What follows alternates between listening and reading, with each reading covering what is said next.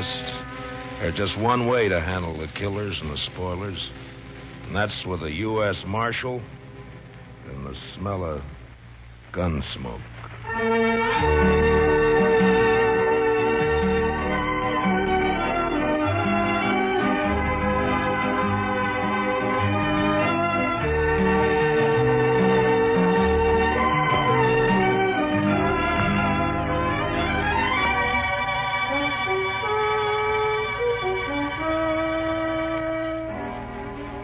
Gunsmoke, the story of the violence that moved west with young America.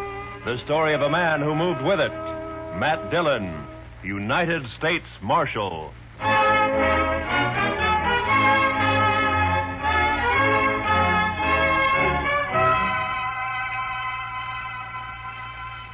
Wanted for murder. Wanted for murder. Clay Richards. Clay Richards. Age 31. Height 6 feet. Eyes brown. Hair red.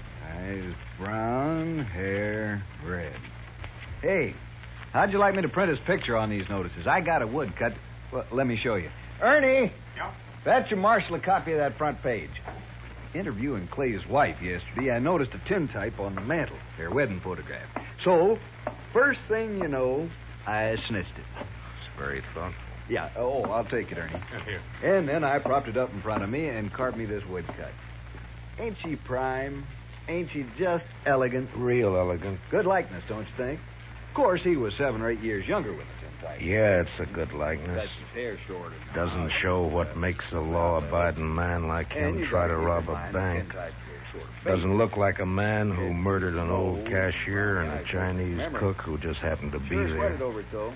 But it's a good likeness. Yes, sir, it is. A picture like this sure dresses up the front page, don't it? Yeah, it's a little masterpiece, Mr. Hightower, a notable contribution to the culture of Dodge City. Well, thank you, Marshal. Does fetch the eye, don't it? I'm printing an extra 500 copies of the weekly, and I bet I sell them all.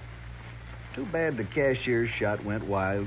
If he'd managed to kill Clay or even wing him, why, I bet I could sell 1,000 extra copies. We must be thankful for the blessings we do receive, Mr. Hightower. Oh, I am, Marshal, I am. Why, just before it happened yesterday afternoon, I didn't know what I was going to fill my columns with, and then, like manna from heaven, 2 murders and a bank robbery. Attempted bank robbery, Mr. Hightower. He turned and ran before he got his hands on so much as $1. Yes. Still, as you say, like manna. Dillon, I'm talking business. What is it, Chester? Well, it can wait, I guess, Mr. Dillon. Yeah, print Clay's picture on those notices, Mr. Hightower. Now, where were we? Eyes brown, hair red. Oh, yeah. Also known as Red, Bricktop, and Sorrel. He didn't answer to no other nicknames, did he? No, that's what they called him. All right, then in big letters, $400 reward. Dead or alive.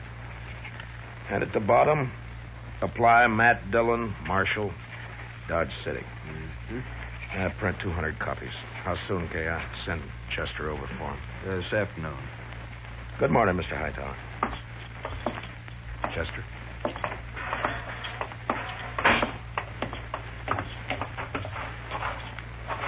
Think those posters will do any good? Richards is probably over the line into Oklahoma or Colorado by now. That Strawberry Roan of his is the fastest in the county. He has no money. He panicked and ran out of the bank before he got a penny. I think he'll try to get help from his wife or brother or a friend the first chance he has, maybe tonight. I say he's around here somewhere.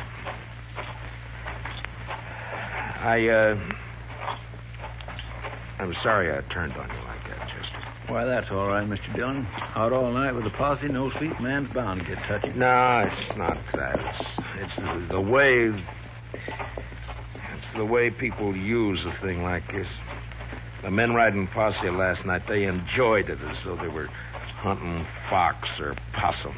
Hightower back there, he acts like it was a birthday treat, specially gotten up for him. Everybody finds a way to use it. What was it you wanted to tell me? Oh, I got a kid, a little boy, locked up in the cell. Run away from home back in Cottonwood. Ed Slade turned him over to me when he come through on the stagecoach just now. Kid about 12 years old. Whose is he? Widow woman.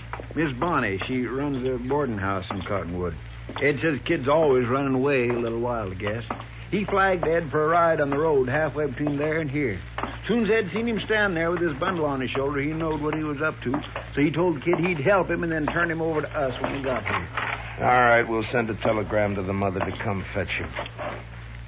Well, come on in, Chester, and shut the door. Mr. Dillon? You're letting in every horse fly in Kansas. Mr. Dillon, I think you better cancel the order for them notices.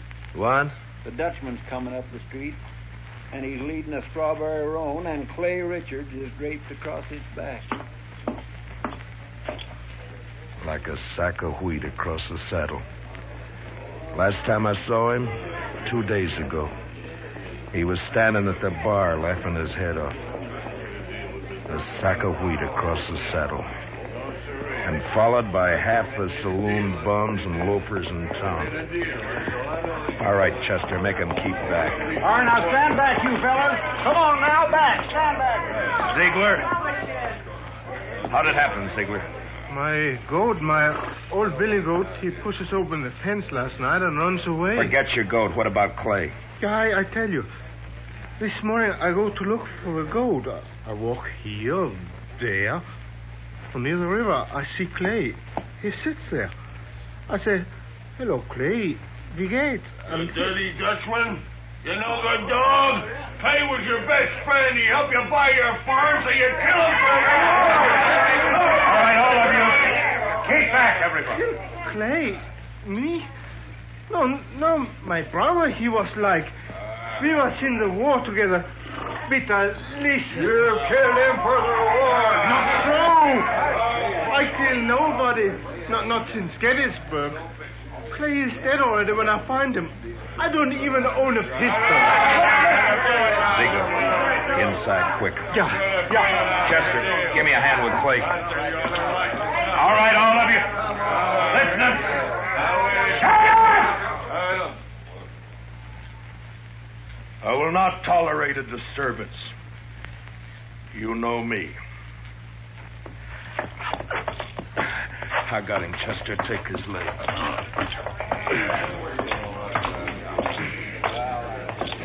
All right, kick the door shut. Marshal, I don't kill Clay. On this table, Chester.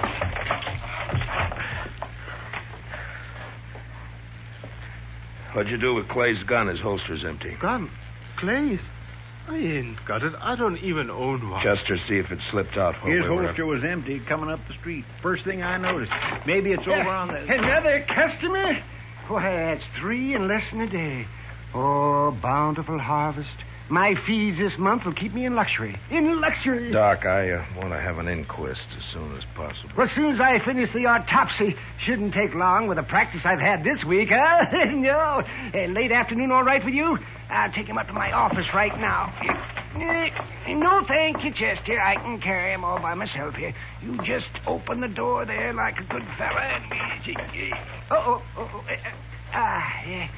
Yeah, Marshal, tell the city fathers I'd like to make a deal when the corpses are as famous as this one. Back in 53 in San Francisco, a fellow I knew earned a fortune exhibiting the head of Joaquin Murrieta. Tell them if they'll let me keep the remains, I'll do the autopsies for nothing. Shut the door, Chester. Ziegler, where is it you met Clay on the river? By the fort. This side by the fort. Ride out there, Chester, and see if you can find Clay's gun. Maybe he dropped it when he was shot. I did not shoot Clay. Sure.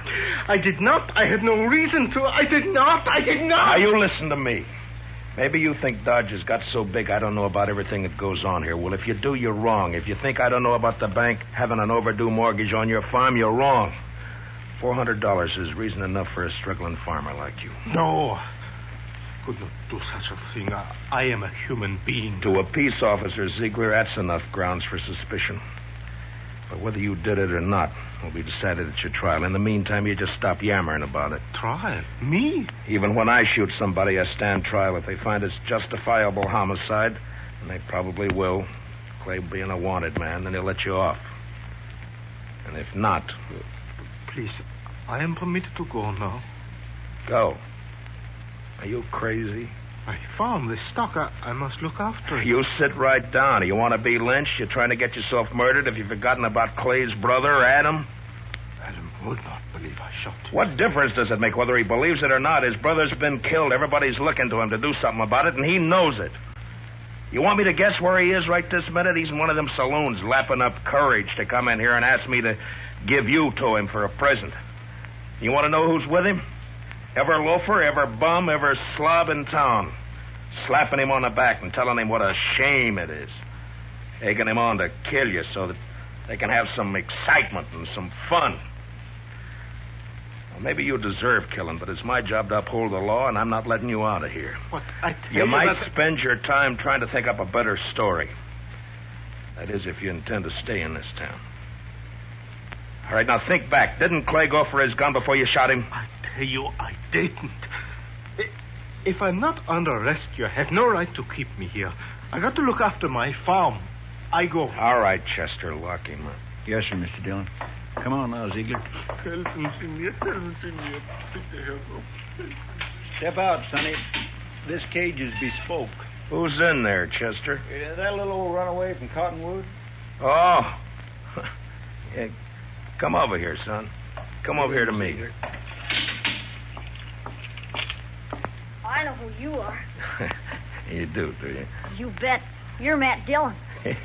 I'm guilty. I knowed you right off. You was pointed out to me one day back home. Filler says you was the fastest gun thrower in Kansas. Wyatt Earp wouldn't be awful interested to hear that, I'm afraid. Filler says you was faster than Old Earp. Faster than Wild Bill Hickok in Hay City and Fat Masterson or any of them. How many fellas have you killed? You don't keep score, son. It's something you try to forget. Not me. Someday I'll be famous like you, and for every filler I kill, I'll put a notch on my gun. People will see those notches, and they'll know they better not try. Why'd you run away from home, bub? Don't you know your mother's likely to worry about you? Oh, she won't worry. She's too busy working. You ain't gonna make me go back, are you? You wouldn't do that, would you? Well... Because it wouldn't stop me for long. I'd only run away again. Oh, where are you off to in such a sweat? Oh, Texas, California, Mexico. Fella can accomplish things there, not like living in old Cottonwood. If you let me go, someday when I'm famous, you can tell people you helped get me started. Well, that's a pretty strong inducement. I'll have to think about it for a while. And, look, while I'm making up my mind, I want you to give me your word. Word of a man who'll be famous someday that he won't try to run away from me. Otherwise, I'll have to have Chester lock you up again. Oh, I'll shake on that. Good. Chester, I want you to go look for Clay's gun. Yes, sir, Mr. Dillon. And on the way, stop off and send that telegram. You know? Hmm? Oh, that telegram. Yes, sir, Mr. Dillon. I'll do Where's that right. Ziegler? It's all right, Chester. Go ahead. Yes, sir, Mr. Dillon. Where's that murdering dog? Oh, there you are, you... Not a nosebag. single step further, Adam. I want him, Dillon. He murdered Clay, shot him down without giving him a chance. How do you know? Because Clay wouldn't have let anyone catch him off guard except a friend. A friend. And now, Dillon, give me that Dutchman. Try to take him. It's like that? It's like that. And it's true what the fellas say. You made a deal with the Dutchman to give him the reward and to protect him if he'd killed Clay for you. That was the deal, was it? Yeah. The fellas say why I'd make such a deal? Dillon, it ain't no longer a secret around town that you and Francie want each other. But Clay was in the way. You had him killed so you could get his wife. Do you deny it? No. It'll serve as well as any other crazy story. It'll work you up. You think you're safe behind that star, don't you? Well, Clay had friends, lots of them. I'm coming back with them friends, and we'll get the Dutchman and you and anyone else who tries to stop us. All right, Adam. I'll be waiting. Yeah. You wait.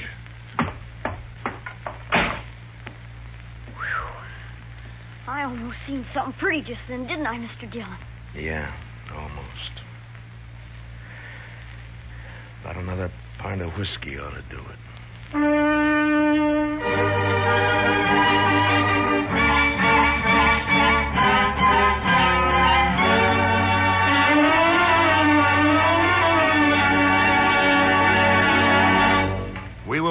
return for the second act of Gunsmoke in just a moment. But first, many radio shows win high popularity with the prizes and cash they give away. But there's one show that's tops because the head man gives away as little as possible. What other radio program could it be but the Jack Benny Show? So be listening. And now, with William Conrad starred as Matt Dillon, here's the second act of Gunsmoke.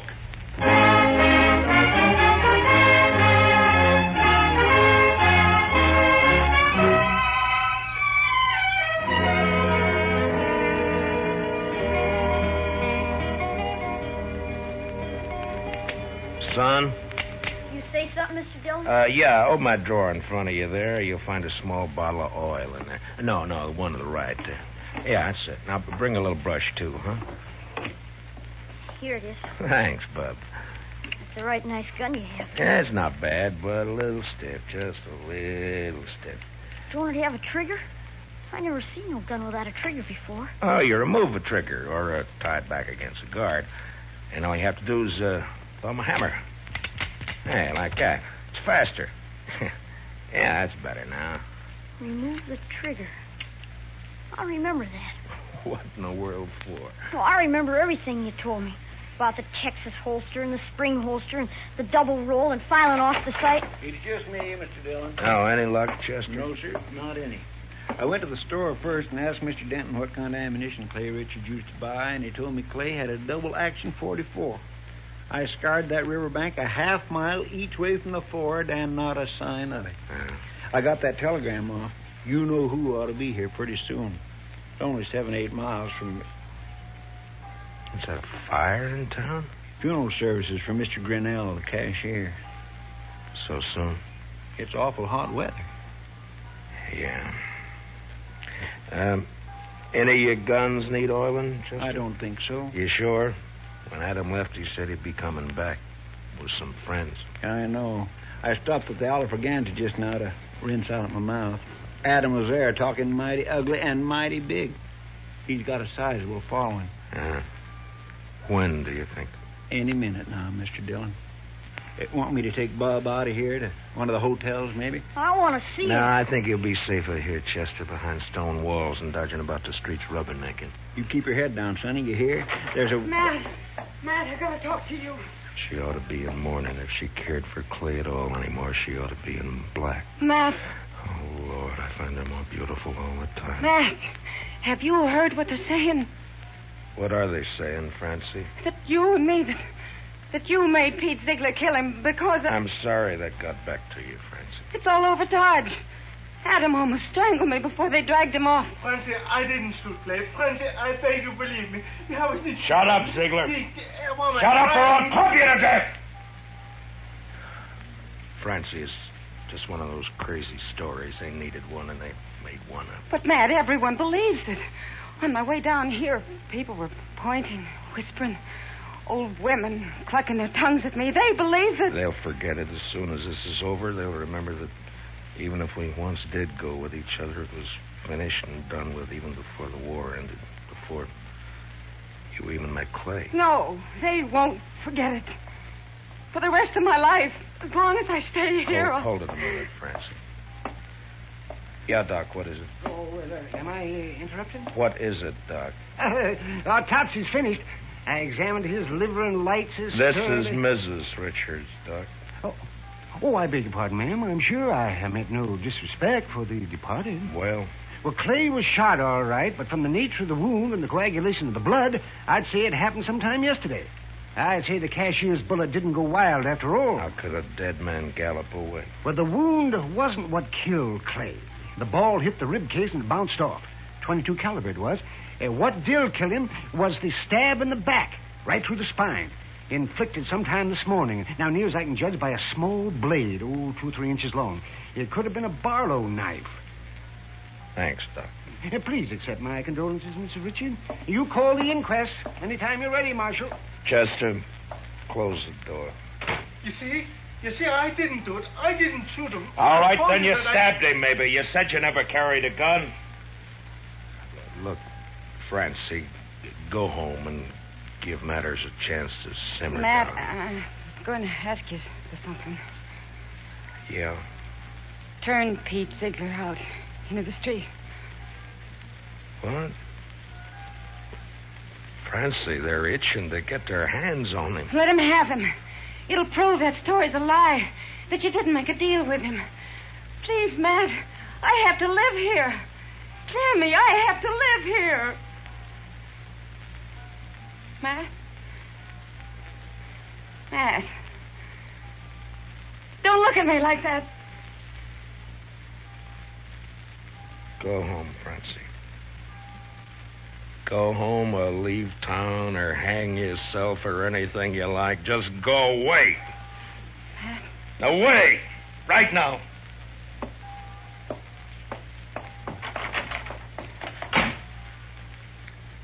I bought me a bottle at the Alafragans, Mr. Dillon. Would you care for a drink? No. Guess the funeral's over. There'll be others. Funny. Now I miss that bell. Awful quiet, ain't it? It's just Just about on schedule. Are you ready, Chester? Yes, sir, Mr. Dillon. I'd use a shotgun if I were you. It's more effective when there's a mob to be dealt with. Oh, yes, sir, I aim to. Ziegler, and you too, son. If trouble starts, lie down flat on the floor and keep your head down all the time. Don't gawk to see what's happening. You understand me? Yes, sir, Mr. Dillon. All right. Dillon! Come out, Dillon! Come on! Chester, I want you to stand here in the doorway after I go out, where you can cover the back door and me at the same time. Yes, sir, Mr. Dillon. All right, Chester. Open the door.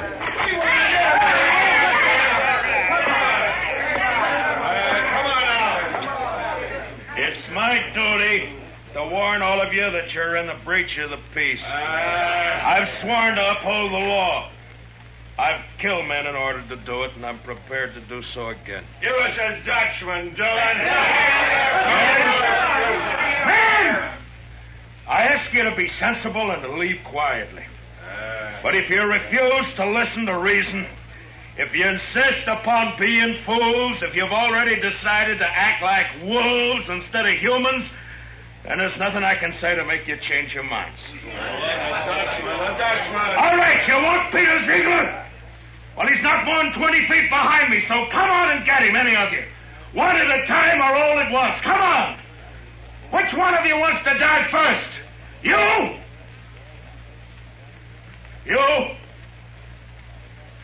You, Adam? Well, what do you say, Adam? You let him here. Don't let this star on my coat stop you. Come on. There, I'm not wearing it now. Well, come on, draw, Adam, draw.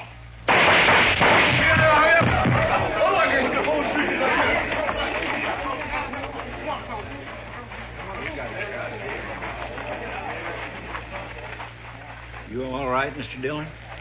Yeah. Get his gun. Man alive, I couldn't even see your hand move. Marshal! Oh, don't tell me. Don't tell Doc, me. you make one single funny remark and I'll knock you down. You just take him to your office and get to work. Well, I never do mean to offend, Marshal.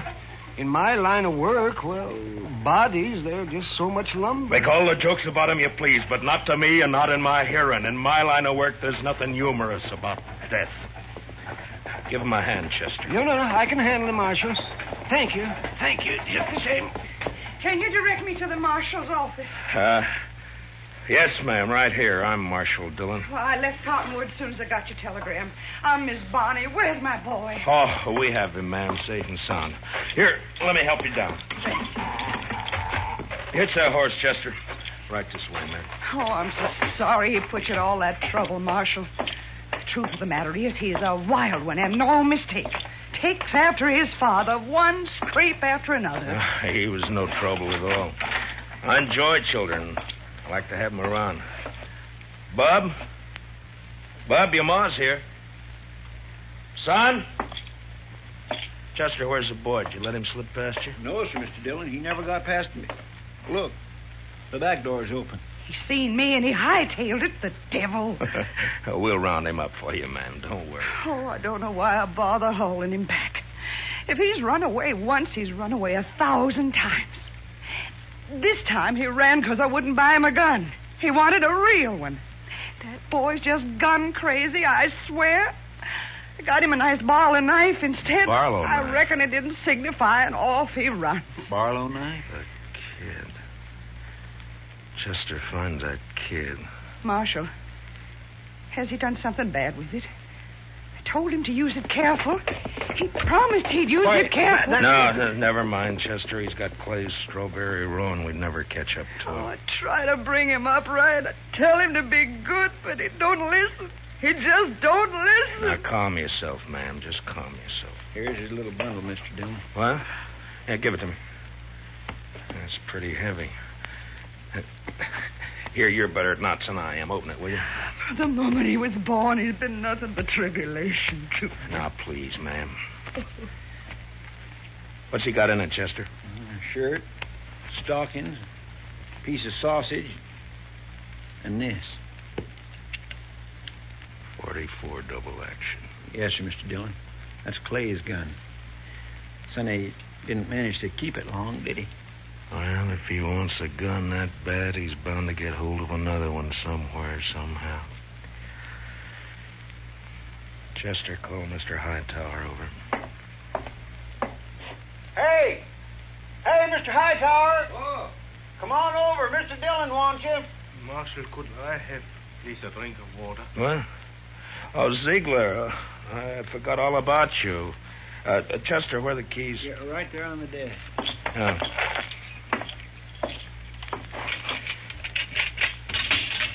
There we are. It'll be safe for you to go home now. I can go back by the farm. Yeah, that's right. I'll send for you for the trial. Oh, danke schön. Danke schön. Watch where you're going, you dumb... Bitte, excuse me. Bitte. Yes, Marshal. Mr. Hightower, it appears that we can do business after all. Get some paper and a pencil. I want some notices printed. Fire away. Wanted for murder. Wanted for murder. What's the boy's name?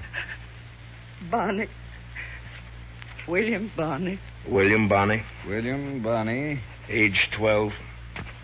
Height about 5 feet. Hair light, eyes blue. I don't suppose he's known by any other name. I know. Everybody just called him Billy. Or the Kid. Also known as Billy. The Kid.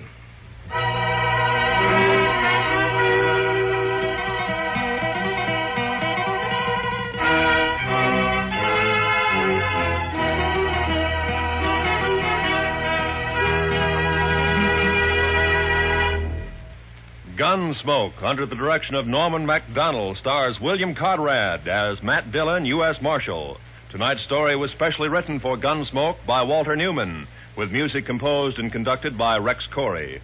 Featured in tonight's cast were Don Diamond, Parley Bear, Harry Bartell, and Howard McNear, with Richard Beals, Paul Dubov, Georgia Ellis, and Mary Lansing. Join us again next week as Matt Dillon, U.S. Marshal, fights to bring law and order out of the wild violence of the West in Gunsmoke.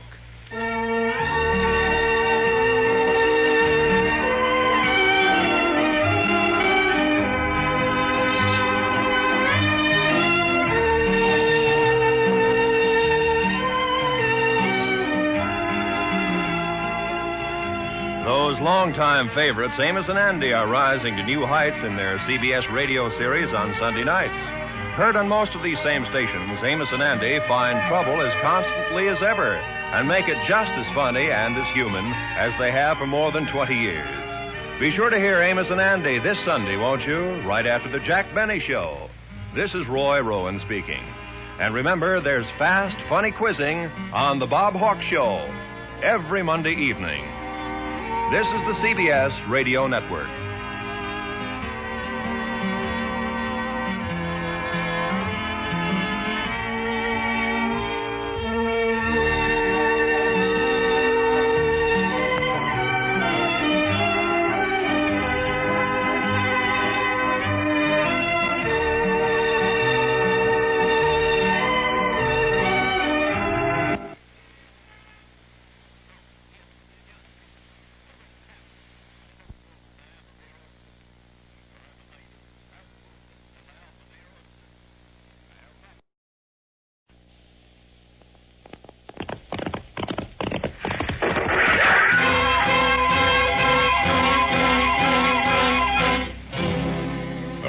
Dodge City and in the territory on west, there's just one way to handle the killers and the spoilers, and that's with a U.S. Marshal and the smell of gun smoke.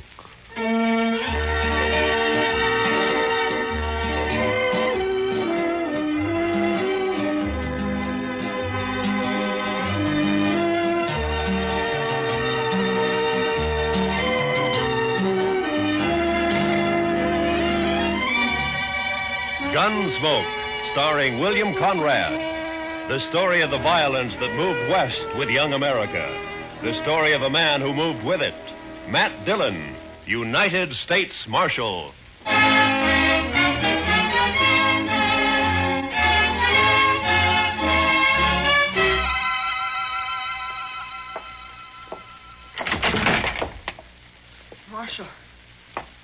Marshal Dillon. Over here, son. What's the trouble? Marshal. Why, that's Will Thompson's young'un, Mr. Dillon. What is it, kid? What's wrong? Dad. Mom. They burned our house. Got the fences. 4 of them. My sister. They rode in and shot. He's been shot. Hold that lamp down here, Chester. Yes, sir, Mr. Dillon. Blood all over the back of his shirt. Will Thompson, he's a homesteader, isn't he? That's right. Came to Dodge City about 3 months ago. Took up a section over on Mulberry Creek. Mr. Dillon, you want me to go get the doctor? No. Boy doesn't need a doctor now.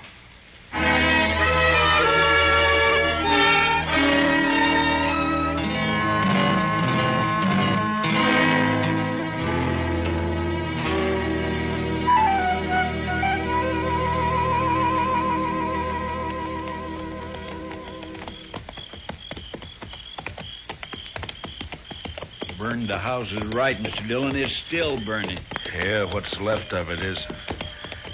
Watch yourself now, Chester. Yes, sir. No sign of life, though. Whoever did it's probably long gone by now.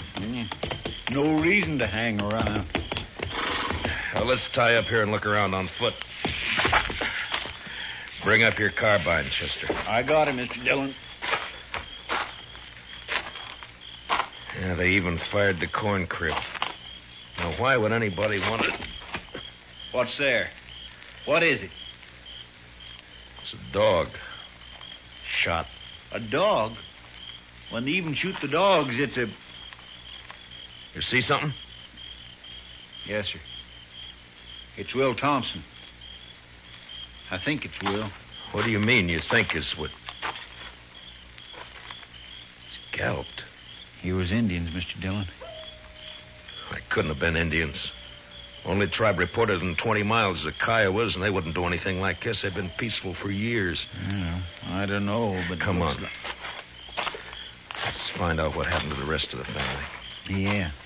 Besides Will and the boy who rode into town, there's Ms. Thompson and a daughter. Girl about 17, pretty as a picture. Yeah, there's something lying over there by that cottonwood. Yeah, I see.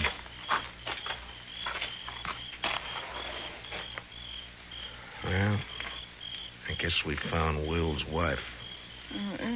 She's alive. Yeah, if you can call it that. Scout around and take a look for the daughter, Chester. Yes, Mr. Dillon. It's all right, Miss Thompson. It's all right. It's all right. Mary. My daughter. They took her and dragged her away. Dragged her away. Easy, ma'am. Easy now. I tried to stop them. I held on to one of them. He kicked me loose. And His spur came off. It's here, somewhere. It's on the ground somewhere. On the ground. Yeah, I see it. But my daughter. They took her away. My baby. There now. My baby. There now. It's all right. We'll find her, ma'am. We'll find her and then...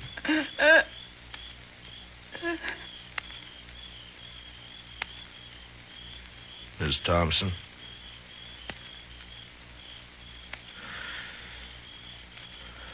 Well, you're better off, ma'am. Mr. Dillon? Yeah. Over here in the Willis. I found her. All right, Chester.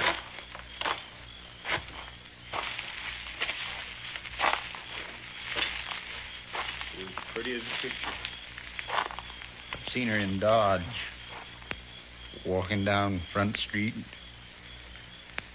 Pretty as a picture. Yeah. All right, let's ride.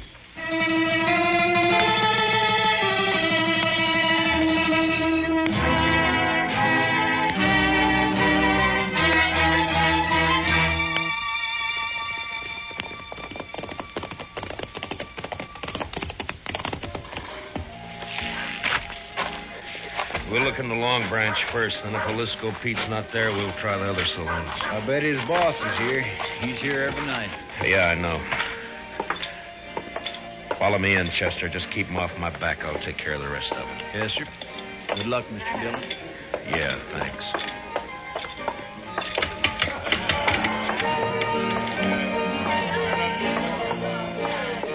Well, look who's here.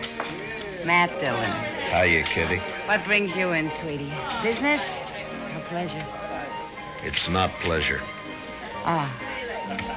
Plenty of other men in Dodge, Kitty. Are there? They come in here, don't they? Sure. They come in.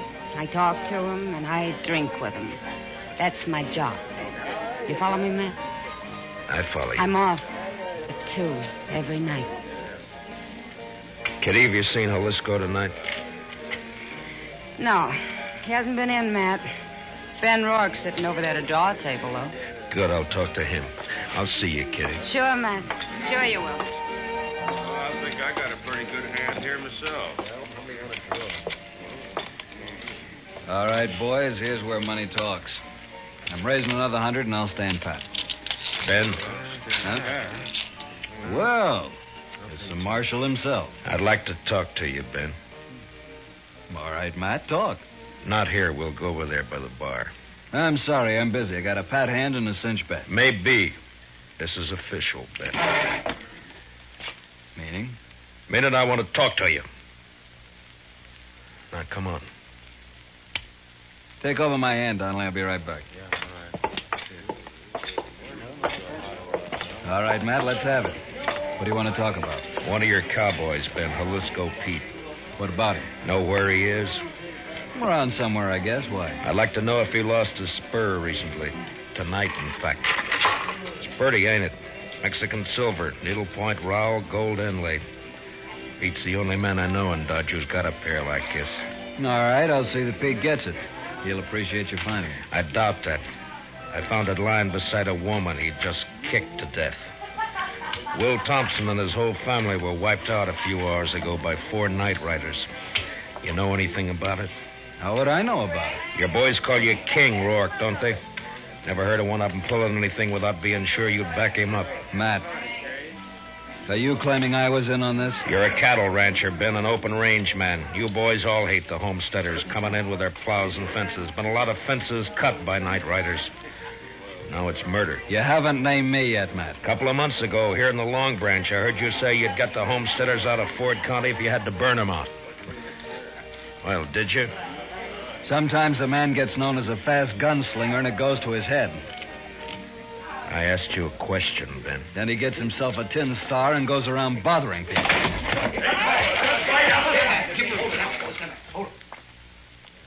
Ben, if you're figuring to draw on me, don't. Why not, Matt? I've seen you in action. You're not fast enough. Now, I asked you a question. And maybe I don't feel like... What's going on in here? Nothing. Oh, there you are, Marshal. How are you, Colonel? Marshal, what's this I hear about an Indian uprising? There's been none that I've heard about. Whole family massacre, the way I hear it, sir. Murdered and scalped. Scalped? 2 of them were. So it was Indians. What game are you playing, Matt? Indians don't cut fences, Ben. That's a cattleman's trick. Scalping, too? Could have been an afterthought. It wasn't an Indian who lost that spur. Well, we'll soon find out about it. I'm riding into the Kiowa country with Troop C tonight. I hope you won't do that, Colonel Blake. You know the Kiowas are peaceable enough when you let them alone, but if you push them, they'll fight. True enough, Marshal. But we can't let them get away with this. The Indians weren't responsible, Colonel. I got evidence to the contrary. Give me 24 hours and I'll prove it. Well, I certainly don't relish stirring up a tribal war, but... Just 24 hours. Well, all right. Ben, if you know where Jalisco is, you better turn him in. It'll save trouble. When any of my boys need discipline, I take care of it. Not this time. Other people are involved. Homesteaders. Squatting on a measly 320 acres apiece. Ruining the whole country. They got rights, Ben. Who says so? I do.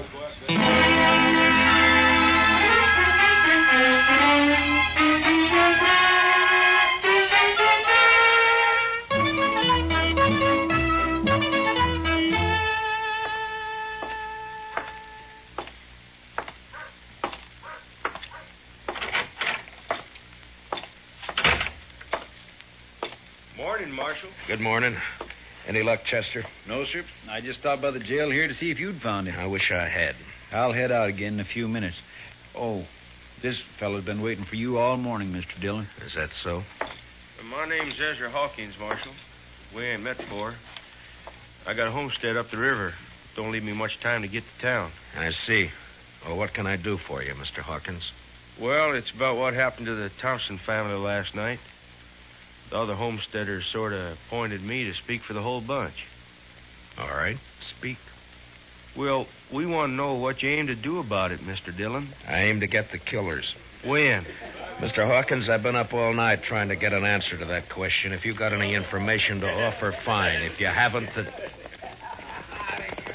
What's up, Chester? A trail herd's hit town, I guess. Hey, pull up, boys. Look at that pretty sign, Dodge City Trail. Come on, let's decorate it. Let's go, Chester. Yes, sir. All right. Hold it there. Hold it. My, the jail was occupied, boys. You men just blow into town? You ain't talking to men, Sheriff. These are curly wolves from the Circle Bar B, the roughest, toughest outfit in the Panhandle. And you're not talking to the sheriff. I'm the U.S. Marshal. You the range boss? That's right. Red Dudley, and what about it? Dudley, we got a new law here against shooting off firearms inside the city limits. Yeah? You mean like this? No, Dudley, I mean more like this. Hey! Shut the gun right Now, off. come on down off that horse. Sure, I'll come down off it. Watch it, Mr. Dillon. He's got a knife. Yeah, so I see. Well, nice work, Mr. Dillon. Drag him in and lock him up, Chester. Throw some water on him. Yes, sir. All right, curly wolves. Your boss is jailed and fined $50. You can get him out tomorrow morning. We got the money. We'll take him now. I said tomorrow! Now on the move. All of you, get!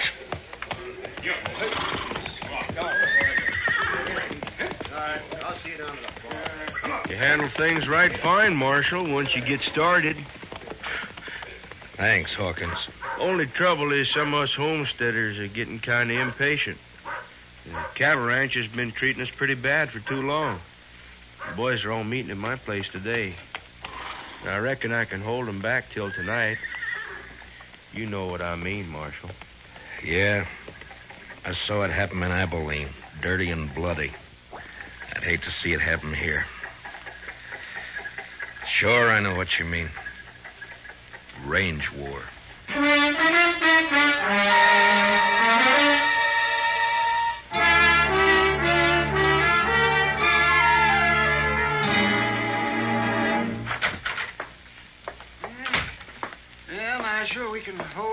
inquest any time now. I'm all finished with the autopsy. All right, Doc. It goes pretty fast when you can line 'em that way, 4 in a row. Makes the job a lot easier. Yeah, I imagine. Doc, have you ever seen a range war? No, but I hear there's one brewing. There is, plus Indian trouble.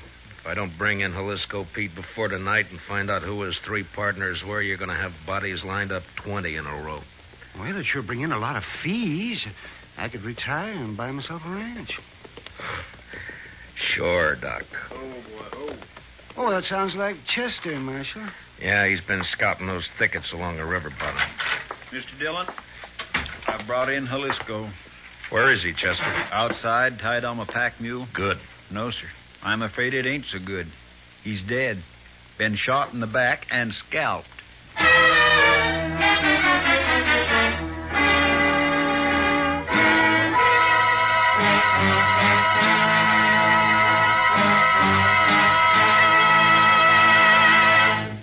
We will return for the second act of Gunsmoke in just a moment, but first, CBS Radio, in cooperation with Time Magazine, makes available to you, free of charge, a valuable convention handbook packed with facts and sidelights about American national political conventions. This convention handbook, containing a convention map and box score of interesting pictures and a complete history of this old American custom, will be yours if you send a postcard with your name and address to Time, CBS, Chicago 90, Illinois. That's Time, CBS, Chicago 90, Illinois. And now, with William Conrad starred as Matt Dillon, here's the second act of Gunsmoke.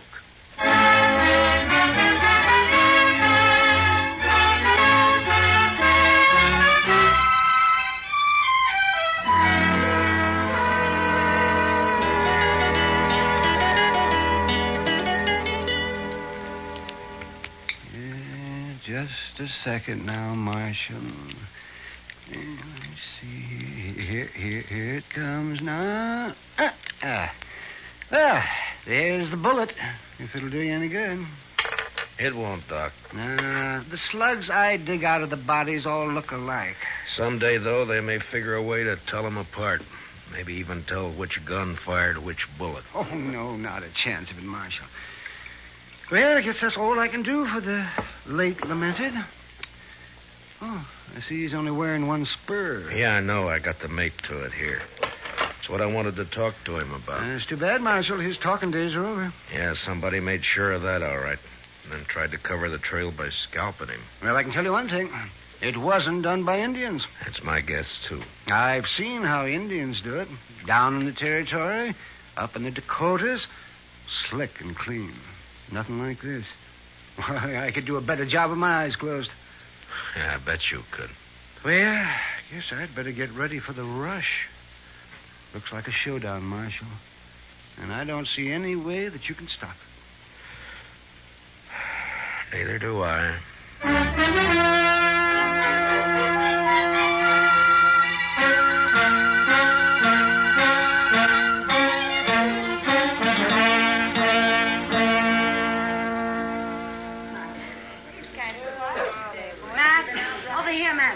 Oh, hiya, Kitty.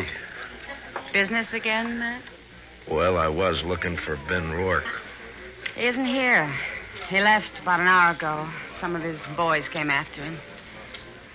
Matt, I waited for you last night. I worked, Kitty. All night? Yeah. There's a bad feeling in the air, Matt. What is it? What's going to happen? I wish I knew. They called all the soldiers from C Troop back to Fort Dodge this afternoon. I hear they're planning to move out tonight. I hope not. Been a lot of homesteaders in here drinking today. That's unusual for them. What's going to happen, Matt? The bloodiest mess you've ever seen. And I don't know any way of stopping it. If I'd only found Jalisco Pete before they killed him, now I got nothing to go on. Jalisco came in here last night, late, after you'd gone. What? Well, why didn't you let me know? There wasn't time, Matt. He heard he was wanted, and he left right away. His friends with him. Friends? What friends? Well, I'd never seen him before. I think Pete had known him in the Pecos country. They're all pretty drunk. How many were with him, Kitty? 3, I guess. One of them was named Red Dudley. Red Dudley? And one called himself Tulsa Jim. They kept talking about the Circle Bar Yeah, beef ranch. it might be. They could have ridden in last night ahead of the herd to look up Pete, and then they... Oh, Marshal, say you better come on outside here if you want to stop a lynching. Coming, Doc. Be careful, Matt. Be careful. What is it, Doc? Ben Rourke and some of the cattle ranchers. They caught themselves an Indian, and they're going to string him up. I doubt it.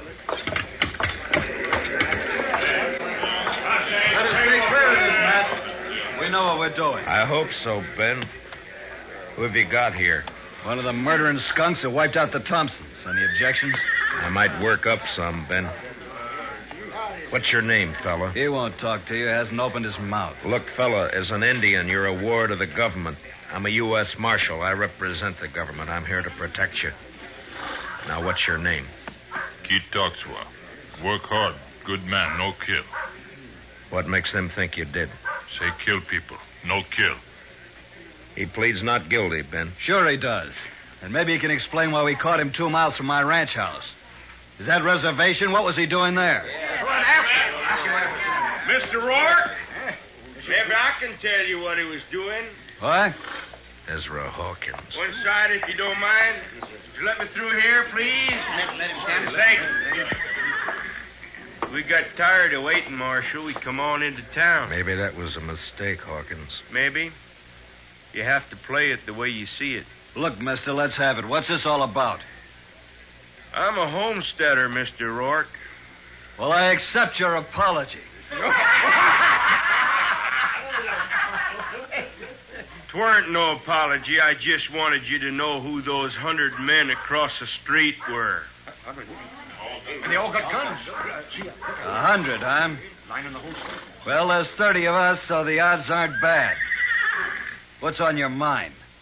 This Indian's been working for us, Mr. Rourke. Tracking down fence cutters. Maybe that's why you caught him within 2 miles of your house. Got the nerve to come out and say what you mean, homesteader? You bet I have, fence cutter. All right, hold it. Now, you're covered, Ben, and you too, Hawkins. This play's gone far enough. Not giving a man a chance to draw, Matt? Not this time, Ben. All right, Katoxa, climb off that horse and get over here behind me. Move slow and stay out of the line of fire. You men, if either side makes a move, Ben and Hawkins will be the first to get it. You understand? Doc, take us into your office. Oh, sure, right away, man. Well, Matt, what's the next step? You can't keep us here with our hands in the air forever. I don't intend to. I got one of the murderers locked up in jail. I want you two to come along and listen to his statement, but leave the questions to me, all right? That's just fine with me, Marshal. It's your show, Matt. Good. Come on.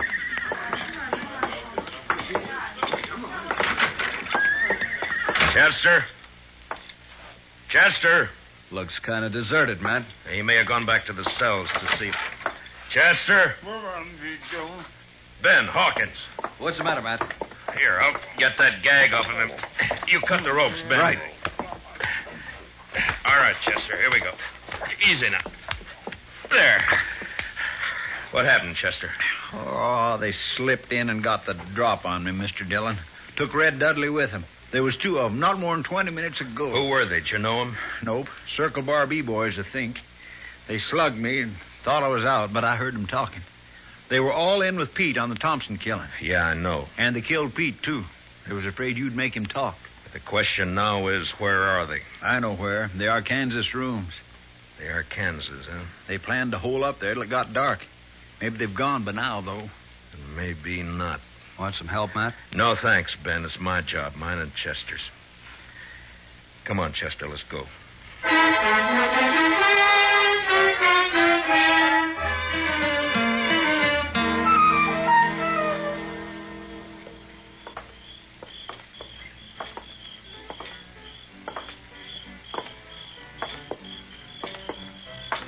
The room and house is all dark, Mr. Dillon. That doesn't mean a thing. Watch the windows. That's you, Dillon? Drop behind that water trough here. Use your carbine. It's more accurate. Yes, sir. All right, Dudley. Come on out. You're under arrest. Come and get it! Fire at the flashes, Chester. That came from the side window, Mr. Dillon. Yeah, 10 to 1, there's somebody behind the other corner. So... Yeah, there was. Rake the front of the building, Chester. Yes. I got one. He's hanging out the window. Yeah, that's 2 down. Dillon! Hold your fire! I give up! All right, come on out. Be careful, Mr. Dillon. It may be a trick. It's up to him. Come on out, Dudley. Well, hurry it up! I'm coming. I got a bullet in my leg. I can't hurry very fast. You got me all wrong. Watch it, he's drawing. Wrong, Chester. He started to. See if you can find the doc and get him to help you pack these things over to the jail. Yes, sir. Right away, Mr. Dillon. Matt? Are you all right, Matt? Yeah. Yeah, I'm all right, Ben. Had a clean sweep, huh? Looks that way. Well, bullets are cheaper than rope. I guess so. Ben, you and your boys aren't murderers like Red Dudley, but this business of fence cutting can lead to a range war, too. Like it or not, homesteading's here to stay. There's more of them coming in on every train. I know all that. Us cattlemen built this country, Matt. A few more years, now they'll have us fenced out of it. Times change, Ben. There's range still left out west, New Mexico, Arizona. Yes, I know. Some of us have been thinking about it. Matt, they'll fence you out, too, you know. Yeah, I guess they will. Well, when that time comes, I'll move on. If I'm still around. Farms and families. Next thing they'll do is set up courts and bring the law in here. Law's here now, Ben. In Dodge City, I'm the law.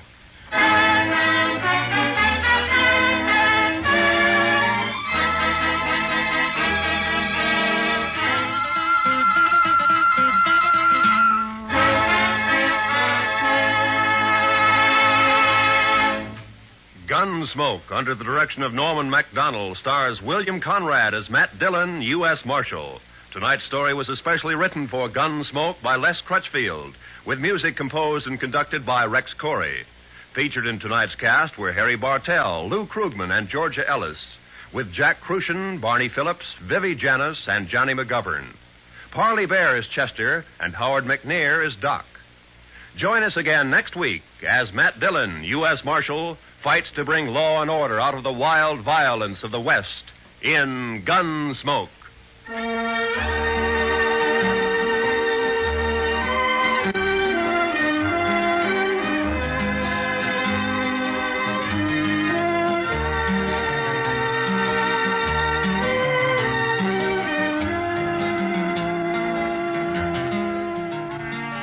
Jungle Legacy is the name of tonight's adventure with Tarzan. Listen as Tarzan, Lord of the Jungle, faces a band of unscrupulous men who seek a uranium deposit in Tarzan's realm, through which they hope to rule the world. Don't miss Jungle Legacy tonight, when most of these same CBS radio stations bring you Tarzan. It's packed with thrills, packed with action, packed with tense atmosphere. This is Roy Rowan speaking. Remember, Broadway's My Beat, every Saturday night on the CBS Radio Network.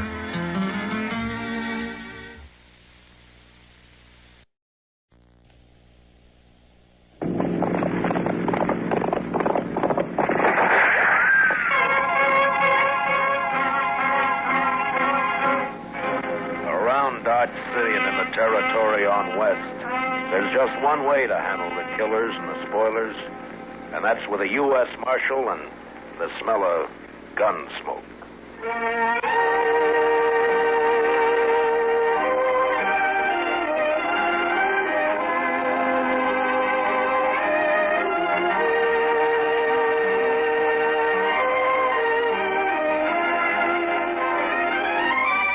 Gunsmoke, starring William Conrad.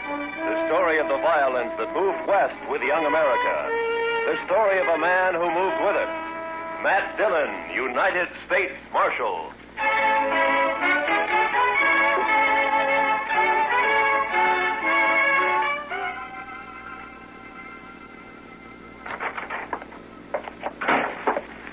Well, Chester?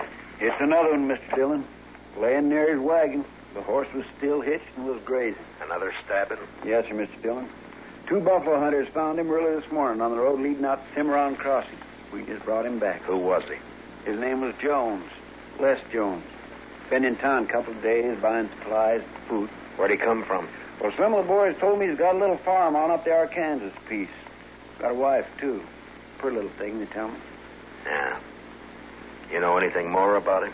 He was at Tab Slade's saloon last night playing faro. Drunk? Oh, we'd had a belt or two, but not drunk. Did all right at the faro table. He pretty much had $2,000, $3,000. $3,000 and a widow woman on the Arkansas River. Beg pardon, Mr. Dillon? Yeah, nothing, Chester. The money's gone, of course. Yes, sir. Ask Doc to come down when he can with you, Chester. All right. Doc, come down a minute. Mr. Dillon wants you. Coming. I'm coming. Did Jones have a gun on him, Chester? We found a sharp special in his spring wagon. He wasn't carrying anything on him. It's outside. You want to see it? Had it been fired? No, sir. Well, good morning, Marshal. Wanted to see me? I wanted to ask you a question, Doc. Yeah? There have been 2 stabbings in 2 months. Jones makes the 3rd. Do you think the same person killed the other 2? Well, there's no way to be sure, but from the position of the wound in the body, and from the angle of the knife thrust, I'd say that the killer or killers used the same... Doc, I just wanted a simple answer. Yes, I think the same person murdered all 3 men. Yeah. Any way of telling how long Jones has been dead? Oh, well, I'm not a Pinkerton man, but I'd say sometime after midnight. Between 3 or 4 in the morning, maybe. And I'd also say from the amount of bleeding... Okay, Doc. Chester? Yes, Mr. Dillon? Get my horse. I'm going to ride out to the Jones place. I figure Miss Jones will want to know.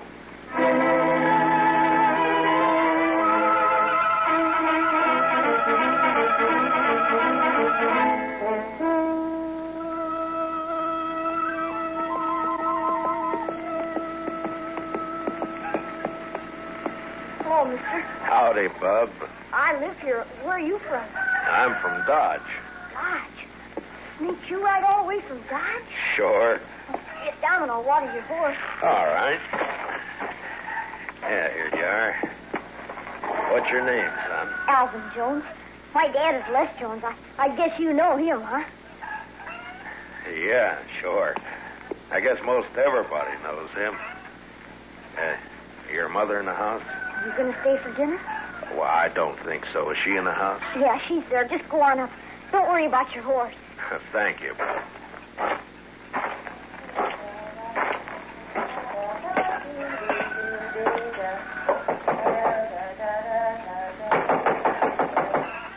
Alvin, stop that. Don't be It's not Alvin, Miss Jones.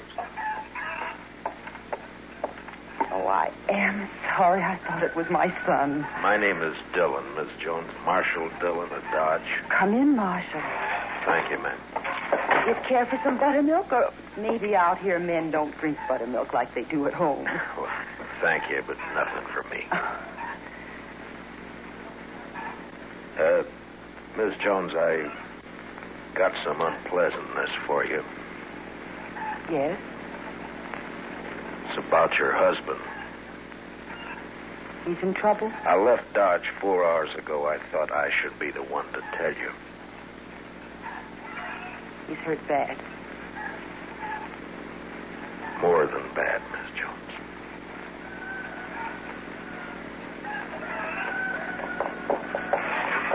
I pulled the saddle off your horse, mister. Snake sees a good one. Well, thank you, son. Alvin, this is Marshal Dillon from Dodge. The Marshal? Alvin, your pa won't be home for a while, the Marshal said. Well, not for how long? Well, Well, not for how long, Ma? Not for quite a time, son, so you will have to run things a while longer. Snakes, I can take care of them all, right? Sure you can, Alvin. Would you stay to eat? No, thank you, ma'am. I gotta get back to Dodge. Miss Jones, could I Yes, Mr. Dillon. talk to the boy, Miss Jones? Explain it so he won't be bitter. Too many gunfighters got their start from a killing like this. I'll try, Mr. Dillon. I'll try. Good afternoon, ma'am.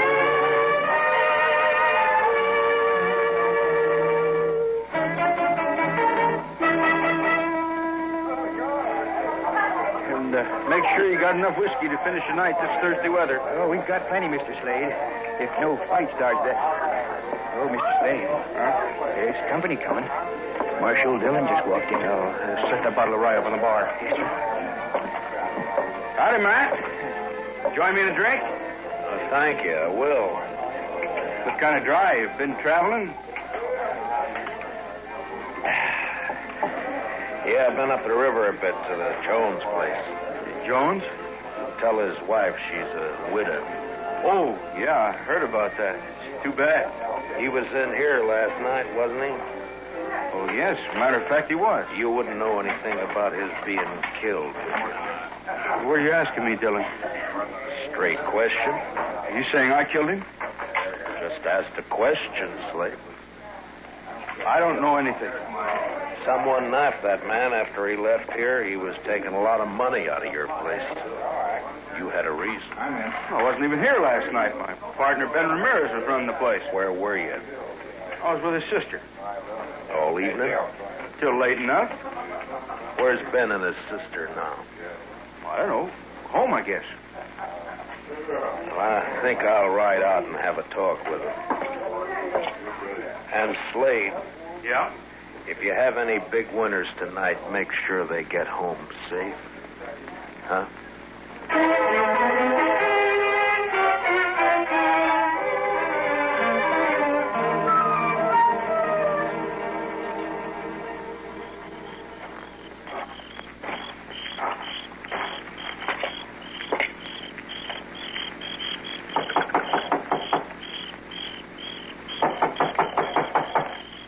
There is no one there. Huh? You look very foolish. You cannot see me? No, I can't see you. Well, don't be mad at me. I'll come to where you are. You see? One side of the shadow, and here I am. What do you want? I'm looking for Ben Ramirez. He is not at home. Or his sister. I am his sister. What's the matter? You don't believe me? Well, yes, but I thought... You that- thought I would be in the house? Why, when the night is so beautiful? You want to talk with me? I want to talk with your brother. But he's not here. So why not talk with me? My name's Matt Dillon. I'm Marshal of Dodge. I know. I've been wanting to meet you. Yeah, I've come on business. I like business. Talk with me. Last night, maybe after midnight, a man was killed on the river road. Killed? By a knife stabbed in the chest. Why do you tell me this? He was carrying $3,000 he won at Slade's. And so? Tab Slade told me he spent last evening with you. He came for dinner. He often does. He thinks he loves me. Your brother, was he here? Tab Slade and Ben own the saloon together. They're partners. They think at least one should be there all the time. Ben went down after we ate. Did Slade, was he here long? Yes. He's my fiancé. So it's all right. Isn't it, Marshal? Well, that's your business, Miss Ramirez. My name is Evelita. You could call me Eve. When do you expect your brother? I don't know what my brother does. He may be home soon. He may be late. I don't know. I've seen you when I've been in town, Matt Dillon. Yeah? I don't ride in often. Slade's such a fool. He and my brother don't like me to come to town. Well, Dodge is rough, Miss Ramirez. Always he has to protect me. Men are such fools. But Matt Dillon is not so. Are you? You wouldn't keep me out of town? Well, that's not my affair, Miss Ramirez. It'll be for your brother and Tab Slade to say. Tab Slade thinks we will marry. Well, we won't. Because I don't love him. I don't love anybody. But I could. Maybe. Miss Ramirez. Don't you find me attractive? Well, yes, Oh, why don't you kiss me? Well, no, I didn't mean No. to.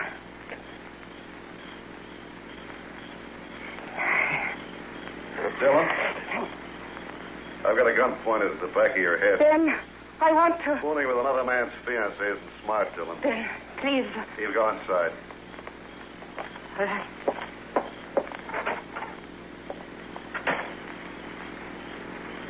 Aren't you going to say anything, Dillon? What do you want me to say, Ben? Oh, by this time, most men will be crawling.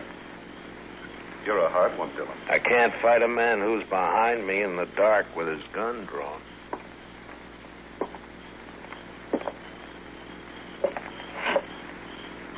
There, is that better? You can see me now. Takes a small man to make love to another man's woman. You can't haze me into a draw. I'm not trying to. I don't want a gunfight. I just want to talk, Dillon. Well, you're calling it. I saw Slade just a few minutes after you left this place. He told me you were trying to tie us with a murder. I said he was wrong and came up here to get the straight of things. From what I saw a minute ago, he might have been right after all. You'd like his woman, so it'd be handy to have him out of the way. Is that the way you figure it, Ramirez? Yeah, that's the way I figure it. The only reason I came to your place was to talk to you. I want to find the killer of Mr. Jones and thought you might be able to help. So you're not going to get any information sniffing around Eve. What's your plan, Ramirez? I'll give you some advice, Marshal. Tab Slade's been a good friend of me, and I'll help him protect anything that's his. Eve's his, so stay away. You're not going to find a killer while you're saying pretty things. Are you through? All right, then listen to me. You say Slade had nothing to do with those killings. I won't say he did because I don't know, but I'm going to find out who did it, and if it was Slade, I'll get him. Now, do I ride back to town? Yeah, ride back to Dodge, Marshal, and between here and where your horse is tied, don't so much as twitch a finger. I don't know whether you're a fool or a brave man, Ramirez, but just let me give you one bit of advice. Don't tie to the wrong brand. It's easy to do. Just walk away, Marshal. To your horse. And walk easy.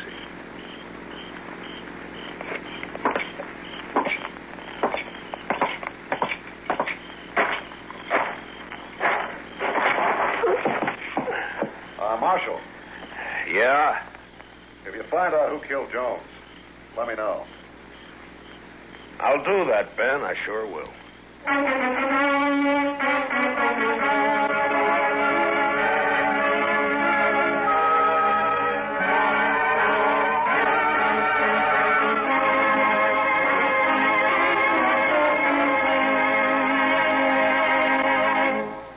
Return for the second act of Gunsmoke in just a moment. But first... Hello, I'm Kathy Lewis, the girl who plays Jane on My Friend Irma. Irma, tie this string around your finger to remind you that starting Sunday, we go on the air at 9:30 p.m. instead of 6 p.m. Eastern Daylight Savings Time. All right, Jane. Good girl. Now, what's that string to remind you of? To buy some more string? That's My Friend Irma, whom you can now hear on Sundays, 9:30 p.m. Eastern Daylight Savings Time. Remember, My Friend Irma is now heard at a new later time on Sundays. Check your local schedules. Now, the second act of Gunsmoke.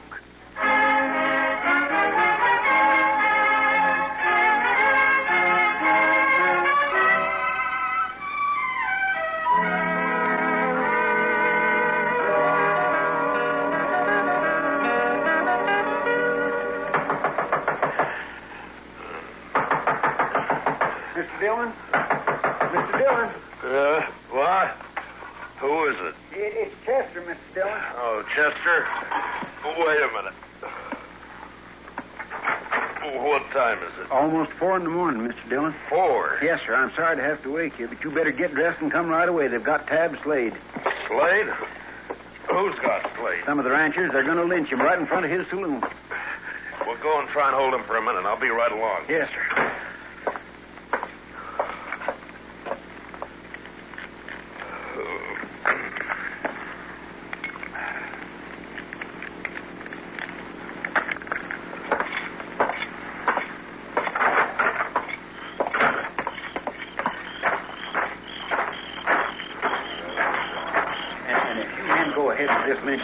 Mr. Dillon's going to have every one of you up for trial. There's no reason for you to get hurt. All right, Chester. I'll take over.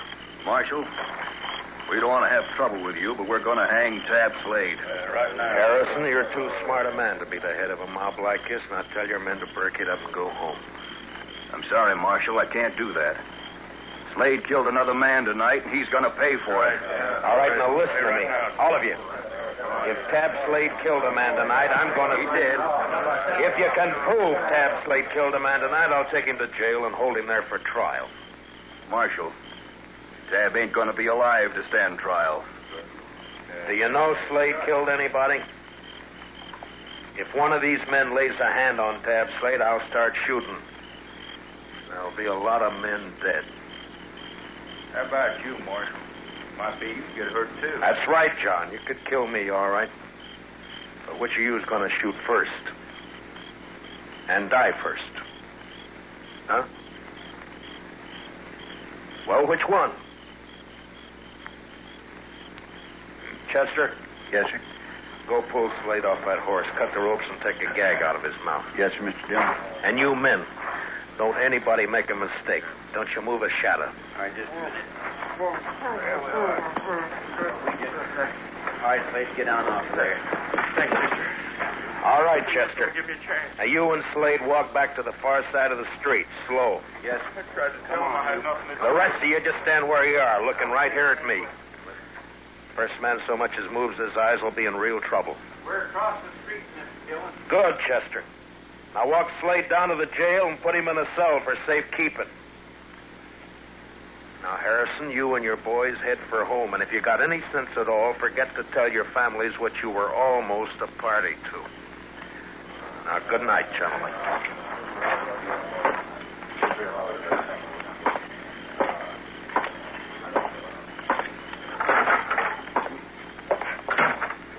Chester, what happened tonight? A man named Olson, a rancher, was at Slade's place. Gambling? Yes, sir, and he did pretty fair. He left around midnight and was found about 2 hours later. He'd been stabbed. His money was gone. You talk with him? Yes, sir. He just mumbled about having tried to be friendly. He said that several times, Mr. Dillon. Just being friendly. And then he said, I fired a couple of times. I think it hit. You mean he hit whoever stabbed him? I think that's what he meant. You say anything else? Nothing. Well, there's not much help in just that. He can't tell us any more. I'll talk with Slade and I'll bring him out. Huh? Yes, sir. Mr. Dillon wants you, Slade. Matt, you gotta believe me. I don't know anything about the killing, this one or any of the others. I don't have to believe anything, Slade. I'll find out for But I myself. didn't do it, Matt. Why is everybody sure you did? Why are they so sure that they're trying to lynch you? Look, does a lynch mob have to be sure of anything? Slade, before you came here to Dodge, you were a gunfighter. You had a bad reputation. You were in with the Kansas Raiders, Sure, that's too. right. The Raiders were killers and thieves. Some were. Now, when a man with your background goes straight, he's always suspect. Matt, I didn't have anything to do with the killing. What about this partner of yours, this Ramirez? I met him in Kansas. Him and his sister, we joined up and came out here. Thought we'd make a good team. Where's Ramirez now? I don't know. Matt, please listen to me. You You gonna got marry to his believe me. sister? No. Yeah, Matt, I don't know. Why isn't Ramirez around now that you're in trouble? Please, maybe he doesn't know. I don't know. He'd know by now. The news is all over Dodge. Chester? Yes, sir, Mr. Dillon? Put Slade back in his cell, then load your shotgun and keep a close watch on him.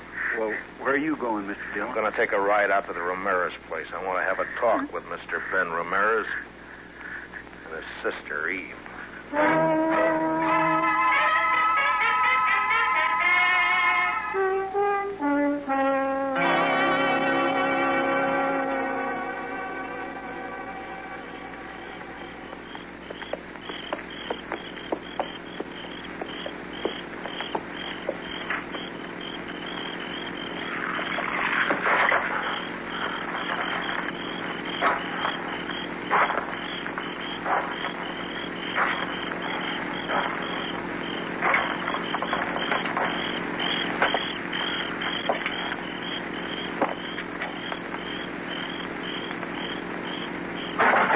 Don't move.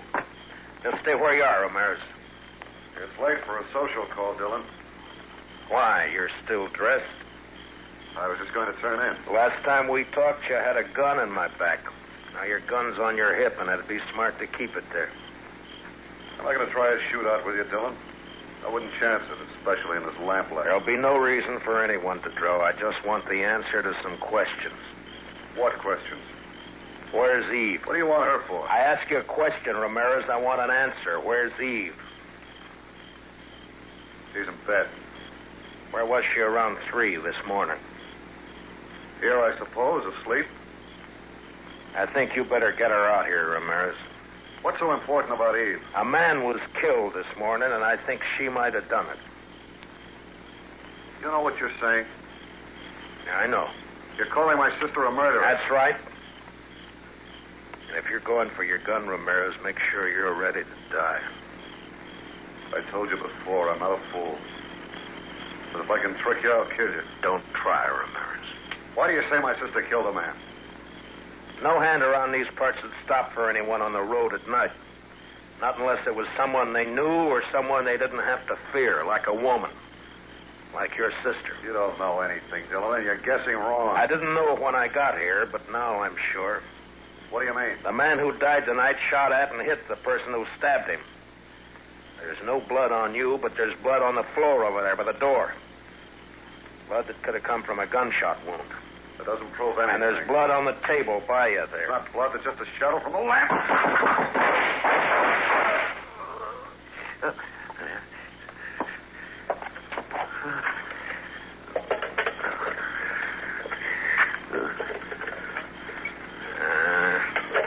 The lamp won't light. Does it hurt, Ramirez? I hurt inside. Bad? I won't be around for the trial. Did she do it, Ramirez? Did your sister kill those men? She's not my sister. She's my wife. Wife? Yeah, that's why she didn't marry Slade. She's in the other room. Hurt bad. Get a doctor for her. Ramirez? She's no good.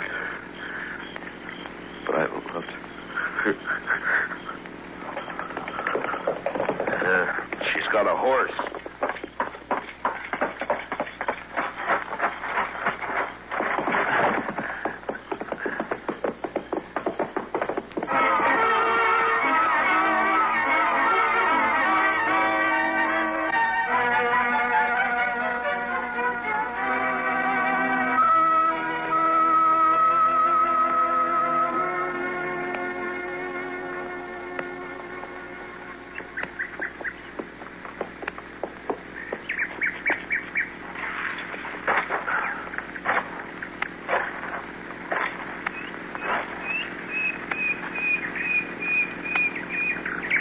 So you find me.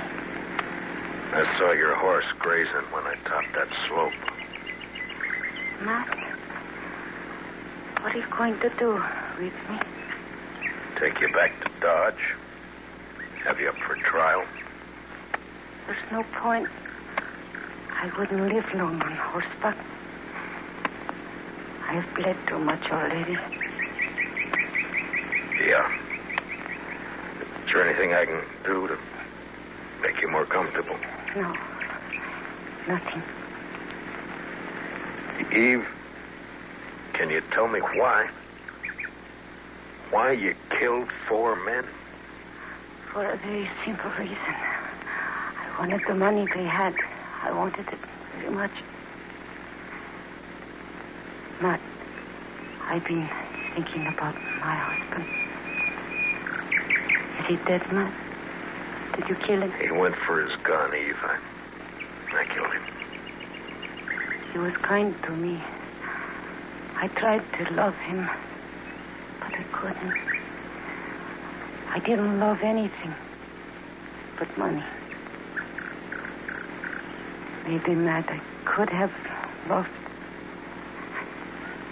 Oh, I'm sorry for everything.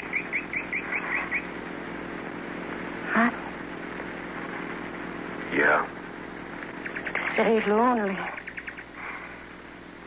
Would you do something for me? Sure. Would you hold my hand?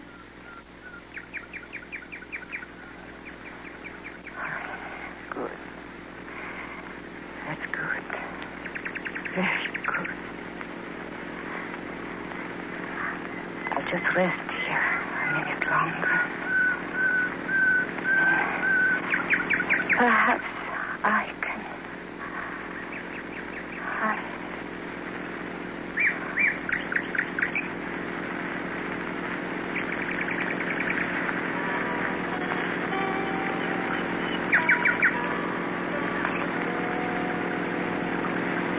She lay there, her dark hair framing her face, the spring grass crushed by her body, a red stain across her silk blouse.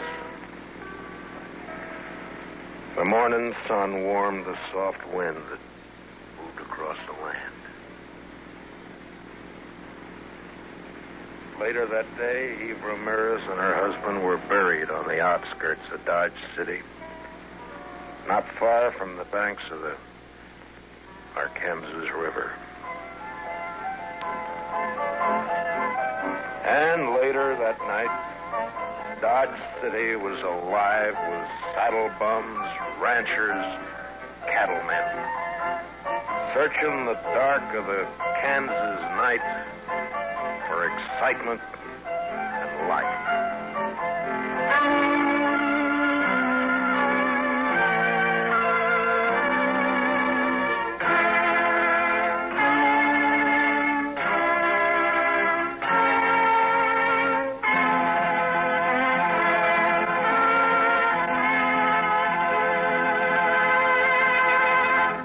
Gunsmoke, under the direction of Norman MacDonald, stars William Conrad as Matt Dillon, U.S. Marshal. Special music for tonight's story was composed and conducted by Rex Corey. Featured in our cast were Georgia Ellis, Hy Averback, and Jack Crucian, with Richard Beals, Ann Morrison, and Herb Ellis. Parley Bear is Chester, and Howard McNear is Doc. Join us again next week as Matt Dillon, U.S. Marshal, fights to bring law and order out of the wild violence of the West in Gunsmoke. Don't miss Gangbusters and the Case of the Variable Blonde, later tonight on most of these same CBS radio stations. This is Roy Rowan speaking, and this is the CBS Radio Network.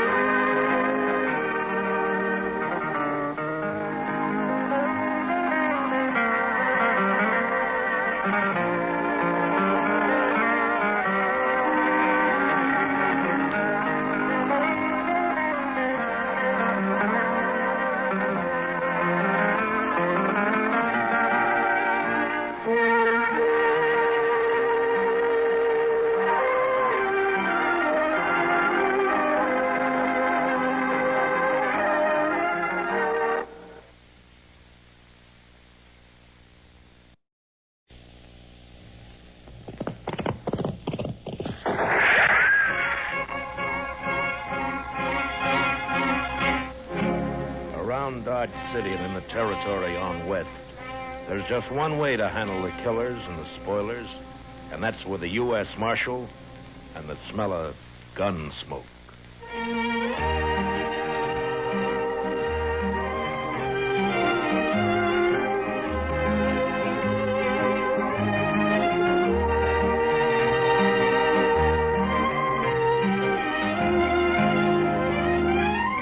Gunsmoke, starring William Conrad. The story of the violence that moved west with young America. The story of a man who moved with it. Matt Dillon, United States Marshal.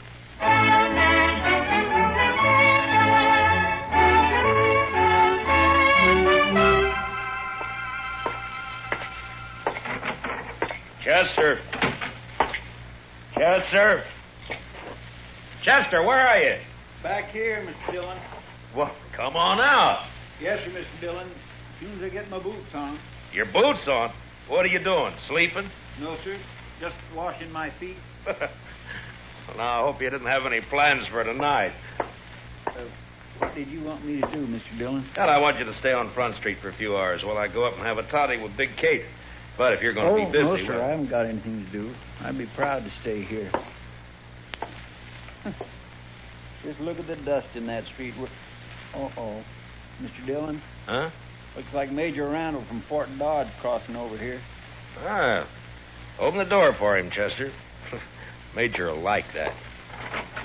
Come in, Major Randall. Come in, sir. Marshal Dillon. Hello, Major. Marshal, I want to talk to you about last Saturday's affair. Well, Saturday was a pretty lively day around here, Major. Which affair do you mean? You surprised me, Marshal.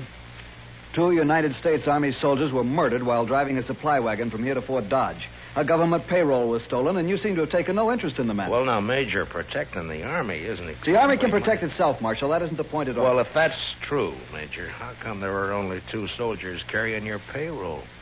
You got plenty of men out there and plenty of guns. Where were they? On maneuvers. On maneuvers? In my command, Marshal, troops remain in garrison as little as possible. Well, then you were asking for trouble, Major, knowing that there was a payroll coming in. The arrival of the payroll was secret. Even the 2 men carrying it didn't know what it was. Well, the word must have got out somehow. It seems to me, Major, like somebody out at the fort must have told them. There are no traitors in my command, Sheriff. Major, I'm not a sheriff. You see, it's more Never like mind. Marshal, I demand to know what you intend doing about this crime. All right, I'll tell you, Major. Nothing. What? If I knew who did it, I'd make the arrest, but I don't, so there's nothing I can do. I see. Well, Marshal, I regard this crime as a demonstration of your inability to control these Dodge City ruffians, and therefore I shall do it myself. How's that, Major? If no arrests are made in this matter, I'll give these bad men of yours a taste of martial law. We'll see how they like that. I wouldn't try that, Major. These streets will be patrolled 24 hours. Now, a listen day. to me, Major. You don't know these men. Sure, there are some bad ones here, but most of them are just wild. Free and wild. But you run the Army in here, and they'll all fight. Let them. You've been stationed at Fort Dodge 2 months now, haven't you, Major? How long you been out on the frontier? This is my first tour, thank heaven. Well, then I'd advise you to take it easy. You get to know the ways of this land. You may save your advice, Marshal. There'll be trouble, Major, bad trouble. If necessary. Nonetheless, the Army will take over within the week, or before, if there are any more of these crimes committed against it. Good day, gentlemen. My. You think he'll do it, Mr. Dillon? Yeah, he made a mistake, and he's a hot-headed fool, Chester. You try it. Well, can't you stop him? I don't know. Well, I'll be at Big Kate's later on. You can find me there if you need me. All right, Mr. Dillon.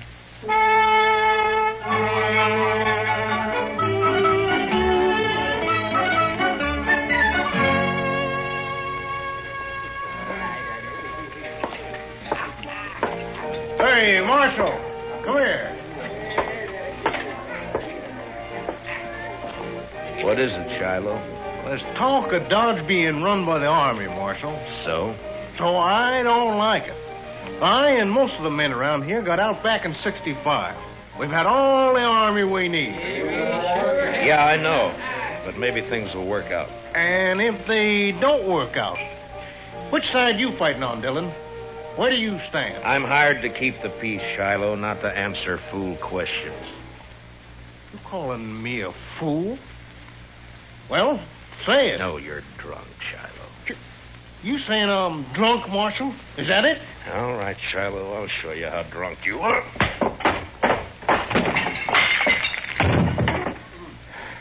Now, when he comes around, tell him I took his gun. He can get it back in the morning. Yes, sir, Marshal. And if he objects to that, tell him to look me up and I'll throw him in jail.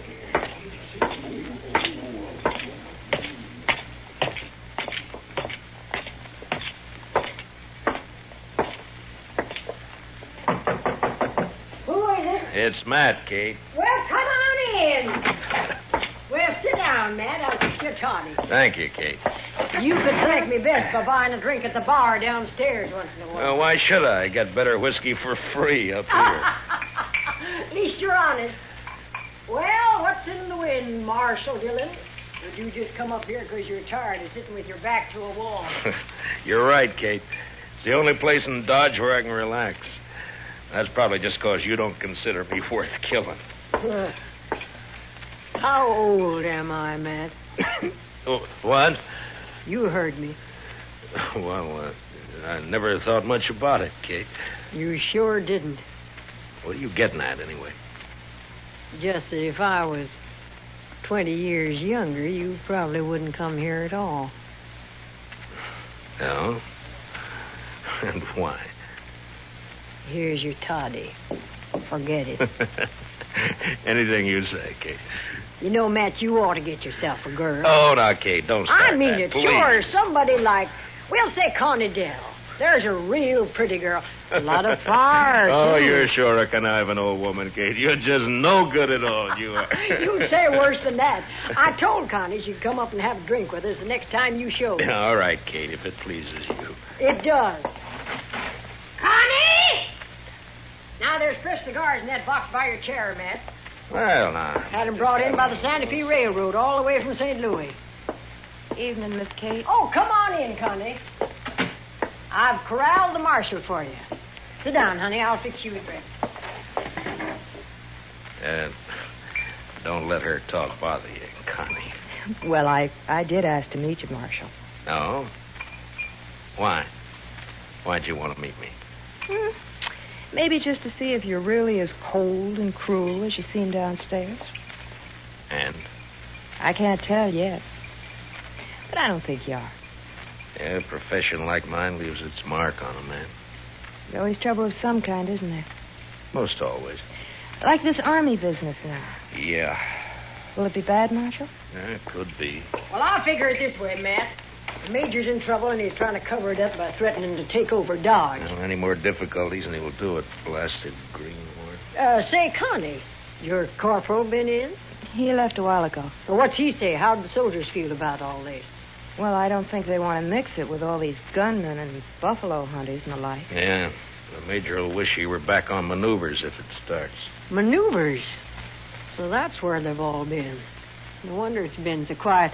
But that corporal of yours, Connie, how come he didn't go out? He's not my corporal, Miss Kate. He's just a lonely kid. All right. Seems like he spends more time here than at the fort. How does he manage that? Oh, they made him a clerk, a sort of bookkeeper.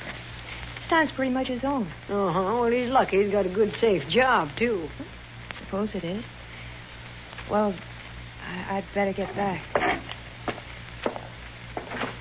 Now that we've met, Marshal, you might stop and buy me a drink next time you're here. I'm afraid not, Connie. No? You're too distracting. I might get careless and shot at. I take that as a compliment, Marshal. It is. Good night, Marshal. Thanks, Miss Kate. Don't you mention it, honey. Well, Matt? You said her name's Connie Dell, Kate. Where's she from? I never ask the girls anything. Yeah, maybe, but you always find out. Now, come on, tell me. Hayes City, last. Uh-huh. What's the name of this corporal who's been sniffing around? Bowers, Corporal Bowers. Oh, here, let me sweeten that toddy for you. All right. You put me in mind of a man I knew back in Wichita. Yeah? He was the slipperiest, side-windingest, stubbornest man I ever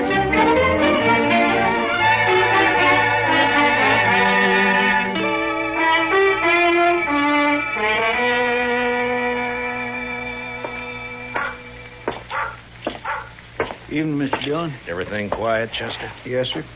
But it's like everybody's holding his juice for the army if it comes. It's quiet and mean, Mr. Dillon. That's it, just quiet and mean. Yeah.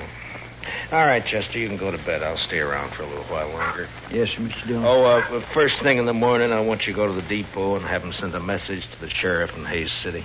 That'd be Mr. Hickok? Yeah, ask Bill to send me all the information he can about a dance hall girl named Connie Dell.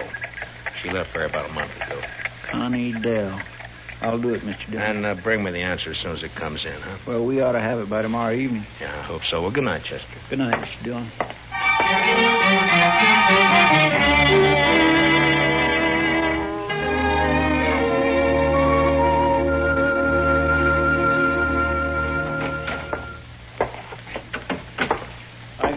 Mr. Hightower down at the railroad depot, Mr. Dillon, he'd come in at 7 o'clock. Oh, good. Let me see it, Chester. Here. Connie Dell worked Golden Horn Bar here. Left about a month ago. A stranger called Billy Grounds. Nothing against girl, but believe Grounds a wild one. Has anybody shot you yet? Regards, Hickok. What's up, Mr. Dillon? Well, I don't know, Chester. I don't quite know. Look, you go over and ask Big Kate if she's heard anything about this Billy Grounds. All right, Mr. Dillon. Marshal? Huh? What is it, Shiloh? I want you to smell my gun. Here. What? And go on, smell it. All right. Hasn't been fired. What are you worried about? Well, I've been talking a lot lately, and a man was just shot out behind the Long Branch. A soldier.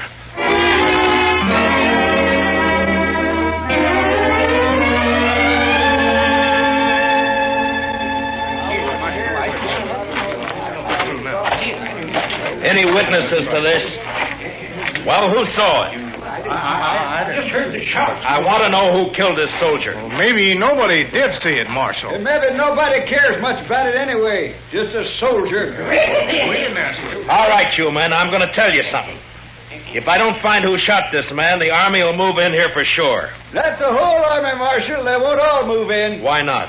My shop's rifle can kill buffalo at 200 yards. I reckon it'll kill soldiers at 3. Hey, let me through here. Let me through here. Hello, Marshal. Well, what have we got this time? Soldier. Yeah. Well, he needs an autopsy just like anybody else. Where's the man that shot him? He get hurt, maybe? Take a good look, Doc. He isn't even armed. This isn't a shooting. This is a murder. Say, you're right, Marshal. Oh, well, I'll get him up to my office. Here, now give me a hand, somebody. You may have a better day tomorrow, Doc, but I hope I can spoil it for you. I'm riding out to Fort Dodge right now.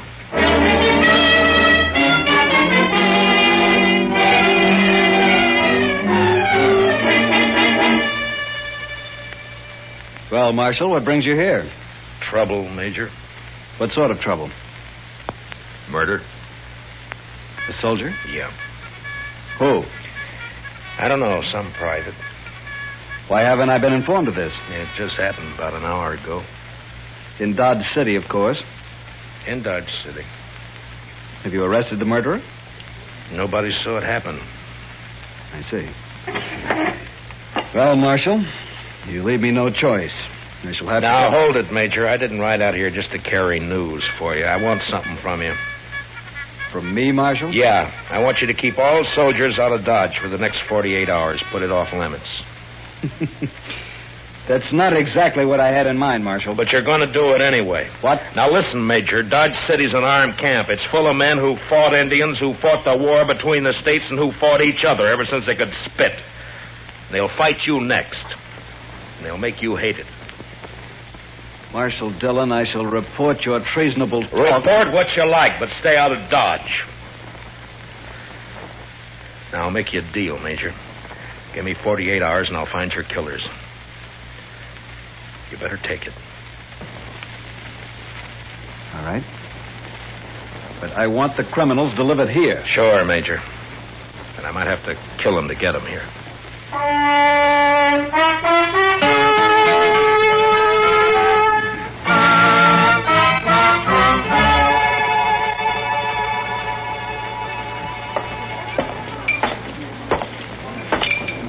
Hello, Doc. You drinking up the profit you made off of that soldier? Hello, Marshal.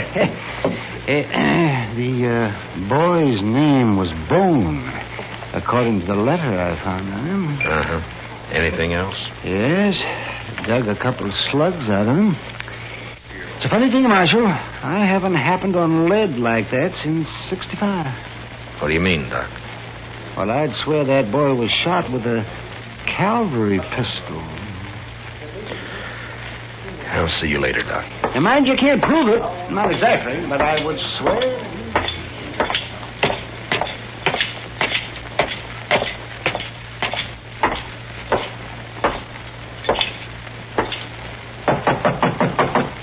Come in. Hello, Kate. Did Chester see you? He did. Well? Matt, I get my information through the girl. Some of it's true, some is bound to be just talk. I'll weed it out. Connie's been seen riding out at night toward the Arkansas down by Brandy Bend. What for? Well, I don't know. Could be this feller Billy Grounds. Yeah. His name's never been mentioned around here. My guess is he's never been in town. Anything else? One thing. Corporal Bowers and Connie went for a ride one night. When? Night before that payroll was robbed. Figures. Where's Connie now? Over at the Longhorn eating a steak. It's kind of late for supper, isn't it? She works late. Matt. Yeah. Next girl I steer you into, I'll pull her fangs first. No, thank you, Kate. I like them better this way.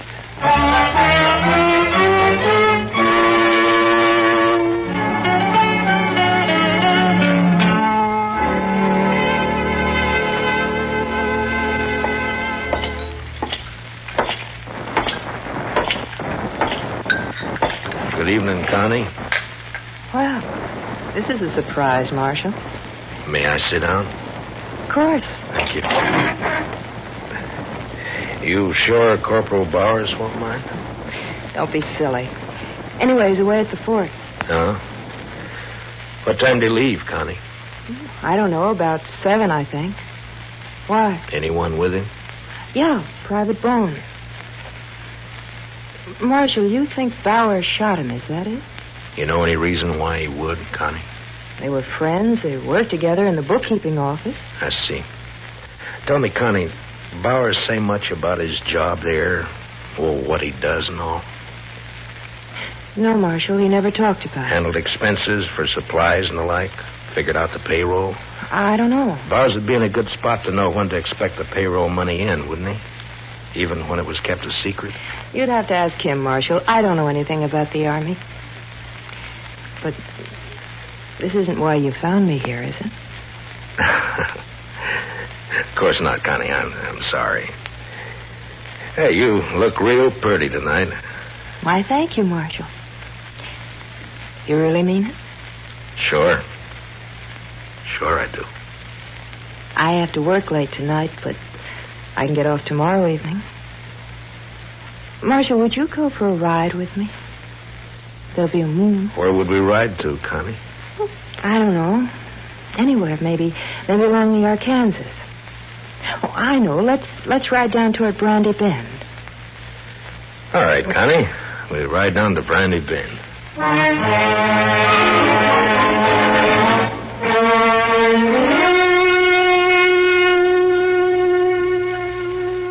You're all dressed up, Mr. Dillon. You going somewhere? Yeah, after supper I am, Chester. Got me an engagement.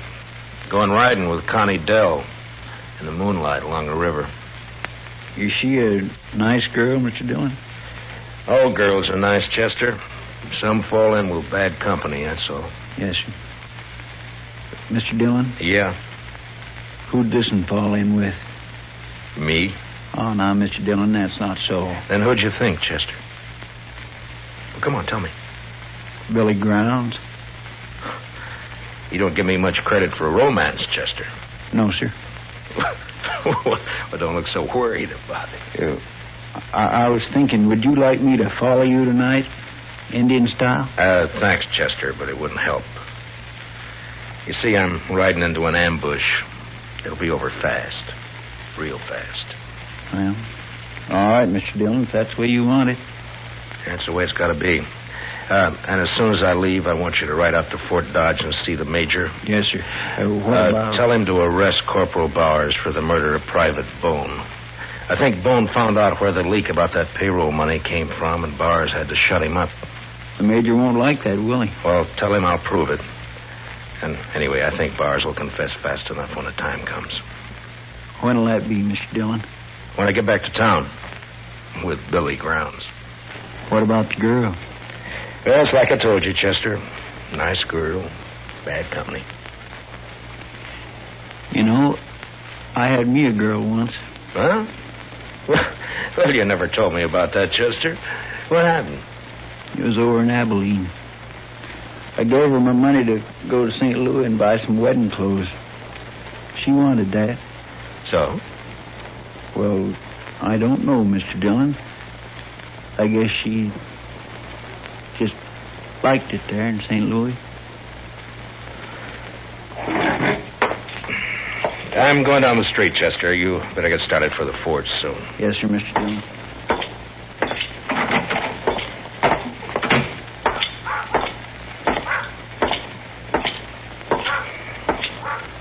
Evening, Marshal.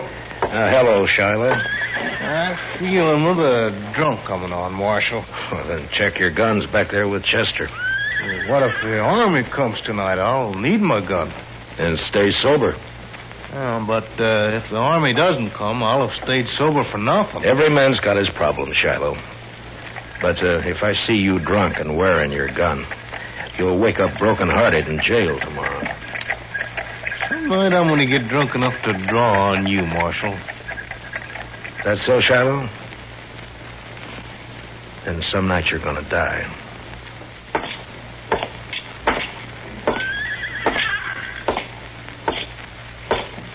Marshal? Oh, hello, Connie. I got off a little early. Shall we go now? Anytime. I keep my horse at the National. I'll meet you at the edge of town. Oh? You ashamed to be seen with me? Well, no, Marshal. But, well, you know how people talk. Sure, Connie. I'll wait for you just down the trail. I'll hurry.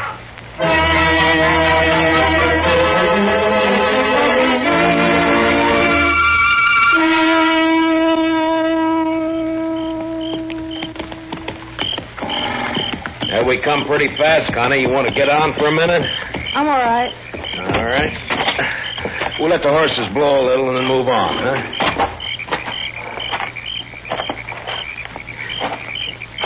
You nervous, Connie?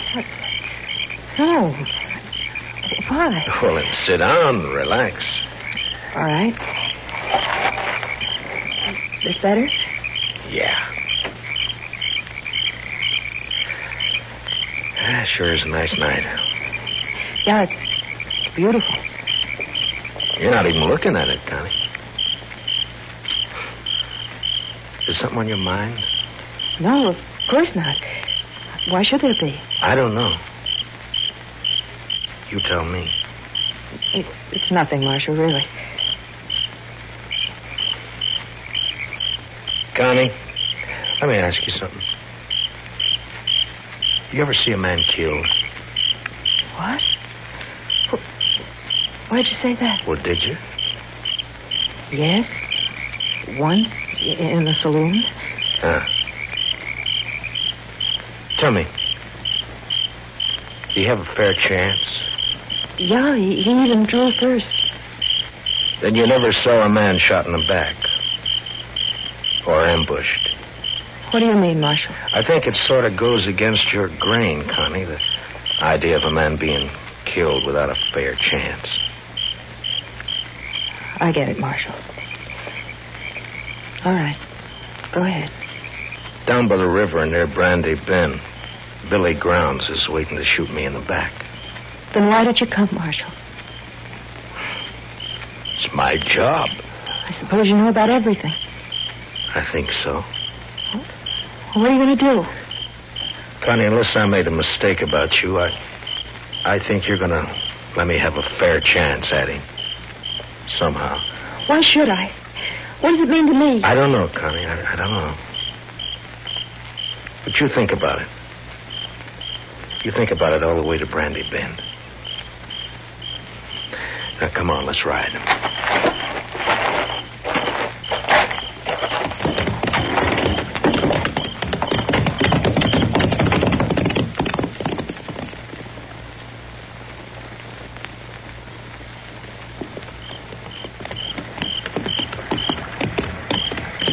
Make a nice camp down here. Plenty of wood. Get your own water right out of the Arkansas. Don't you think, Connie? A man could hide out for a long time down here. Marshal. You could be safe here, even while the Army was trying to move into Dodge. A lot of men were being killed back there. It's peaceful here. Quiet. Marshal, I can't do it. Tell me, Connie. That big cottonwood up ahead. On the left. All right. Keep moving. When we get there, I'm going to ride fast. I'll hang onto the offside of my horse for cover. When I start, you turn around. Get back out of gunfire. Yeah, it sure is pretty down here, Connie. You know, maybe someday we can come down and go fishing, huh? That river's full of catfish. Did you ever eat a catfish dinner? Oh, they can be mighty good when they're small enough. Back, Connie.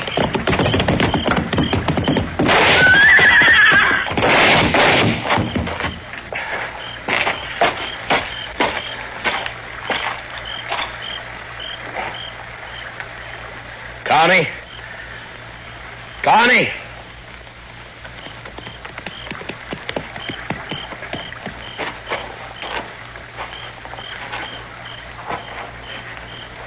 Yeah, he's dead, Connie. I'm all right, Marshal. I'm sorry about this, Connie. I'm sorry I had to do it. He killed your horse. I'll show you where his is. And the money. Then you can take me back to Dodge. Jail. All right, Connie. But you won't be in jail for long. You have my word. Not for long. Let's go, Marshal.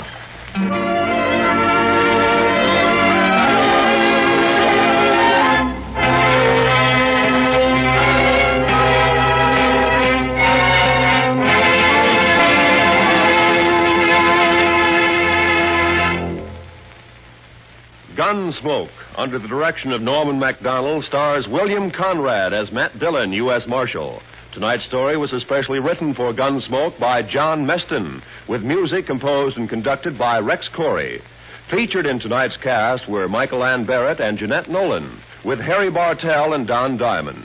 Parley Bear is Chester, and Howard McNear is Doc. Join us again next week as Matt Dillon, U.S. Marshal, fights to bring law and order out of the wild violence of the West in Gunsmoke.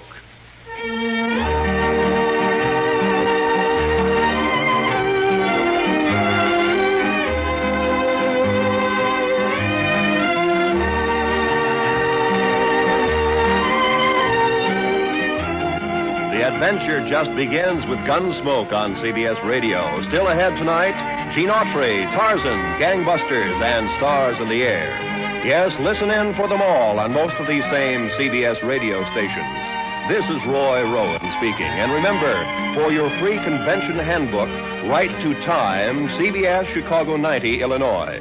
This is the CBS Radio Network.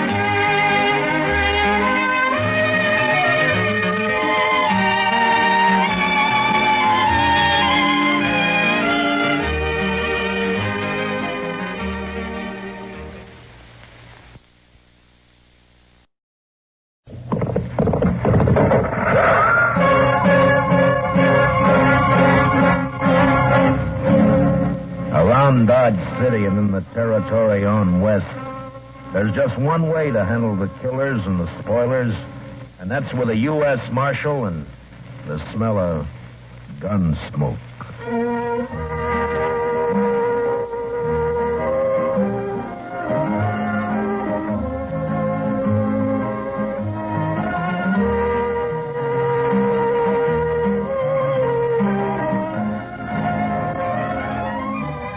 Gunsmoke, starring William Conrad. The story of violence that moved west with young America. The story of a man who moved with it. Matt Dillon, United States Marshal.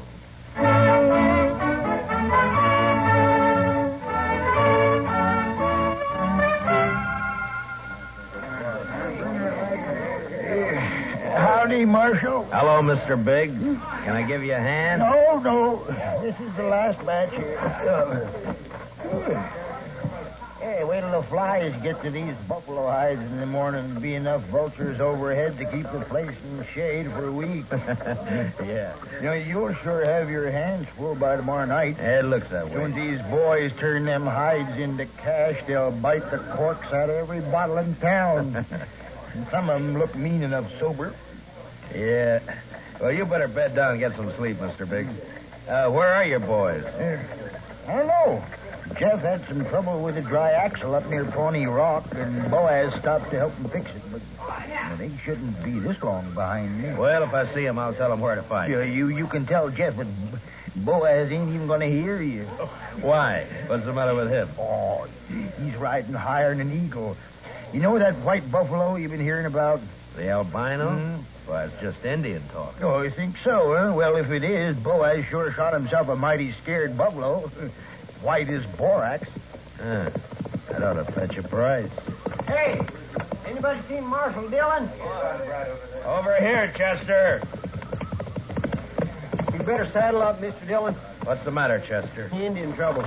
2 men dead and a couple of wagons burned up out there. I found this.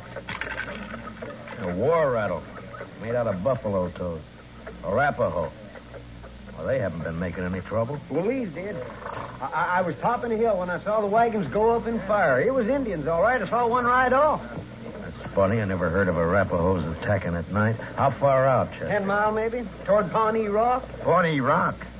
Marshal, my sons was coming from there. Easy, Mr. Biggs. Lots of wagons in the territory. Marshal, I didn't see another wagon between here and Pawnee except the ones we had, but the Indians killed my boys. There's only one way to make sure, Mr. Biggs. Saddle up and ride over to my office. I'll be with you as soon as I can get my horse.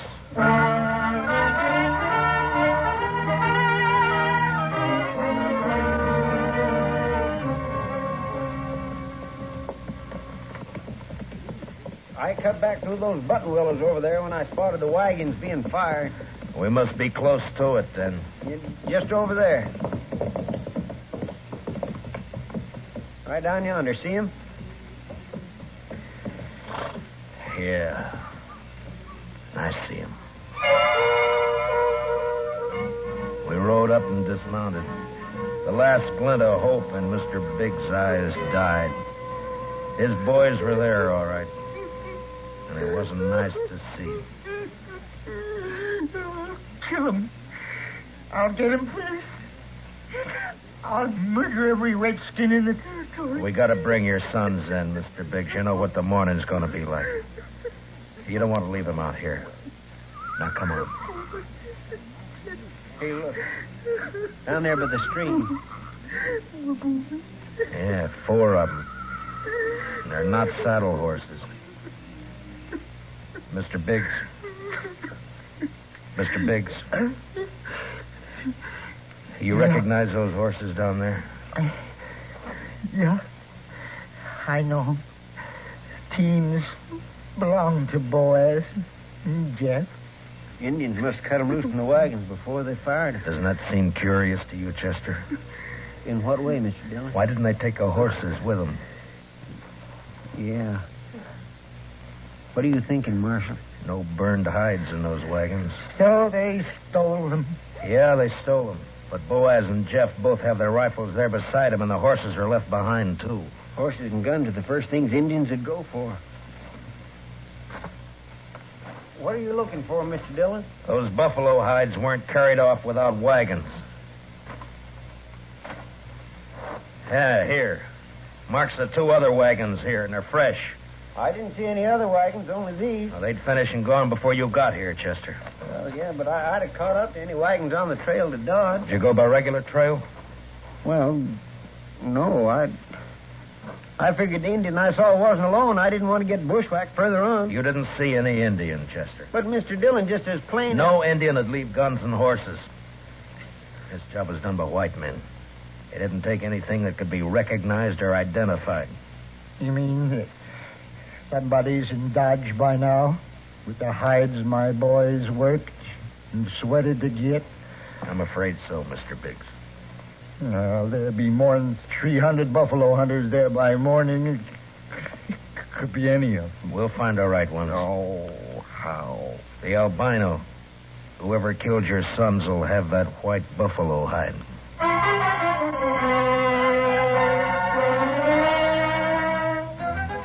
It was almost sunup when we got back to town, and more wagons had jammed the main street lining up for the unloading barns. I rode down the line, looking them over one by one. Howdy, Marshal. Some of the men would take their money, drink it up, and drift away. Few would stay long enough to be buried on Boot Hill. Then suddenly a wagon driver up ahead pulled out a line. Oh, hey, wait a minute. Hold it there. Take your hands on that key. I'll take my hands off as soon as you get back to your place. Oh, I'm tired of waiting now. Let go of that bit, mister. Don't do that, stranger. Get your hand away from that gun. Well, now, knows any law around you. There is, so don't try making your own. You got no right grabbing my team. I got plenty right when he tries to horn in front of me, Marshal. That's a lie, Marshal. He cut Never in mind. You both want to cool your heads out in jail? Now, what's your name? Tennessee's good enough. A lot of people from Tennessee coming into the territory. Most of them are pretty peaceful. That sounds like you're saying I'm not. You move pretty fast for that gun. Man can lose his temper. You lost yours 4 times, according to the notches you've carved into that gun butt, but don't try for number 5, not here. How about you? What are you called? Charlie Kell. Charlie Kell, huh? They ever call you Chuck? No. Heard of a Chuck Kell a couple of years back, come from Kentucky.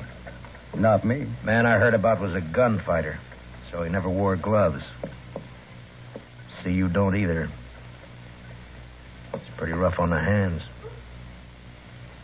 Thanks, Marshal. I'll make sure to take better care of him. Yeah, do that. I'll be around a while, Marshal. Maybe we can have another talk. Anytime.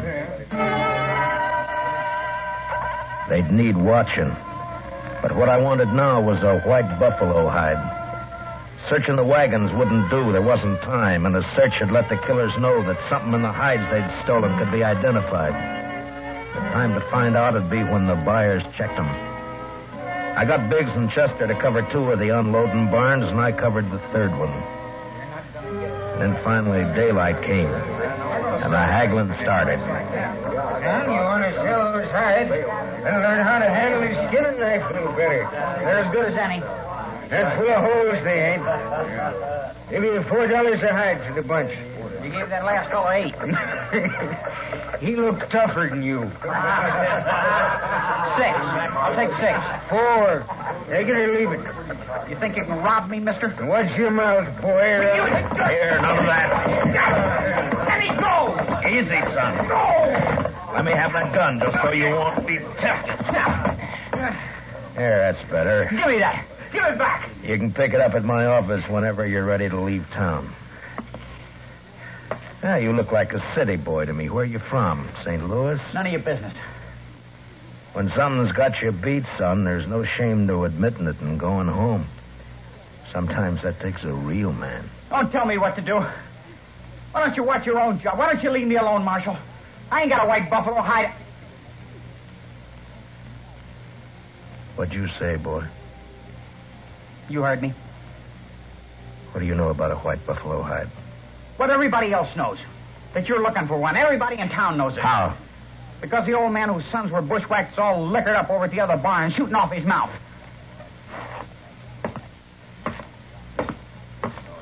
Don't go away mad, Marshal.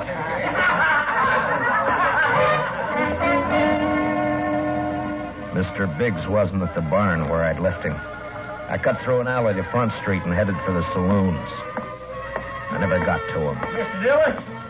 Mr. Dillon? What's the matter, Chester?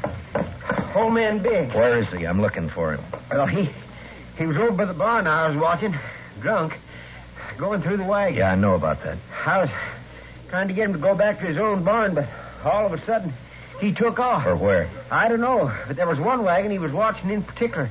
The driver walked away from it with a package of some kind. That white hide? It could have been, I don't know, but Big sure thought so. He lit out after the fellow with blood in his eye. Which way? Down there where the boy's been hitching the empty wagon. Well, let's go. The old boy's drunk enough to make trouble. He's liable to kill somebody. Or get killed.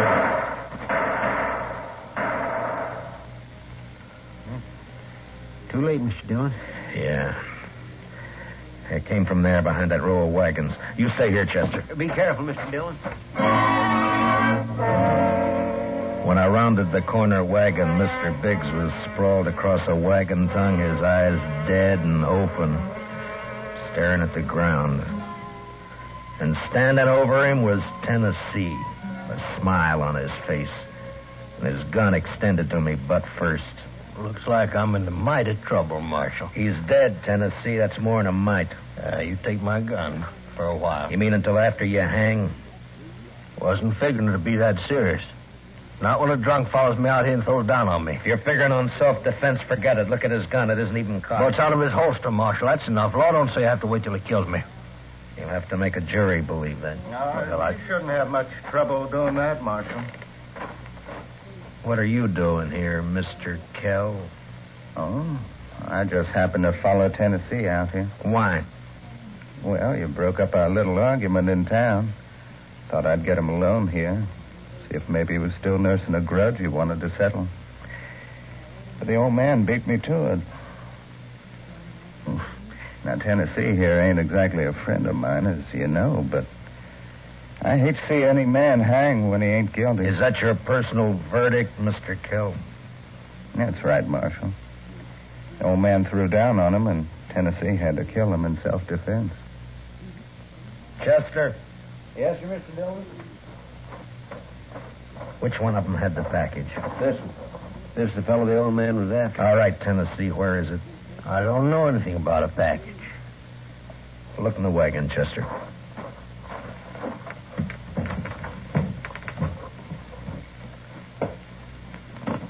See anything? Nothing here. I reckon you can give my gun back to me now.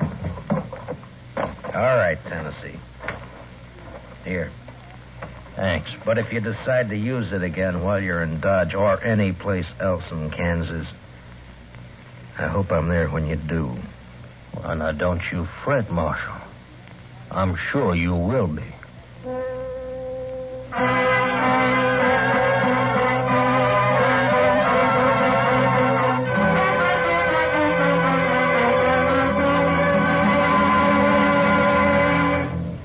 We will return for the second act of Gunsmoke in just a moment.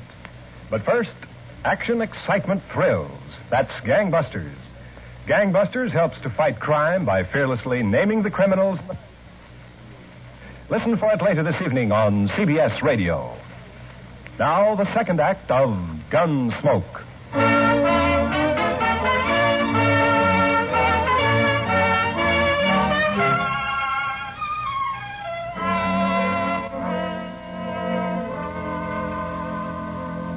Just before sundown, we buried old man Biggs and his two sons up on Boot Hill.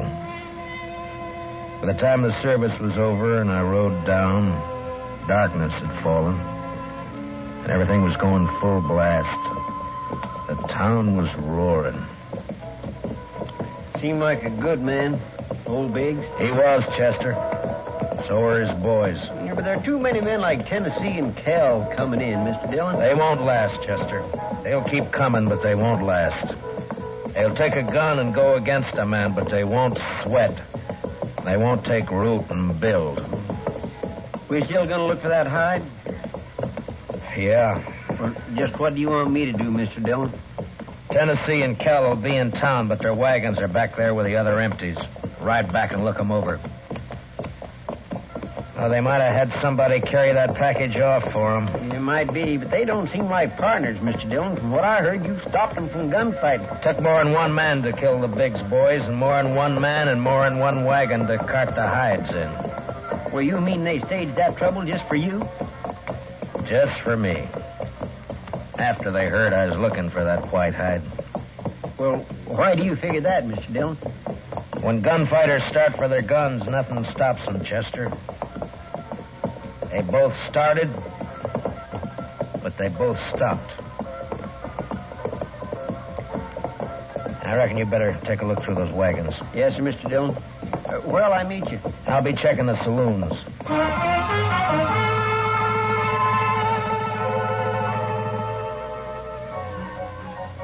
One by one, I made the stops. The Long Branch, the Alafraganza, the Texas Trail. And one by one, they got quieter as I went in. As though each place was holding its breath, waiting for something to happen. The last place was a Mexican hangout. A long, dark walk.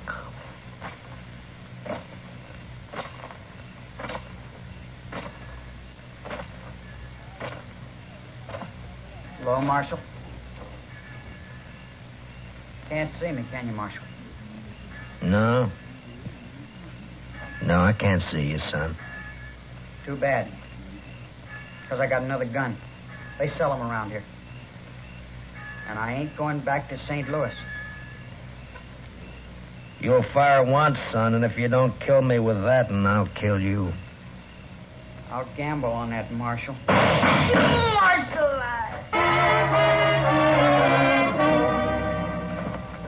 He lurched from the shadows into the street, staggered, and fell. And then he rolled over on his back, and his eyes struggled for a minute like they were trying to remember something. And then he went blank. Well, he was right about one thing. He wasn't going back to St. Louis. Well, what do you know? The marshal's real handy with a gun. Stay out of this, Kel. But I may have something to talk over with you later. Meaning what? If you don't know it, then you got nothing to worry about. I've been hearing a lot about how fast you are with a gun, Dillon. Anything to it? I'm still alive. Yeah. This your hobby, shooting kids? He was old enough to try to kill me. I don't like it, Marshal. That's too bad, Mr. Kell. The Chuck Kell I heard about would have loved it. They said he'd killed 2 kids under 16, one of them his own brother. No, you didn't hear the whole story, Marshal. The Kell you heard about killed a marshal, too.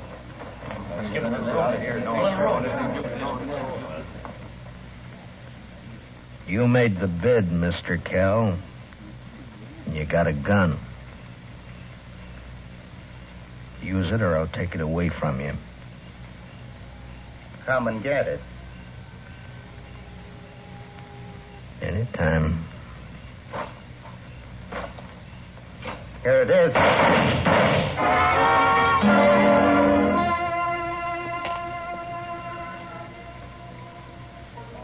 How you feeling, Mr. Dillon? I'm all right, Chester. Doc fixed your head. Wasn't much he could do for Kell, though. I hit him. If you didn't, he sure died for nothing. He was fast, all right. Boys say you made him look like a sleepy burro. Never even cleared his holster. And my head says different. You didn't get that from Kell. What do you mean? Tennessee was up the street with a rifle. He creased you. Huh? Where is he now? I don't know, Mr. Dillon. He rode out of town before I could stop him. I was the only one who saw him. I was coming up street to find you. All right. Let's get out of here. Did you find anything in the wagons? No, sir. But I found Tennessee's wife. Wife? That's right, Mr. Dillon. In a small wagon next to his. He's a squaw man. His wife's an Indian girl. Well, let's find her.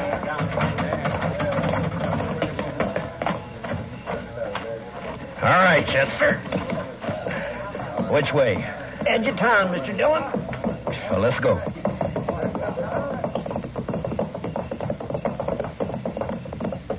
You talked to the wife? Yes, sir. Found out Tennessee and Kell were friends, all right. They left her here night before last and arranged to meet her here today. She said they were driving empty wagons when they left her. Ask her what tribe she belonged to? Didn't have to ask, Mr. Dillon. I could tell by her beads. She's an Arapaho.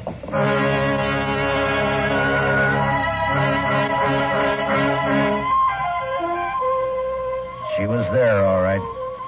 Crouched by the wheel of a wagon. Her face was bloody, and she stared into a small campfire, rocking back and forth without a sound. She wasn't beat up when I left her, Mr. Dillon. Where's your husband? He gone. Gone where? He gone. Tell me which way he went, and I'll bring him back to you. No. You lawman. Your husband had a white buffalo hide, didn't he? Tell me. No. Other man killed white buffalo. Then your husband took the hide away from him? Well, he buy hide. He didn't buy him. He killed 2 men to get him. He killed with Indian paint on his face. He left an Arapaho war rattle. He wants the blame to come to your people. If the white men think the Arapahoes are on the warpath, the soldiers will come. No. Arapaho peaceful. Where's the white hide? What'd your husband do with it? He tell me. Bury it. Where? Where's it buried? There. Back there. By tree. Go dig it up, Chester. And then stay with her till I get back. You going after him, Mr. Dillon? As soon as she tells me which way. All right, Mr. Dillon. You're white men. No good. Now tell me which way he went. You let him go. He not come back. I can't let him go. If I do, the soldiers will come after your people. He beat you, and he ran away from you. Now he'll bring death to your tribe unless I get him. Where did he go? He ride to where moon sleep. I rode east. Tennessee had about an hour's start, but I figured to make up most of that before sunrise. The prairie was open and flat except for an occasional roll, and the Arkansas River would keep him from cutting south. His best bet for a fresh horse would be Kinsley, and I rode hard for it. It was just turning daylight when I rode in.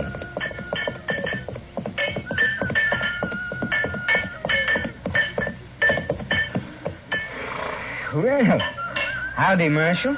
Morning. Good morning. Got a place I can water my horse? Trough right there.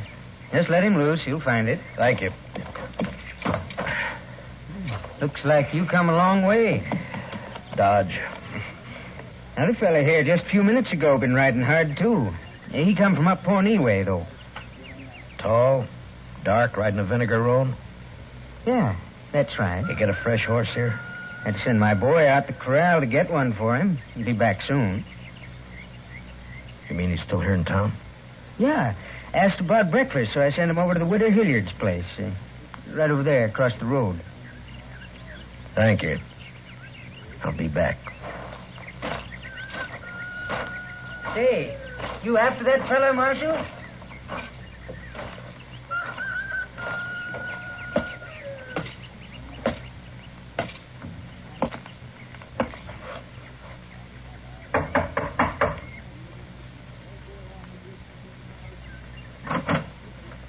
Yes? Understand you're serving breakfast, ma'am. Why, sure thing, Marshal. Dillon! That's right. Give me a clear way out the door, or I'll kill you. Come by me, Tennessee. I'll come shooting. That's all right. But just be sure you get me this time.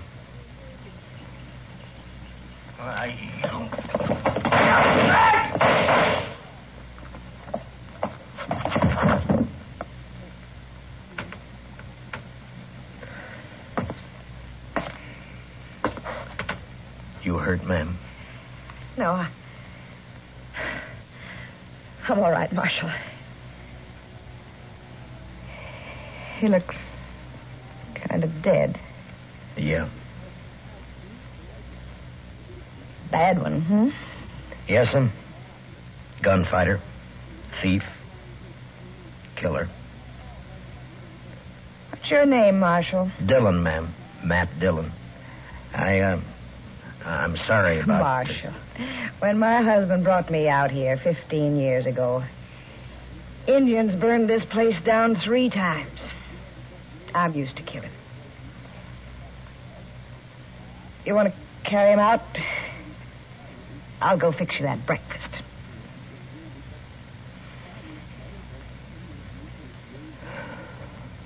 Thank you, ma'am. It's a long ride back to Dodge.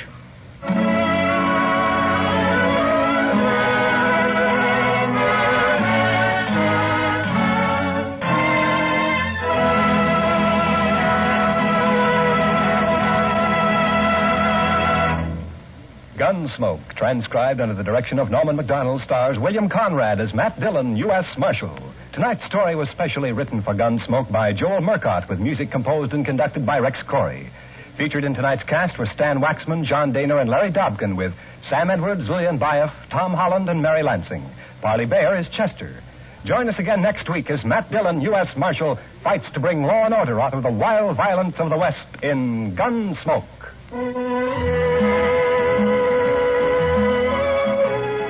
Something new in CBS Radio Newsroom coverage, World News with Robert Trout presents as a special weekly feature an interview with a crack CBS Radio News correspondent.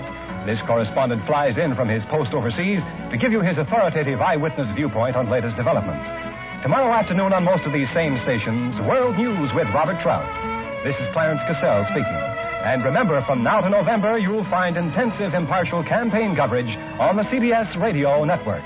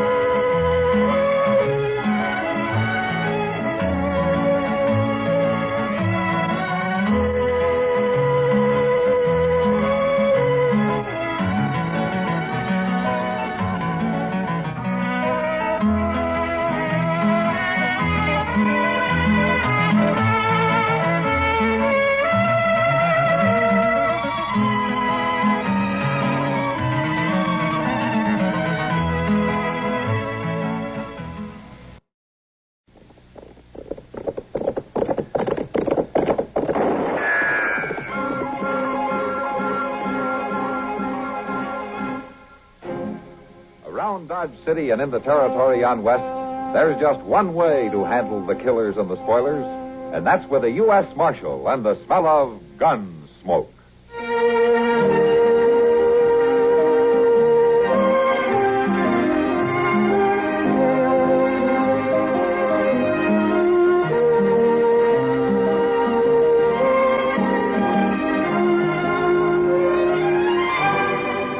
Gunsmoke, starring William Conrad, the story of the violence that moved west with young America, and the story of a man who moved with it. I'm that man, Matt Dillon, United States Marshal. The first man they look for and the last they want to meet. It's a chancy job, and it makes a man watchful and a little lonely.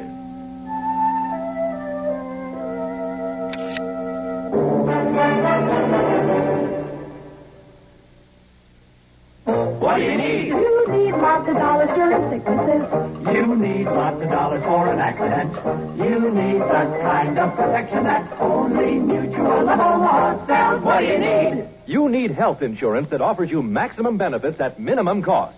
Mutual of Omaha Income Protection Insurance with the unusual lifetime benefits feature. Add this long-term protection to your group coverage and save up to 54%, depending on your age and type of group coverage. Here's what you need. You need to get the most for your health insurance dollar by insuring with Mutual Benefit Health and Accident Association. For maximum benefits at minimum cost, call your local Mutual of Omaha agent in the Yellow Pages or write Mutual of Omaha, Omaha, Nebraska. Write for details on the low-cost, practical protection you need. You can save up to 54% when you add Mutual of Omaha protection to your group coverage. Write Mutual of Omaha, Omaha, Nebraska.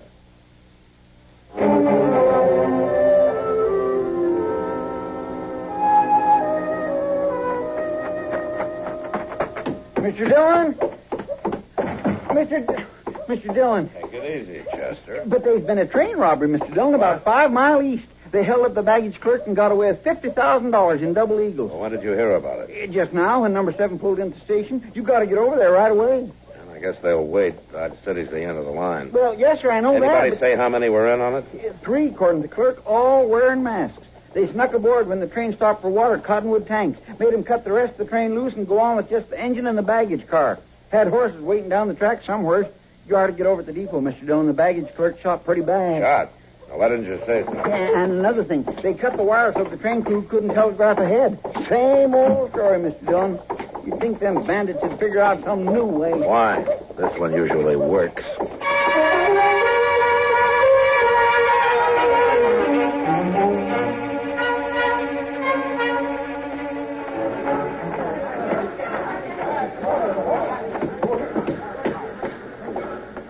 Confound it, I said to keep that mob out of this baggage car. They're out, Doc. Huh? Well, who are you? Oh, I didn't know it was you, Mac. How is he? He caught one through the lung. I wouldn't give you a plug nickel for Yeah. I want to find out where it happened. I can tell you exactly, Marshal. Oh? About 100 yards east of milepost 314. It's on the curve where the line swings in toward the river bottom. You one of the passengers? Oh, I'm the legal agent for the railroad and for the bank that owns that money. My name is Crocker, J.L. Crocker. And I want immediate action on this matter. I want that money back at once. And I want the guilty parties brought to justice. Are you getting all this, Chester? Yes, sir, I'm making mental notes. Well, now, Marshal, I don't believe you quite understand who I am. Sure, you're the legal something or other for somebody, and you're bothering me. Now, will you stand back? Doc, is there any chance of talking to him? Well, you can try. All right. Mister, can you hear me? Yeah. Did you recognize any of them? No. Wore masks. Only one said anything. Gave all the orders. He's the one who shot me. Man, about 50. Is that all you can tell me? I don't feel so good, Marshal. I think I...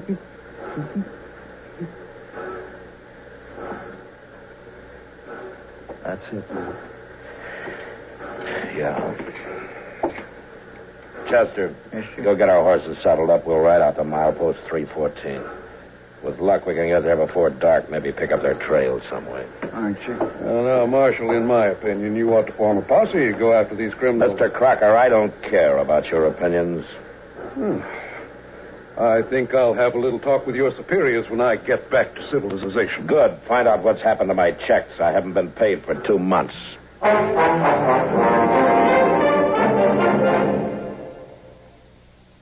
The following message is brought to you by the Savings and Loan Foundation.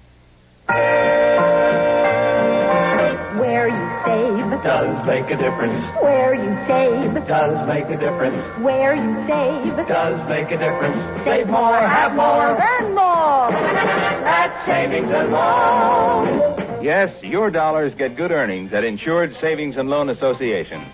People like you are receiving over $700 million right now. It's money their money has earned. You can do it too.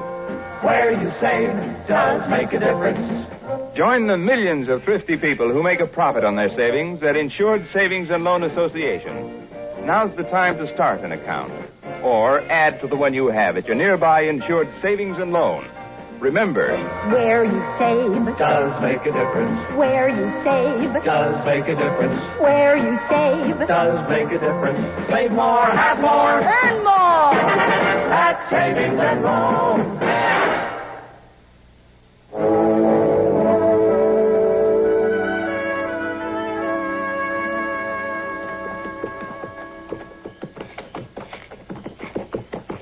Chester, pull up a second. Yes, sir. Reckon they've heard us yet? And they don't show it. Both of them are still working around the campfire, paying no attention. Fixing supper, I guess. A man and a young boy.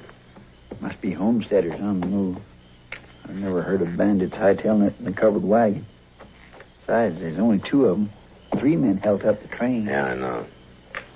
Now let's ride on down to the fire.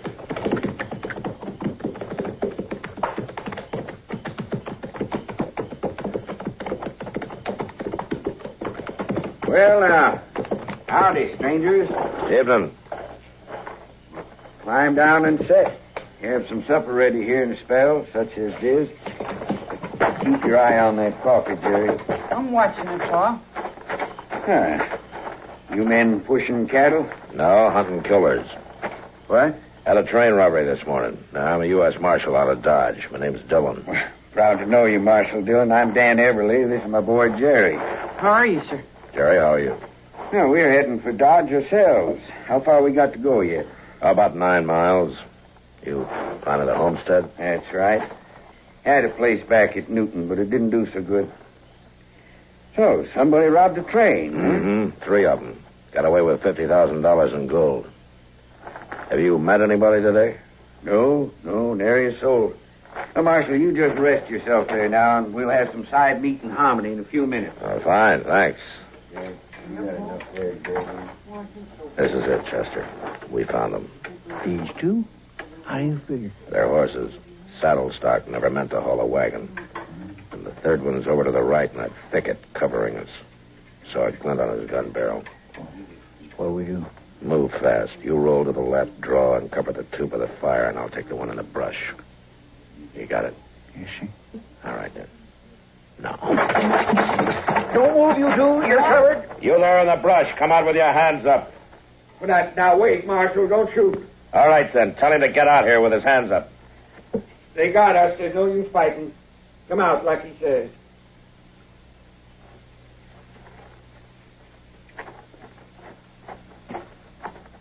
Why didn't you let me fight, Pa? I could have shot them both. Oh, fellas. It's a girl. So it is.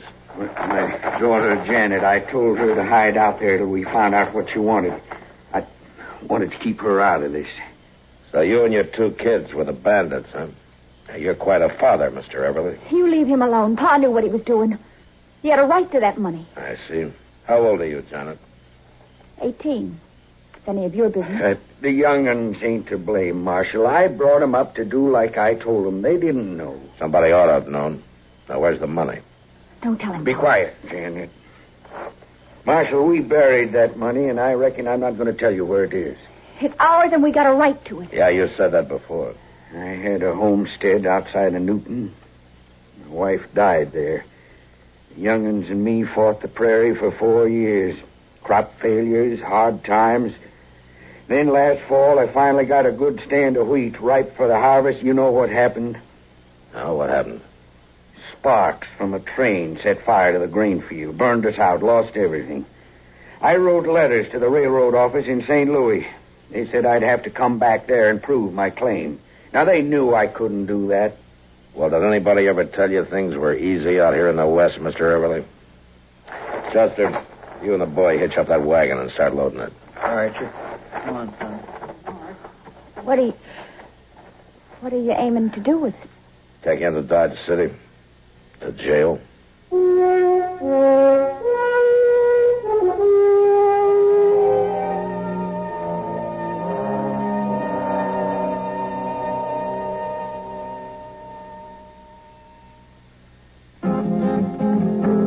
It happened in Death Valley in the blazing desert sun. No others dared to do it, so there could be only one. Just one that passed the killing grind of sun and wind and sand.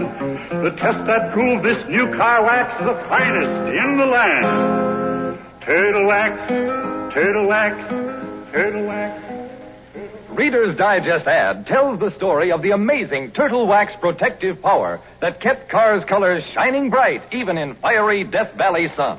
Just one waxing of Turtle Wax with new Sun Stop gives your car a beautiful hard shell finish guaranteed to last up to 1 full year. It's quick and easy to Turtle Wax your car yourself. Remember, just one waxing of Turtle Wax with Sun Stop lasts up to 1 full year. Turtle Wax gives a hard shell finish. Turtle Wax gives a hard shell finish.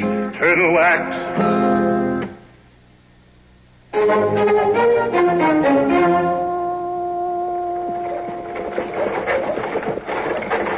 All right, pull up, Everly. Oh, boy. of you get on.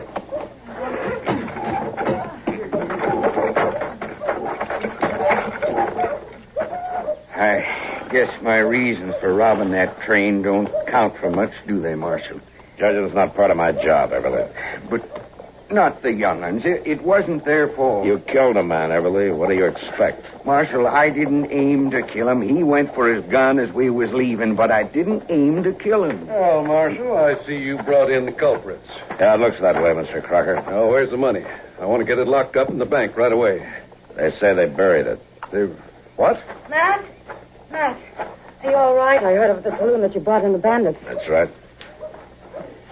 Is she one of them? That girl? Yeah. Well, she's just a kid, Matt. You're not going to lock up a girl. Kitty, I don't like the idea any better than you do. That jail wasn't built for women. I know that. Matt, let me take her. What? She won't try to get away with the others in jail. She can stay in my rooms while I'm working. I'll take care of her, Matt. Janet, you go with Kitty here. Yes, sir. Stay with her and do whatever she says. Thanks, Matt. Thanks a lot. Come on, honey. Chester, you take these other two inside and lock them up. Yes, sir. Come on. Let's go. Marshal, pretty or not, that girl is a criminal. Why aren't you locking her up? Well, we've got a different attitude toward women out here, Mr. Crocker. We never got around to building jails for them. Well, what about the money? $50,000 missing. That's right, it is. It's a long ride into town, wasn't it, Marshal? Moonlight, pretty girl in a wagon, chance to talk. Maybe Why, do a little... You there. Yes, sir. Drag him over there to the water trough and stick his head under the pump.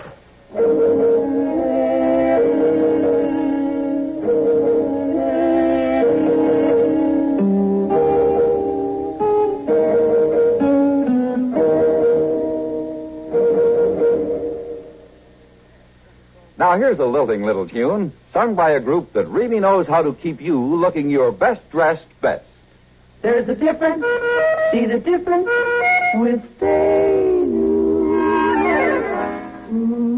Stay New. S-T-A-N-U. The quality finishing. Offered only by quality dry cleaners from coast to coast. Stay New costs nothing extra. Restores the like new look to all your clothes. Makes them soil and wrinkle resistant. Brings back original store fresh texture, sparkling color, and cashmere-like feel. Stay New dry cleaners are listed in the yellow pages under the Stay New trademark. Why don't you send your next dry cleaning order to your nearest Stay New dry cleaners? All dry cleaners don't have Stay New, only the best do. You can see the difference, feel the difference with Stay New, Stay New, Stay New.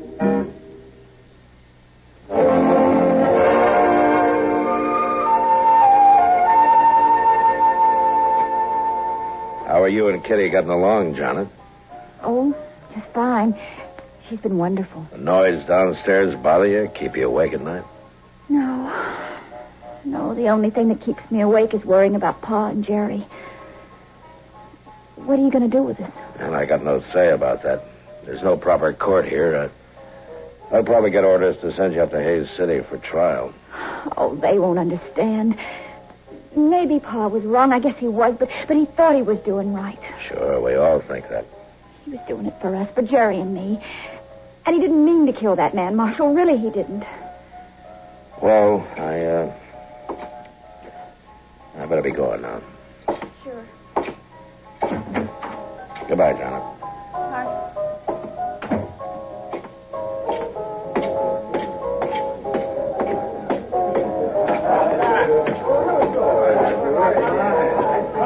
Well, Matt? She's quite taken with you, Kitty. Stories around town say you're a little taken with her, Matt.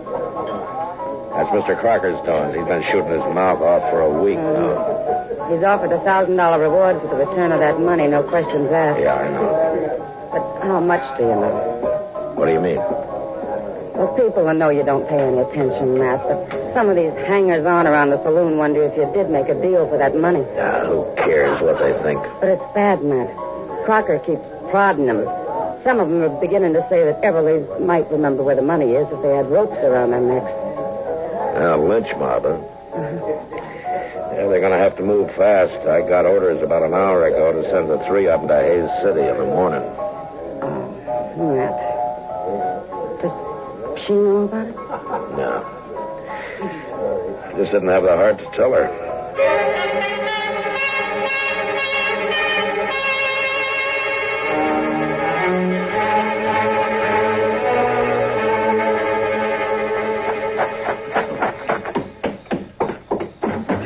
Mr. Dillon? Mr. Dillon. What's the matter, Chester? Miss Kitty sent me to get you. Oh? That fella Crocker's over at the Long Branch. He's got a bunch of the boys all liquored up. They're talking about crashing the jail. Well, usually the best way to stop that kind of trouble is to break it up before it starts. Well, that girl's just upstairs right over their head, Mr. Dillon. Yeah, I know. They hadn't bothered her, had they, Chester? Well, they hadn't when I left. All right, you let me handle it. You stay clear and cover my back. Yes, sir, I will. All right, come on.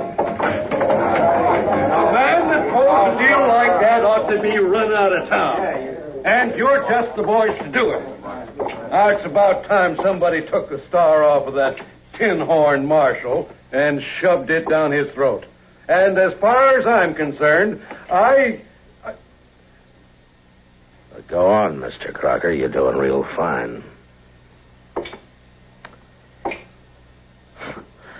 There's quite a crew you picked up. All the bums, barflies, swindlers, and bushwhackers in Dodge City. Well, your friends don't seem to be as talkative as they were a couple of minutes ago, Mr. Crocker. Dylan, if I had you in St. Louis for 1 hour, you'd be in jail, not running. All right, boys, the party's over. Now move on. Now, you got no right to order those men around, Dylan. I don't hear any of them objecting. Matt, she's gone. What? Janet's not in the room. She's gone. Well, where would she go? I can tell you, Matt. You've had a jailbreak. That girl got her dad and brother out, and they just left town on their horses.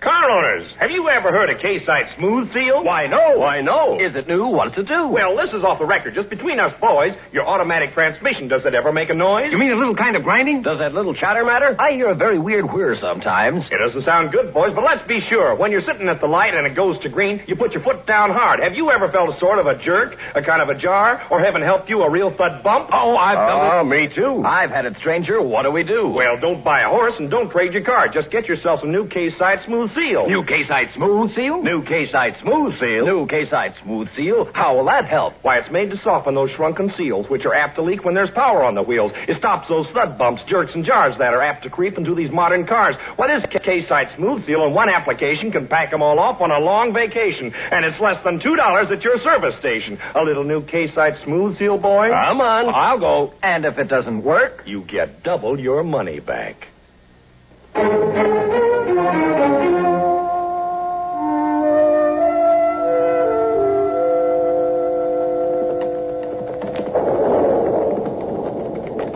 We're getting pretty close to the place for the camp that night. It's right ahead of us there, Chester. Sure do hope that cussed storm holds off. First, you know, they may not have came back to your call. Well, then we'll backtrack to Cottonwood Tanks. They'll want that gold. It's got to be somewhere between here and the railroad. Yonder's where the wagon was standing. Yeah. All right, pull up, Chester. Let's take a look around.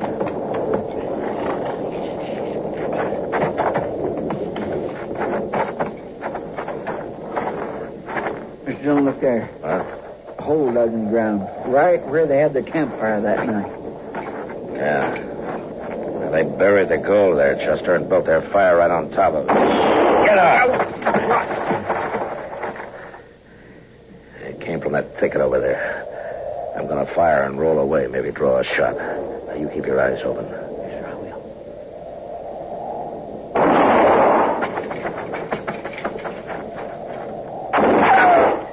He came from the left of that big tree off there. Yeah, I saw it. You got him. Yeah. Come on, Chester.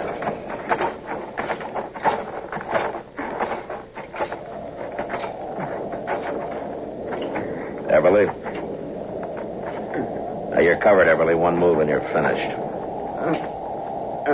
finished anyway. I'm sorry I had to do it. No matter.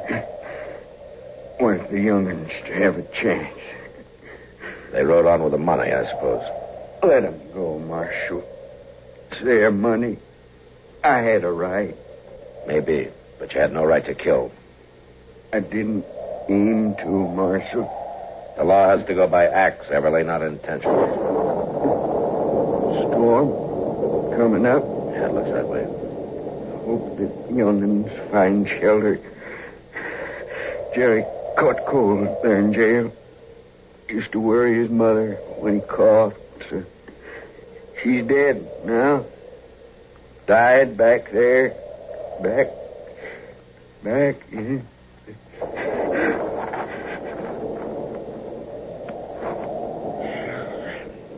Guess he paid for it, Mr. Dillon. Yeah, he paid. Well, let's try to pick up the trail of the other two before that storm. What is it? Horses. A couple of horses coming in fast. All right, hold it. It's all right, Marshal. Wait on. Pa, where is he? We heard the shooting and turned around and rode back. You better get off your horses, both of you.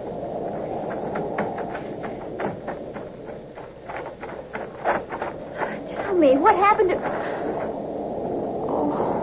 I'm sorry, Janet. I knew when he made us ride on ahead that we'd never see him again. Alive. You kids carrying the money? It's there in my saddlebags. Get it, will you, Chester? He thought he was doing the right thing. He thought he was doing it for us. I know, but he was wrong. And now there's the two of you to decide about. Here's the money, Mr. Dillon. Chester, count out $1,000. Yes, sir. You know, technically, I guess I ought to take you back to Dodge. But I figure everybody's got certain rights. It's my job to try to keep all those rights sorted out and evened up. All I can do is call them the way I see them. Chester, give him the $1,000. There you are. But I don't understand. Crocker offered $1,000 and no questions asked for the return of his money. Well, you returned it. And there's the reward. Yes, but Now, if you ride north and keep bearing west, you'll eventually hit Wyoming. I hear it's fine country. Plenty of range land, homesteads. The two of you ought to do all right. And Jerry. Yes, sir. You take care of her. Yes, sir, I will, Mr. Dillon. I understand what you're doing for us. And Now, go on, you two. Get out of here before I think it over and change my mind. Now, go on. Ride. Thank you, Marshal. Thanks. Go on. Goodbye, Mr. Dillon. And Go on. Get out of here. You better get a move on, Mr. Dillon. It's starting to rain. I hope they find shelter somewhere. Mr. Dillon, it's starting to rain, Mr. Dillon. You better get a move on.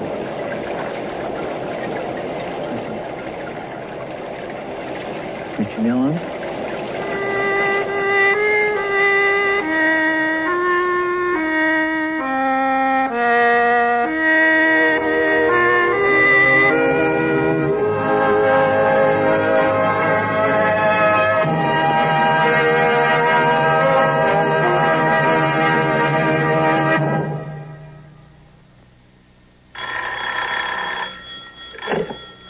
Service manager.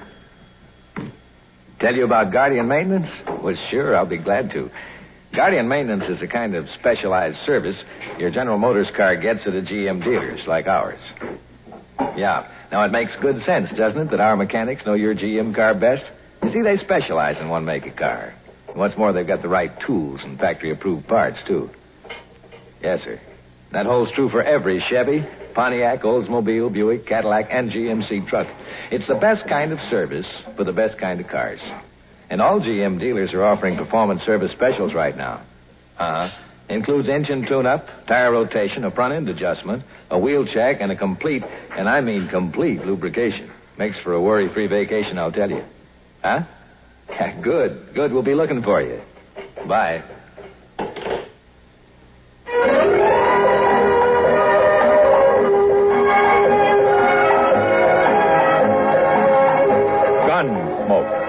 Produced and directed by Norman McDonald, stars William Conrad as Matt Dillon, U.S. Marshal. The story was specially written for Gunsmoke by Les Crutchfield, with editorial supervision by John Meston.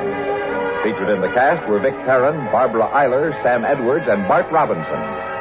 Parley Bear is Chester, Howard McNear is Doc, and Georgia Ellis is Kitty. This is George Walsh inviting you to join us again next week for another story on Gunsmoke. This is the CBS Radio Network. Transcribed.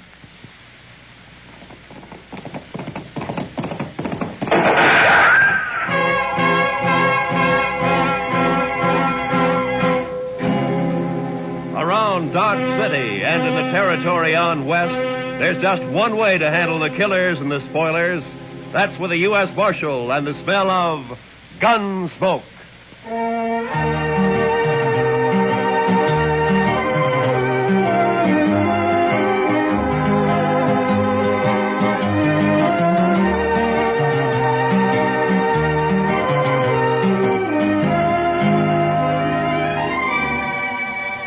Gunsmoke, starring William Conrad. The story of the violence that moved west with young America. The story of a man who moved with it. Matt Dillon, United States Marshal.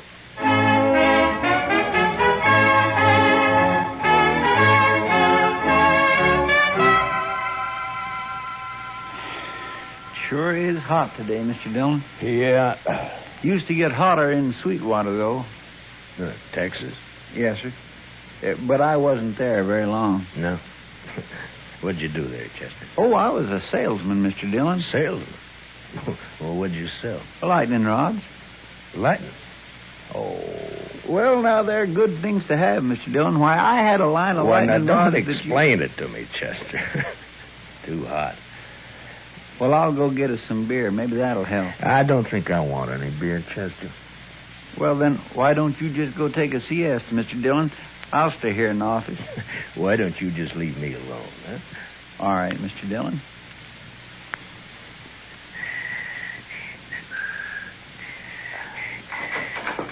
Marshal.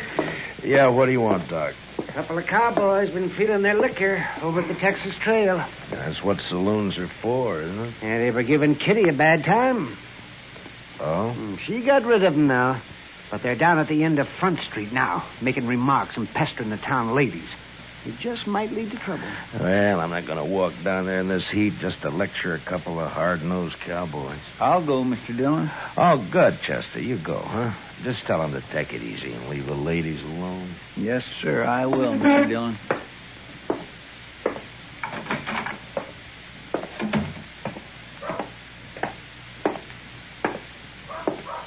Hey, lady, you ever been to Texas? Real men down there. Not like these short grass Kansas. All right, boys. Now, that's enough. Who's this? The preacher, maybe. Boys, Marshal Dillon sent me down here. And we're going to send you right back, fella. Mr. Dillon said you can have all the fun you like, but to leave the ladies alone. That's the whole dang trouble, these Dodge ladies. They've been left alone too long. Yeah, what they need is a couple of big-handed Texas men. Look, now, why don't you go over there to the Alfraganza? I'll buy you both a beer. You will, huh? Well, that's mighty thoughty of you, mister. We just don't want any trouble, that's all. Sure we don't. And I got an idea how we won't have any. Wait till I get on my horse here. Stay with our friend a minute, Travis. Hey, mister, I'll make a bet. What kind of bet? What do you mean? Any kind. You name it. Come on. Well, but I don't. I got him! He spilled his gun, Trevitt. Pick it up and grab your horse. Get this rope off of me. Maybe it'll wear off, mister. You're going for a ride. Drag him, Tobo, drag him. Let go!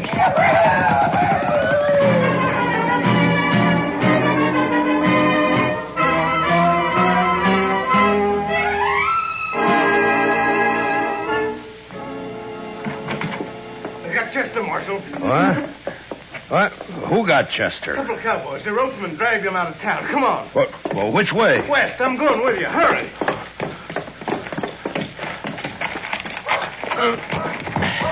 Come on.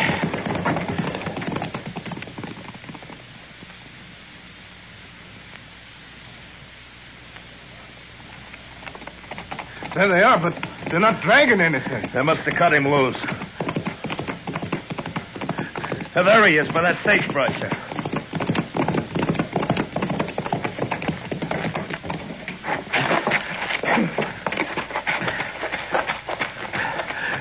Chester. Chester. Get that rope off his feet, Shiloh.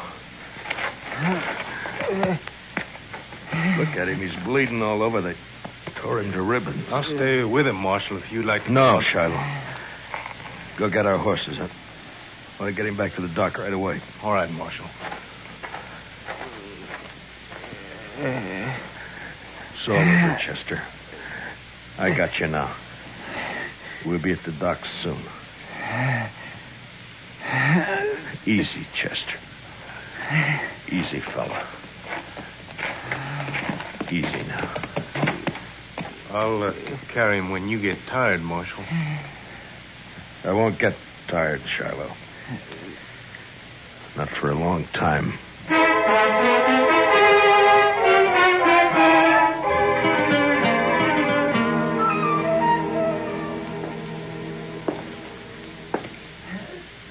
Well, Doc? Yeah, he's in bad shape, Marshal. The worst is something's bothering his breathing. I don't know what it is. We'll just have to wait and see if it goes away. If he lives the next few days, he'll pull through. Oh, Doc. I know. But I'll stay right here with him now. Why did I have to send him? Why didn't I go? Oh, and I don't blame myself, I Marshal. told him to go, didn't I? Yes, but... Doc, can I talk to him? No, Marshal, no. Not for a while. All right, then. Would you tell him this for me? I'm going after those men. I'm going to bring them back. Alive. Or at least half alive.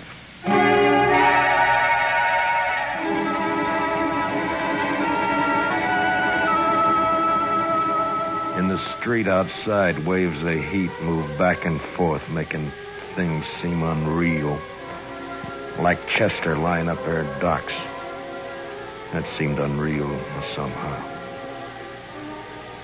I walked down to the jail and I went inside and I sat there for a while. And then all at once I got up and unbuckled my guns and I hung them on a peg behind the desk.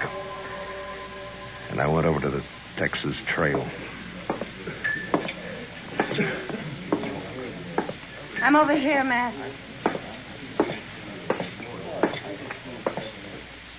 Sit down. Matt, I heard about Chester. How is he?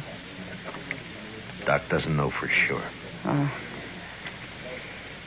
They were in here bothering you. Who were they, Kitty? I never saw him before.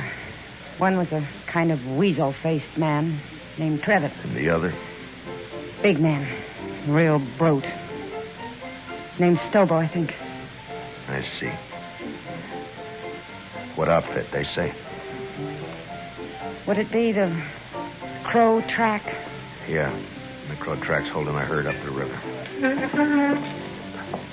Thank you, Kitty. Wait a minute, Matt. Yeah? It's no business of mine to ask, but where are your guns? It would have been easier for Chester if they'd have shot him and killed him. But I don't see... So I'm not going to shoot them. If Chester dies, I'll see him hanged. Otherwise... Otherwise what, Matt? I don't know. But I'm going to bring him back and we'll wait and see. You're taking an awful chance. Maybe. Oh, Matt. Please be careful. Sure. Kitty? Yeah, Matt. Look in on Chester once in a while, will you? Maybe Oh, of course I will. Don't worry about him. Thank you, Kitty. So long.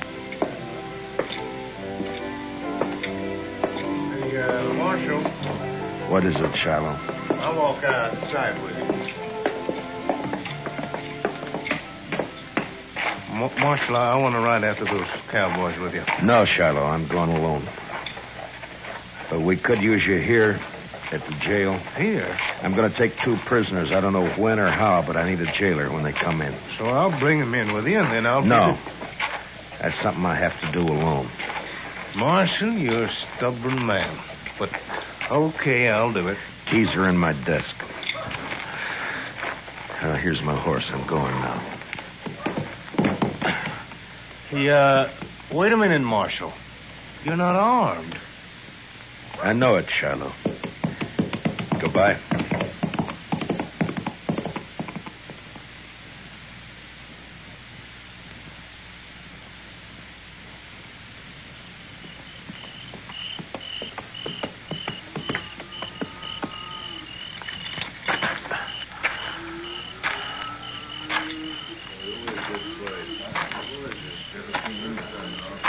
Who's the trail boss here? Where is he? Here I am, and I don't need any riders. Maybe not, but you got 2 riders I need. How's that? Just what do you want, mister? That's the Crow Track outfit, isn't it? That's right. I'm looking for a couple of your men called Stobo and Trevitt. They ain't here, mister. Now, where are they? They come back this afternoon, picked up the gatherings, and left.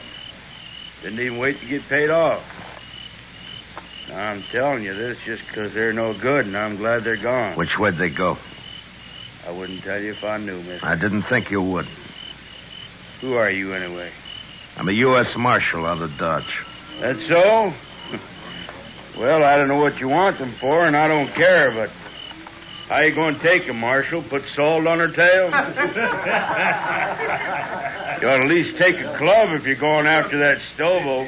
He's mean, he's big. Besides being a Texan. We've hung Texans up here before, mister.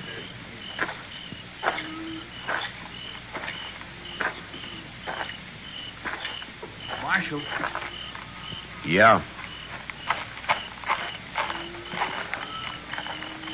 I heard Stobo and Trevitt say they were heading west, following the Arkansas. Where are you from, son? Texas, near Waco. And what are you sniveling around informing on these men for? That Stobo kicked me. Knocked me down and kicked me. All right, son, I'll ride along the Arkansas. But you ride back to Texas and learn how to fight your own battles.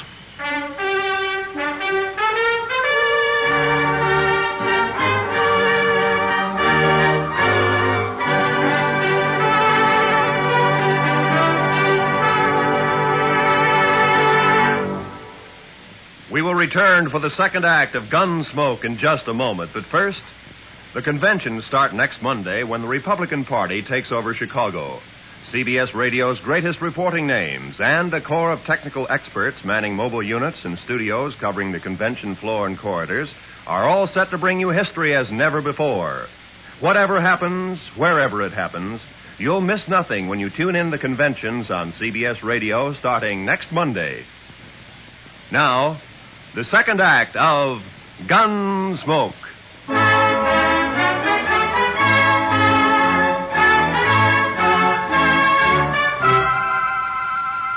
I cut straight down to the Arkansas and followed it west. I rode close to the water where I could use the sound of it for only my cover. After an hour or 2, I spotted a hobbled horse alone. Stobo and Trevitt must have separated. I got down and followed the animal's tracks as best I could in the moonlight until I caught the dying coals of a campfire on the bank ahead. To one side, I could make out the huddled figure of a man asleep in his blanket. It took a long time to crawl to his head where I saw the weasel face of the man Trevitt. His gun belt lay on a saddle blanket in easy reach. I stood up and heaved it out into the river. And as Trevitt sat up with a snap, I kicked him back. Don't shoot! Don't shoot! You sit up again and I'll smash your skull, Trevitt. Don't kill me! Don't kill me! Shut up. Now, where's your rope? I told you to lie down. Now, where's your rope? Under my saddle there. You gonna lynch me? No. But you may hang legally if you live that long. Now keep your arms in that blanket and lie still while I get you roped up here. Who are you, mister? Yeah, that'll do it. Let's just say I'm a good friend of a man you dragged out of Dodge this morning. Stobo was in on that, too. It was his idea. He did it. Don't worry, I'll find Stobo.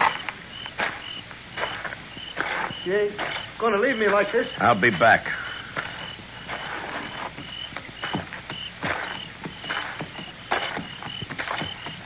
You ain't even carrying a gun. Too bad for you, I'm not.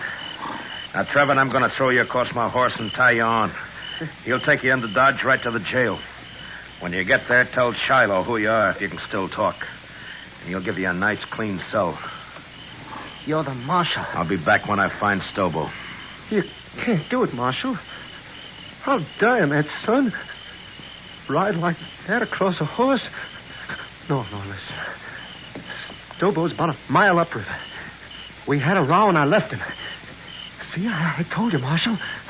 Let me go now. Trevor, how would you like to go to Dodge behind my horse with a rope around your head? No, don't, Marshal. Don't kill me. I'll pack you on now.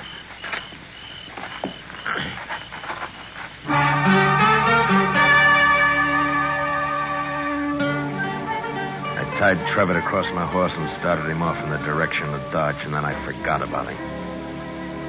Stobo was next. I rode west on Trevor's horse. Dawn was just breaking when I saw him, crouched behind a campfire, cooking breakfast. His horse was saddled and stood nearby. I rode straight up, got down, and walked over.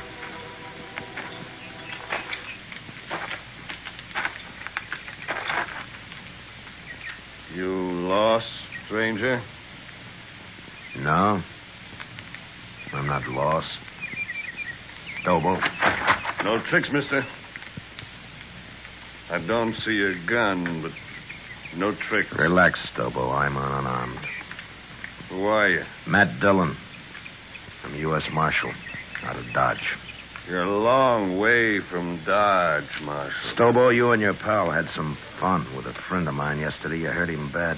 Maybe you killed him. You rode out here without a gun to tell me that? You're the craziest marshal I ever saw.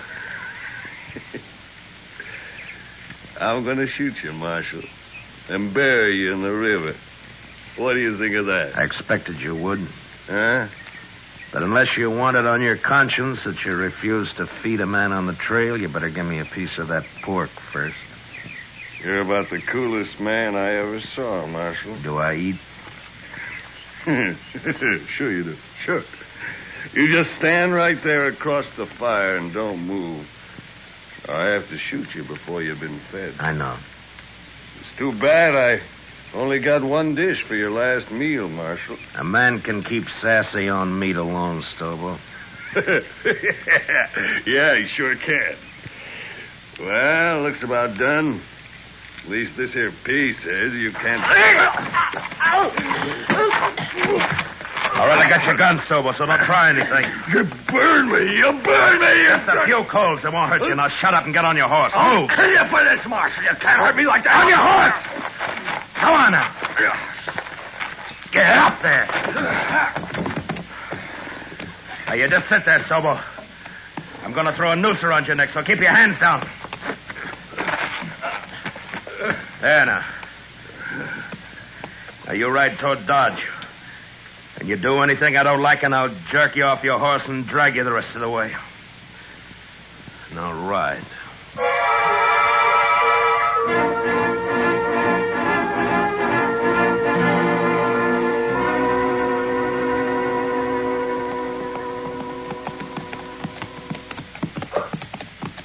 Jail's on the left. You see it? I see it. All right, pull up. Shiloh! Shiloh! Well, hello, Marshal. This other one? Yeah. Trevitt, get here. More dead than alive, but he's here. That was rough, Marshal. Real rough. Yeah. Shiloh, how about Chester? Tell me. Doc ain't sure yet, but he's alive. Lock Stobo up. I'm going over to Doc's. All right, you get down. And walk straight or I'll shoot you through both knees.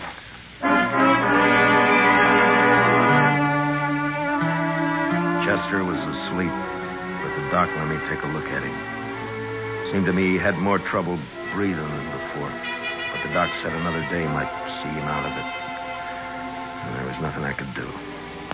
So I went up for a steak and some sleep. And the next morning I went back to the jail. Morning, Marshal. Everything all right, Shiloh? Doc looked over your prisoners. Trevor's pretty sick yet, but Stobo's all right. Got a few burns is all. Nothing could hurt that moose. A hanging might. Sure, but what if Chester pulls through? You can't hold us in, Marshal. There's no law that says... I don't like the sound of your voice, Trevor. But you can't Be hold quiet. Don't worry, Travis. There's nothing he can... You too, Stobo. Shut the door, Shiloh. I don't even want to look at him. That Stobo's a mean one, but I feel kind of sorry for Trevor. Then go cry about it someplace else. I don't feel sorry. Don't you take it out on me, Marshal. I didn't send Chester off to do my job. Yeah.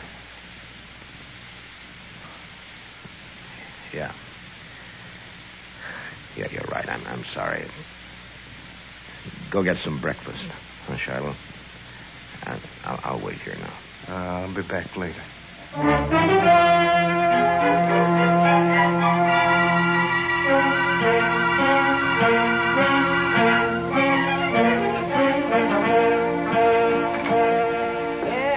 Hello, Marshal. Doc? What is the doc coming? Chester, he's going to be all right. You sure? Well, of course, Marshal. His breathing suddenly changed. The pressure's off somewhere. Oh, he's going to be fine. That's good. That's good. Of course, he'll be in some pain for a while yet, but... Yeah. All right, Doc. I'll come see him in a little while. I'll tell him for you, Marshal.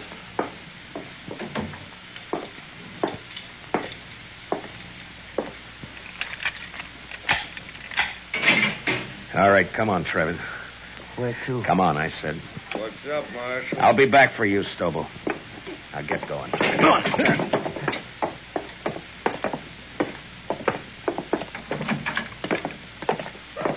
It was Stobo, did it? Not me. You can't do anything to me. Shut up. Trevor, your horse is down at the National. Go get on it. You turning me loose? Get your horse and ride, and don't ever come back to Dodge, not while I'm alive. Now go on before I change my mind. Yeah, sure, I'll go.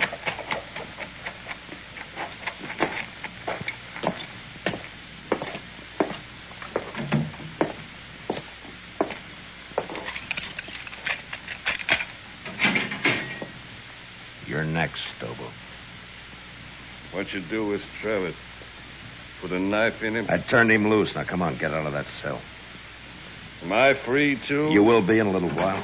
So the doc, Marshal. Chester's... Hey, where you going with Stobo? Gonna shoot me in the back, probably. That right, Marshal? I'm gonna do what I should have done 3 days ago when I sent Chester after you. Bring him outside, Shiloh. Let's go, Stobo. Slow and easy.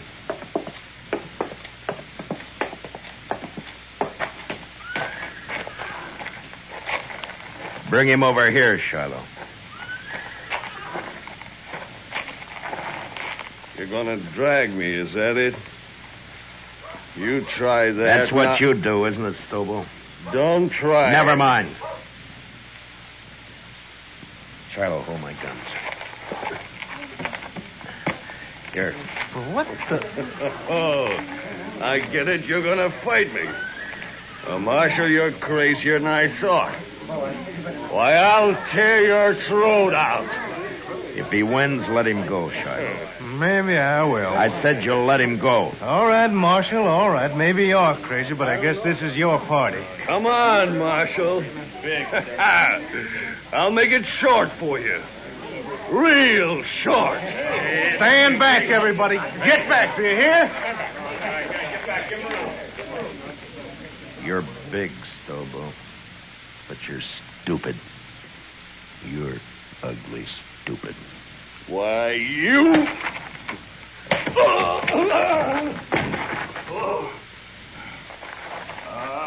kill you! I'll kill you!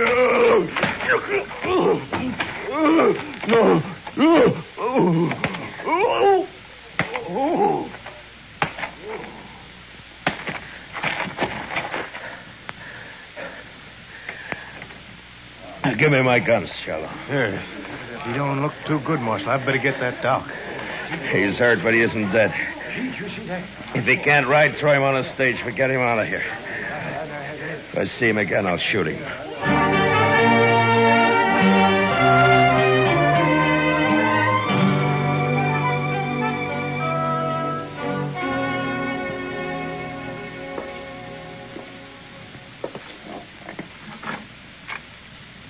Chester?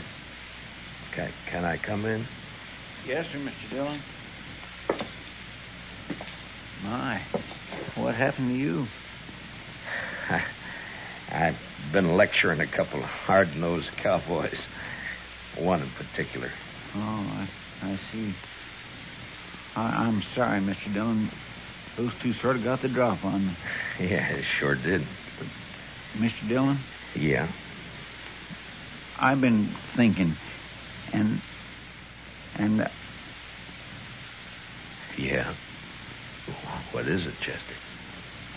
Well, Mr. Dillon, I'm not much help to you here. Maybe I better just... That's enough, Chester. Well, but I've been thinking... Well, just stop thinking.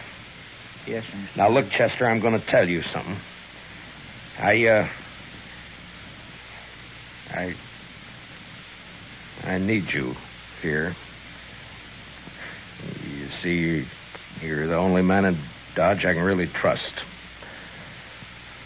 The only one. Yes, sir. Well, you can trust me, Mr. Dillon. Yeah, I know. And I'm thanking you, Chester. But you're sure no help to me lying there, you know. No help at all. Well, I don't aim to stay here long. The doc says I'll be up and around again. Look, Chester, I tell you what. I'll go get patched up, and then we'll make Kitty come over and fix us some steaks, and we'll have some beer too, huh? Well, what do you say? My, that'd be fine, Mr. Dillon. My, I'd sure like that.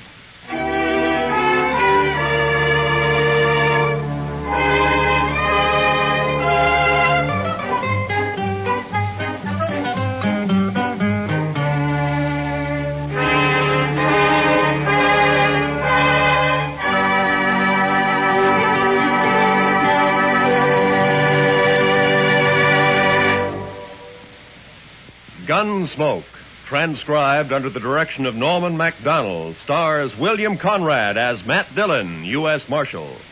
Tonight's story was especially written for Gunsmoke by John Meston, with music composed and conducted by Rex Corey. Featured in tonight's cast were Paul Dubov, Lou Krugman, and Georgia Ellis, with Don Diamond, Gil Stratton, and Jack Crucian. Parley Bear is Chester, and Howard McNear is Doc. Join us again next week as Matt Dillon, U.S. Marshal, fights to bring law and order out of the wild violence of the West in Gunsmoke.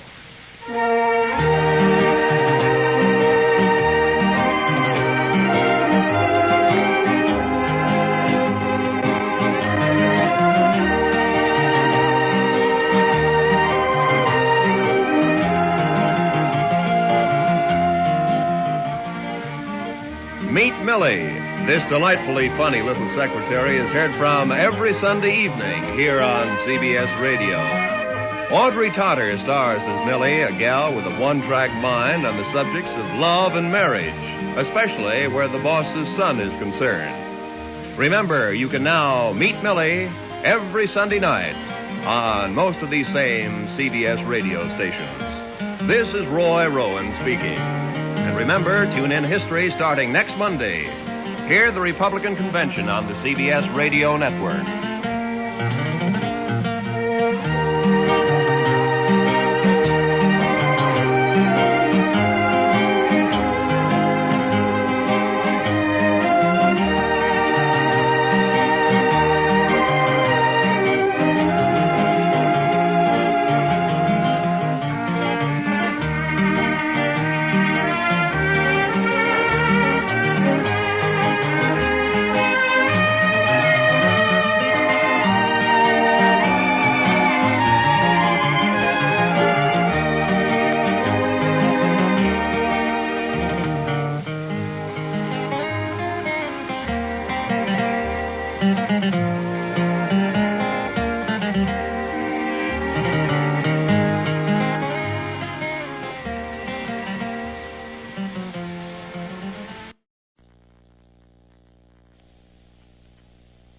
Transcribed.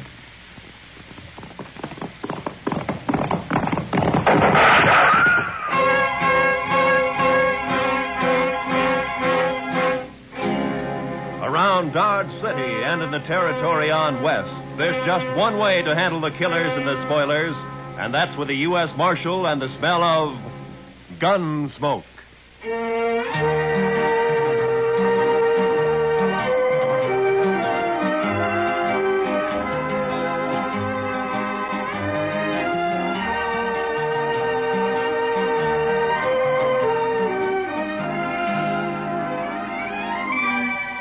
Gunsmoke, starring William Conrad. The story of the violence that moved west with young America. The story of a man who moved with it. Matt Dillon, United States Marshal.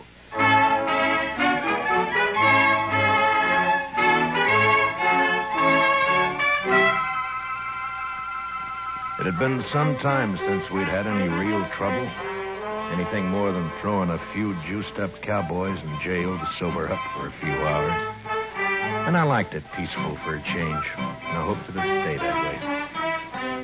Well, that morning I'd gone to take a few catfish out of the Arkansas.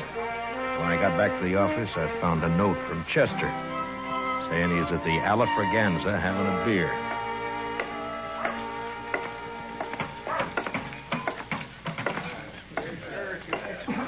Hello, John. Over here, Mr. Dillon. Any luck, sir? Oh, about a dozen, Chester. We'll have them for supper. No, that'll be fine. Oh, I've been telling Mr. Carter here about you, Mr. Dillon. Mr. Carter? Robert P. Carter. How do you do, Marshal? Hello, how are you? Buy you a drink? Well, thank you. Yes, I believe I will. I think I'll have a beer. Bartender, a beer. Yes, Mr. Carter came in on the stage from Denver last Saturday. Oh, you live in Denver, Mr. Carter? Oh, heavens, no. New York, Marshal. I've only been west a few months, investing money in gold mines and cattle and the like. Mr. Carter's very rich. Oh. Well, Chester, I will be if Mother Nature holds out. His girl is coming in on the stage today, Mr. Dillon. Oh, is that so? My fiancée, Marshal. He met her in Denver, but she couldn't get ready in time to come here when he did. Ah, I see. I had to come ahead on business. Couldn't wait. We'll take the Santa Fe to St. Louis from here. They're going to be married in St. Louis, Mr. Dillon. Wow. Well, congratulations. Thanks. But is the stage always this late? He's worried, Mr. Dillon, with his girl on the stage and all. It'll be along, Mr. Carter. You talking about the stage? Oh, hello, Shiloh. Shiloh says he's been sitting there by himself all morning, Mr. Dillon. Since last night, Chester. You know something about the stage, Shiloh? Only that it's carrying $50,000 in gold out of Leadville.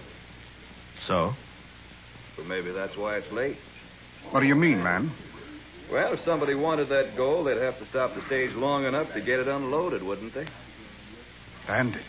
He means bandits. Now, hold it, Mr. Carter. You're already bleeding and nobody's shot you yet. What? Nothing. Just take it easy. The stage will get here all right. It's often a little late. But this man says it might have been held up. Why, there may have been a shooting. Well, now, he's just daydreaming, that's all. Wait a minute. Listen. Huh? Well, there it is now. Oh. See, Mr. Carter, there was nothing to worry about. It got here all right. Yes.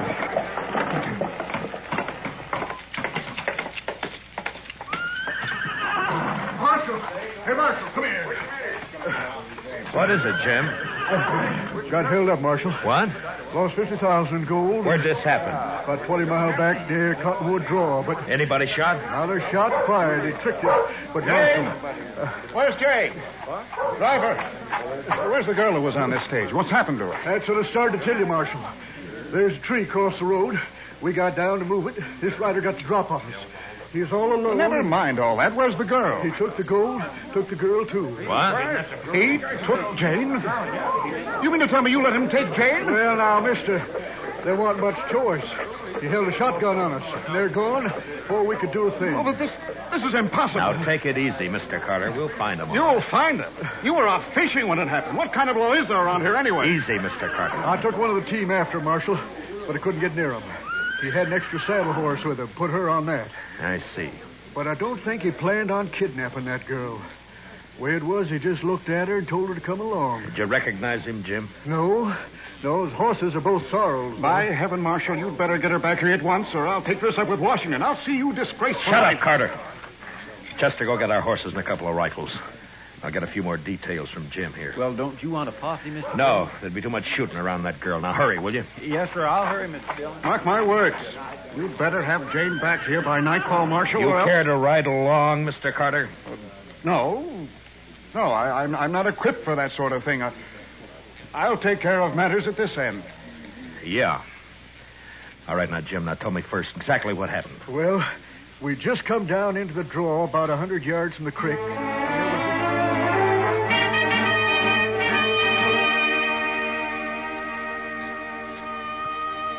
A blood-red sun was drooping over the edge of the prairie when Chester and I reached Cottonwood Draw. We rode hard until night fell, and then we had to stop and wait for daylight. But with morning, we drew a heavy rain that washed out every track. We rode on anyway. For the next 3 days, we scouted a big piece of that country. But it was hopeless. Finally, we headed back to Dodge. Empty-handed.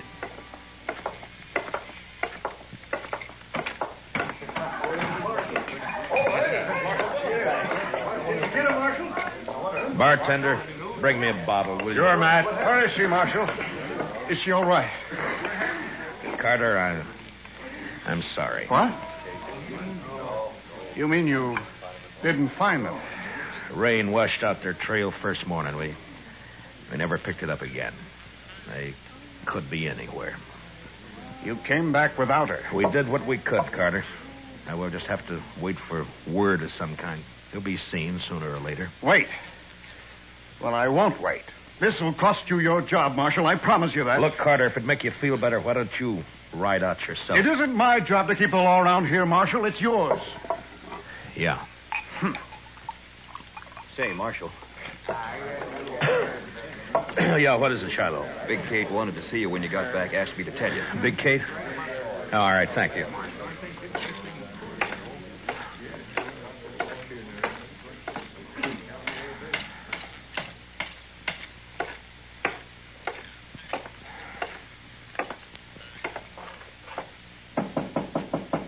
Come in. Oh. No luck, eh, Matt? How'd you know, Kate? I can tell by looking at you. Yeah, it's thousands and thousands of miles, that prairie. It'd been just luck if we'd found them. Nobody's blaming you, Matt. No? Carter is. And I suppose it's hard on him. His fiancée and all that. Carter's no good, Matt. Well, I never liked him, but I suppose that doesn't matter. And I'll tell you why he's no good. Huh? You know something, Kate? Carter's been drunk a lot while you were out. He was bragging to one of the girls last night. Bragging? What? About what? Not much, to my way of thinking. Well, go on. Well, to make it short, seems Jane's father got into a big deal with Carter up in Denver. Yeah? Carter got him tied up good and then threatened to ruin him. Oh, well, so what happened? He didn't ruin him. He took Jane instead. Yeah. Well, maybe she likes him. You don't know much about women, do you, Matt? You think a boughten bride is likely to be in love with the man? So that's what I have to bring her back to. Well, what are you going to do about it? What can I do, Kate? You just have to wait. See what turns up.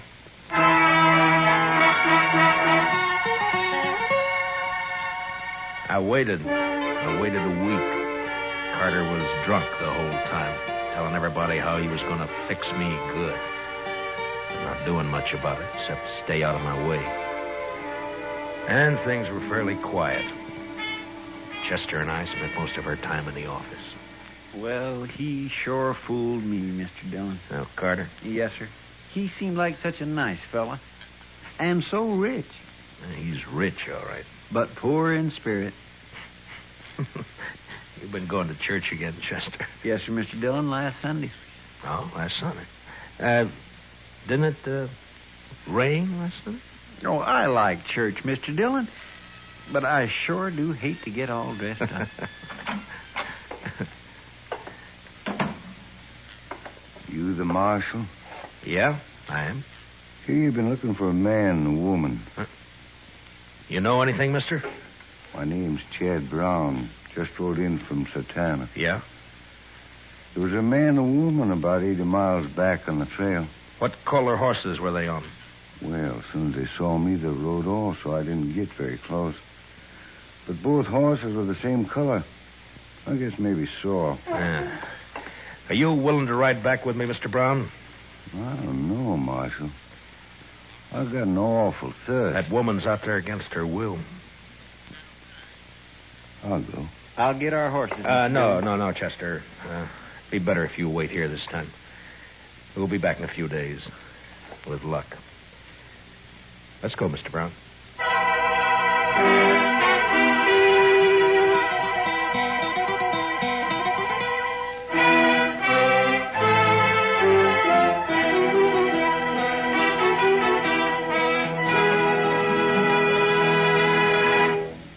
We will return for the second act of Gunsmoke in just a moment. But first, Frank Fontaine now brings you comedy with 4 members of the Frank Fontaine family, guest stars, and a delightful cast of entertainers. Sunday nights on CBS Radio. Listen in for the Frank Fontaine Show tomorrow night. It's refreshing summer listening. So, just for fun, try the Frank Fontaine Show tomorrow night on CBS Radio. Now, the second act of Gunsmoke.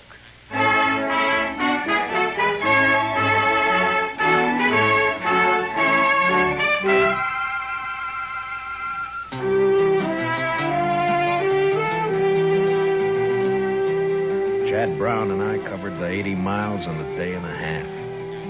The Outlaws' trail headed south for a few miles and then turned northeast, back in the general direction of Dodge.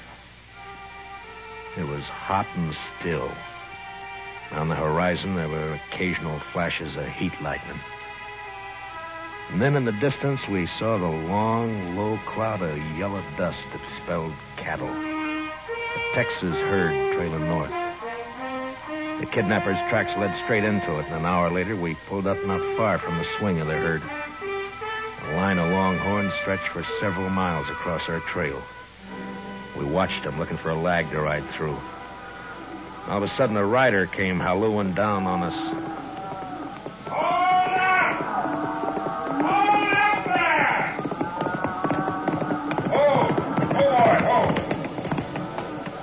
there! You ain't aiming to cross that herd, are you? Have you seen anything of a man and a woman around here, mister? Was they mounted? Yeah, a couple of sorrels. It don't matter. I ain't seen nothing but cattle and cowboys for 6 weeks. Besides, these cattle are plenty uneasy. They've been dry since yesterday morning. And that heat lightning ain't soothing to them. This herd's crossed the trail of an outlaw and a kidnapped woman, mister. That's so. Well, you just have to wait.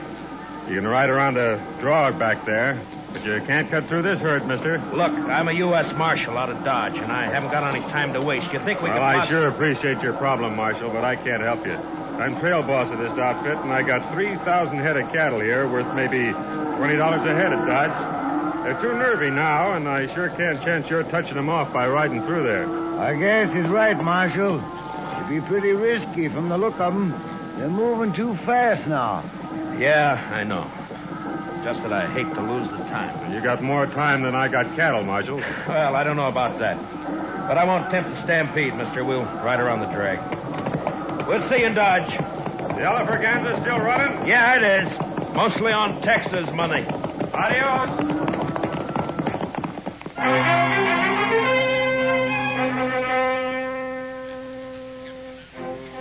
We rode down along the herd and back up the other side, about a 4-mile detour. But we picked up the trail again and followed it till dark. Next morning, we found the outlaw still headed straight for Dodge, and all we could figure was that he must be new to the country and just plain lost. Naturally, he'd want to avoid asking questions of anybody. By noon, we were in sight of town, and during the last hour, neither Brown nor I said a word. Finally, we rode up Front Street and got down at the jail.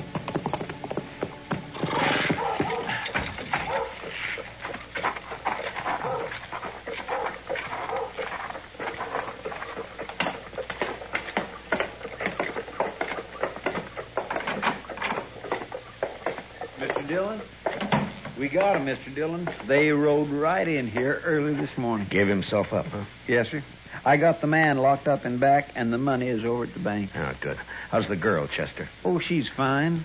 A little tired, but fine. Yeah. Well, what's his story? Who is he? He calls himself Scott Cooley, but he won't say anything more at all, Mr. Dillon. I just gave up on him. I thought I'd better wait for you. All right. I'll talk to him first, and then I want to see the girl. Where is she? I didn't like it, Mr. Dillon, but I didn't see what I could rightly do about it. What do you mean? What happened? Well, she sure didn't want to go with him, but that Mr. Carter came here and just the same as dragged her off. She went finally, but I sure don't like it. Well, they didn't leave Dodge, did they? Oh, no, sir. There's no train till tomorrow. They're at the hotel. Oh, all right. I'll go over there later, Chester.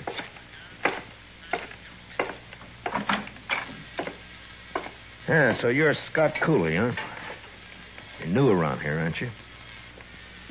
Well, anyways, I never saw you before, Marshal. Well, I've tried hard enough to meet up with you, Cooley. You're in trouble, you know, bad trouble. Marshal, you got anything to say, just say it right out. I got nothing to say. I'm just curious why you rode into Dodge, that's all. What do you care? I'm here. You got the money back and... And what? Oh, leave me alone, Marshal. Just leave me alone. You gotta talk sometime. Now, listen, Marshal. I'm ready to serve my time. That's why I gave myself up. But talk, no. I don't have to talk. Not for you. Not for anybody else. Mm-hmm. All right, Cooley. Have it your way. Marshal. Yeah? Marshal, you going to see Jane? Yeah. Why? Well, what are you going to see her about? Find out what happened? Yeah. Marshal, I don't suppose you'd let me out of here just long enough to kill Carter. Yeah, you mean the girl told you about it? I wouldn't care if I hang for it. It'd be worth it to kill him. Mm-hmm. Tell me something. What makes you think what you did's any better? What? You wouldn't understand, Marshal. But you do what you can for her, will you? Anything else you want to tell me? No, that's all.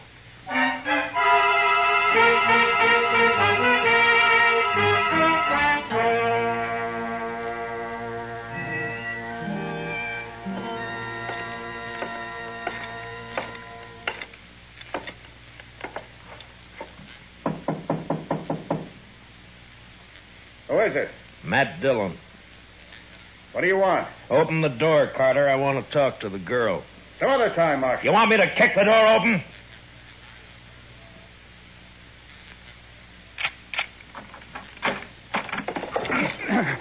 You're asking for trouble, Carter. How do you do, miss? I'm Marshal Dillon. How do you do, Marshal? I I know you've been through a lot, miss, but I have to get the whole story from you so as I can file the proper charges against this outlaw, Scott Cooley. You want to use me to put him in prison? Is that it? Well, he's committed 2 crimes, robbery and kidnapping. We'll want him up for both. Well, doesn't the fact that he gave himself up and returned the money help at all? I'm afraid I don't gather your drift. Then let it go at that, Marshal. We're leaving Dodge on the next train. So Jane won't be here to testify anyway. No? Is that what you have in mind, Jane? Oh, no. I mean, I don't know. Oh, please. She's upset enough. Marshal, leave her alone. If I want anything out of you, Carter, I'll knock it out. Now shut up. You can't talk to me like that. Wait. Marshal, I'll tell you all about it, but first... Yeah? Well, not in front of him. Make him go out, and then I'll tell you. All right, Carter. Outside. Don't you order me around. This is my room, and... I'll throw you out. If I open the door and find you around, I'll throw you all the way downstairs. Now get it!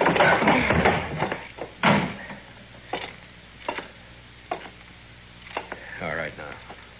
Jane, you can talk. Can I trust you, Marshal? Really trust you? Well, that's up to you. But I'll tell you this. I know about Carter. About you and Carter, that is. Then you know how I hate him. Yeah? But right now I'm curious about this kidnapping. What happened? Why did Cooley give himself up?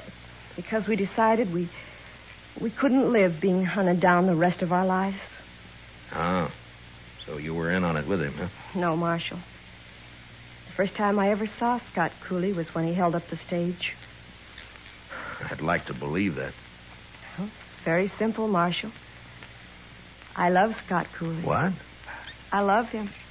Oh, now look, Jane, girls like you just don't go around falling in love with outlaws. Don't they, Marshal? No, they don't. I did.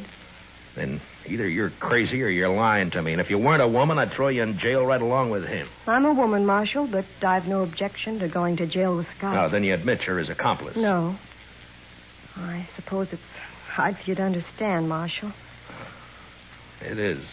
Well, I'll try to make it simple. You see, Scott doesn't know why he took me with him when he held up the stage.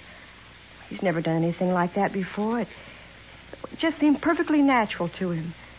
He saw something he wanted, and he took it. That's all. Well, I'm afraid the court will look at it somewhat differently. Well, I suppose he'll go to prison for the holdup, but not for kidnapping. Why not? Because I'll testify that I went with him of my own free will. I almost wish you two hadn't ridden back to Dodge. Marshal. Yeah? You said you know about Bob Carter and me. Yeah? Well, Scott's been wild, and he's done wrong, but he's never done anything really evil. Well, maybe you're better off with Cooley. If he straightens out. You know I am. Don't you, Marshal? It's no business of mine. I'm a peace officer, not a matchmaker. My job's to keep Cooley under arrest and get him up for trial, and that's all. Now, what you do is your own business. You can testify any way you like. I can't stop that. Oh, please. Marshal, help me. There's no one else who can. Yeah, who is it? It's Carter. Open this door.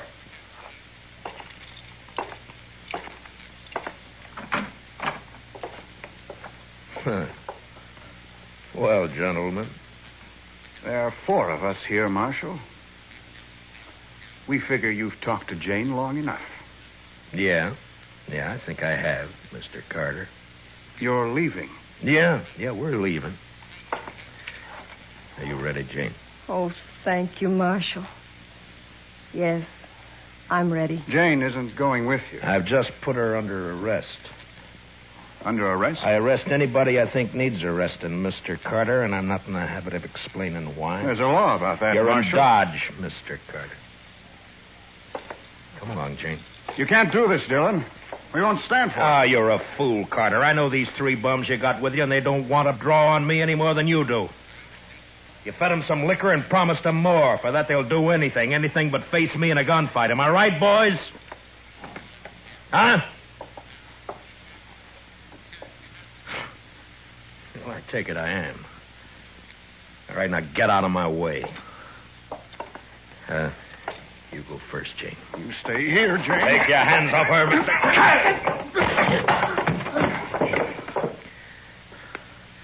Just step over him, Jane.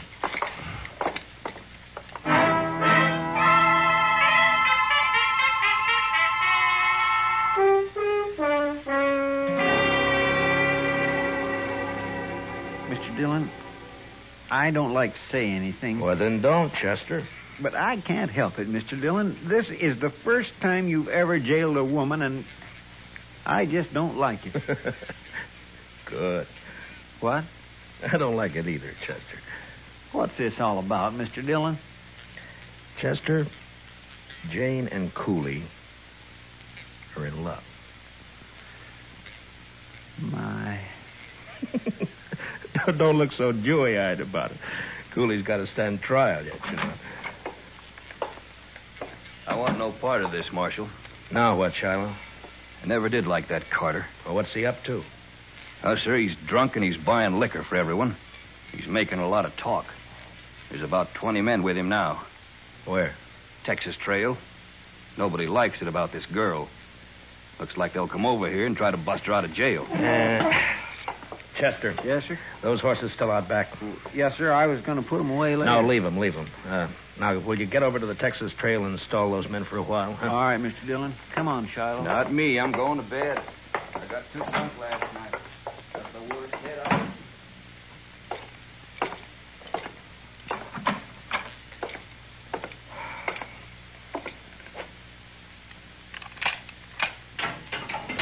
Cooley? Yeah? Come on out.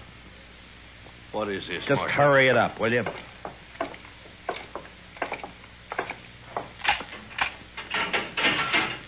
Let's go, Jane. Oh, no. Stay where you are, Jane. I don't You'll do like what this. I tell you, Cooley. It's all right, Scott. We can trust him. Yeah, but I don't know what he's got. Scott. Well. All right, Jane, if you say so. All right, now, out back. Here, that way. Now, come on, let's move.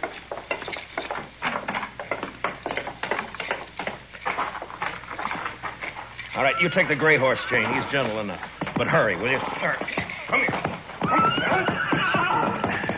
Come on, boy.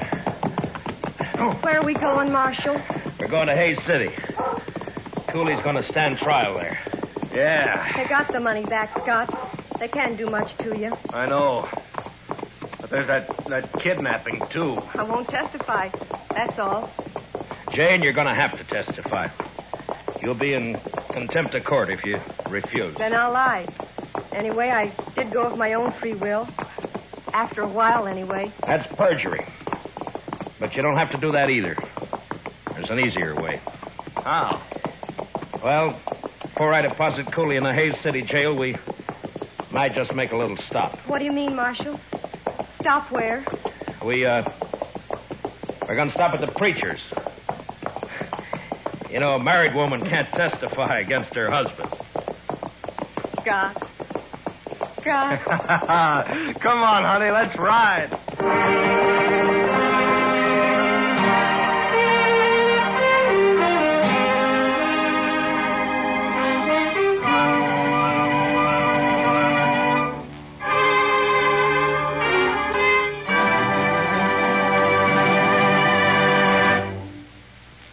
Gunsmoke, transcribed under the direction of Norman MacDonald, stars William Conrad as Matt Dillon, U.S. Marshal. Tonight's story was especially written for Gunsmoke by John Meston, with music composed and conducted by Rex Corey. Featured in tonight's cast were John Stevenson, Larry Dobkin, and Patricia Walter, with Mary Lansing, Herb Ellis, Jonathan Hole, Jim Nusser, and Frank Gerstle. Parley Bear is Chester. Join us again next week as Matt Dillon, U.S. Marshal, fights to bring law and order out of the wild violence of the West in Gunsmoke.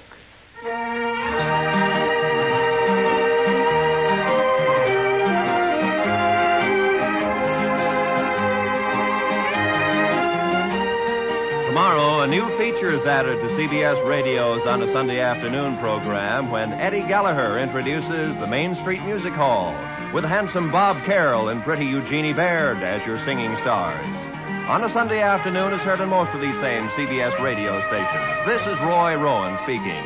And remember, daytime is a gay time with Arthur Godfrey on the CBS Radio Network.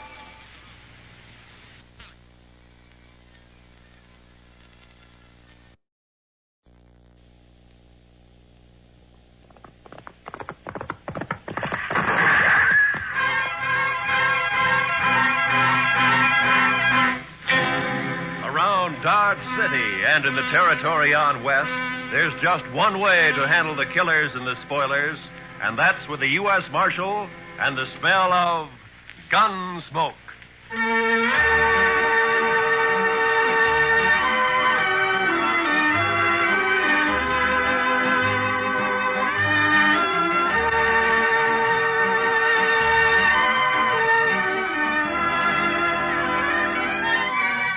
Gunsmoke, starring William Conrad. The story of the violence that moved west with young America. The story of a man who moved with it. Matt Dillon, United States Marshal.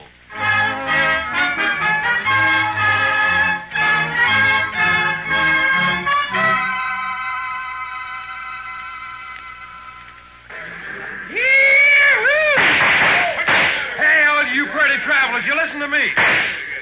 You gotta get welcome to Dodge City proper like. Hey, you there, mister.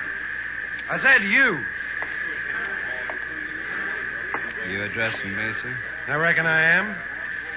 You a preacher? Not exactly. You dressed like a preacher. If you'll excuse me. Back up, fancy pants. If you ain't no preacher, I figure on making you dance some for the folks. You think you can hoorah me? Dude, I said dance. Dance or the next shot will take off one of your toes. I don't think I'd like that. Doc, no.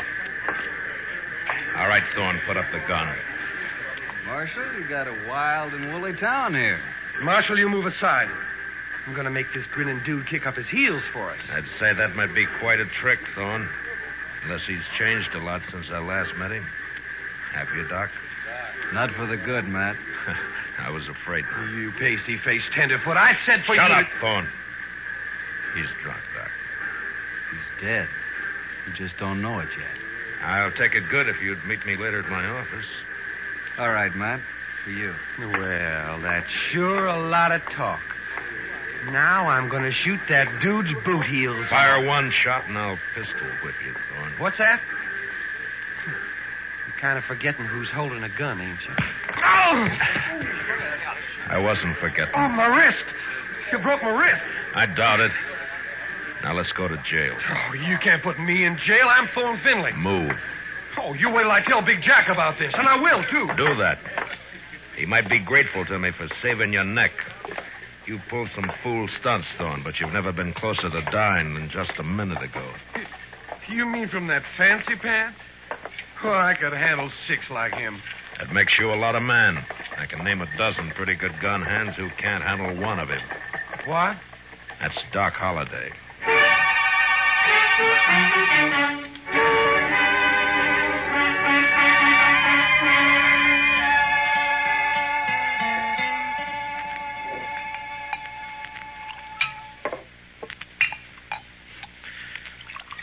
There you are. Salute, Matt. Salute, Doc.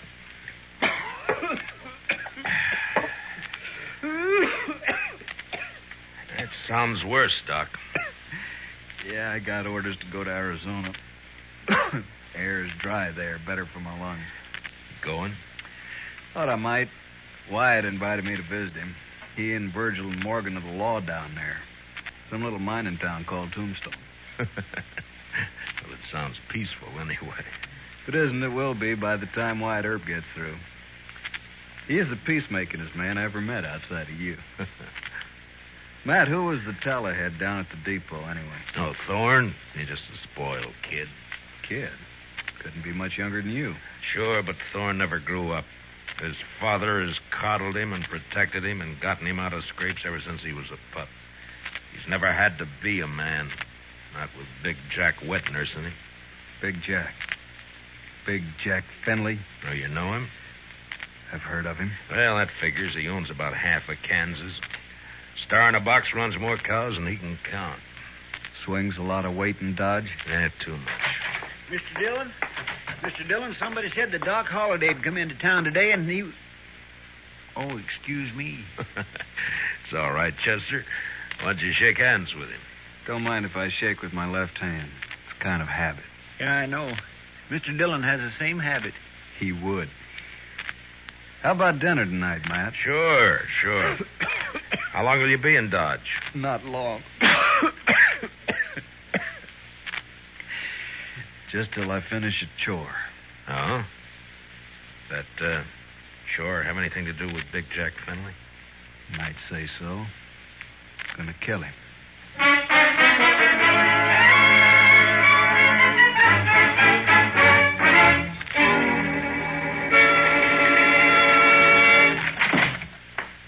All right, Dillon.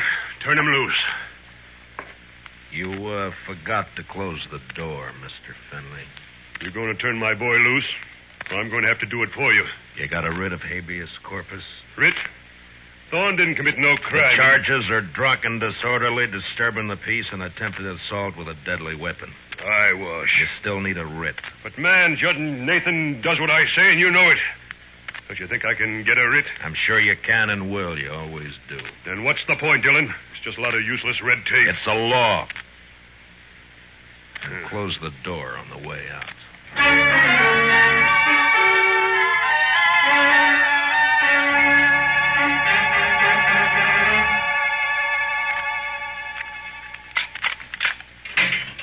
All right, Thorne. Didn't I tell you Big Jack would get me out? When are you going to learn you can't put... Save the speech. The law can't touch a Finley. You ought to get smart, Marshal. Like you? Sure, like me. Hi, Big Jack. You okay, son? Fine. Anything else, Mr. Fenley? Why, yes. My boy here is a little boisterous sometimes, I know. High-spirited, you understand? Uh-huh. So? So, I want to put a stop to all this nonsense of yours, arresting him every time he kicks up his heels a bit. Well, go on. Well, I'm offering you a job. Let's say, protecting my interests. $200 a month. And no work, naturally. I see we understand each other perfectly. No work, of course. All I have to do is just shut my eyes whenever Junior here breaks the law, huh? I said we understand each other. There's no need to elaborate on it, Dillon. There's a big need. Only how do I explain to a person like you that some men don't wear a price tag? Huh? How do I explain how I feel about a so-called respectable citizen making the law his private doormat? Hey, you're nothing but the stupid gunman I've always thought you were. I understand you took the part of Doc Holliday against my son. I kept Thorne from committing suicide, yeah. And you sided with a notorious killer against an important citizen of this community. Now I'm telling you, Dillon, get rid of Doc Holliday. I don't want him in Dodge tomorrow. Doc may be a gunfighter, but he's clear with the law, Finley, and a better man than your son will ever be. What? Why, That hurts, doesn't it? You... I'm serving notice, Marshal. You run that killer out of Dodge City, or I'll do it myself.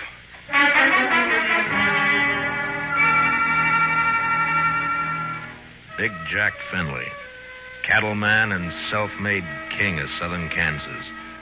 No better or worse than most of the men carving empires out of the West.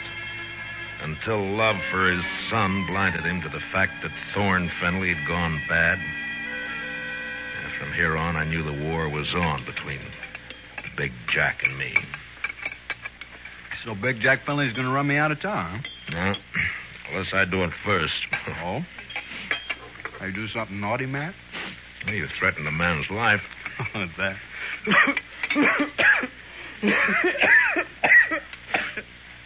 And just between friends, Matt. Anything else, Doc? Not murder. Murder? I'd give him an even break. With you, that's still murder. Don't you think you better tell me about it? Mm-hmm. What if I don't tell you? Now, then my job's to warn Fenley and try to protect him. You're a tough man to be friends with, Matt. It applies to you, too, doesn't it? Guess maybe it does at that. Didn't realize how I put you on the spot by spouting off my good intentions. Sorry. Forget it. You want to talk to me? All right. Remember a girl named Ruth Davis? Mm-hmm. Died in a riding accident a few months ago. Always wondered if it wasn't suicide. She lost her brother 2 weeks before that. No accident. No suicide. You sure? Sure. You know, Ruth and her brother ran a ranch alone. Mm-hmm. The man started pestering Ruth, and she hated him. Her brother kicked the man off the ranch. This fellow dry gulched Ruth's brother, made it look like a robbery. You have any proof of this? Yeah. Ruth was afraid to go to the law, so she sent a letter to me. Here, read it yourself. She says the man was Finley and says she expects him to try and shut her up for good. Well, that doesn't mean it's Big Jack. I went to see Ruth's folks. They had her belongings. Among them, I found this. Watch chain. Engraved JF on the clasp. Jack Finley. You see why I've got to kill him, Matt? He forced Ruth's horse over that cliff, sure. But do you still think she died accidental? No. But who's responsible is something for a court to decide. Court? With Finley's money and influence, he wouldn't spend 5 days in jail even if he was convicted, which he wouldn't be. He doesn't own the court. Maybe not, but it's still the most powerful man in the state against a dead girl whose only friend is Doc Holliday. How do you think a judge will decide? Doc, I'm going to ask you a favor. Make it one I can give. I got an idea, but you must let me handle it my way. Give the law a chance. All right, Matt, I can wait. Thank you. I'll keep this letter and chain for a while. All right, but if the law fails, I'll brace Big Jack Finley when he walks out of the courthouse. Then you'll be bracing 2 men, Doc. Finley and me.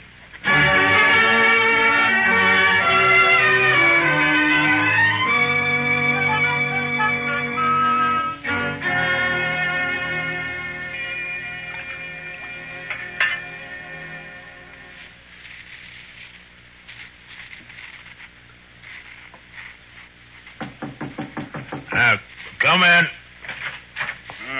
Morning, Marshal. Looks like it'll be a fine day. Well, you're up kind of early just to bring me a weather report, aren't you, Judge Nathan? Huh?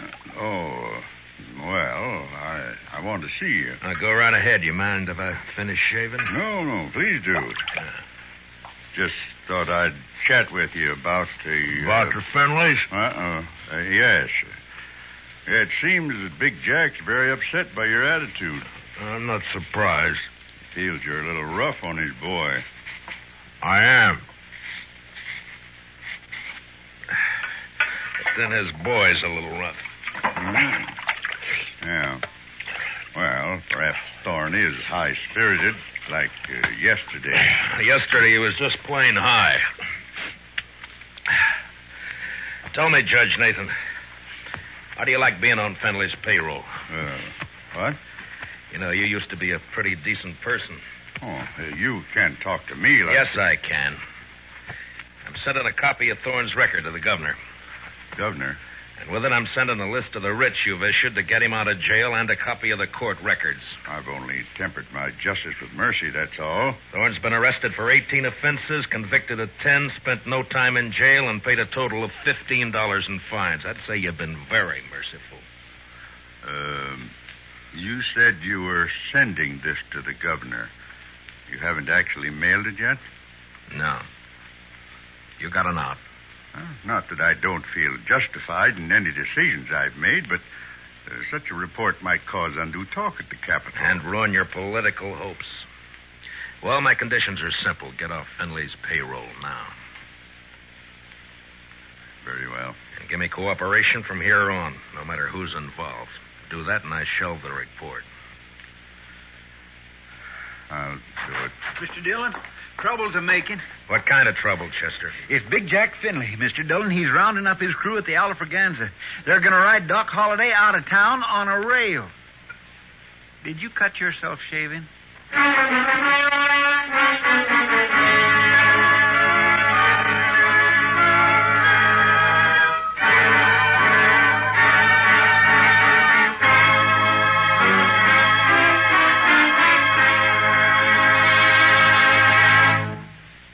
We will return for the second act of Gunsmoke in just a moment. But first, don't forget, starting Monday, CBS Radio's tremendous news staff will start bringing you the complete coverage of the Democratic Convention in Chicago. As you found during the Republican Convention, CBS Radio never misses. So, starting Monday, stay with CBS Radio all day and evening for the Democratic Convention. Now, the second act of Gunsmoke.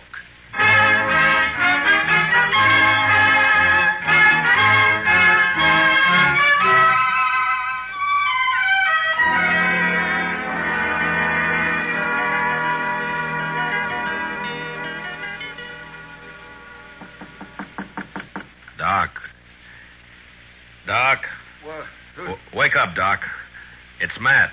Oh.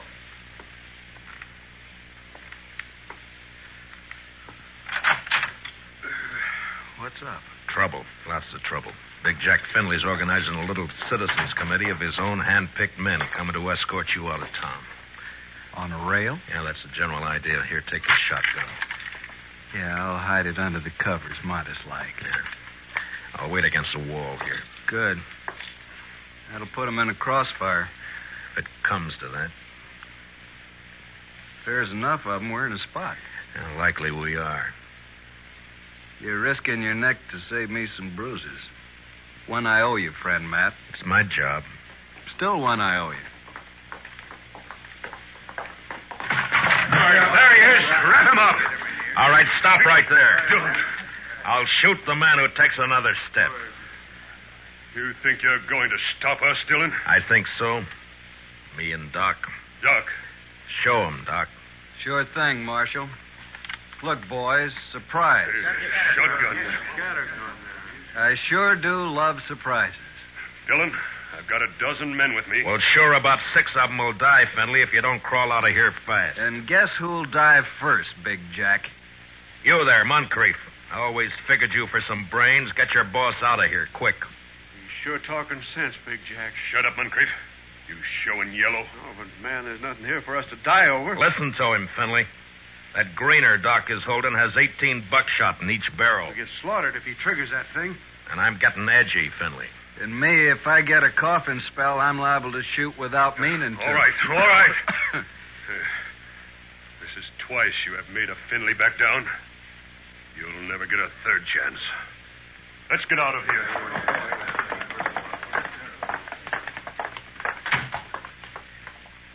Matt, when you going to arrest him? When I'm ready. Not long. I hope not. Getting impatient to see that man dead.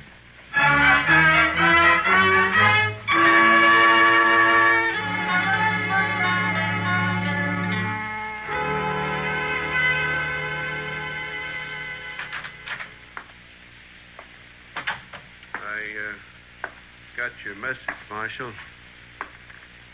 I hope it's important. It is, Moncrief. How long you been foreman for Big Jack? 15, 16 years. And you know him pretty well. Would he be the kind to kill a girl? No, of course not. Guess he'd kill a man if he got mad enough, but he wouldn't kill no girl, Marshal. Well, I have proof that he did. A girl and her brother, but it doesn't set right. I'm hoping you can help. What's your proof, Marshal? A letter that names Finley as the man. Ruth Davis wrote it before she died. Ruth Davis. And this watch chain was found with her belongings.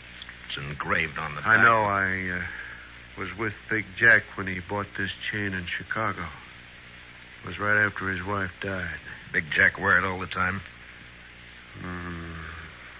You rode the right hunch, Marshal. What? Thorne is your man, just like you figure. He had a yen for the Davis girl, but he kept it quiet. Guess he didn't want it known she throwed him over. But the watch chain... Big Jack gave that to Thorne on his 25th birthday. Whole ranch can testify to that. Good. All right, thank you, Moncrief. You, gonna try and arrest Thorne? Why? If Big Jack believes Thorne killed that girl, it'll break his heart. Broke her neck. If he don't believe it... Then? He'll protect Thorne. And, Marshal, there's not enough lawmen in the state of Kansas to make Big Jack give up his son.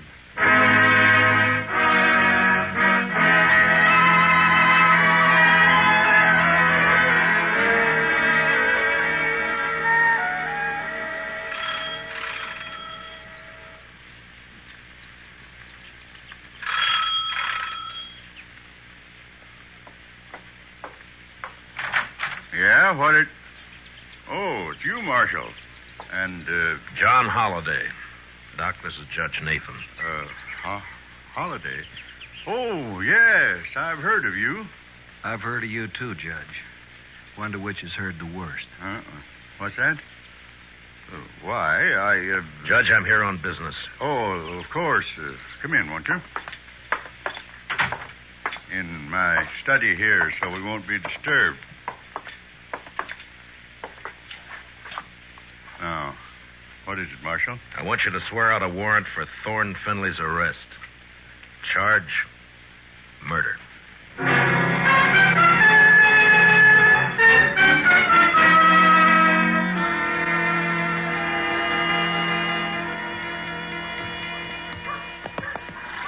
You sure you want to go with me, Doc? I'm sure. All right, hold up your right hand. Oh, no, Matt, you wouldn't make me a lawman. If you go as my deputy. I'm not letting you make this a private fight. And with my friends, if they hear I wore a star... All right, Matt, it's your show. You swear to uphold and enforce the laws of this community, the state of Kansas, and the United States to the best of your ability as deputy marshal, so help you God? All of that? All of that. I swear. Here, pin on this badge. All right, Matt.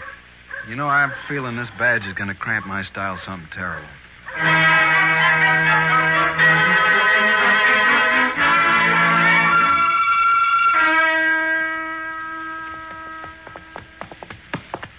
Better breathe our horses going up through this pass. We still got a good ride ahead. How far? Oh, about 10 miles.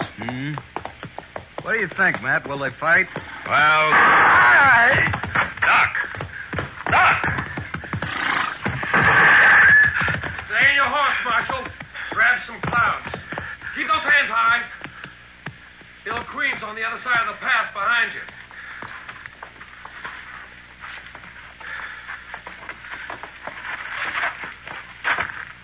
That's being smart, Dillon. Queen will drop you if you touch a gun butt.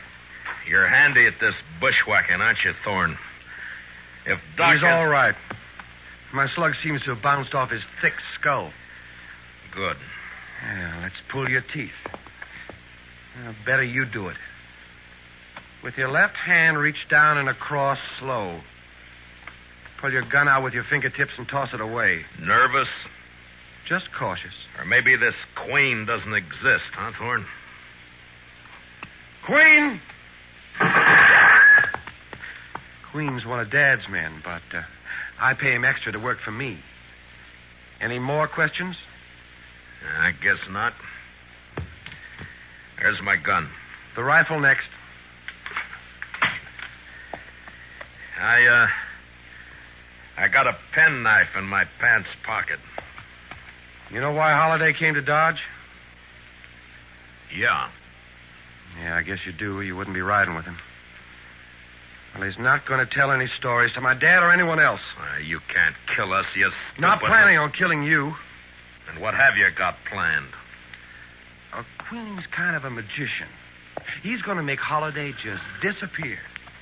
Folks won't care much about one of his kind. I would. I'd care so much I'd hang you for it. No. No, with Holiday gone, it's your word against mine. And you won't be able to prove a thing, Dillon. You sure of that? I'm sure. Otherwise, I'd take care of you along with Holiday. Now get on and start walking back to town. It's like I told you. Law can't touch a Finley.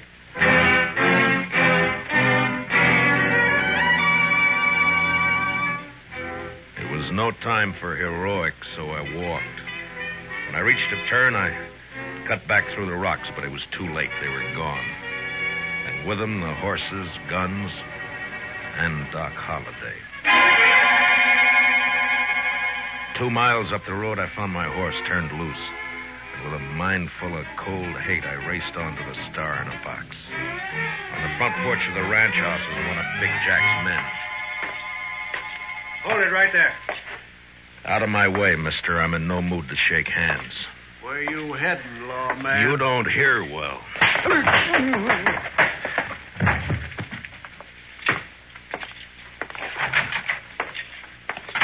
Dillon. Where's Holiday? How should I know? Get off my ranch. Then where's that prize son of yours? What? Trot him out. I want him. Do you now? What on earth for? Thorne, put that gun away. Oh, no. This is just in case the marshal loses his temper. I've lost it, Junior. Sure. Dillon, I've had all I'm going to stand from you. You just think you have. Where's Holiday, Thorne? Where'd Queen take him? Holiday? Why, I haven't the faintest idea. Where is Queen, Dad? Riding fence line, but... See, Marshal, we don't know where your friend is. You're under arrest, Thorne. What's that? Ask him to show the warrant. Here. Read it, Finley. What? Oh, no. No, that's not possible. The judge wouldn't issue a warrant without proof. He has proof, Thorne. This is a lie. Thorne couldn't be guilty of murder. No. Take a look at his face. Son. Daddy's trying to frame me. Don't let him get away with this. No, I won't. I won't. Get out, Dillon. Man, open your eyes. This is not going to help you. You heard me. I don't believe you, your warrant, or your proof. I believe my son. So get off this ranch. Get out of the state. You let me see you again, so help me, I'll kill you myself. Forget me. You're bucking the law. You can't I make my own law. So do I. Doc Holliday. Yeah, but you're supposed to be dead. Queen was supposed He's to... the one who's dead. I carry a knife in my boot just for men like him. Thorne, God help me. You are guilty. He sure is. And if he knows any prayers, he'd better get 'em over with. No, Doc. He goes back with us as our prisoner. You're wrong, Marshal. I'll take care of my son. Dad, no. You rotten, lying, murderous pup. Please don't, I Dad. should have strangled Stay you in away the from me. cradle when you were... Stay away, just I'll a shoot. I'll baby. shoot you all. Finley, look out! I threw myself at Finley, and both of us hit the floor, rolling away from Thorne as he raised his gun to fire. Then in the doorway, the blood-stained, terrible figure of Doc Holliday went into action. His pale hands blurred over his holster. Ruth Thorne!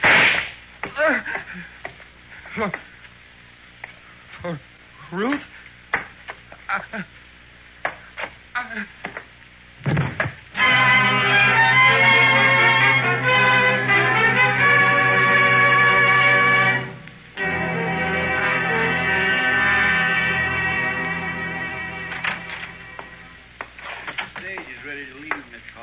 Thanks, Chester. You sure you won't stay around a while, Doc? Yeah, we're good friends, Matt, but you're a peace officer. I guess I'm not a very peaceful man. You could be, Doc. No, I'm not going to change, and you shouldn't. Law needs men like you. No, if I stayed, there's too good a chance I might cross you. Yeah? Then I'd have to meet you over gun barrels, and it's one thing I'm afraid of. So long, Matt.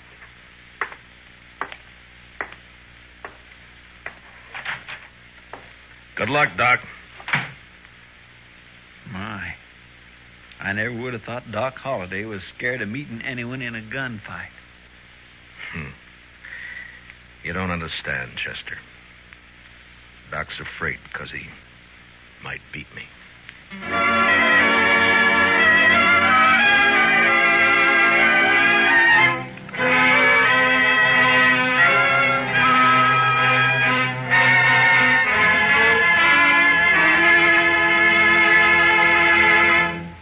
Gunsmoke, under the direction of Norman MacDonald, stars William Conrad as Matt Dillon, U.S. Marshal. Tonight's story was specially written for Gunsmoke by Herb Purdom, with music composed and conducted by Rex Corey. Featured in our cast were Harry Bartell as Doc Holliday, with Lee Millar, Nestor Paiva, Ralph Moody, and Tom Tully. Parley Bear is Chester. Join us again next week as Matt Dillon, U.S. Marshal, fights to bring law and order out of the wild violence of the West in Gunsmoke.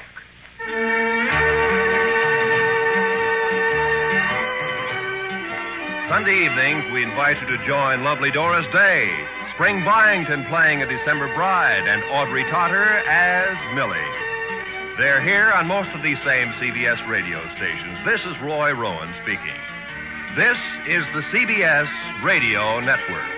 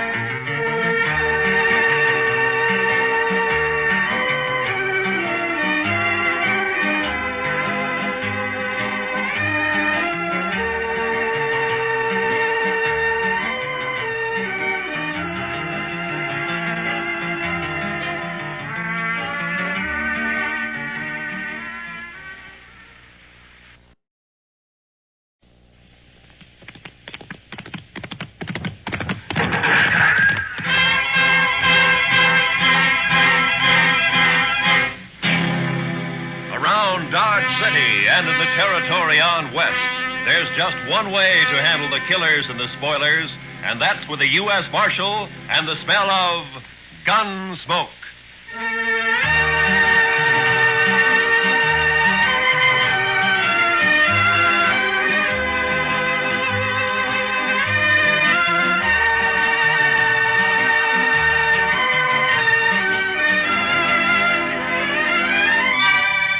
Gunsmoke, starring William Conrad. The story of the violence that moved west with young America. The story of a man who moved with it. Matt Dillon, United States Marshal.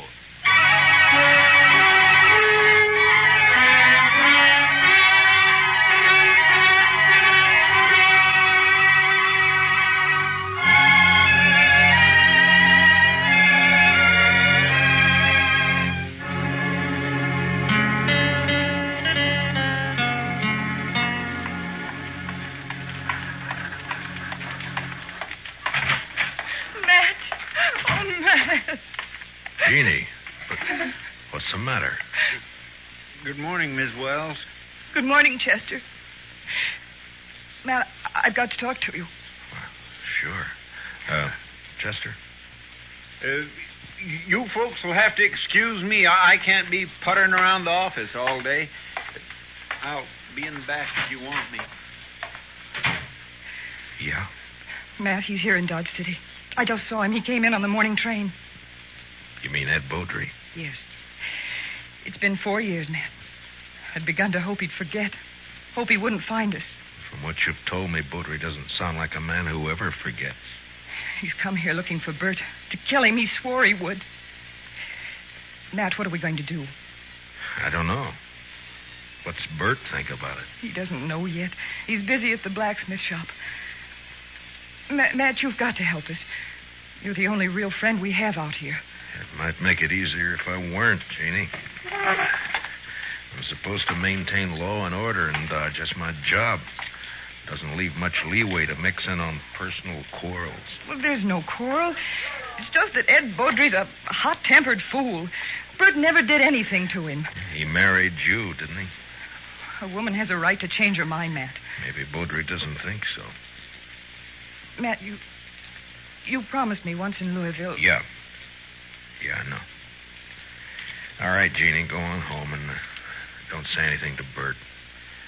I'll talk to Beaudry. Thank you. I'll never forget it. Goodbye, Matt.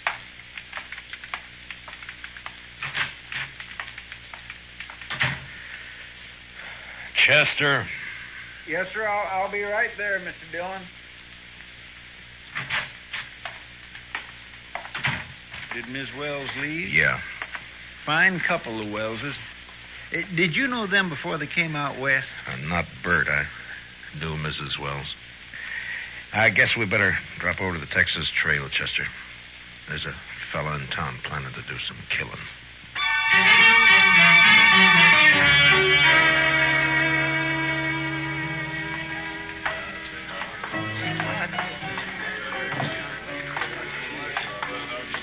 Matt, it's been a long time. Hiya, Kitty. Hello, Chester. Miss Kitty? Come sit down, Matt. Tell me about things. I can't right now, Kitty. We're looking for a fella. Thought he might have come in here. Sooner or later, they all do. Stranger, Matt? Yeah. He came in on the morning train. His name's Ed Beaudry. Oh, him. There, the bar, Matt. Third from the end, next to Tulsa Jim Nixon. He's buying Irish whiskey for everybody. Thank you, Kitty. Come on, Chester. Yes, sir. Watch yourself, Matt. Yeah, sure, Kitty. I'll see you later. All right, bartender, set up another round of Jamesons for the house. Your name, Beaudry? Oh, that's right, mister. Matt Dillon. I'm a U.S. Marshal here. I'd like to talk to you. Fine. Go ahead and talk. Tulsa, suppose you'll move on down the bar for a couple of minutes, huh? Oh, what's the idea, Marshal? This man's a friend of mine. You're not very particular about your friends. Now go on, Tulsa. Drift. Mr. Beaudry, you came here to kill Bert Wells, didn't you? Did I? Well, here's some advice. Don't do it. Take the next train and get out of town. Is that official? Just what's the charge, Marshal? None. Yet. Murder if you go through it. Well, not the way I understand it. Murder's one thing. Calling a man in a fair fight, that's another thing. Beaudry, I'm the law here in Dodge, and I don't see it as a fair fight. Bert's a blacksmith, and he's not used to handling a gun. You are. Or so I'm told. Who told you, Marshal? I don't know anybody here. Wait a minute. Dillon? Yeah. I heard Jeannie mention you. You knew her back in Louisville before she ran off. We'll leave her out of this, Beaudry. So that's it. This isn't official. You're just doing a personal favor for an old friend. Probably a very close friend. Jeannie always did have a weakness. I warned you once. All right, hold it. Now get up, Beaudry.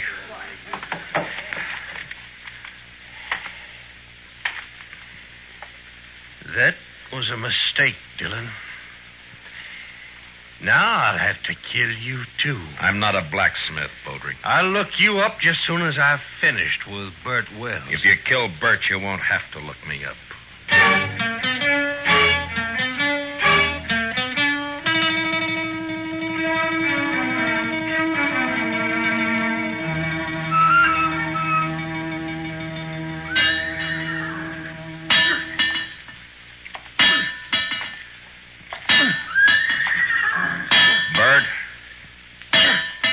Bert.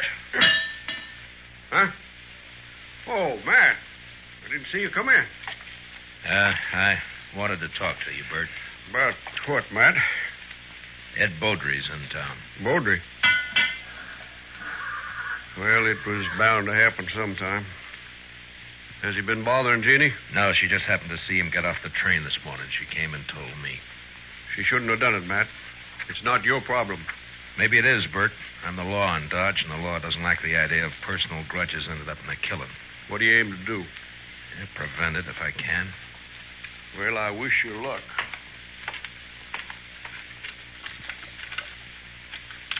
You haven't worn that gun for 2 years, Bert. Why start now? I've got no choice, Matt. You know that. You mean you got no chance? If you let Beaudry call a showdown, he'll kill you. Maybe. Look, Bert, why don't you take to the prairie, hole up for a week or so while I figure some way of running Beaudry out of town, huh? Would you do it, Matt? Hide out and let somebody else do your fighting for you? Well, what I'd That's do is... beside the point, Bert. Jeannie. There's a law against killing. And it's Matt's job to enforce it. If you went away, there wouldn't be any fight. Wouldn't be much honor either, Jeannie. Man can't run and still call himself a man. He can run from a mad dog. And that's what Ed Beaudry is. He never had any claim on me. It appears he thought he did. Matt, you know where Beaudry stand? I talked to him in the Texas Trail. He probably took one of the rooms upstairs. Like to walk over there with me? Well, if that's the way you want it. No, Bert, you... I'll get my hat. Be right with you. Matt, you've got to stop it. Yeah? How? I don't know. But there must be something you can do. Yeah, there is. The way it's shaping up, I can probably arrest the survivor.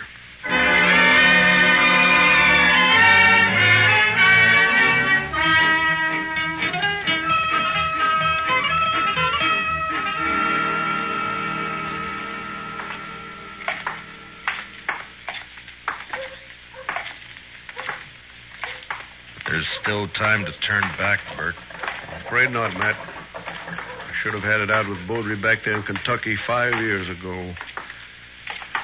Jeannie wanted to run away and avoid trouble, and she was so beautiful it was hard to argue with her.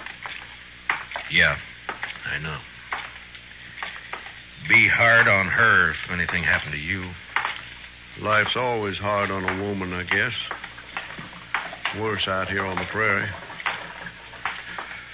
Look out for her, Matt, in case I... Well, I mean, if anything... Mr. Dillon? Huh? Oh, what is it, Chester?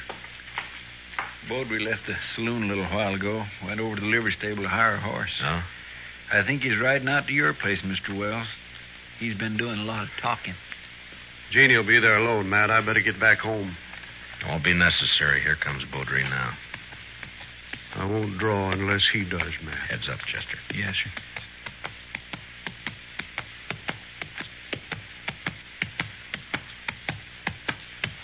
Oh, boy.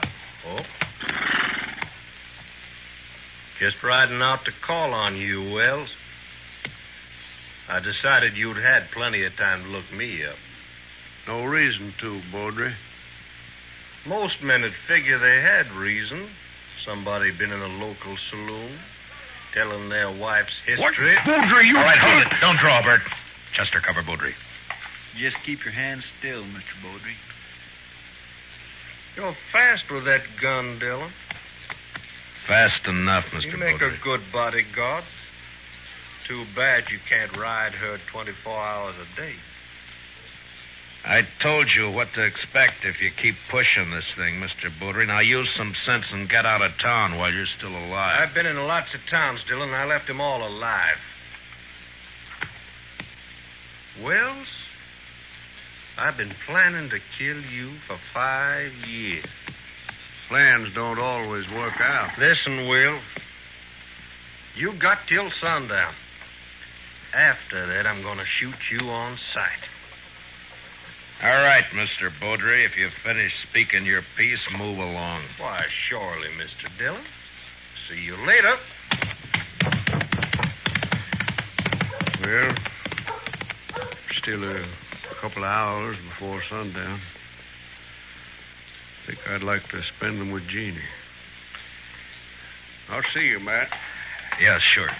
Goodbye, Bert.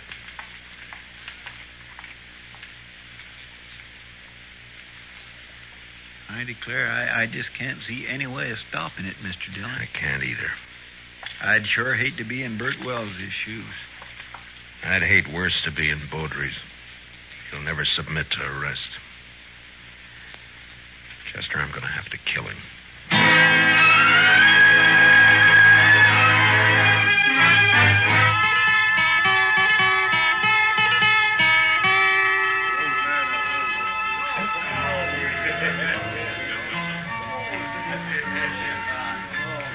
Why don't you relax, Matt? You're nervous as a cat. Yeah, and I'll stay nervous, Kitty, until I find out what's happened to those two. Beaudry slipped out the back way just at dusk. Piano player saw him. Yeah. Well, Bert pulled the same trick. I had a couple of boys watching the blacksmith shop, but he managed to give them the slip. There's nothing you can do now, Matt. Well, Another killing. And you in the middle again. Why, Matt? Why do you do it? it's a job, Kitty. Somebody's got to do it. But why you? There are other things in life if you look around for them. Well, maybe I will someday. Will you look my way, Matt? Well, Matt, I brought my kit. I'm all prepared. Where are the victims? No victims yet, Doc. You're jumping the gun. Well, I understand it's going to be a real showdown. The boys at the bar are offering 2-1 on Beaudry. That's about the odds I figure if the shooting really starts. Oh, it'll start all right. Oh, and there's not a thing in the world can stop it. Chester, what are you doing in here? I told you to watch that street. Yes, sir, I know you did. The fight's as likely to start out there as any place else. No, sir, Mr. Dillon. I guess there's not going to be any fight. What? They just found Beaudry lying in an alley down the block. Matt. Somebody sneaked up behind him with a hammer. He's sure dead.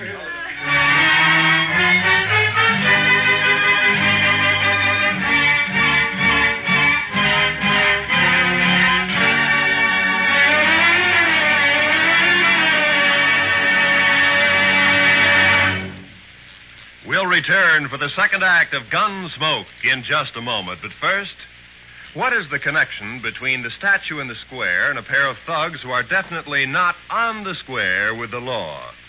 Tonight on Gangbusters, hear the complete details of this exciting case taken from actual police files. Remember, it's Gangbusters later tonight on most of these same CBS radio stations. Don't miss it. Now, the second act of Gunsmoke.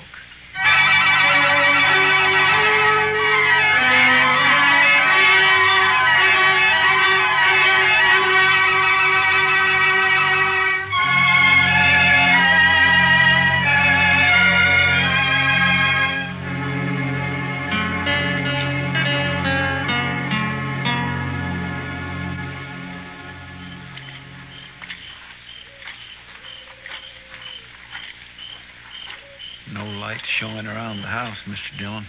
No. Nor the shop either. He might have skipped out. Well, what about his wife, though? I don't know, Chester. I can't figure any of this.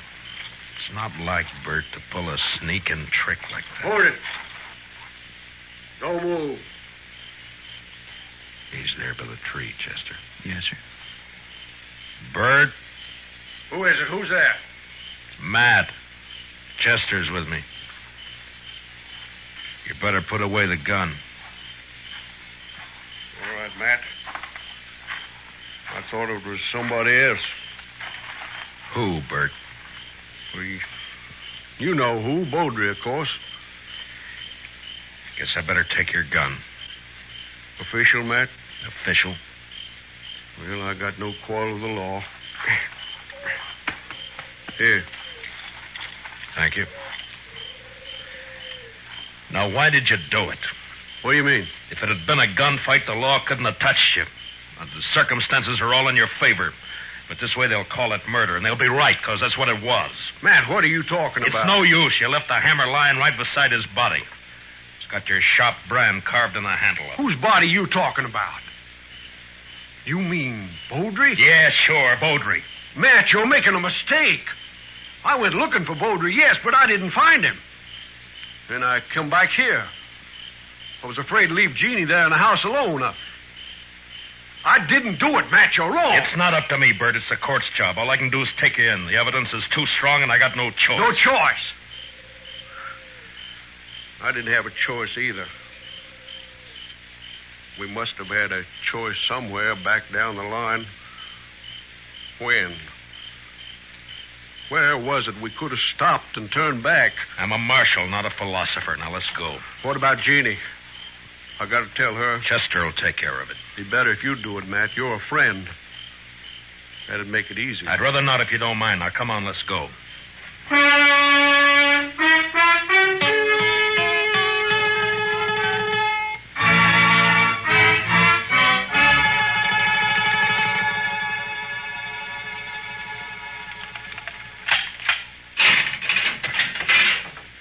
right, Bert. Step inside. 4 years we've been friends, Matt. I never thought it would come to this. Neither did I. You said you didn't find any money on him. It could have been robbery. I made it look like robbery. But either way, there's nothing I can do. Now, you better step inside.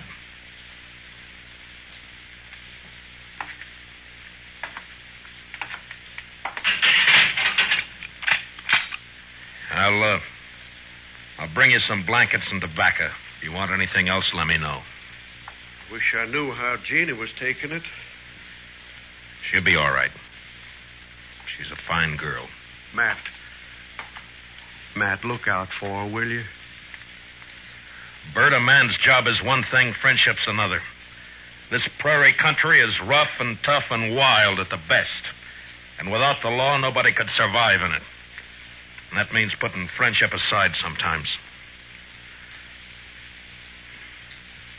But a man still doesn't forget. Yeah, I'll look out for her. Thanks, Matt. I'll see you later.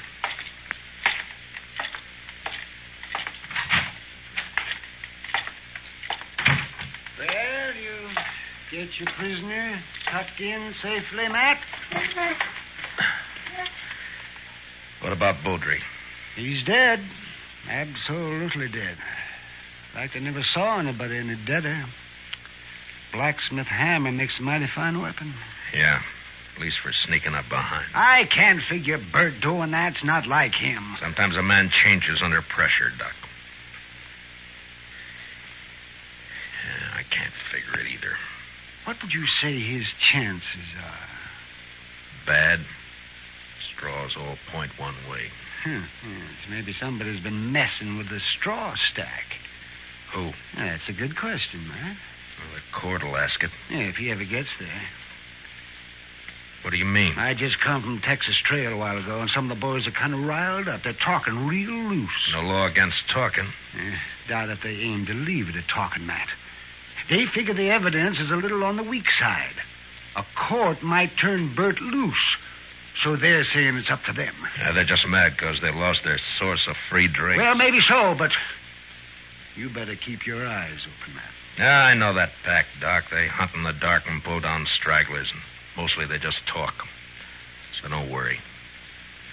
Bert's in jail, and that's where he's going to stay.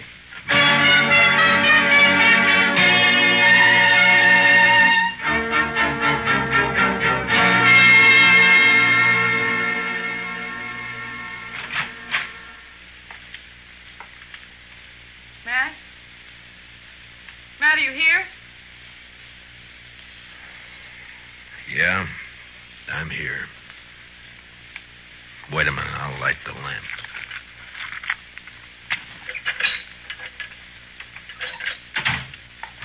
What were you doing sitting here in the dark? Yeah, just thinking, wondering.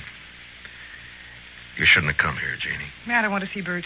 No visitors after dark. It's a jail rule. Rules don't have to be enforced. Mine do. Bert's a prisoner, same as any other prisoner. He's charged with murder. He didn't do it, Matt. It's not for me to say. But you know he didn't. You know Bert. You know he wouldn't do a thing like that.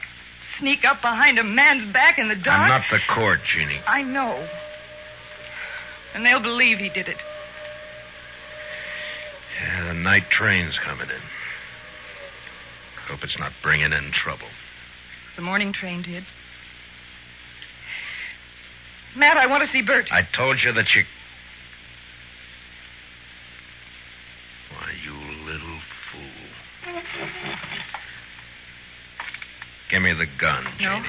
I warn you, Matt. Stay Give back. me the gun. No, Matt. So help me, I said hand it over.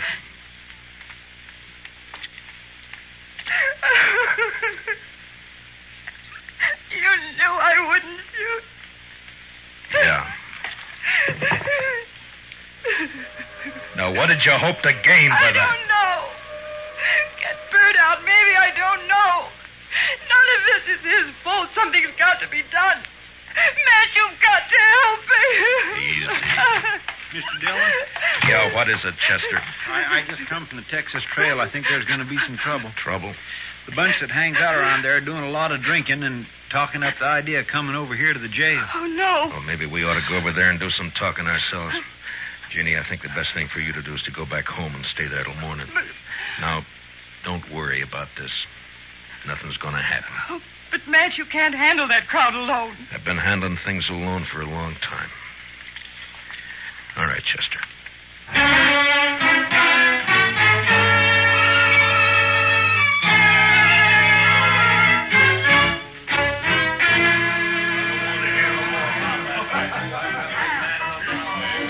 Tulsa Jim Nixon's the one who's been egging them on, Mr. Dillon. Over there at the end of the bar. Yeah, he struck up an acquaintance with Beaudry when he first got off the train. Guess he figures he's an old partner by now. Well, come on. Yes, sir. Matt, wait. Later, Kitty, I got some business with the boys at the bar. That's what I mean. Tulsa Jim's been buying them drinks for the last 2 hours. They're in a real nasty mood. So? So be careful, Matt. That's all. Just be careful. Kitty, I'm the carefulest man you know. Sure. We got the law here in Dodge. Supposedly. But what kind of a law is it that lets a man sneak up behind somebody in the dark and murder him in cold blood? I don't know, Tulsa. Suppose you tell me. Dillon. Now, don't let me interrupt you. You were doing fine. Well, this is quite an audience you got. All the panhandlers, bums, and barflies in Dodge. It's quite a collection. Well, calling names won't change the facts, Dillon. What facts? A friend of yours, Bert Wells, that sneaking, cowardly murderer. That's for the court to decide, Tulsa. The court? They'll turn him loose. They work hand in glove with you. Dillon, we're not going to stand for it. All right, shut up! So you're not going to stand for it, huh? Well, just what are you planning to do? You'll find out in due time, Dillon. Oh, I tend to set him up again all around. Yeah, you've turned into quite a free spender, Tulsa. I never knew you to... A double eagle gold piece. You mind if I take a look at it? It's good. Don't worry about that. Yeah, I'm sure it is. Where'd you get it? That's my business, Dillon. So you're the one who killed Beaudry. That's a lie. I thought robbing him was just a cover-up, but it wasn't. There aren't many double eagles around Dodge. Beaudry had a lot of them. Now you. Why would you get a pocket full of gold pieces, Tulsa? Wells killed Beaudry. The blacksmith hammer was lying right beside him. Yes, where you left it. What does she mean? Tulsa Jim came into my husband's shop late this afternoon. His horse had thrown a shoe. He had plenty of chance to steal that hammer. She's lying. Where did you get the gold, Tulsa? A lie. I won it in the poker game. Last week when the trail herd would... Tulsa, you're under arrest for murder. Oh. No, you'll never take me. All right, Doc. You better get up an inquest. Confound it, Matt. You never give me any chance to practice on live people. You wouldn't know what to do with them, Doc. Well, I do get fewer complaints this way. Matt, does this mean that Bert's free? You shouldn't have come here, Jeannie. Yeah, he's free. Chester will go with you over to the jail and let him out. Thank you, Matt. Thank you for everything. You told me one time in Louisville that... Louisville? That was a long time ago and a long way off. So, goodbye, Jeannie. Goodbye, Matt.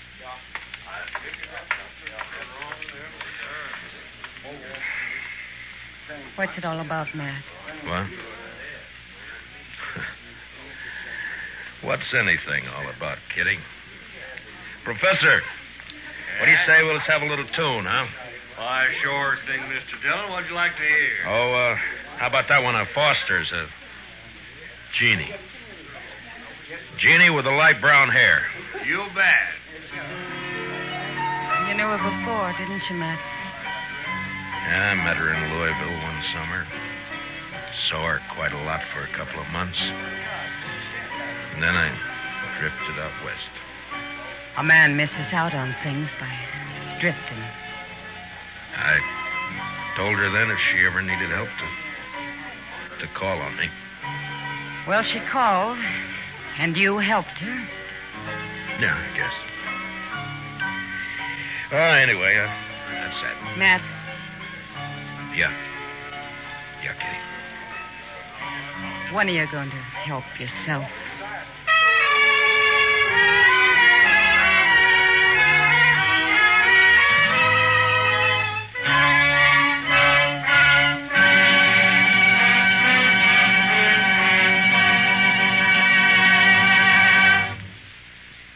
Gunsmoke, under the direction of Norman MacDonald, stars William Conrad as Matt Dillon, U.S. Marshal. Tonight's story was specially written for Gunsmoke by Les Crutchfield, with music composed and conducted by Rex Corey. Featured in our cast were Tom Tully, Lynn Allen, Larry Dobkin, Georgia Ellis, and Barney Phillips. Parley Bear as Chester, and Howard McNear as Doc. Join us again next week as Matt Dillon, U.S. Marshal, fights to bring law and order out of the wild violence of the West in Gunsmoke.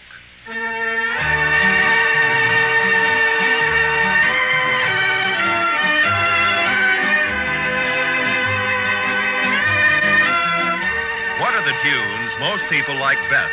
For the answer to that question, listen to Robert Q. Lewis's Waxworks later tonight over most of these same CBS radio stations.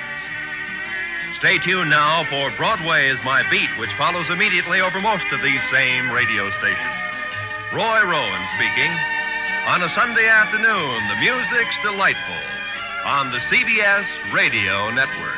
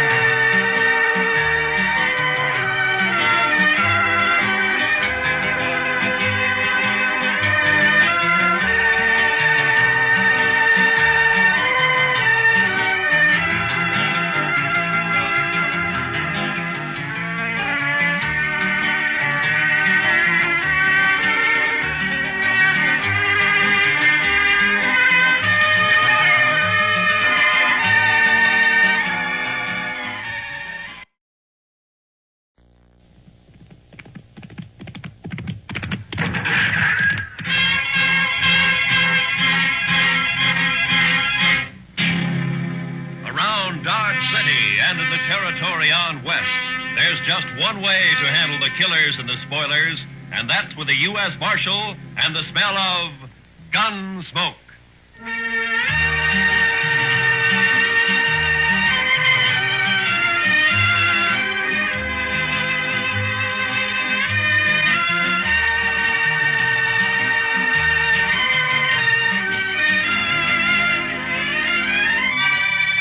Gunsmoke, starring William Conrad. The story of the violence that moved west with young America. The story of a man who moved with it. Matt Dillon, United States Marshal.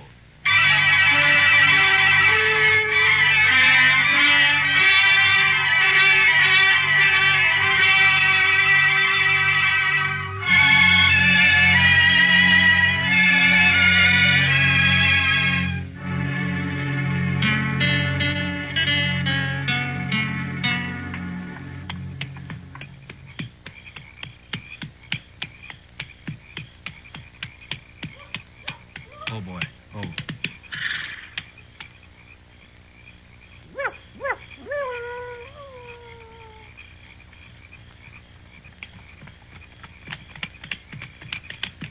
Wild Hog?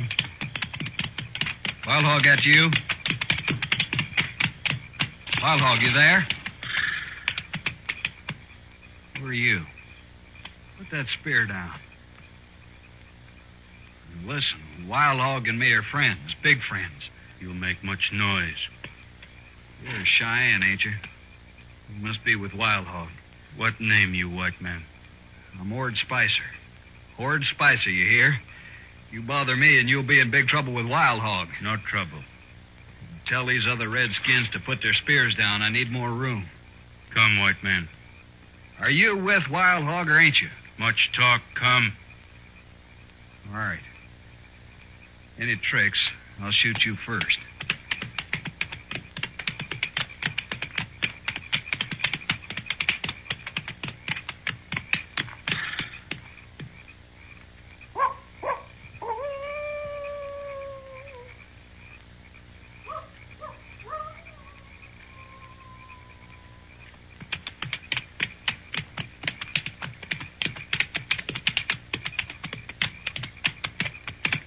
No one around here.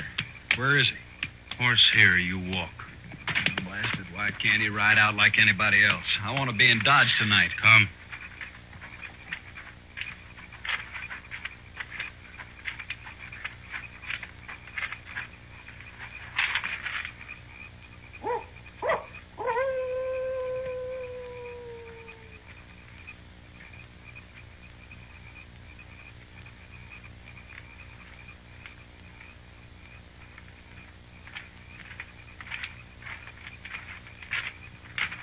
Wild Hog? It's me. It's Ord Spicer, all right. Yes. These braves of yours sure keep you covered. You can't tell one from another, except you, of course. I even thought maybe I'd run into the wrong Indians.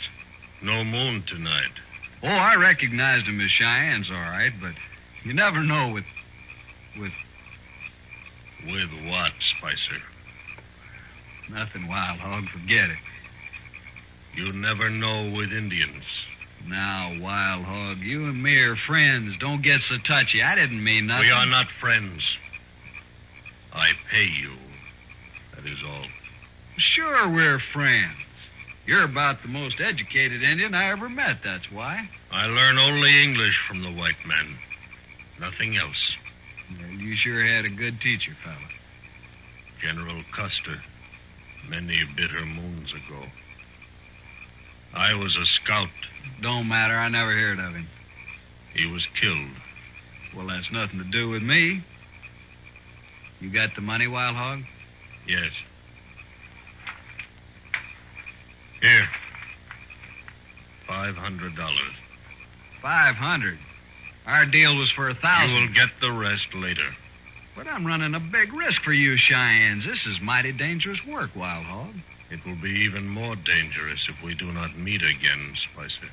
Oh, Wild Hog, you can trust me. I'll be back, you know that. Yes. When? Ooh, 2-3 days. Where'll I find you? Make camp near here. We'll find you. Okay.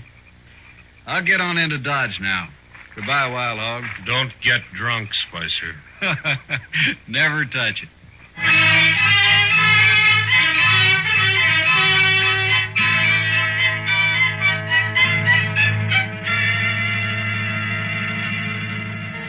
Hey, bartender, set out another bottle of whiskey for me and my friend.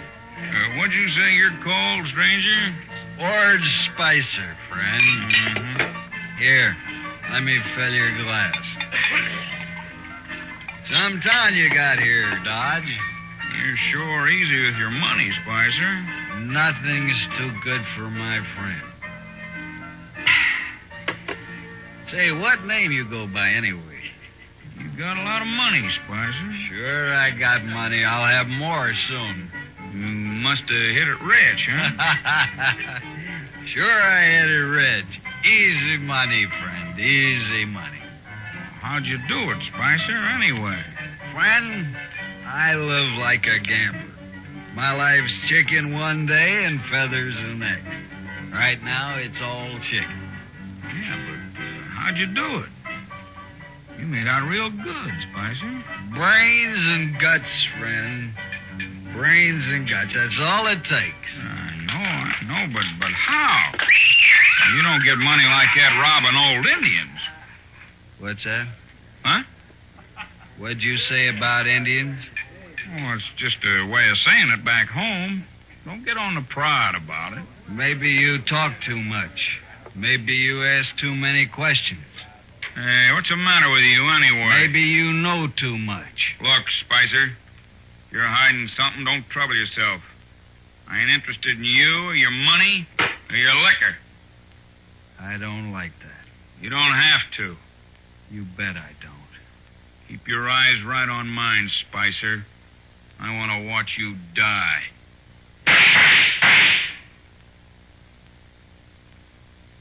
Spicer.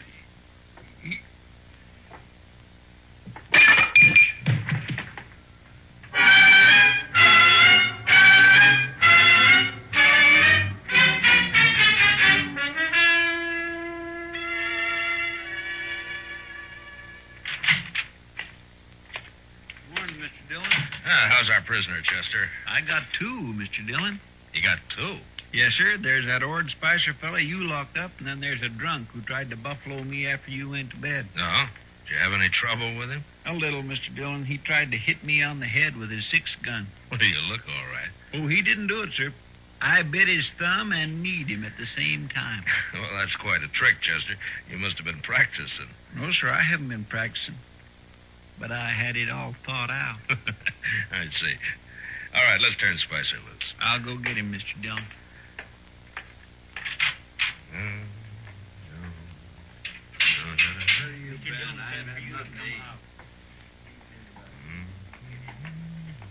About time. Where's my gun, Marshal? There it is, Spicer.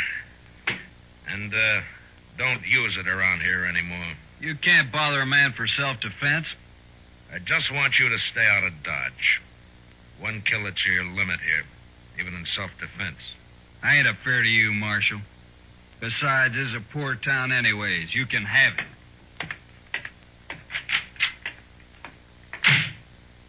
My, that man'd kick a hog barefooted. He sure would, Chester. There's something real bad about him. Yeah, I don't know what it is, Chester, and I hope I don't have to find out. Well, you'll go away. Fellas like that gotta keep moving. Seems like nobody wants him. Now, don't feel sorry for him, Chester. He got that way all by himself. Yes, sir. I mean, no, sir.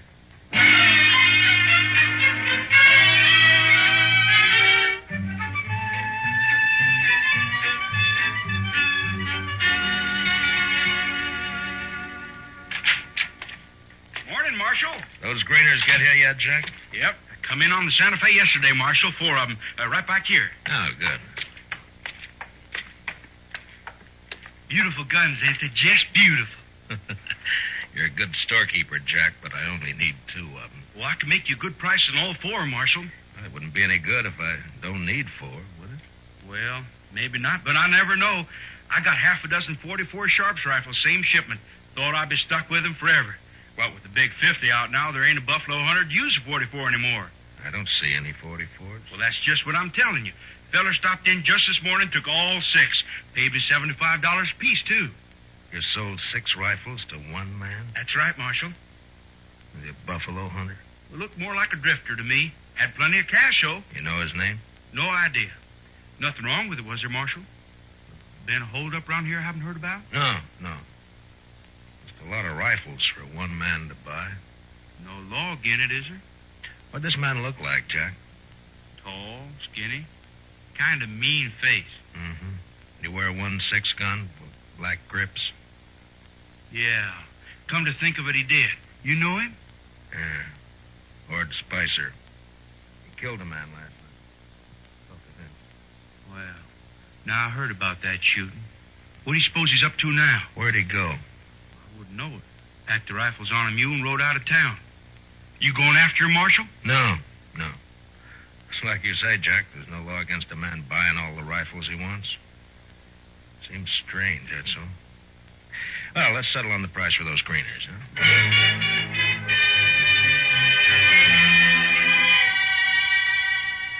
Next day, Chester and I took the new greeners and rode out for prairie chicken. We had a sackful within an hour, and we headed back to town, arguing on the way as to whether we'd bake the birds whole or just cut the breasts off and broil them. We still hadn't settled the matter when we reached Dodge. And we never did. The stage from Hayes City had arrived half-hour before, bringing with it the bodies of 2 men found alongside the road. They were just laying there, Marshal, about 5 miles back. Both shot dead, but I thought I'd better bring them in anyway. Did you recognize them, Pete? No, Marshal, I didn't. The doc says they're a couple of riders from the T-Bar outfit. Yeah. He got them up in his office now. You bring in their horses? No sign of a horse, but there was an awful lot of tracks around. All right. I'll go see if Doc's found anything. Hang around, Pete, will you? I may want some more information from you. Okay if I do my waiting at the Alfraganza, Marshal? Yeah, sure. I'll put our horses up, Mr. Dillon. Yours, Chester. I may want mine. Yes, sir.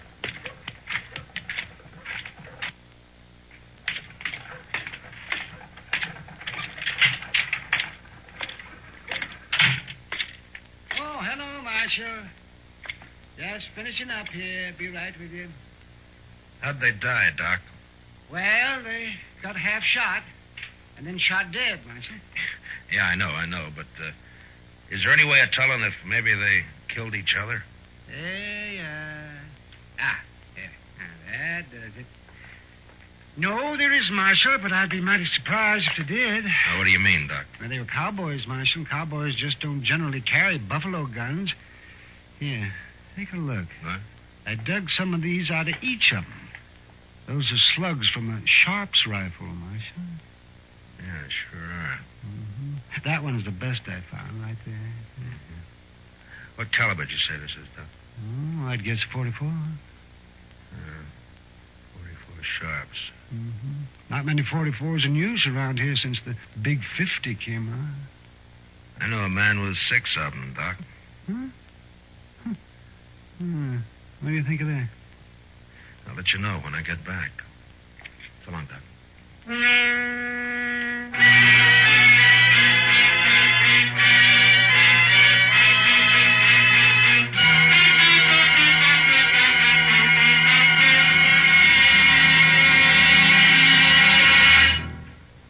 We will return for the second act of Gunsmoke in just a moment. But first, behind the famous creaking door to Inner Sanctum tomorrow evening, there lies one of the most hair-raising tales to date. Meet Raymond, your host, on Inner Sanctum tomorrow night on most of these same CBS radio stations. Now, the second act of Gunsmoke.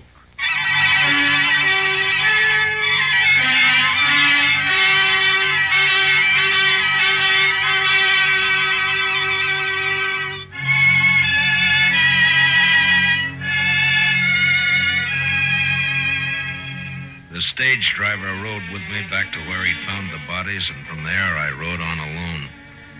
It was an easy trail at first. There must have been more than a dozen horses running together. Long toward dusk, however, they suddenly split up, and I was faced with 2 different trails to follow. I made a gambler's choice and rode harder than ever. There was only an hour of light left to track by when my horse stepped into a prairie dog hole, snapped his leg, and went over hard. My head glanced off a rock. There was a shower of light, and nothing.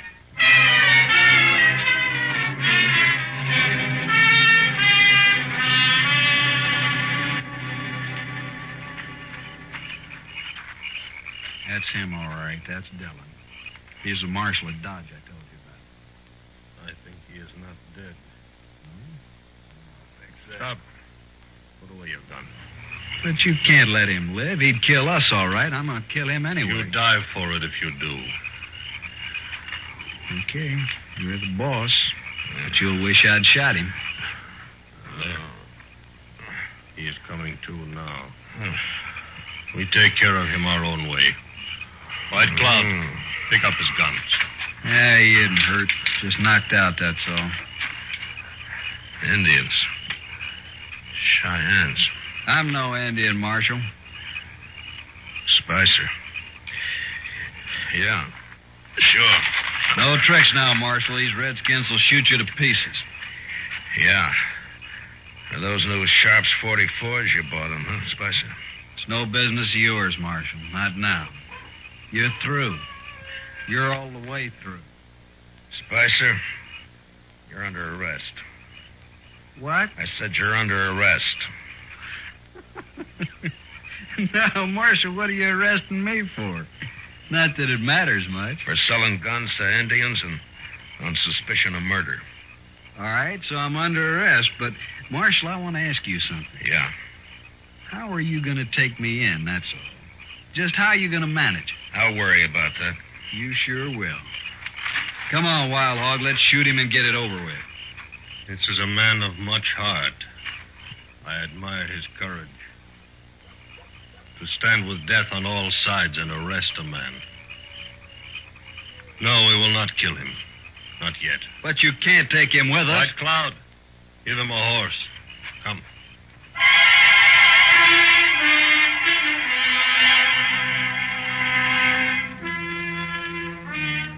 They gave me a horse, all right, with the T-Bar brand on it. But I was surrounded by 6 armed Indians and a no-good white who'd shoot me any time he thought he could get by with it. Wild Hog rode up ahead, leading the party northwest, apparently to rendezvous with a bunch that had split off from this one. Spicer stayed right alongside of me. Well, am I still under arrest, Marshal? You're still guilty, aren't you? Sure. I'll admit it. Don't matter, being as how you'll never see Dodge again or any other place. What are you doing with these Cheyennes here anyway, Spicer? I got a deal with Wild Hog, Marshal. Real good deal. Killing white men, part of it? They don't need any help there, Marshal. They like to kill white men. Maybe they'll kill you before they're through.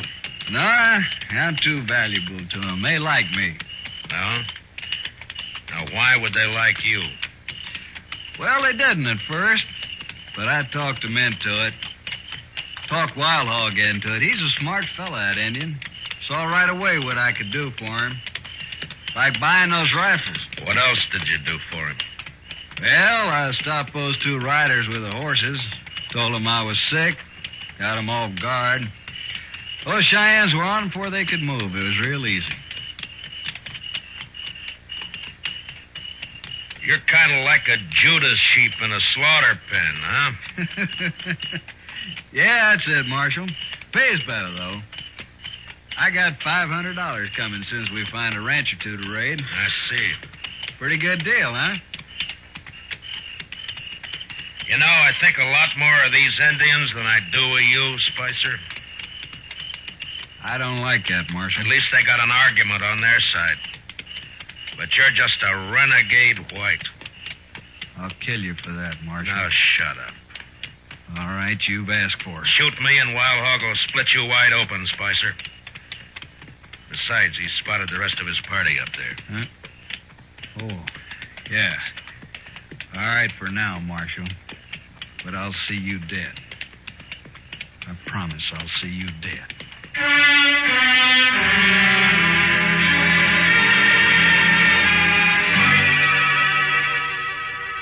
I was still alive 2 days later when we crossed the Smoky Hill River about 100 miles northwest of Dodge. There were 15 Cheyennes in the party. And day and night, 2 of them, by turns, never took their eyes off of me. They seemed anxious for an excuse to cut my throat.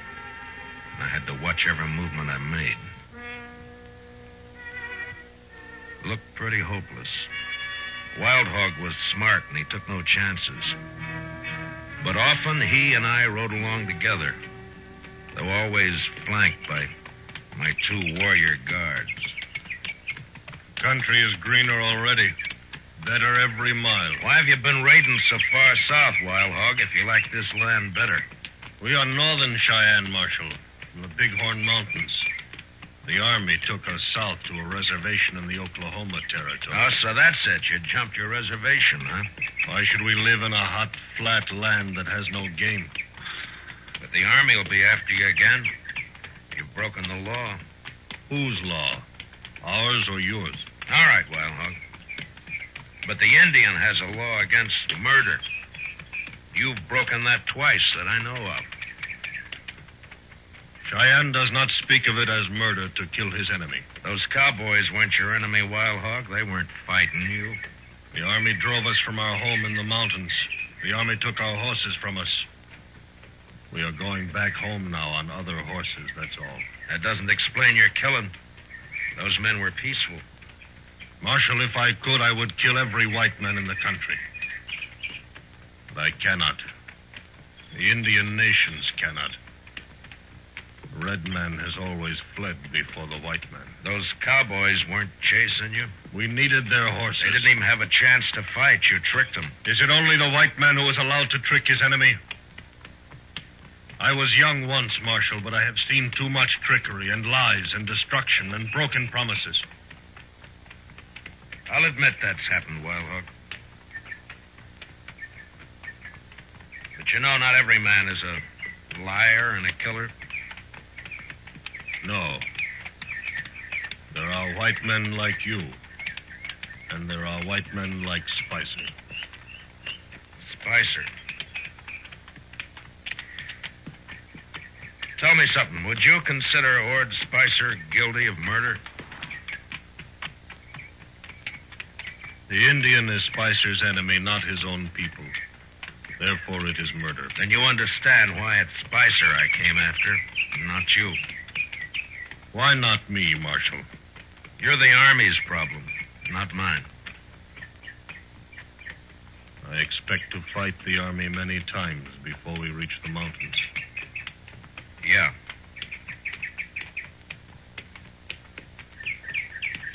What are your plans for me, Wild Hog? I have been thinking. Yeah? I do not know yet. Well, what about Spicer? Spicer works for me. Why should I think about him? Then you're not as smart as I figured. All right, Marshal. I do not trust Spicer. He is a traitor to his own people and only for money. I have rifles now and enough horses. I do not need Spicer. You're going to kill him? Why not? He is only another white man. You said yourself you can't kill all the white men. If you were free, Marshal, you would take him back and let other white men kill him. What difference how he dies? Makes a difference to me, Wild Hog. I'm a lawman. I may have to kill you, too. You're a hard man to be friends with.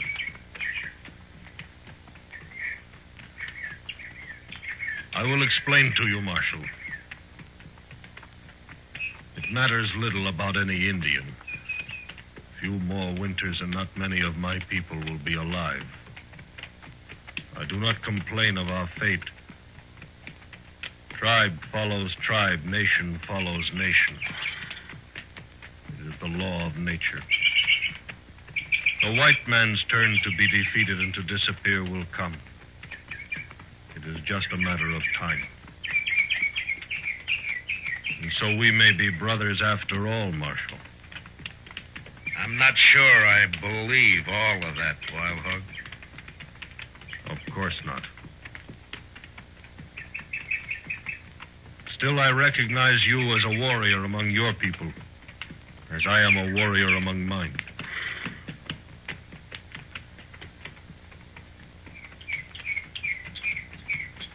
Too bad we're not on the same side. As long as we are brave and willing to die, it does not matter. I ride ahead now. You stay with the others.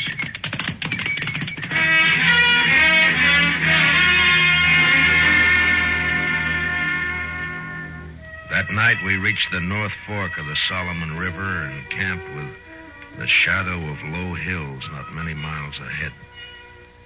Wild Hog ordered my guards to keep me some distance from the rest of the party. So I pulled up some buffalo grass and bedded down on it early. I watched the stars until sleep came.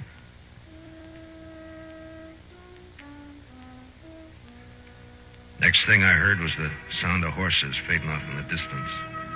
The two braves guarding me had disappeared, so I got up and walked carefully back to where the Cheyennes were camped.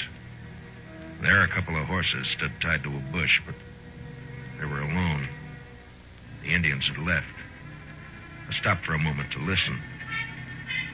And then, suddenly, I saw the figure of a man lying in the moonlight about 20 feet off.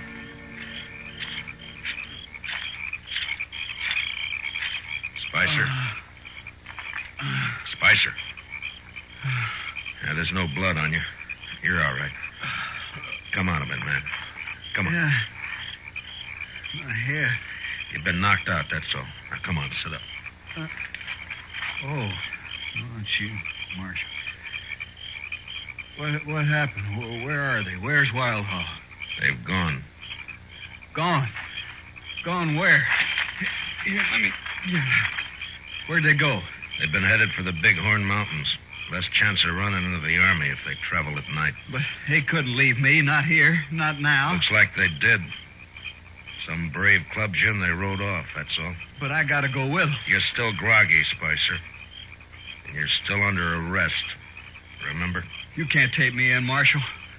Wild Hog will be back. He won't let you. Why do you think he left you here, Spicer?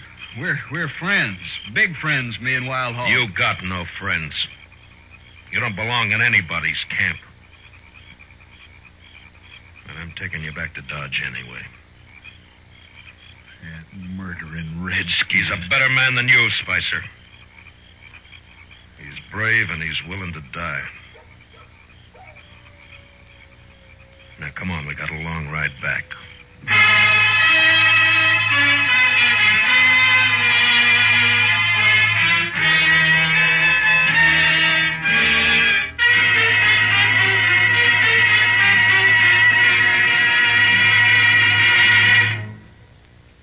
Gunsmoke, under the direction of Norman Macdonald, stars William Conrad as Matt Dillon, U.S. Marshal. Tonight's story was specially written for Gunsmoke by John Meston, with music composed and conducted by Rex Corey. Featured in tonight's cast were Harry Bartell, Larry Dobkin, Herb Vigran, and Jack Crucian. Parley Bayer is Chester, and Howard McNear is Dark. Join us again next week as Matt Dillon, U.S. Marshal, fights to bring law and order out of the wild violence of the West in Gunsmoke.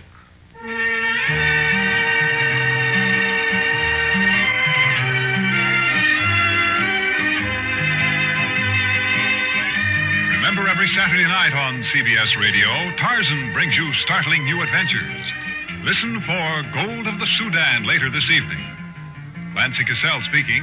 And remember, Robert Hughes Waxworks brings you the top records and recording artists on the CBS Radio Network.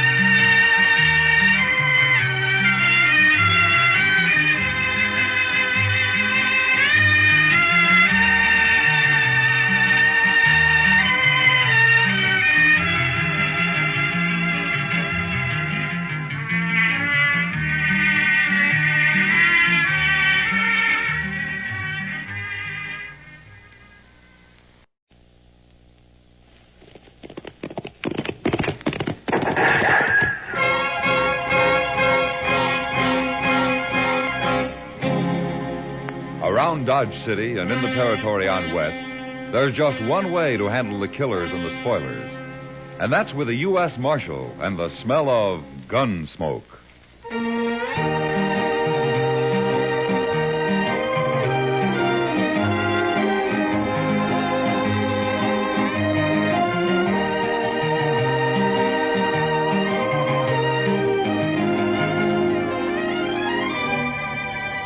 Gunsmoke, starring William Conrad. The story of the violence that moved west with young America. The story of a man who moved with it. Matt Dillon, United States Marshal.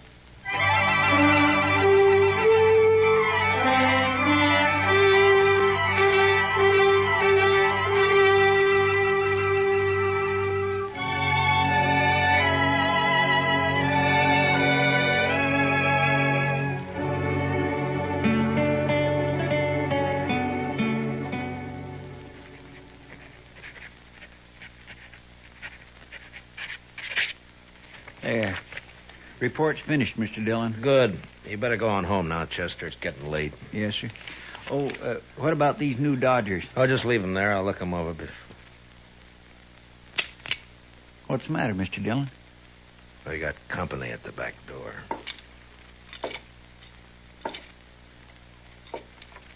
All right, come in, mister. In, I said. Get your paws off of me. What?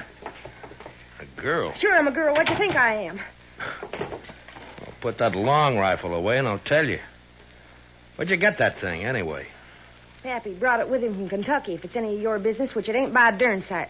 Uh-huh. What you doing hanging around in the alley? Get rid of him there, and we'll jaw about it. Huh? I see. Chester. Good night. Well, but I'm not going to... Yes, sir. Good night, Mr. Dillon. My gracious. You the marshal here? That's right, miss. My name's Hannah. Hannah Tolman. You arrest folks, don't you? Well, if they've committed a crime, yeah. Uh-huh. Well, then I got somebody for you to arrest. Oh, who? Pappy. Why? 'Cause I said to, that's why. Somebody's been trying to kill him. I figure about the safest place for him is in jail. Wait a minute. Slow down. Let's start at the beginning, huh? A few days ago, Pappy was bushwhacked up in the hills near our place. Oh? Was he hurt? No. Slug just bounced off in his head a little. Yesterday, the bushwhacker tried again. He missed. Sounds like a bad shot. Sure. But if he keeps trying, he may get lucky. So you put Pappy in jail until I can run down this ambushing gent, okay? You plan to cross guns with him yourself?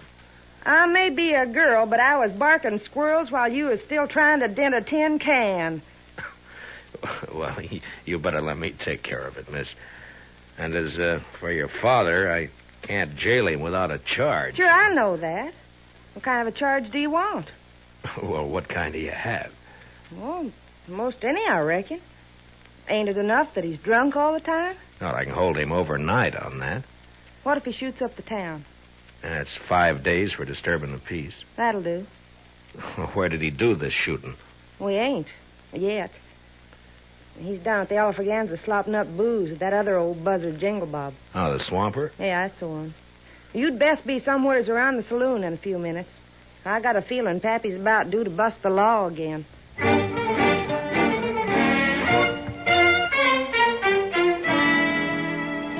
Her story didn't make much sense, but there was something about the mountain girl's gleaming black eyes and the set of her pretty but stubborn face that made me go to the Alfraganza. At the bar, I ordered a glass of rye and watched two bewhiskered old-timers trying to outlie each other over a rapidly emptying bottle. Yes, Jingle Bob. You just wait and see. Jed Tolman's going to have the biggest darn horse ranch in Kansas come spring. Sure you are, absolutely. And me, why, I reckon I'll just buy up this here saloon. Oh, you're lying. Well, sure I am. Ain't you? What's my money was spending, ain't it? How many times I gotta tell you I'm getting rich? Pappy, are you drunk? If I ain't, I've been wasting a sight of time. Now leave me alone, daughter. Go home where you belong. I'm going. Only come over to tell you, a man bet me $10 you couldn't shoot out that lamp on the first shot. What's that? Oh, give me that rifle. All right, hold on. That's enough of that. Stay back, son. What? What's going on? Now, go collect your $10, daughter. Yeah, Pappy. But I think the marshal here's a fixing to arrest you. Huh? Ain't you, Marshal? Yeah, I guess I am. All right, come along, Jed. Come on. What? Get your hands Come on. off me. What? I never... You jailing a man for having a little fun. Why, you'd never get away with this back in Kentucky. Jed, you're in trouble, aren't you? Who's trying to kill you? Yeah, I reckon that's my business. Now, that's the law's business. I'll take care of myself, Marshal. Uh-huh. Back in the saloon there, you mentioned having money and getting more. So? From what I've heard, you and your daughter run a two-bit horse ranch up in the hills. That hardly figures to make you rich. So? Ah, you thick-headed old... Look, all I'm doing is trying to save your skin if it's in danger. Now, why don't you help me instead of being... Reckon I don't wanna. Well, that's plain enough.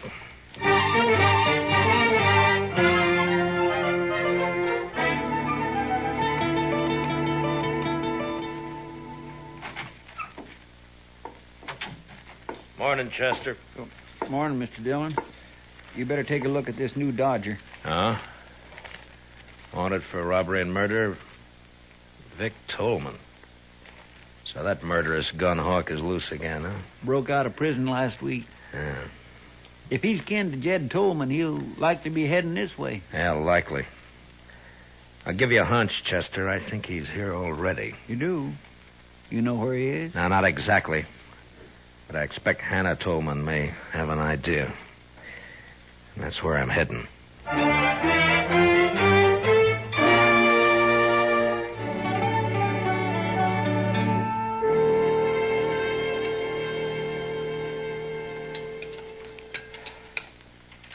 Now, that's what I like to see. A man-sized appetite. This wonderful corn pone. And I'm a good cook.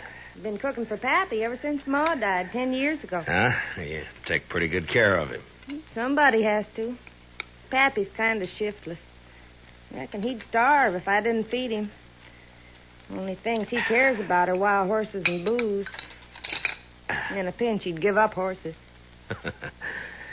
You know, you're quite a woman, Hannah. You're pretty, brave, and with more courage than most men I know. Too quick, Marshal. What? You're sweetening me up for some reason. Not that I mind, you understand. I'm partial to a strapping fella like you. And Pappy's always after me to get hitched up. Says it ain't fitting for me to be 22 without a man. Oh, you're still young. Not the mountain folk. I'm an old maid. And I'm agreeable for some sweet talk. Only I don't trust yours. What are you after, Marshal? All right, Hannah. I only want the truth. About what? Where's your father getting this money he's spending? I wish I knew. Who shot at him? I don't know, but I'm aiming to find out. Where's Vic? Where's he hiding, Hannah? Who? Vic Tolman, your brother. Or maybe he's your cousin. Brother. Where? I don't know. Hannah, be sensible. Vic's a murderer. Vic's my kin. We Tolmans don't turn on each other. If you shelter him, you're guilty of... Marshal, I reckon you just wore out your welcome.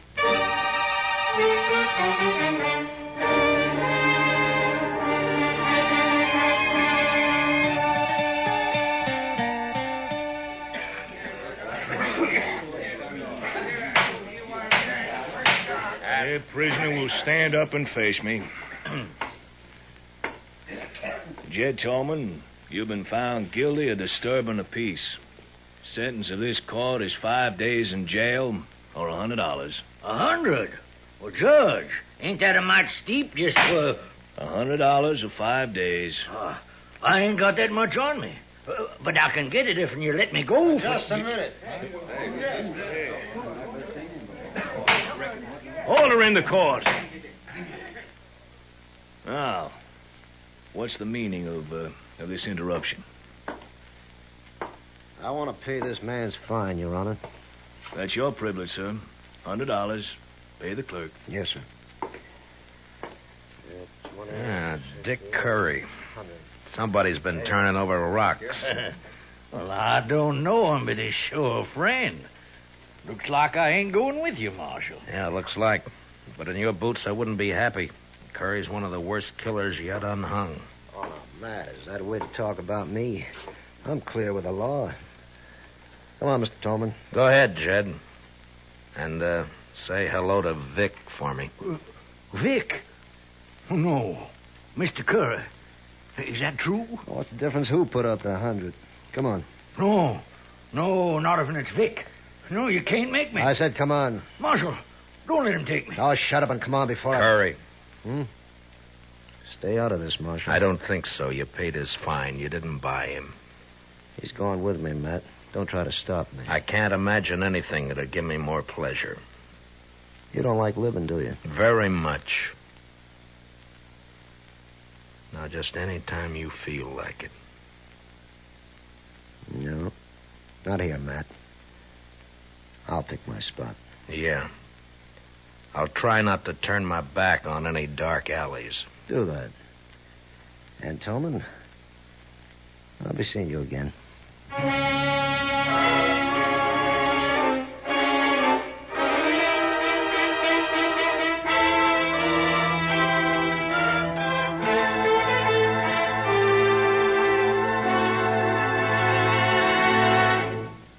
We'll return for the second act of Gunsmoke in just a moment. But first, strength against aggression calls for guns, tanks, planes, and explosives in tremendous quantity.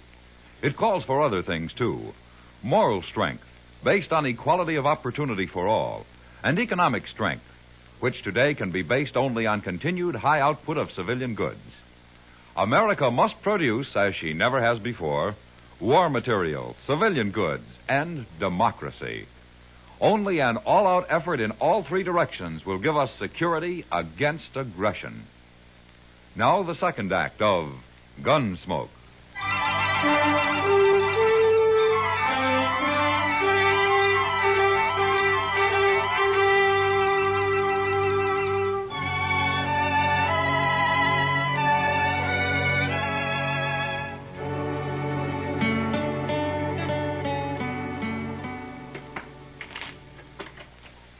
Some stud, Marshal?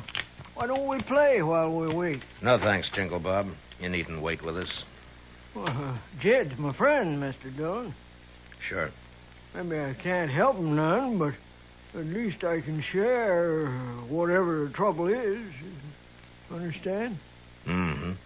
Now, Jed here's a lying old ringtail drunk, but me, well, when a man is down to scrubbing saloon floors just to get the liquor that'll keep his nerves from shaking apart, he's grateful for any friendship that's offered. Don't move. Curry, get his gun. Sure thing. You recognize me, Marshal? Yeah, that's how that... Yeah. Vic Tolman. There are Dodgers out on you. You're a cool one, Dillon. Too bad we're on opposite sides of the fence. Yeah, it's too bad. Real pity. I'm going to enjoy this job. What job? Don't you know? Vic's taking his paw away from you. But you won't mind. You'll be dead. Curry, you stick here and take care of these two. Jed and I'll go on ahead. Oh, son, I don't want to go nowhere. Now, Paul, don't rile me. You're going with me. None of you are going anyplace, Vic. Check. What? Reach high, both of you, and let go of that hardware. Now, you better do as he says. Because Chester's a little nervous with that shotgun. There's mine. Looks like the odds are with you, so... You might as well get rid of that spare in your boot, Vic, before you run into any temptations. You got sharp eyes, Marshal. The law gets a lot of backing up tonight. Your mistake, Vic. Sometimes people just don't give Chester enough credit.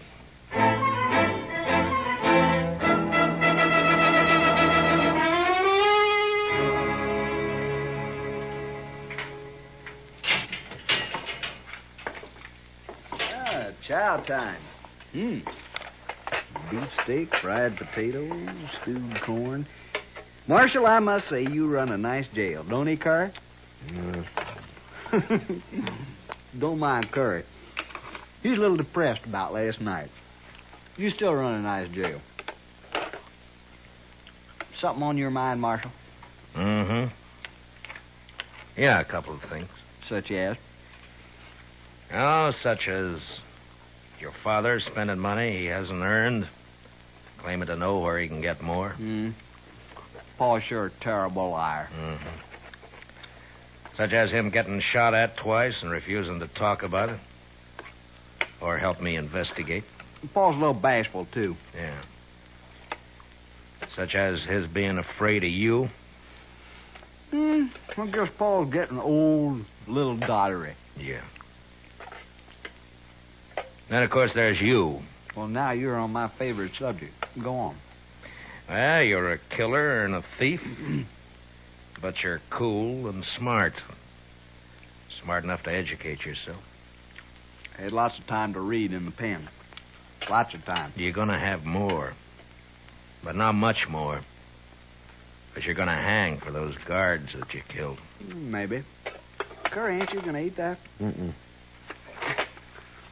Now, go on about me being smart. You're smart enough to know the most dangerous place for you to go after you escaped was here. Well, it looks like I ain't as smart as you think. It depends on what reason you had for risking coming here. Boy, that's sure good coffee. First jail I was ever in where the coffee was fit to drink. Oh, thank you. Okay, Marshal. Now, just what was my reason? The reason was money. Money? Cash. It's the only thing that'd give you a chance to get out of the country. You're in for robbery as well as murder. How much of the loot was recovered? You know how it is, Marshal. Easy come, easy go.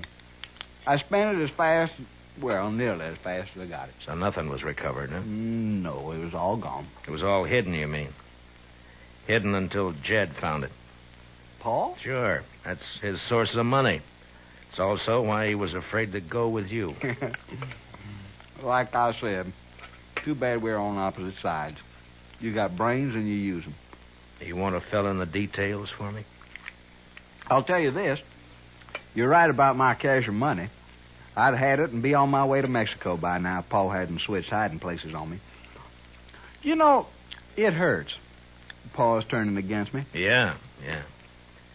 The Tolmans always stick together. Except when money's involved. How about you, Marshal? Money by you? Sky's the limit. I'm sorry. Mm-hmm. Well, I figure not. Well, been a nice chat. Want to take you straight. Hurry, give me a hand. All right, back up, Curry. That's it. And tell Vic when he wakes up to take it easy. Or he won't live to be hung.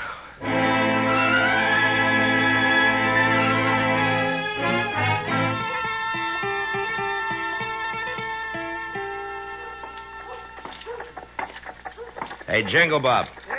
You seen Jed? Oh, sorry, Marshal. I don't know where Jed is. Been looking for him myself. Golly, I'm cold. He must have left town last night. Yeah.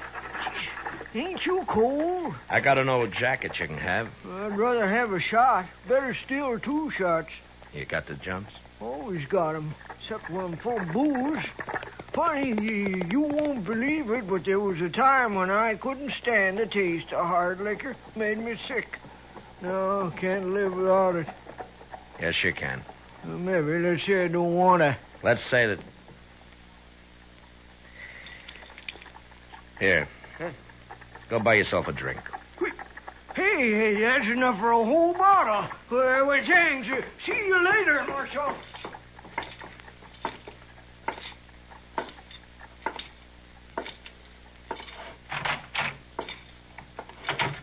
Supper time, Chester. Chester. Chester, you all right?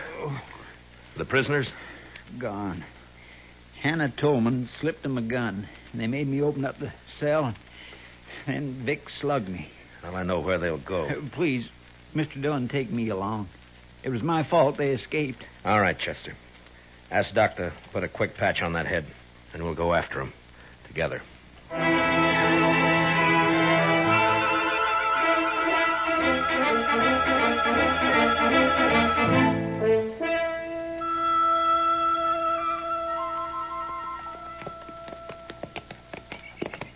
Starting to get dark. Yeah.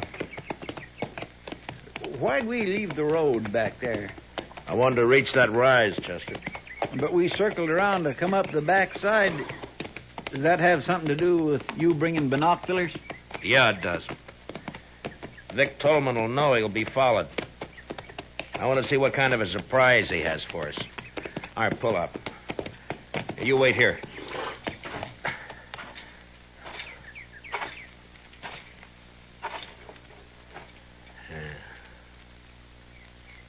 See anything? No. Not yet. Now, wait. I knew now. Yeah, it's Curry, all right. He's holed up in some brush just beyond the turn in the road down there. Well, what do we do, Mr. Dillon? Take the horses and circle back the way we came. Start up the road, but don't make the turn. I understand. Now, be sure. As long as you don't make the turn, you'll be safe. But, I do want you to make some noise. Noise? Yeah, I want you to sing, whistle, throw rocks, anything. Just so long as it holds Curry's attention. It was slow work, crawling down through the brush, but finally I was only 10 feet behind Curry's position. The gunman was holding a rifle trained on the turn. And out of sight, coming up the road, I could hear Chester. Well, he wasn't good, but he was loud.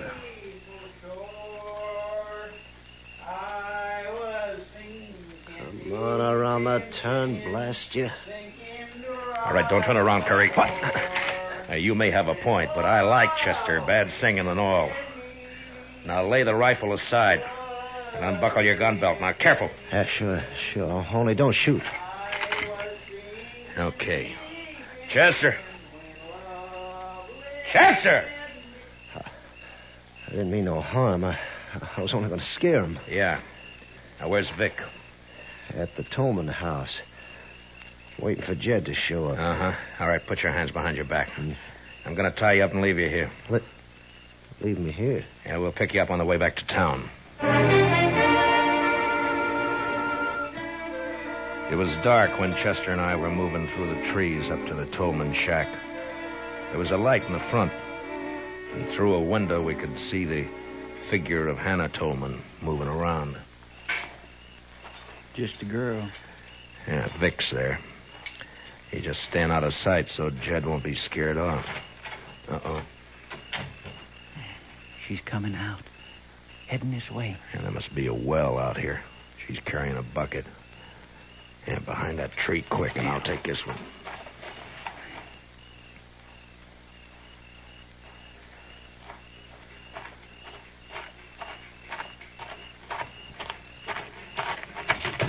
What do you think you're...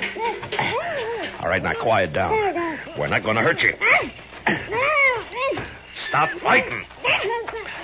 Chester, grab her legs quick. Yes, sir. I was saving these handcuffs for Vic, but I guess they'll do for you. There. Now, do you promise to be quiet, or do we gag you? All right, have it your way. Chester, give me your bandana. Yes, sir. Here. There, that should do it. All right, stay with her, Chester.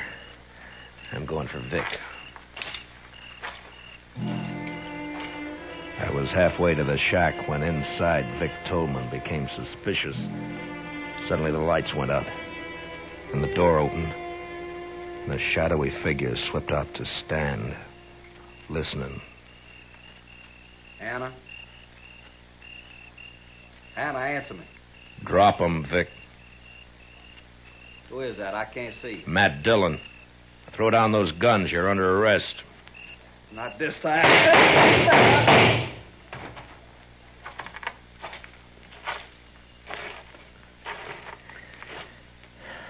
Vic? You were right, Marshal. I ain't gonna live to hang. Vic. Mr. Dillon, over here. Hey, what is it, Chester? Who's that, Jed? Yes, sir. I caught him sneaking towards the house. He was carrying this bag. Here, let me see. That's the money. I was taking it to Vic. Is he... Yeah. You're too late, Jed. Oh, no. I ought to give him his money. If only he hadn't taken them shots at me. He didn't. Until he found out where the money was hidden, he was the last person in the world to want you dead. But, I don't understand. He must have... No. Only the person who knew where you had the money would have shot at you. Nobody knew that. How could they? You talk a lot when you get drunk, Jed. And you only get drunk with one person. Huh?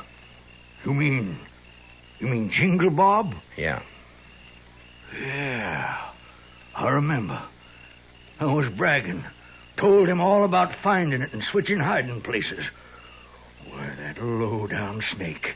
And him pretending to be my friend. Come on, Jed. I'll help you bury Vic. And we'll get back to Dodge. We Tolman sure have had a bad week.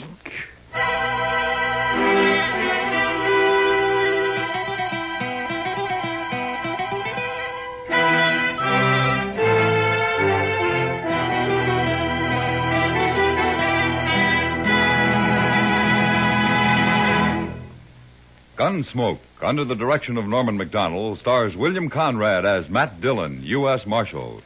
Tonight's story was specially written for Gunsmoke by Herb Purdom, with music composed and conducted by Rex Corey. Featured in tonight's cast were Virginia Gregg, Joseph Kearns, and Junius Matthews, with Harry Bartell, Lou Krugman, and Peter Leeds. Parley Bear is Chester. Join us again next week as Matt Dillon, U.S. Marshal, fights to bring law and order out of the wild violence of the West in Gunsmoke.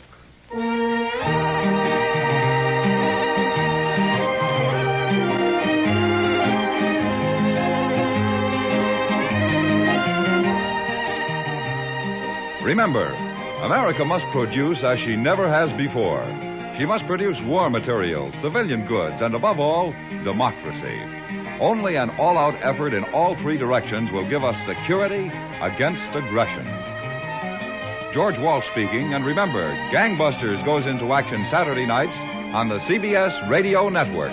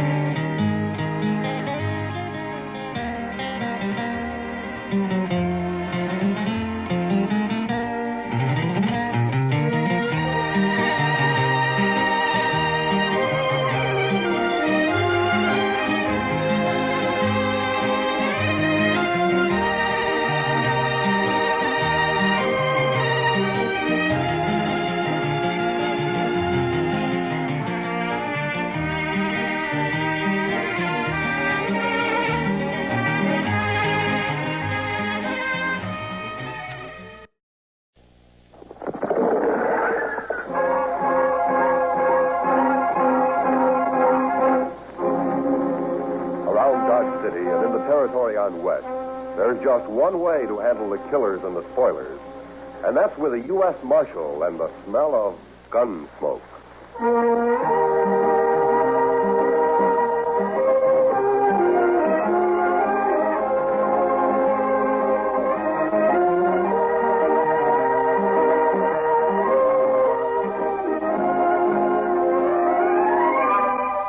Gunsmoke, starring William Conrad.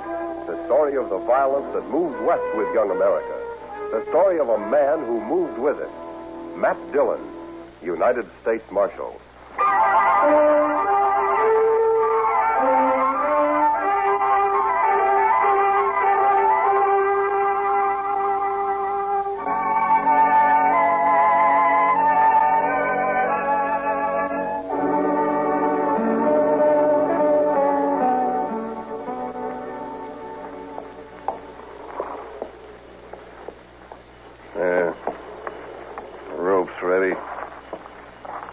One of you men leave that horse over here.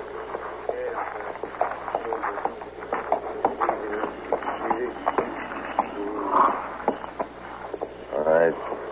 Let me get this noose around your dirty neck, and you'll be swinging in no time. There. Not too tight, is it? I wouldn't want you to be uncomfortable. That's enough of that, Cam. What? Who said that? I did. I said it. Rice Stewart. What's the matter, you turning yellow? Get this over with, Cam. Why devil him? If that's what he is, that's why. Shut up. I'll take care of you in a minute. Rice, you got anything against my hanging this murderer? Just don't devil him, that's all. Get it over with. I'll do it my way. It's my brother he shot, isn't it? And in the back, too.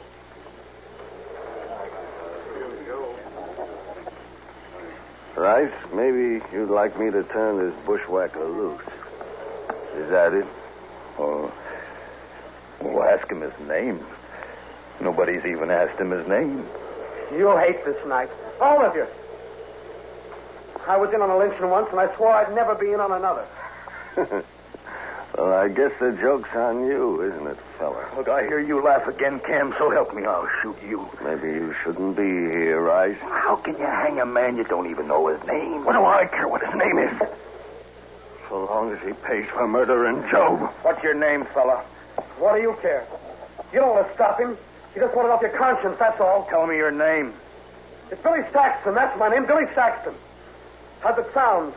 Billy, why'd you kill Job, pal? That's enough talk. What difference it make? He killed him, and that's all I need to know. Yeah, what do you care? He's going to hang me anyway. Sure I am. Right now. Billy, I got a rifle. I'll end it for you when we ride off. You won't have to strangle for long. Thanks, mister. Thanks. Get back, Rice. I'm going to slap that horse out from under him. You ready? That's for you.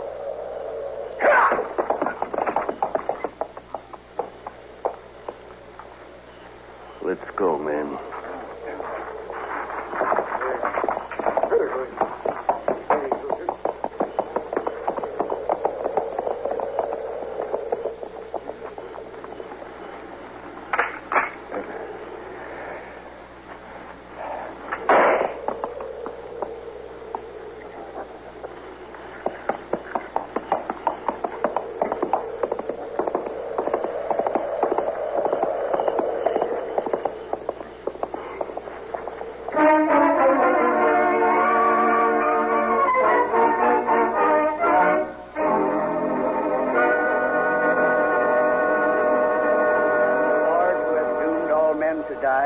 But has concealed the hour of their death, grant that we may pass our days in the practice of holiness and justice, and that we may be able to quit this world in the peace of a good conscience. Amen.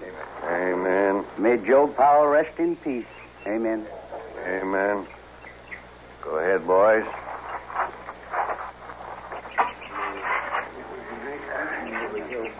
Thank you. Good morning, Cam. I'm sorry to be here about Job. You're late for the burial, Marshal. Well, I was out at Fort Dodge last night. Just heard about it this morning. Preacher? We are in the valley of the shadow of death, Marshal Dillon. Well, if you're all through here now, I wonder if you'd read a few prayers over another man. We got him in a grave just over the hill there. Another man? Man is born into trouble as the sparks fly upward. Job 5:7. Who was this man, Marshal? How did he die? He was murdered last night. I didn't hear about any murder outside of Job here. Where was this shooting, Marshal? It wasn't a shooting. It was a lynching. I just buried my brother, Marshal. Billy Saxton shot him in the back. Aren't you using the word murder a little loose around here? Only the law can hang a man without it being murder, Cam. The law's too slow sometimes. You know something about this? All I say is that he shot my brother and he deserved hanging. Hanging, maybe. Lynching's a different matter. What difference it make? He got what was coming to him. He had a fair trial coming to him, like any man. For example, Cam, I'll try to see that you get one. What? If you're guilty of leading that lynch party. Well, say it out, Marshal. You accusing me? I got no evidence. And you won't get me. There isn't a man in the country who'll stand still for bushwhacking. Saxton got his due, and That's that. Maybe. All right, come on, preacher.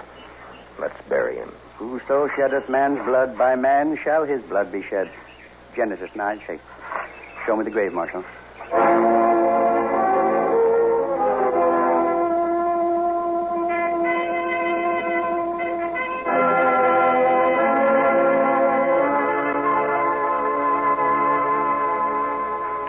Why don't you just arrest Cam Powell, Mr. Dillon? Yeah, he won't admit anything, Chester, and I can't find a witness. Must be somebody who'll talk. Cam's a bigger man than ever now with Job dead. The others don't want to cross him. He owns a lot of land, all right. And Job also owned a piece of the bank. Cam will get that now. Ranchers always need money, so they won't talk. Yes, and maybe they're ashamed, too, Mr. Dillon. Yeah, maybe.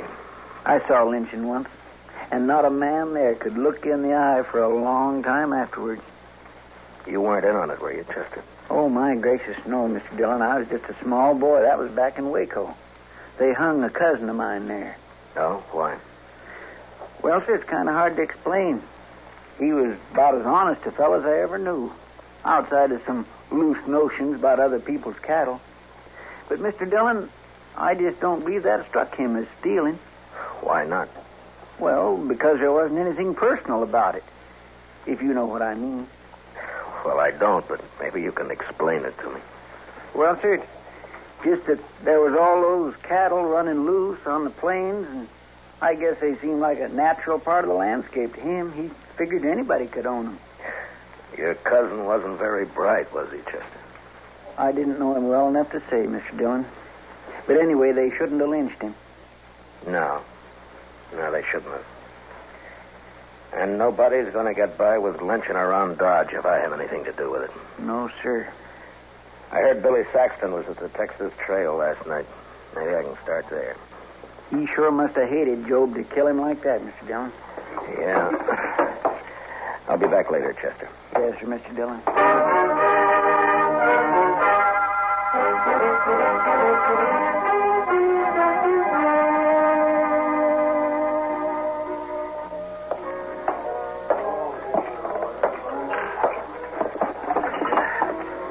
Hello, Kitty. Hello. Well, I can remember when you'd give me a smile. What's the matter? Nothing, Matt. Someone been bothering you? You might put it that way. Where were you last night, Matt? Why weren't you around? Yeah, Chester and I rode out to Fort Dodge on business. It was late, so we slept there. I thought this town could go one night without trouble. You sure thought wrong, didn't you? You're upset about the lynchings, that is. That's it. Aren't you? I heard Billy Saxton spent some time in here yesterday. I hate men. I think they're awful. Savage beasts. It'd be worse if it weren't for the law, Kitty. Now tell me about Saxton. He could tell you himself, Matt, if you hadn't picked last night to wander out of town. Now, Kitty, this isn't like you. I'm sorry, Matt. He seemed like such a nice kid. Where was he from? I never heard of him around here before. The Dakotas, somewhere. He was just a cow puncher, looking for a job. No more a gunman than I am. No, you can't be sure, Kitty. He say he'd ever been in Texas? The Powells came from Texas, didn't they? Amarillo. Well, they never mentioned Texas one way or the other. What'd he talk about? Horses, mostly. How he'd like to have a little spread of his own someday. And a woman. I see. And he talked nice about it.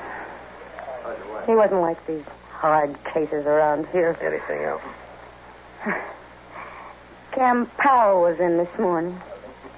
Told me not to talk about Billy, especially to you. No? What'd you say? I told him I'm not afraid of him, but maybe you are, so why didn't he warn you against talking to me? That please him? I also told him if I was a man, I'd kill him. Who else was in on it, Kitty? I don't know. One thing, though. Life Stewart came in here last night.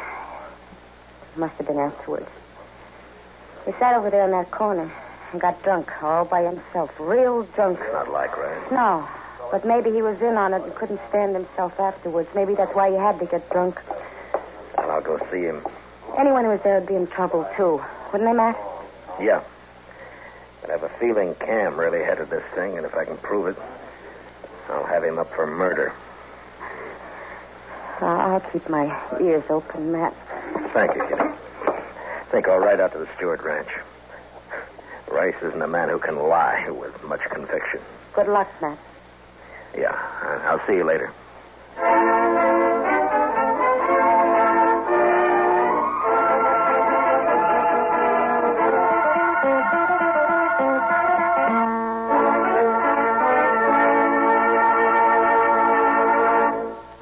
We'll return for the second act of Gunsmoke in just a moment. But first, do you know how old the school building in your community is?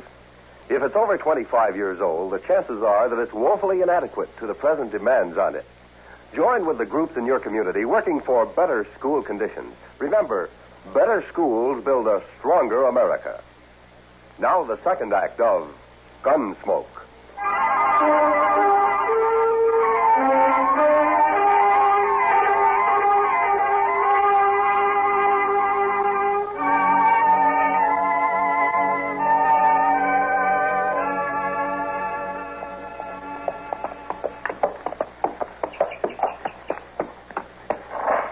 Hello?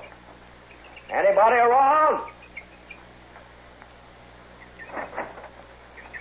Sit down, Marshal. I'm coming out of the sun. Well, thank you, Miss Stewart. Got a pot of coffee on the stove, Marshal. Oh, thank you, ma'am, but I'd like to find Rice first. Anything wrong, Marshal? No, I'd just like to talk to him. Rice come home real late last night. He was awful drunk. First time in years. If you'll forgive me, Miss Stewart, I'd better find him. All right. Guess I'd rather Rice told me about it himself. Must be something up. Cam Powell was by earlier. Hasn't been around in months. What'd you say Rice was, ma'am? Hasn't strayed far from the house today. Keeps coming in for coffee. Think he's drunk a gallon already. Well, I'll be back for some myself in a little while. Sure, Marshal. Sure.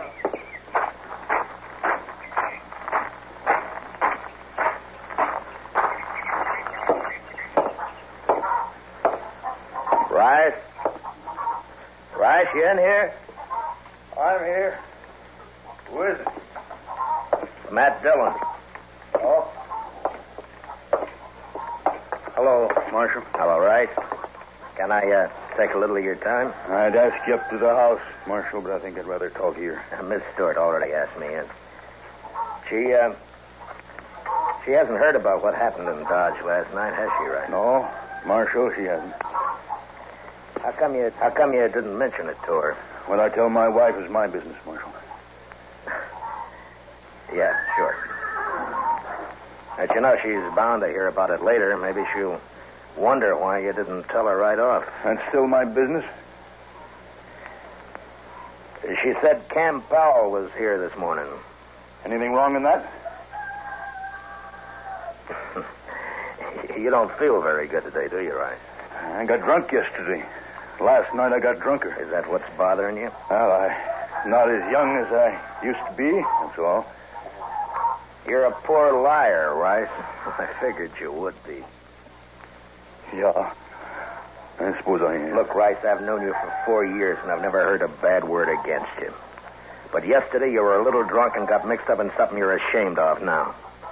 Cam Powell's threatened you if you talk about it. Isn't that right? That's right, Marshal. Well, have you decided what you're going to do about it? I don't know, Marshal.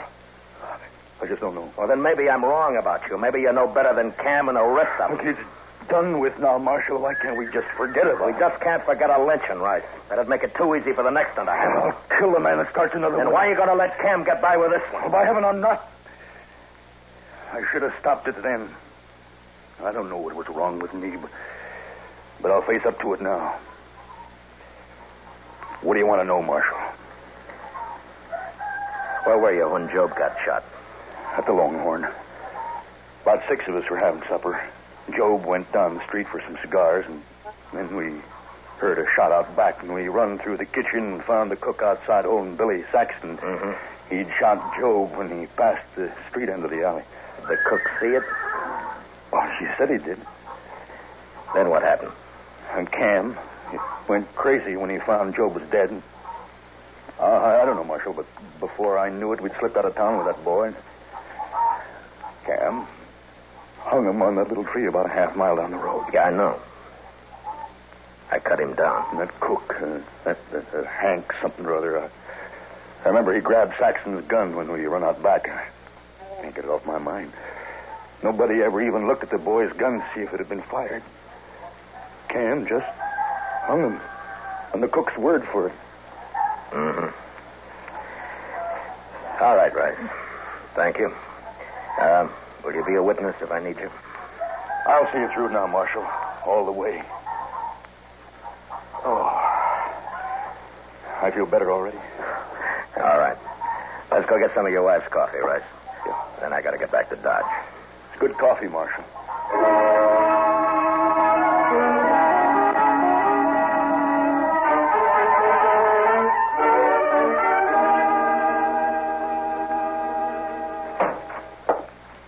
Chester?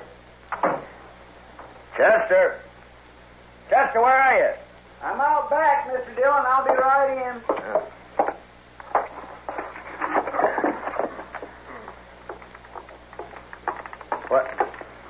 What's that you've got all over you?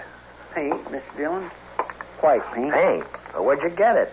Now, what are you up to now, Chester? I sent St. Louis for it, sir. I thought it'd be a good idea to make the hitching rail out back all white. Well, what for? Well, sir, we might be in an awful big hurry some night, and that... all right, Chester. All right. Look, I want you to go get cleaned up. I want you to have supper at the Longhorn tonight. Well, I sure do thank you, Mr. Dillon. No, Chester. I want you to go there alone. Oh. Yes, sir? It's for a reason. Do you know the cook over there, Hank something or other? That's Hank Ashford. He's not a very good cook, Mr. Dillon. How long's he been around? Oh, about a week. I don't think he likes cooking much.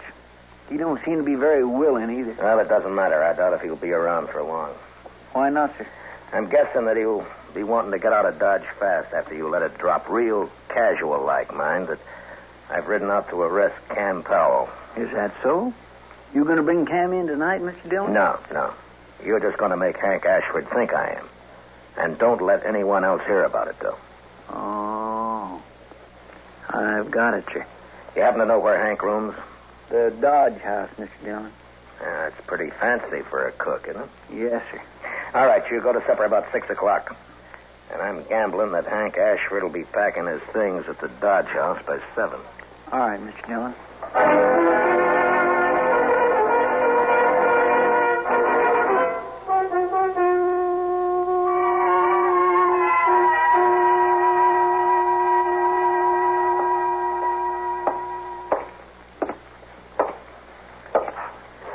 Evening, Marshal. Evening, John. Hope you're not looking for a room. We're all filled up. Texans, mostly. Well, that's fine. What room's Hank Ashford got? There's 310, Marshal. Top of the stairs, straight down the hall. Uh-huh. Hey, you been up to anything? Looked to be in a mite of a hurry when he come in. He's here now? Went upstairs just a couple of minutes ago. Yeah. Something up, Marshal?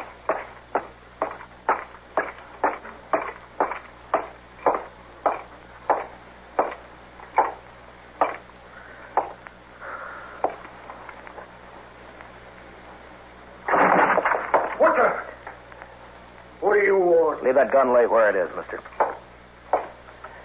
Here, I'll just put it in my belt. Less likely to get you in trouble that way. You're the marshal, ain't you? You leaving town, Hank? Yeah, I am. Why? I'm tired of cooking, that's why. You got Billy Saxton's gun up here, Hank?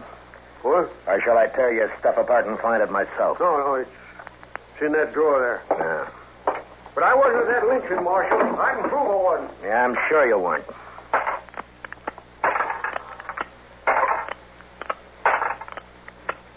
All the shelves are here. And the barrel's clean. I thought this gun killed Joe Powell. It did. I cleaned it, that's all. Hey, you're pretty neat, Hank, for a hash house cook. Yeah, catch this. Now what? And you handle that gun pretty well, too, for a cook. Look at the way you're holding it now. I don't want that gun. What are you trying to prove, Marshal? You're a gunfighter, not a cook, Hank. All right, Marshal. I used to handle a gun, but I'm looking for the peaceful life now. Any law against a man changing? No, but you're under arrest anyway. What for? I'll think of something. Let's go.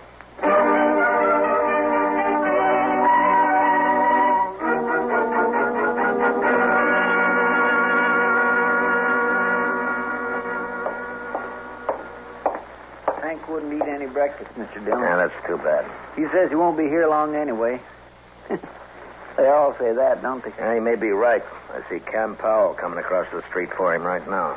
You going to let him go, Mr. Dillon? Well, we'll see. All right, Marshal. What's the bail on Hank Ashford? There's no bail at all, Cam. What do you mean, no bail? You can't hold a man like this. I'm not holding him. You mean he can leave? Anytime. Then what'd you arrest him for in the first place? Oh, let's say, suspicion. Suspicion of what? Well, drunkenness. He wasn't drunk. No, but he might have got drunk. You're pretty high-handed with that badge, aren't you, Dillon? You tell me, Cam. You ought to know about being high-handed. We're wasting time. Turn him loose. I want to get out of here. I'll get him, Mr. Dillon. Hank's a right handy man to have around, huh, Cam? What does that mean? Well, he can cook.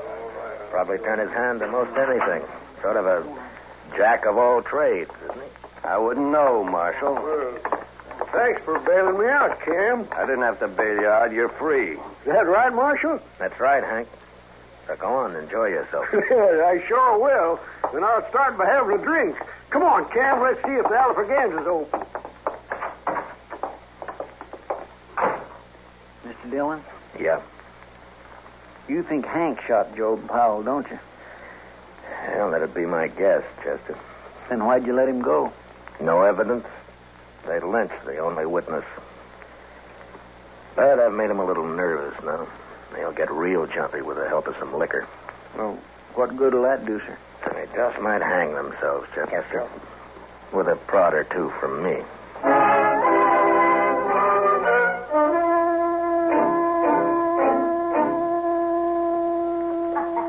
Well, come on, let's Are you still here, gentlemen? May I buy you a drink? What are you doing here, Marshal? Why do you want to buy us a drink? Bartender, give me that bottle there, will you? Cam, I don't like this. Let's get out of here. Wait a minute, Hank. I'm too big a man in Dodge to get pushed around by any marshal. I just want you to have one drink before you leave, gentlemen. Yeah? Just one. For you, Cam. And for you. Thanks. There. Well, gentlemen, here's to may he rest in peace, Billy Saxton. You looking for trouble, Marshal? You're the one who's got trouble, Hank. What do you mean? You turned me loose yourself. Yeah, I know. But what about Cam here? What? You think Cam's going to let you go after everything you've told me? What'd you tell him, Hank? Nothing. He's lying. I told him nothing. So what are you talking about, Marshal? Just that I've got about all the evidence I need, Cam. Won't you ask Hank? He can tell you. Go on. Hank, if you cross me, I'll see you die for it. You believe him, do you? Well, go ahead. You didn't have the guts to shoot your brother yourself. Shut up. Who are you going to hire to shoot Shut me? up, blast you. Shut me up. Shut me up. man, use your head. You got us in enough trouble already. I have. If you'd let me shoot that boy when he stumbled on me, would have been all right. Stop it. You may be rich, Cam, but you sure ain't smart. I'm going to kill you, Hank. Well, draw on me and I'll have 2 pounds tomorrow. All right, hold it, both of you. We've heard enough. Well, there you are, Hank. Marshall's heard all he needs. You're done for now. Yeah? Well, I shot a marshal in Trinidad once. Don't see why I can't shoot one in Dodge. Don't try it, Hank. Why not, Marshal?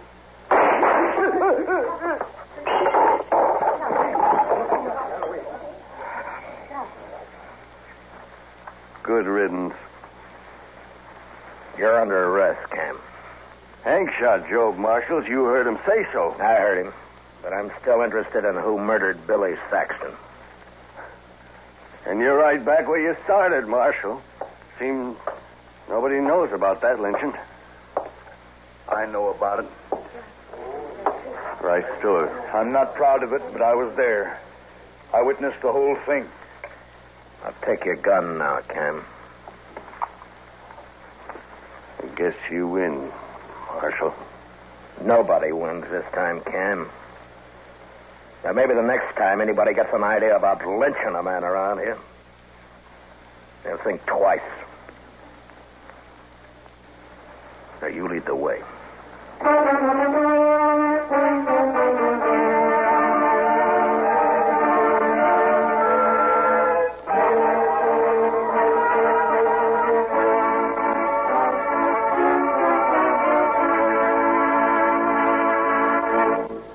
Gunsmoke, under the direction of Norman Macdonald, stars William Conrad as Matt Dillon, U.S. Marshal. Tonight's story was especially written for Gunsmoke by John Meston, with music composed and conducted by Rex Corey. Featured in tonight's cast were Paul Dubov, John Dana, and Tom Tully, with Joan Danton, Ralph Moody, and Lee Millar. Parley Bear is Chester, and Georgia Ellis is Kitty. Join us again next week as Matt Dillon, U.S. Marshal, fights to bring law and order out of the wild violence of the West in Gunsmoke. This is the CBS Radio Network.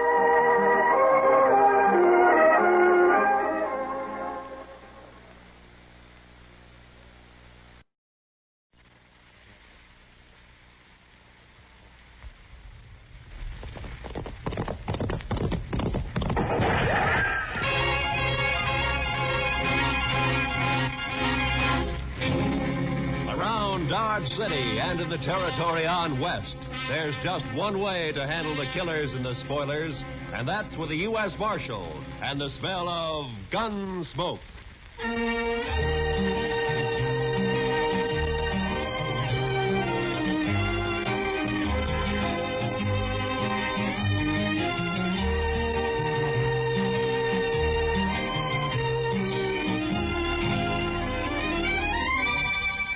Gunsmoke, starring William Conrad. The story of the violence that moved west with young America. The story of a man who moved with it. Matt Dillon, United States Marshal.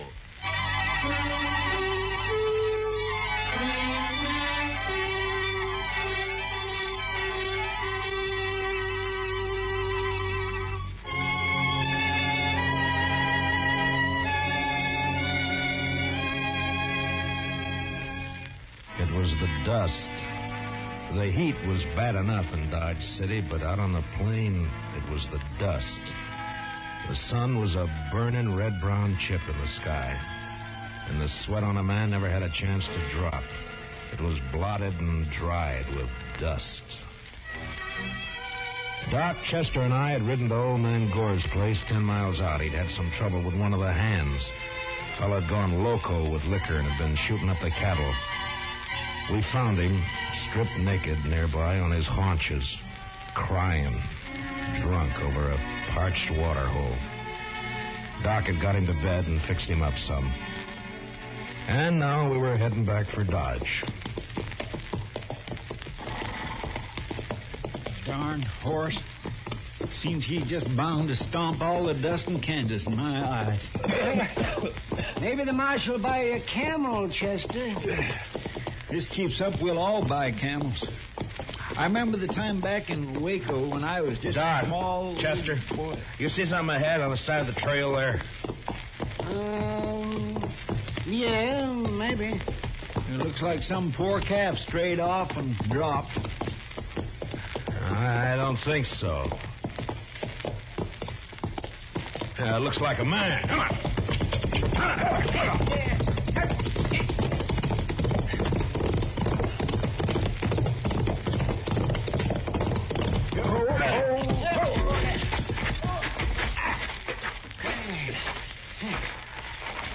Chester, get the water bag. Yes, sir. Yeah, let me have a look, Marshal. Yeah. Let's see. Heat. Is he all right? Well, depends on how long he's been lying here. Here you are, Mr. Dillon. Open up his shirt, Marshal. Chester, get some of that water on his wrist. All right. He looks like an Easterner, huh? Sure not dressed for this country. Oh, that's better. That's better. Try to get a few drops in him. All right, now. No, not too much, Chester. Not in his nose, Chester, his mouth. Well, my gracious, I'm sorry, Mr. Dillon, but he moved his head. It's not so easy to hail. Look, he's awake. You're all right, mister. Just take it easy for a bit now. Oh, that this too solid flesh would melt, thaw, and resolve itself into a dew. What did he say? Oh, it's out of his head, Chester. For this relief, much thanks. Forget it. Chester, get around the other side and shade him from the sun. Yes, the sun. I begin to be weary of the sun. I don't blame you. What happened? My wagon shed a wheel, I fear, along the high road. I know not where I am. You're about 4 miles out of Dodge City. Kansas. Kansas. Oh, I would give all my fame for a pot of ale and safety. We better get him to town quick. He's in a bad way. He's delirious. You think you can make it on a horse? We'll take you into...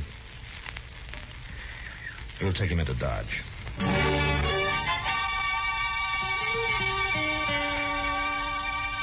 And he passed out again.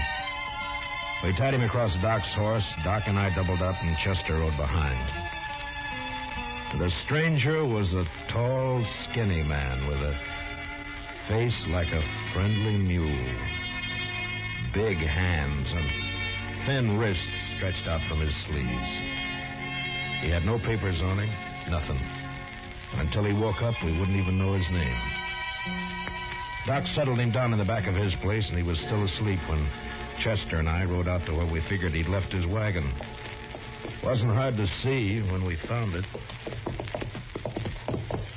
What color wagon would you call that, Mr. Dillon? Puce, Chester. Puce. I guess so. Seems to be some writing on the side there. Yeah. Oh, Irving Henry, thespian supreme, disciple of the immortal Bard. I should have known he was a religious man. He's an actor, Chester, the immortal Bard. Shakespeare, William Shakespeare, wrote plays, poems. Hi.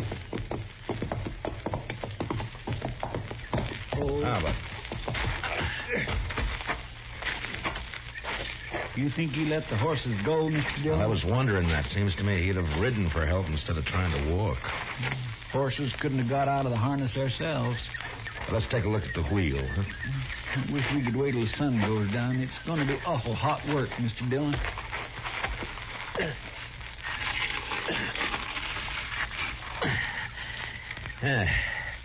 It's not too bad. The pin fell out. Must be another in the box at the back. Take a look, will you, Chester? Yes, sir. I'll prop the wheel up here. Now. Mr. Dillon? Yeah, can't you find it? Will you come here a minute? What's the matter?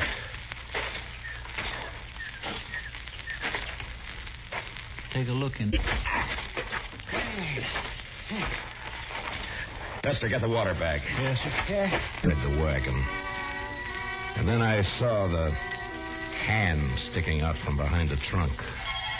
You didn't have to be the doc to know that it was a dead hand. The body was of a man about 40. He was dirty. And in a greasy, torn waistcoat, I found a pocketbook with his name. Sam Matchett. And that was all. Below his left shoulder and his back was a patch of dried blood. And in the middle, a bullet hole. We got the wagon wheel on, hitched up our horses, and drove into Dodge.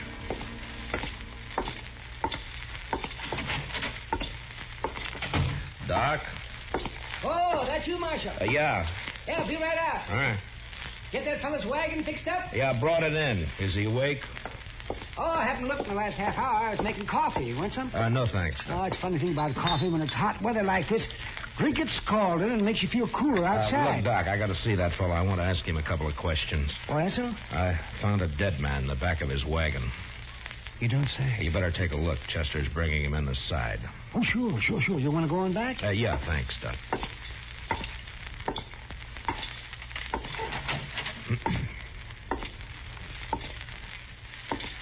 Mr. Henry? Mr. Henry, wake up. Yes, what? Oh. Your name, Irving Henry? Irving Henry. What is this place? Now, you got to listen to me for a minute. We found your wagon. Ah?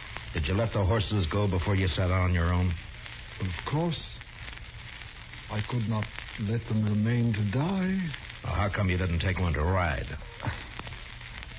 I have a loathing of horses. I cannot bear one under my body. There is a carafe of water beside the bed. Would you be good enough, Mr. Dillon, Matt Dillon. I'm the marshal here in Dodge City. Here you are. Oh, my thanks. Now, what were you doing with a dead man in your wagon, Mr. Henry?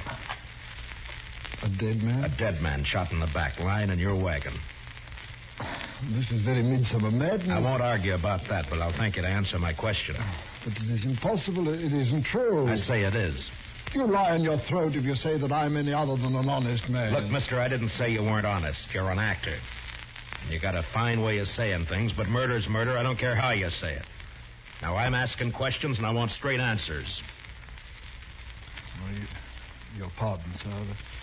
What you tell me, in truth, if it were played upon the stage, I would condemn it as an improbable fiction.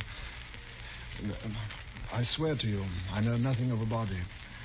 Did you come through Hayes City? Yes. Do you know a man there called Sam Matchett? No. You had no trouble in Hayes City? No. What are you doing in these parts, Mr. Henry? I am touring the provinces. An actor eating the bitter bread of banishment.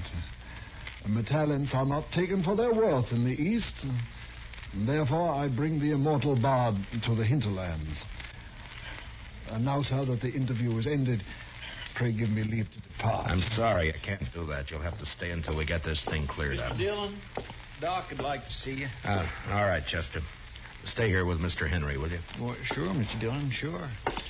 How are you feeling by now, Mr. Henry? Would you like some more water? Evil fellows live in grass. Doc? Right here, Yeah. Fill me cups up, Father's boy. What was that? What'd you find? Well, there's one thing. This man didn't die right away. I mean, not right when he was shot. Is that so? No. More likely bled to death. Inside. You think he might have been able to climb up in the wagon after he was shot?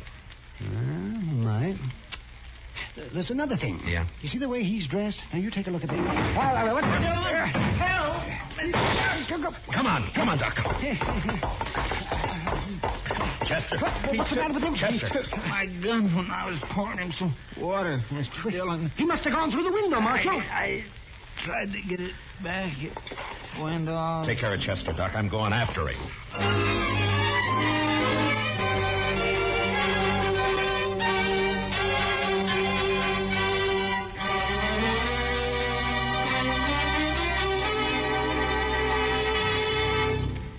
We will return for the second act of Gunsmoke in just a moment. But first, do you know how old the school building in your community is? If it's over 25 years old, the chances are that it's woefully inadequate to the present demands on it. Certainly, thousands of schools all over America are unable to meet the needs of a greatly increased enrollment. And all our school children will suffer unless all of us work actively to improve conditions. Join with the groups in your community working for better school conditions.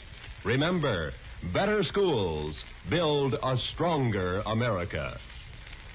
Now, the second act of Gunsmoke.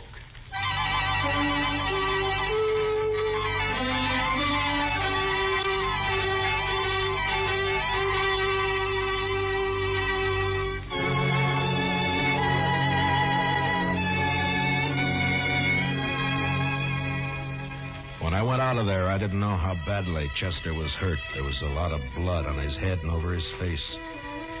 It was nearly dark outside, and the street was empty. It was supper time.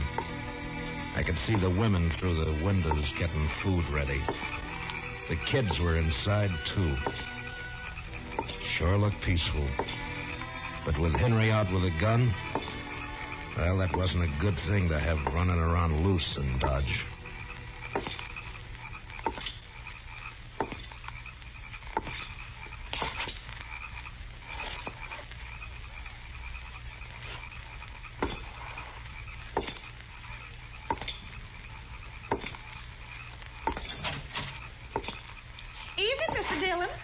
Did you see a man run down the street, Miss Fletcher?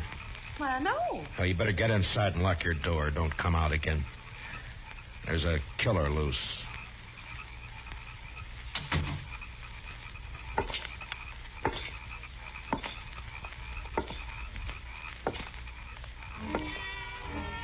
I walked the length of the street, listening, waiting.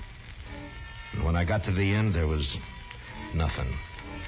He hadn't taken a horse, I'd have heard that.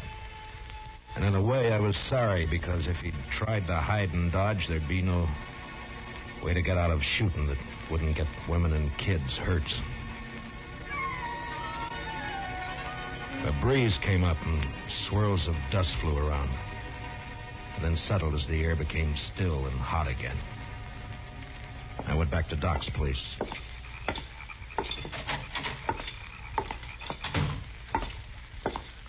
Oh, did you find him, Marshal? No. How's Chester? Oh, I'm fine, Mr. Dillon. Just creased my head. More mess than hurt. Oh, good, Chester. Look, you want to go home or you want to work? I want to work. All right. Go down to the office, get yourself another gun, and round up some men. Many as you can. As long as Henry stays in town, we're in trouble. Now, keep your eyes open. Meet me back here. Yes, sir, Mr. Dillon. Take my gun with you, and if you see him, watch out. All right, now get going. Yes, sir. Now, Doc, I'm going to have to make you a deputy, too. Well, maybe instead of digging out bullets, I'll be putting some in. It's not funny, Doc. Now, come on. All right, we'll start here. I'll take this side, you take the other. Get the men to go through their houses and tell them to look for their horses. Tell them what's happening. By 10 o'clock that night, as far as we could tell, Henry hadn't left town. There were plenty of places for him to hide, though. We had 50 men out searching. Chester and I were working along back of the express office. There were a couple of houses there we hadn't covered. You wouldn't think a man like that'd be a killer, now would you, Mr. Dillon? I never saw a man yet couldn't be, Chester. Depends on your reasons for killing, I guess. Now, let's take a look behind these boxes, huh?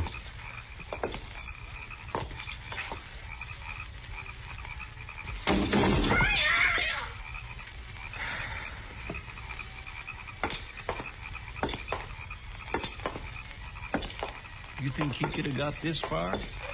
Yeah, he might. A lot of back streets to sneak around in the dark. That's Miss Cullen's place there, isn't it? Yes, sir. Looks like she's still awake. Light burning back there. Yeah.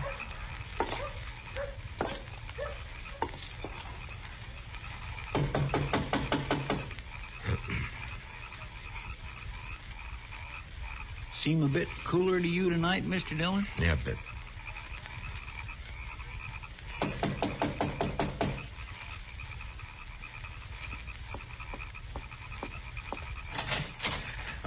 Evening, Miss Cullen. I'm sorry to get you up, but we're looking for a man, a stranger around. He's tall, thin.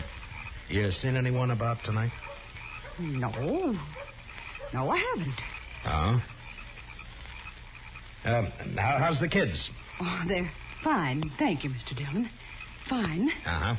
Well, you keep the place locked tight, Miss Cullen. Don't let anybody in tonight unless you know who it is. All right. Good night, Mr. Dillon. Good night, ma'am. Well, now that's strange. She didn't even say hello to me, and I know her better than you do, Mr. Dillon. Chester, round up the others. Get them over here. I don't know why she... He's in there with her. I think he's got the kids in the sleeping room. Oh. Sent her out to get rid of us. Now, I'm going to try and get in. Don't do anything when you come back. Just put the men around the house. Yes, sir.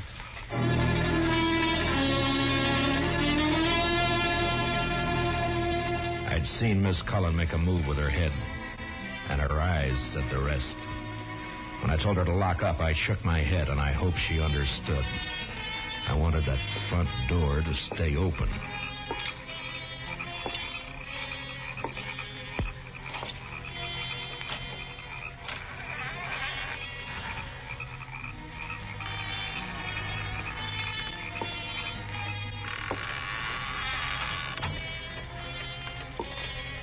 Keep my promise as soon as I can. He was in there, all right. I could hear him. I wanted him alive. But I wasn't going to risk hurt to Miss Cullen or the kids getting him. Please. I did what you asked. Don't hurt the children, please. They will never know this night. And in the morning, when they wake. What's that?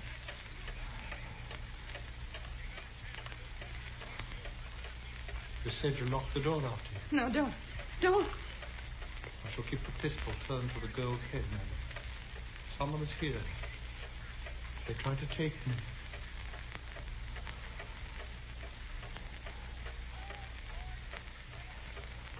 Who is it? Who?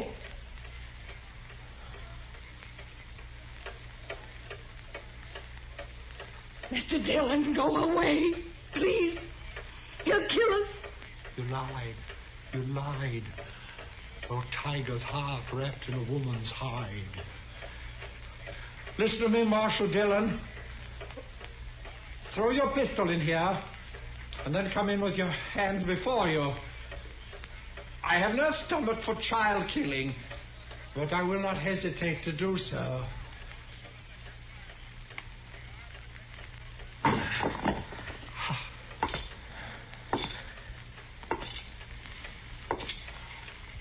Now, give me the gun, Henry. No. You won't be able to get out of this. I must. There is living to be done. You know that fancy talk isn't going to help either. Now, why don't you climb down? What happened to Matchett? Nothing happened to Match. Why'd you kill him? I didn't. In 5 minutes or less, there'll be 50 men or more around here. Now, what are you going to do? I don't know. If you didn't kill Matchett, you'll get a chance. I'll see to that. There's no use going on this way. Give me the gun. I cannot. It is my prop of salvation. No gun is salvation to anybody. Put it down. You must tell the men to go away, Marshal Dillon. I'll have to take one of these children with me for my protection. No. Shed a tear for me, madam. I have the greater need. You do a lot of talking, mister. I'd like to see you turn the gun away from that kid's head. That'd take more than talk, wouldn't it, though? I have no skill with such a weapon. Why should I match with you? I want to live. You're going about it the wrong way. The smallest worm will turn, being trod upon. Meaning? You gave me no choice when you brought me here. Would have been better to have left me lying in the dust. You don't understand. You don't know. Well, why don't you tell me? What good would it do? That depends.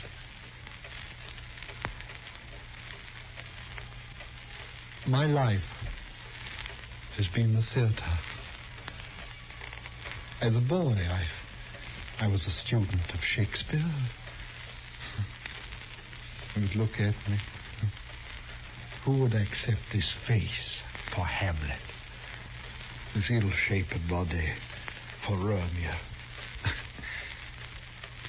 His speech has become my speech, but the fools only look. They cannot listen for laughing. There have been ugly men before you. It hasn't been cause for murder. Why'd you kill Matchett? In New York, there was a man, a gross, stupid man fancied himself an interpreter of the bard. He took me as his apprentice. And together we set out for the tour. I would play only the voices. Never Richard, never Henry, never Lear, only the voices. Whilst he, stumbling, drunken, he muddled and tore to a tatter the words that I should have spoken.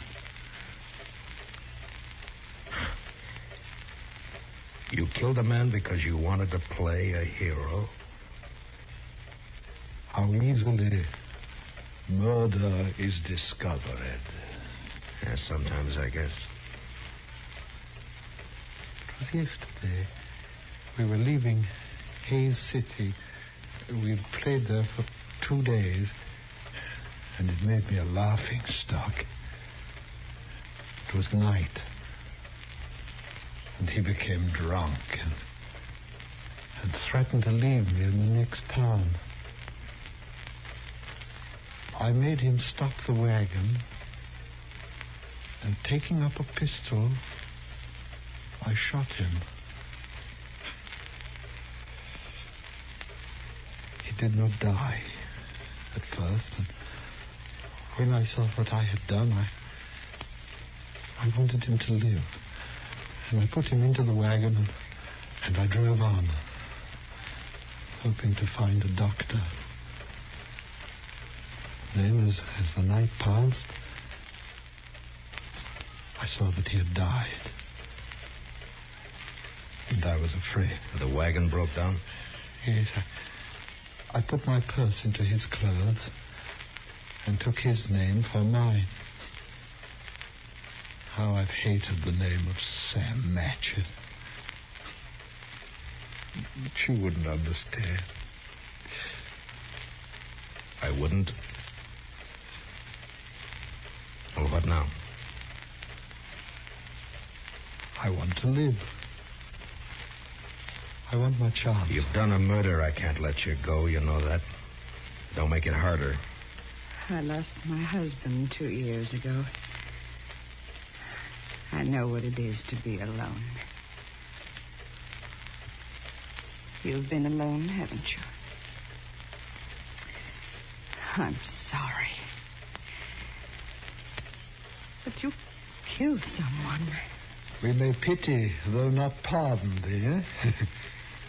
I'm going now, Marshal. If you walk out of there with your gun, you're a dead man. Death's a great disguiser.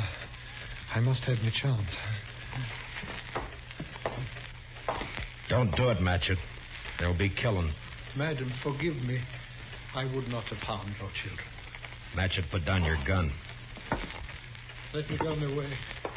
Please. There are a lot of men waiting for you out there, Matchett. You know what'll happen if you open the door.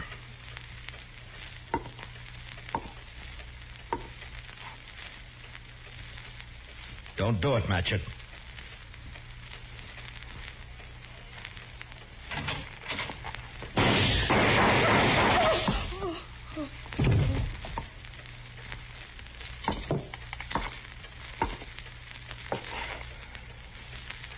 Matchett.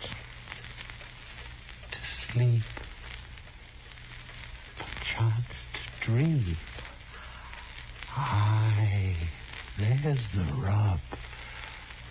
For in that sleep of death, what dreams may come.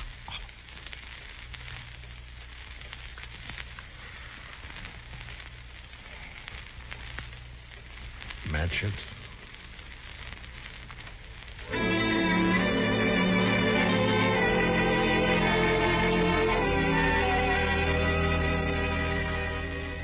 He knew he was going to die. The minute he opened that door, he knew it. And maybe he wanted to, because he fired first, a single shot. We buried him in back of the church, and I found some words in a book to put on his grave. He that dies pays all debts.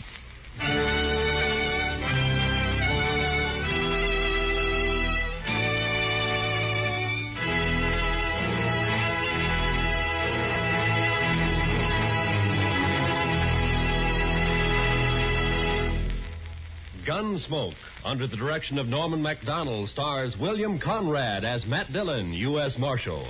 Tonight's story was specially written for Gunsmoke by Anthony Ellis, with music composed and conducted by Rex Corey. Hans Conried was featured as Henry, with Mary Lansing as Mrs. Cullen. Parley Bear as Chester, and Howard McNear as Doc. Join us again next week as Matt Dillon, U.S. Marshal, fights to bring law and order out of the wild violence of the West in Gunsmoke.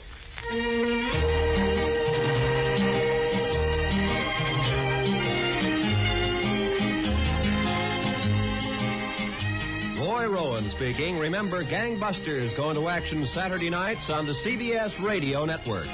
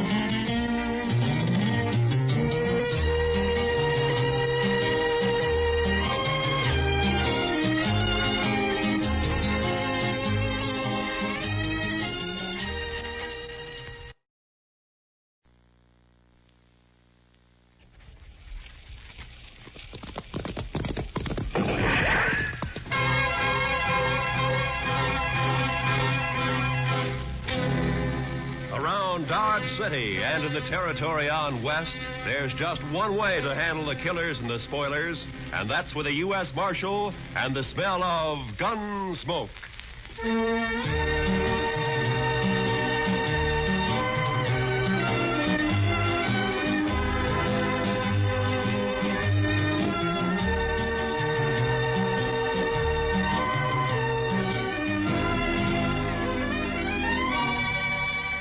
Gunsmoke, starring William Conrad. The story of the violence that moved west with young America. The story of a man who moved with it. Matt Dillon, United States Marshal.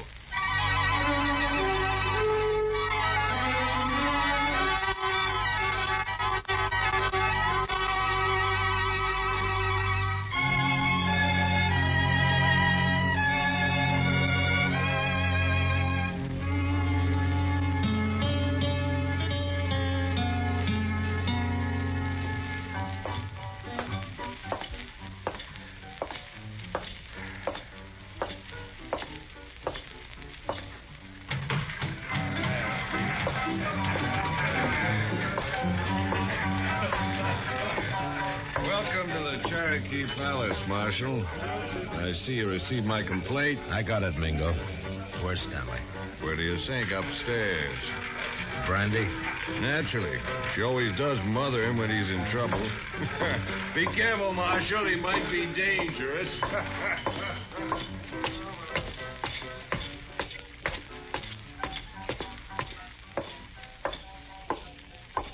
Well, Marshal. Got a sweet word for Dixie? Yeah. Move. Oh, it's not very sweet. It was to the point. Say hello to Jim for me, huh?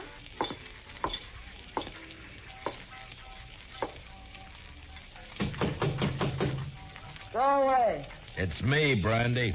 Matt. Come in, Matt. Join me in a drink? Where is he, Brandy? In the next room. Cried himself to sleep. Save it, Brandy. I gotta take him. Oh, why, Matt? Jim Stanley never did a mean thing in his life. He's no bad man. He stole money from Mingo's roulette table, and he threw a bottle at him when he was caught. Mingo's pressing charges. Stanley can clear himself in court. Huh? Against Mingo's witnesses? Do you bring Stanley out, or do I go get him? Go get him.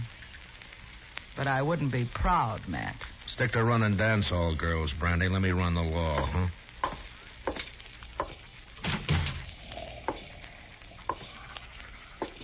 Stanley?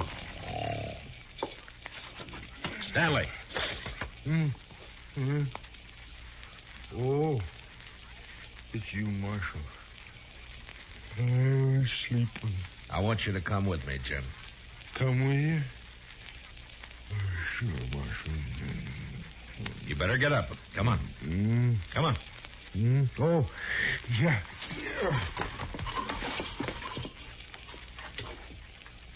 Oh, where are we going, Marshal?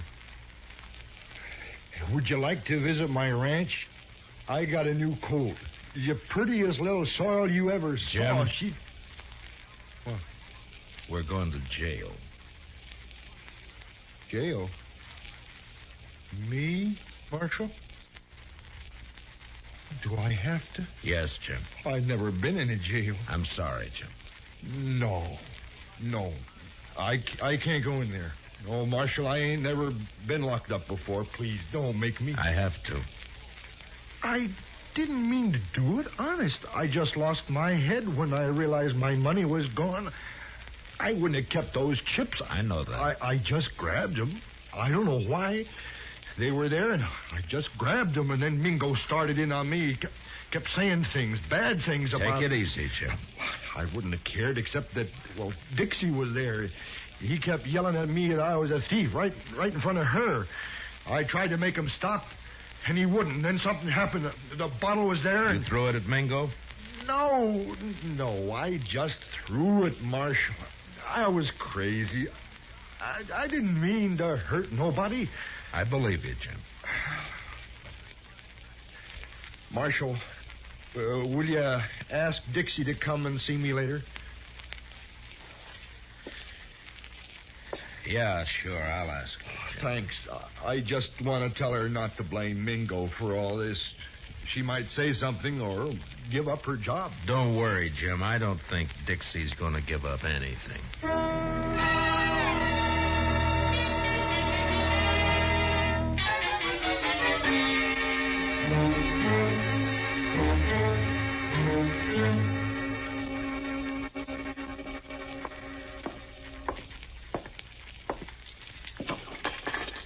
He won't eat his dinner, Mr. Dillon. He just sits there staring. Yeah, poor devil. He won't really be convicted, will he? Well, I hope not, Chester. Mingo's the one who ought to be in jail. Look, Chester, this isn't exactly my idea of justice either. A shady gambler against a simple-minded horse rancher. Hello, Marshal. Goodbye, Chester. Oh, goodbye. I'll run along. You stay put, Chester. Oh, now, Marshal, I want to be alone with you. I sent for you to come and visit Jim Stanley, and you better be nice to him. Most fellows are tickled pink if I like them. They say I'm pretty. You're pretty enough. That's better. I knew you liked me. I said you were pretty. I didn't say I liked you. Oh, now that's nasty. Would you like to hear what I really think of you? No, don't bother. I get the idea. You're Mingo's girl. When I feel like it. And why do you have to tease a man like Stanley, drive him to drinking and gambling and trouble like he's in now? He's sweet. He thinks I'm beautiful. Yeah. But even men like him wake up. Stick to Mingo.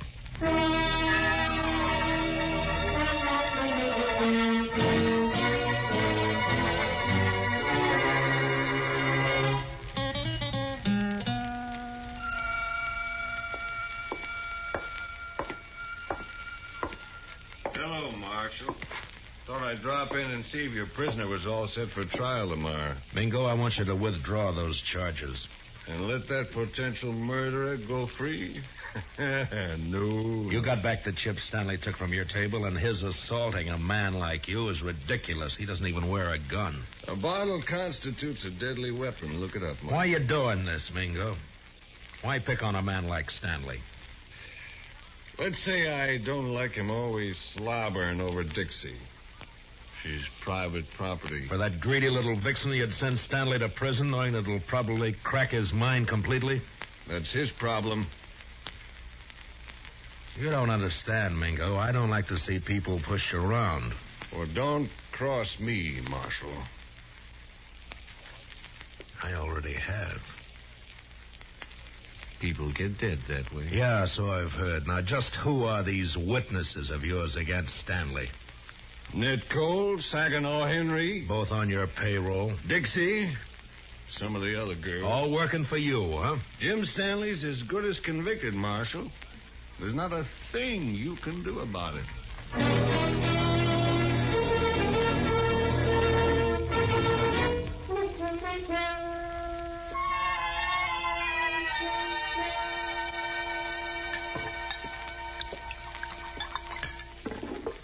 Here, man. Drink this. Thanks, Brandy. You know, all you need to do is stop fighting yourself, Matt. You're mixed up. Yeah, that's sure true, Brandy. You know, it's funny when it's something you can fight with your fists and your guns, it's easy, but how do you fight a deal like this? You gotta clear Jim somehow. And with those witnesses against him, Jim can't win in court. Technically, he's a criminal. Oh, criminal, my foot. He admits the crimes. The judge will have to sentence him to at least a minimum jail term. We know there are witnesses who can prove he's innocent. Now, a smart man would find a way to make him talk. I've been thinking about it. Well, I'll tell Jim you were asking after him. I think he'd like that. He's Dixie's. I had me a man once, Matt. I traded him for a bottle of brandy. I paid a stiff price for my name. You're not through yet, Brandy. Oh, sure. I play mother to everybody. Take everybody's troubles on my shoulders. Help salve my conscience. Don't ever hurt a person, Matt. You never get through paying for it. Well, I better be going. Where? To try to get some of those witnesses to talk.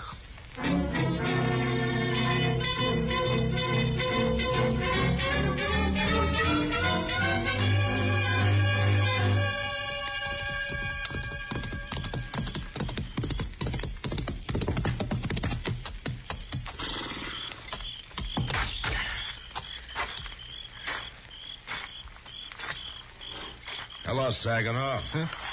Oh, it's you. I've been looking for you. And you've been looking for trouble. Well, you're beginning to sound like your boss, Mingo. It's late. What do you want? I want to read you something from this book. What book? This law book. Oh, so? First law I see says that anyone giving a drink to an Indian is liable to fine up to $500. I saw you buy an Indian Pete a drink only last week. Pete's a stable boy. He ain't no savage. Law doesn't say savage, says Indian. Pete's an Indian, so technically you broke the law. You can't make Next one says any man that disrobes in a public place is guilty of committing a public nuisance.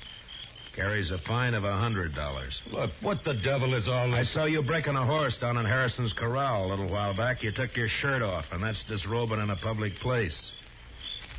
Technically. You can't get away with this, Dillon. How much you make a month, Saginaw? 50, 75. Uh-huh. Well, the way it looks, I can get you fined on enough of these laws to keep you broke for about 5 years. 5 years? And we can start all over again. You're bluffing. I never even heard of these laws. Well, look for yourself here. If you witnesses are going to send Jim Stanley to jail on a technicality, then a lot of you are going to jail the same way. Well, laws may be there, but they ain't fair. All right, Saginaw, if that's how you want it. Come on, let's go to jail. No, wait. Well, then start talking. Well, Dixie shilled Stanley into losing his money, and And me and Ned Cole egged him into grabbing a couple of chips when the wheelman wasn't looking. On Mingo's orders? Sure. Stanley looked down at the chips we swiped, and he reached out to hand them back when Mingo jumped him. What was Dixie doing? Trying to keep from laughing. Yeah, I'll bet. And then what? Mingo rode Stanley hard to make him break down in front of Dixie. And finally, the poor lunkhead seemed to go crazy. He yelled and tossed a bottle at the bar. Not at Mingo? No, missed him by 10 feet. Stanley was just working off his mad by busting the bottle. Paid for it. I guess he had the right. Yeah, I guess he had. First, I think Mingo was just deviling Stanley, and then he got the idea to press charges and send him to jail. We got orders out to testify. Uh-huh. Well, thanks, Saginaw. Marshal, I'd like you to know something. Yeah?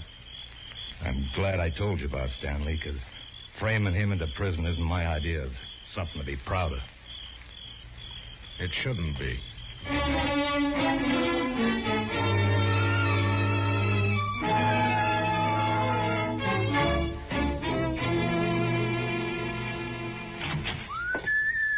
Ah, good evening, Chester. My, what are you so happy about, Mr. Dillon? Everything, Chester, everything. Is it about Jim Stanley? It is about Jim Stanley. He's going to clear himself in court tomorrow. Come on, let's go tell him. Well, gracious, that is good news. He couldn't have taken much more being locked up. I know. Hey, Jim, wake up. We're going to Jim. Mr. Dillon, he's gone. Both window bars are cut. Yeah. And here's what cut him. A hacksaw blade. And look yonder, there's another. Oh, that fool. Why couldn't he have waited one more day and he'd have been free? Jim Stanley didn't have those hacksaw blades on him, Mr. Dillon. I know. I searched him good. You searched Dixie good?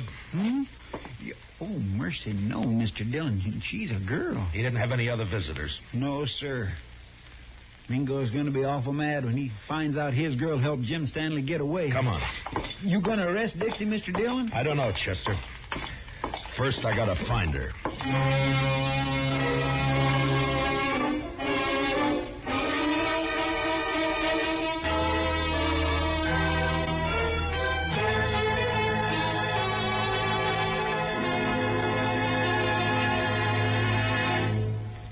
We will return for the second act of Gunsmoke in just a moment. But first, every Sunday on CBS Radio, hear both sides debate the issues on Pick the Winner. It's a program that brings in the top people from Democratic and Republican camps, standing their ground and delivering their views on the biggest questions of the campaign. Don't miss Pick the Winner, Sundays between now and November, to be fully informed when it comes time to vote. And remember, straight through election time, make CBS Radio your election headquarters. Now, the second act of Gunsmoke.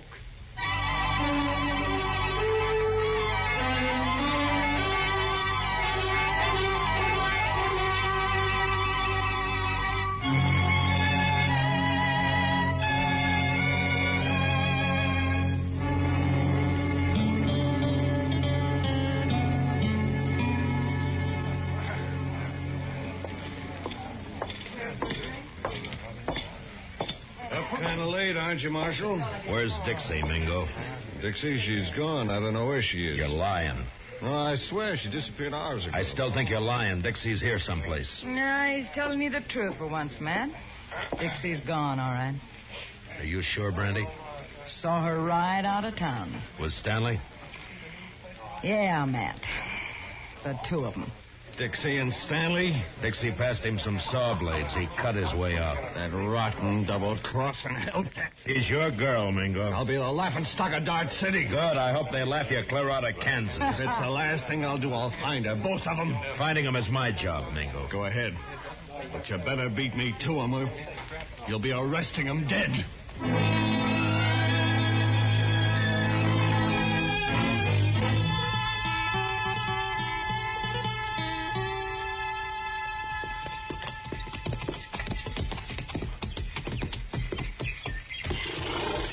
Well, they stopped here, all right. Probably changed horses and got some supplies. That wasn't why Stanley came home. Look, Chester. What? Water in the stock trough is right up to the top, and the barn's open. Feed pulled out where the stock can reach it. Even scared to death, Jim thought about his animals first. Mr. Dillon, you think Mingo's trailing Stanley and Dixie, too? Perhaps. It's one good reason why we'd better catch him quick. Come on.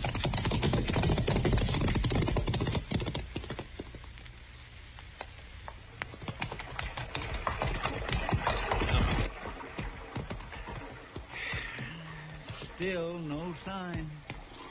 Looks like we've lost them for good now. What do we do, go back, Mr. Dillon? Well, we can't let Mingo find them. Sure, but the way they've been zigzagging back and forth for the last 4 days, we don't have a chance in 1,000. I'm not so sure, Chester. You know, there's a certain pattern about the way Stanley and Dixie have been moving. I don't think they're trying to leave this section at all. Yeah, we have been getting closer and closer to Dodge with every circle lately. And not only to Dodge. Mr. Dillon, you got an idea? Yeah, maybe. Come on, we'll ride back to Stanley's ranch.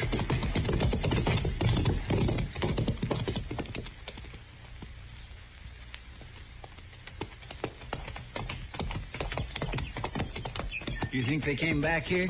I will soon find out. But from what we saw here before, I'll bet Stanley's not the kind to stay away from his ranch for very long. What? I'm hit to dirt.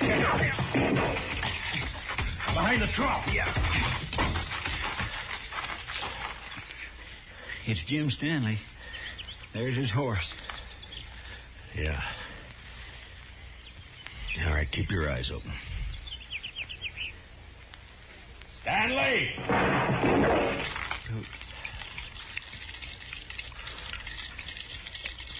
Jim, it's Matt Dillon. Let me talk to you. You go away, Marshal. I don't want to hurt you, but I ain't going back to that jail. Now you go away now. I'll kill you. Jim, listen to me. I've got a witness.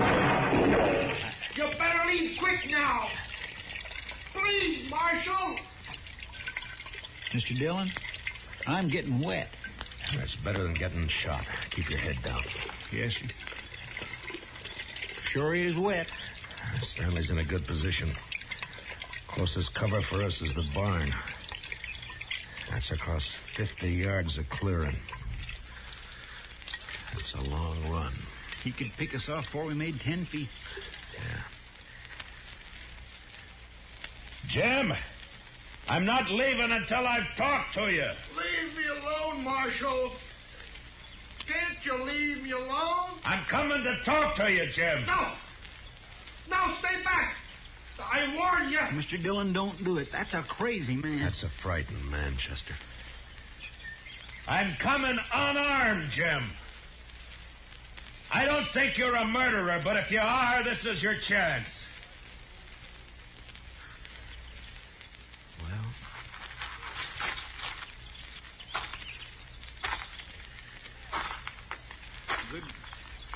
good luck, Mr. Dillon. Mr. Dillon! Stanley's shot slashed across my side like a branding iron. It was all I could do to ignore my fear and keep going. But somehow I reached the ranch house alive. And I opened the door.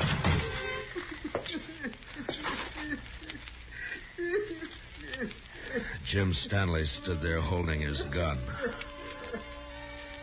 and crying.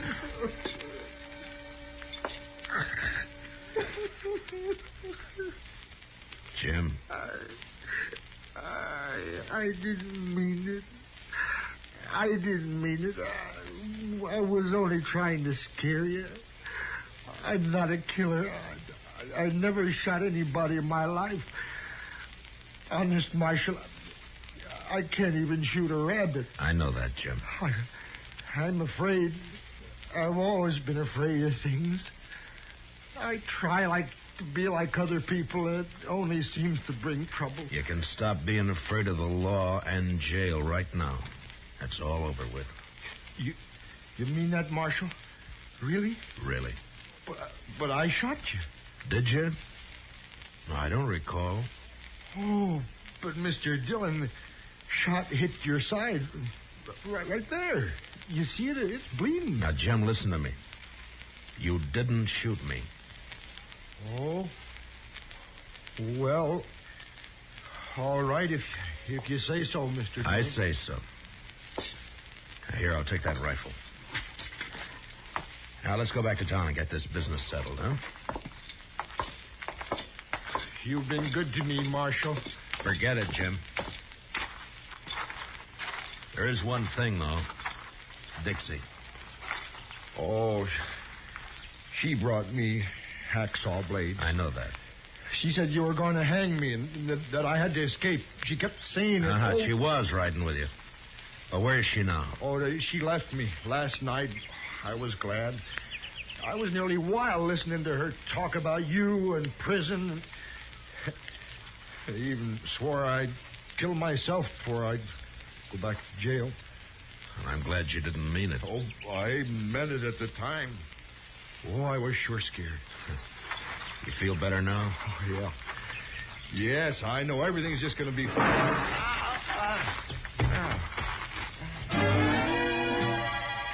The rifle slug splashed the side of Jim's face with red, and he crumpled into the dirt. From the water trough, Chester opened up and drew the fire of whoever was hiding in the hayloft of the barn.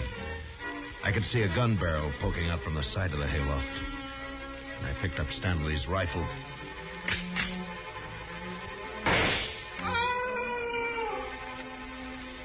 Mingo. Mr. Dillon, are you all right? Yeah, Chester.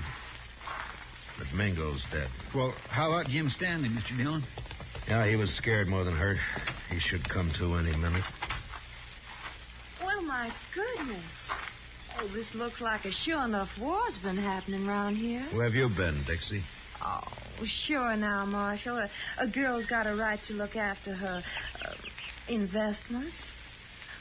My Mingo and Stanley both dead. Well, now that's a real shame. Hmm? Oh, but Jim Stanley's Chester. You said investments. The only investment you've made is prison time for helping Jim escape. Me? Well, how are you going to prove anything, Marshal? With Jim dead. But he's... Chester, why don't you go look after the horses? But, Mr. Dillon... Yes, sir? It's a right good thing because I'm going to be terribly busy, you know, taking care of poor Jim's ranch and money and of course, the funeral and everything. Why should all that concern you, Dixie? Because I'm Jim Stanley's widow. What? I married him 3 days ago in this city. It was such a sweet wedding. Yeah, I'm sure it was. And now all I have left are some memories. And, of course, this little old ranch and Jim's money. Dixie, there's something you should know. Hmm? You also got a husband. Have you heard enough, Jim? Enough. Jim, when I saw you fall. You're sure bad, Dixie. Oh, Jim, you mustn't pay no mind to what I said. I was upset. Didn't I come back just to be with you? No good, Dixie. Jim's on to you now. Jim, are you going to let him talk to me like that? He's my friend. And I don't like you now, Dixie. Oh, that's too bad. I'm still your wife. Marshal, can she make that stick? Well, by law, you have to support her, Jim. Of course, they don't say how. Marshal, you stop putting ideas And, of course, she has to take care of your house for you, Jim. Clean it, do the chores, cook for you. Cook? Me? Cook for him? He can make you, Dixie. It's his right. All right, or not. I'd like to see him try. He can do it, Dixie. Yeah? Well, he can't if I'm not here. And I'm leaving right now.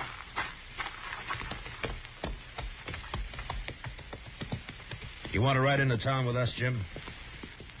No. I think I'd rather stay here for a while, Marshal.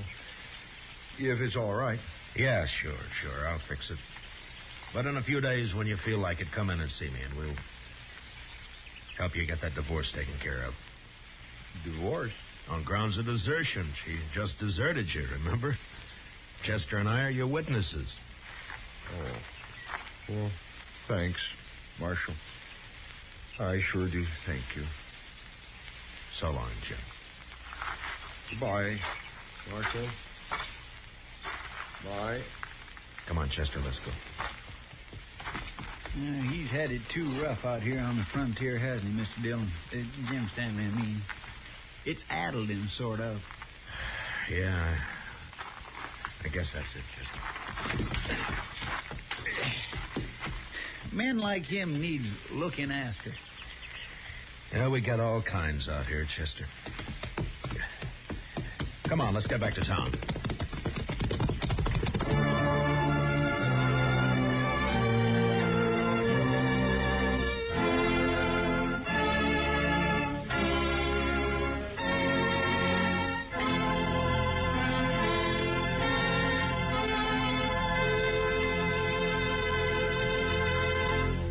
Gunsmoke, under the direction of Norman MacDonald, stars William Conrad as Matt Dillon, U.S. Marshal. Tonight's story was specially written for Gunsmoke by Herb Purdom, with music composed and conducted by Rex Corey. Featured in the cast were John Daner and Michael Ann Barrett, with Paul Dubov, Vivi Janis, and Bill Lally. Parley Bear is Chester. Join us again next week as Matt Dillon, U.S. Marshal, fights to bring law and order out of the wild violence of the West in Gunsmoke. Tomorrow's speakers on Pick the Winner, representing both the major parties, will be Harold Stassen, Republican, and George Ball, Democrat. Listen for this important program, Pick the Winner, tomorrow and every Sunday from now to November. This is Roy Rowan speaking, and this is the CBS Radio Network.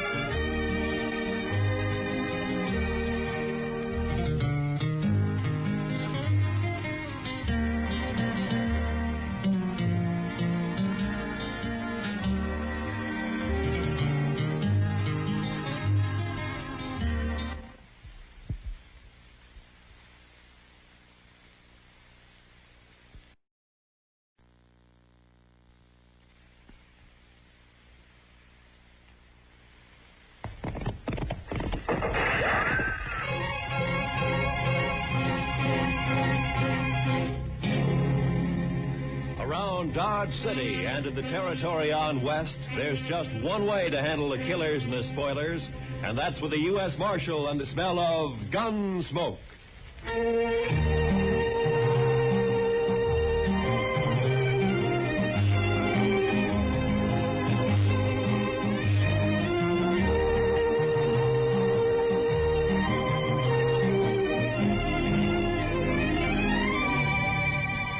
Gunsmoke, starring William Conrad. The story of the violence that moved west with young America. The story of a man who moved with it. Matt Dillon, United States Marshal.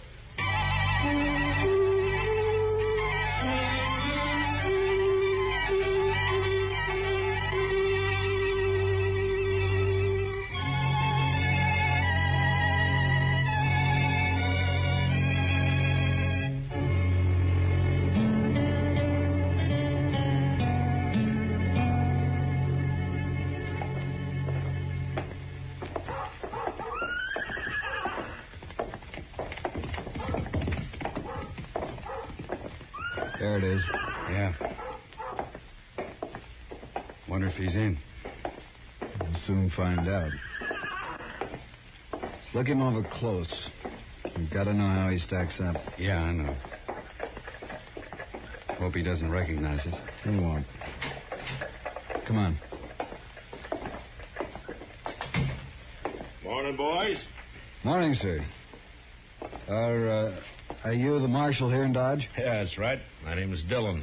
Matt Dillon. Thompson's our name. I'm Jim. This is my brother, Will. I'm glad to know you. This is my sidekick, Chester Proudfoot. Pleased to meet you. Howdy. Howdy. Mr. Dillon, we're after some information. Oh? What kind of information? Well, you see, Will and I just brought a trail herd up from the Pecos country. Mm-hmm. Around 2,000 head. We're holding them downriver a few miles. Oh, toward Walnut Creek? Yeah, I guess that's what they call it. You see, we plan to drive them on up toward Wyoming and put them on grass for a couple of months.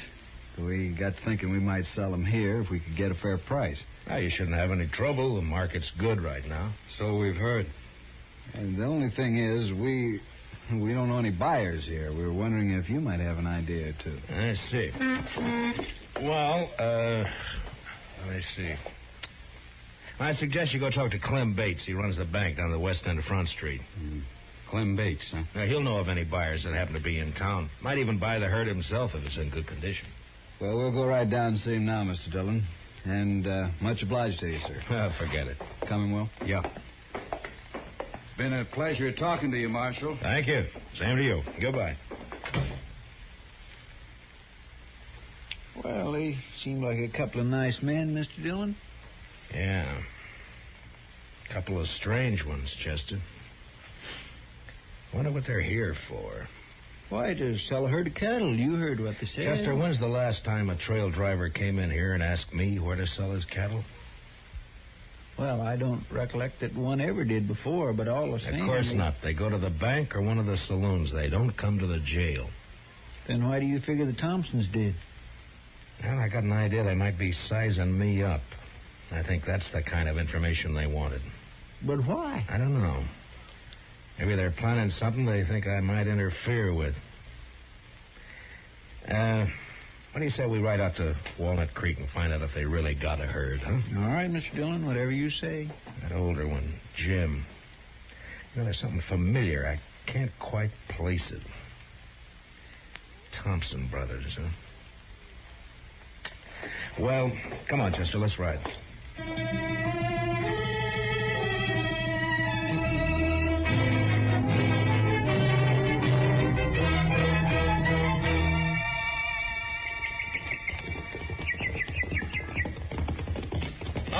Oh, boy. Well, they got a herd, all right, Mr. Dillon. Yeah, so they have, Chester. Well, let's drop in on them, huh? Come on.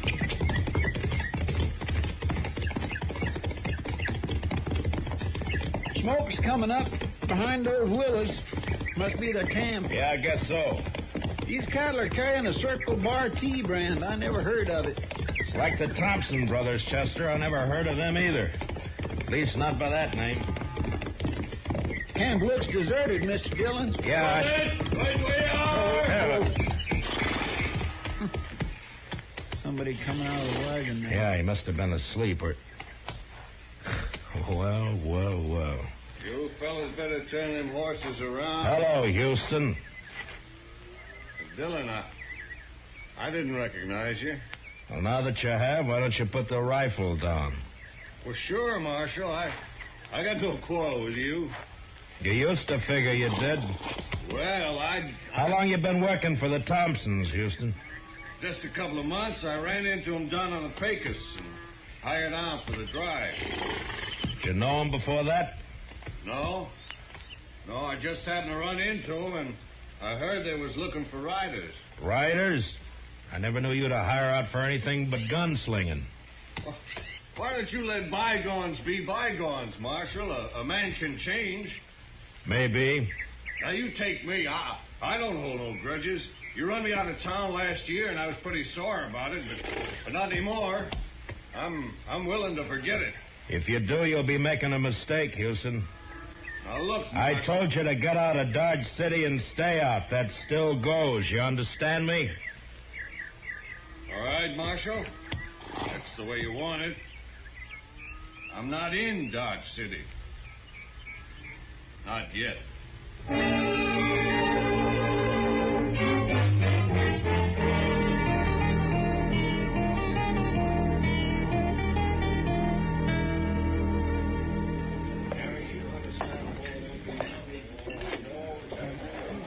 They don't seem to be in here, Mr. Dillon. Yeah, we'll wait, Chester. They will be sooner or later. Well, it was a real dull day up until now. Hiya, Kitty. Good to see you, Matt. Chester. You're on your own. What? Stick around, though, huh? All right, Mr. Dillon. See you later, Miss Kitty. All right, Chester. You like a drink? Not now, thanks, Kitty. I was looking for a couple of strangers in town, the Thompson brothers. Oh, yeah. They were in earlier. Seemed very pleasant, quiet, real polite. Mm-hmm.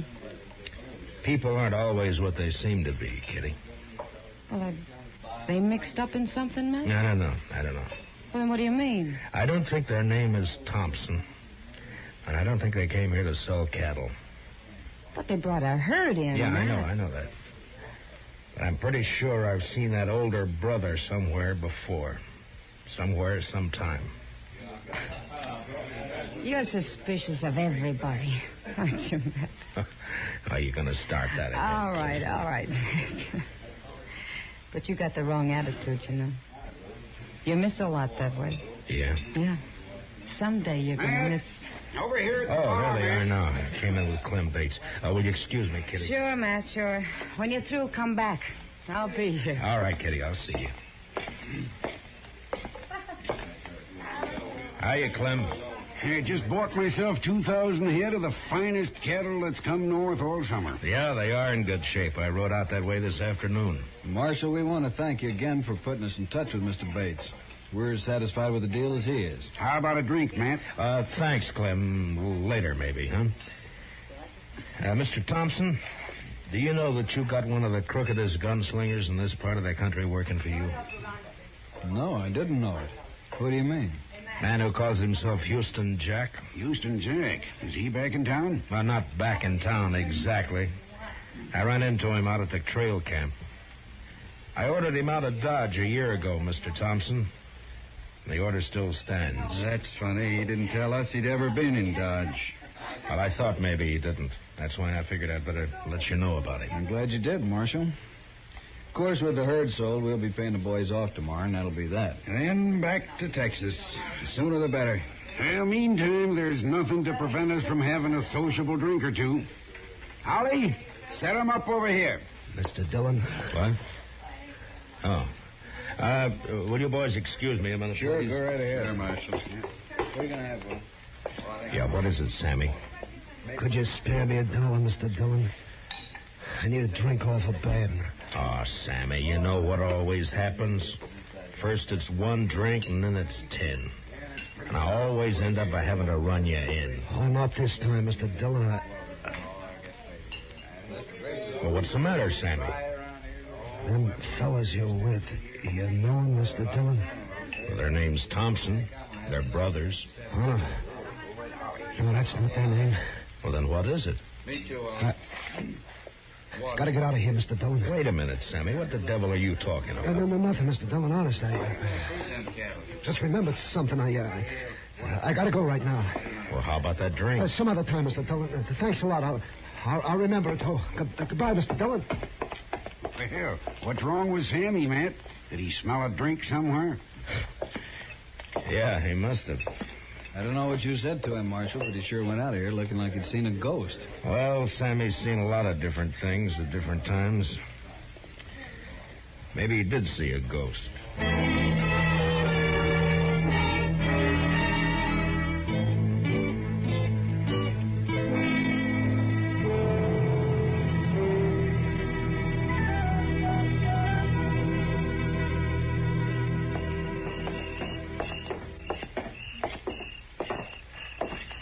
I can't figure where he got to, Mr. Dillon. I looked in all the places he usually hangs out, but there wasn't any sign of him.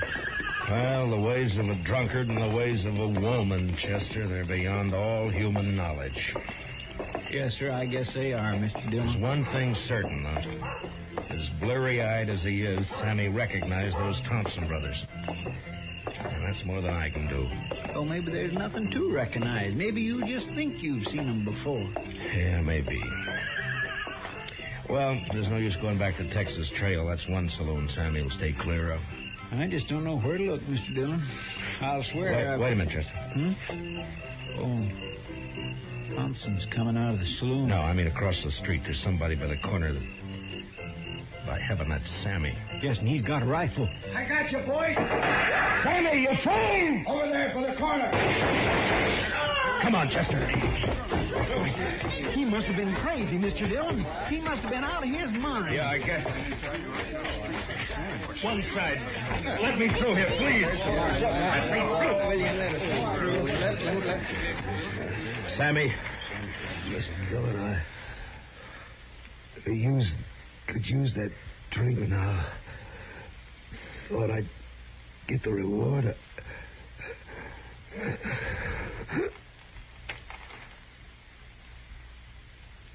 Sammy?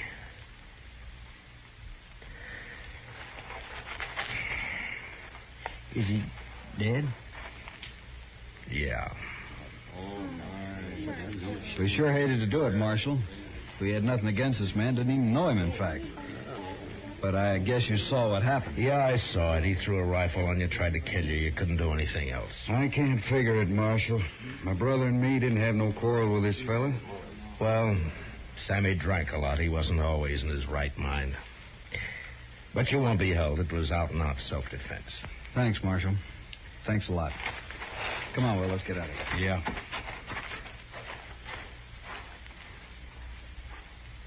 Well, it's too bad, Mr. Dillon. Sammy never meant no harm to anybody.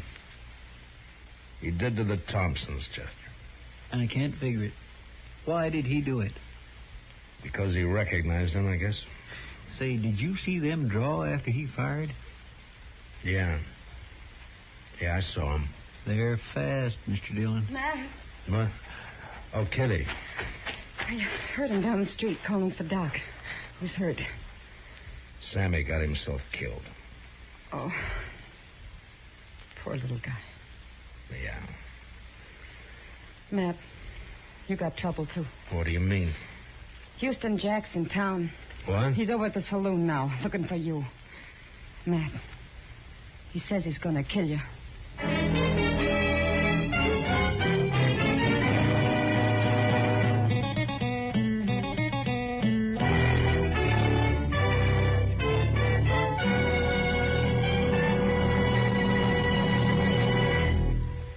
We will return for the second act of Gunsmoke in just a moment. But first, adventure on your mind, then keep tuned. The Gene Autry Show is straight ahead on most of these same CBS radio stations, bringing you the Melody Ranch Gang and Gene Autry songs. Tarzan's straight ahead, too, tonight involved with some fanatic headhunters in darkest Africa.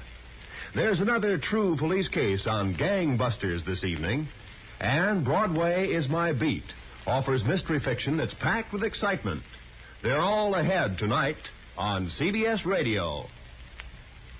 Now, the second act of Gunsmoke.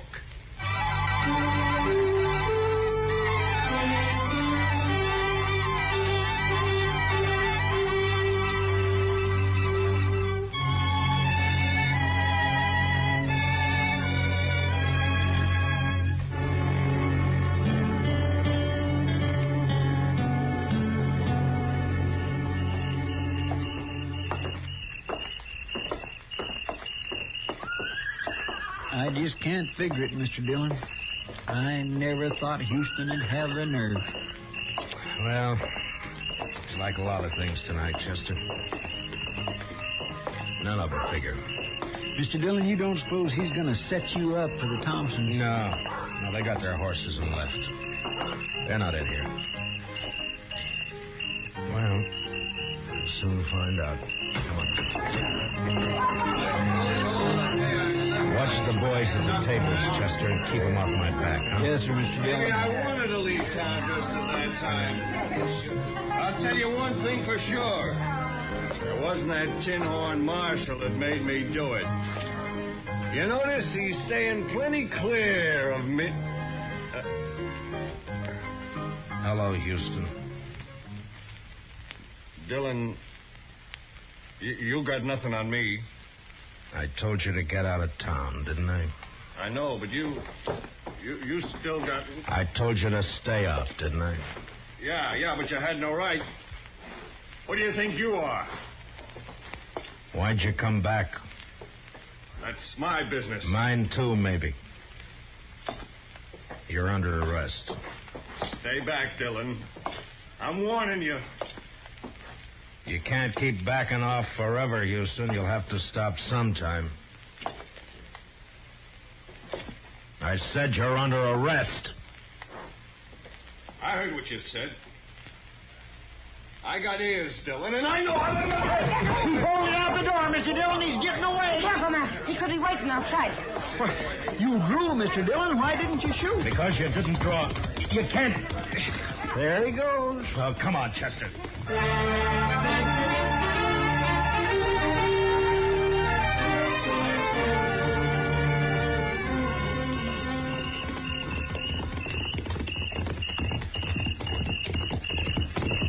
He can't be far ahead of us, Mr. Dillon. He's heading for the range camp.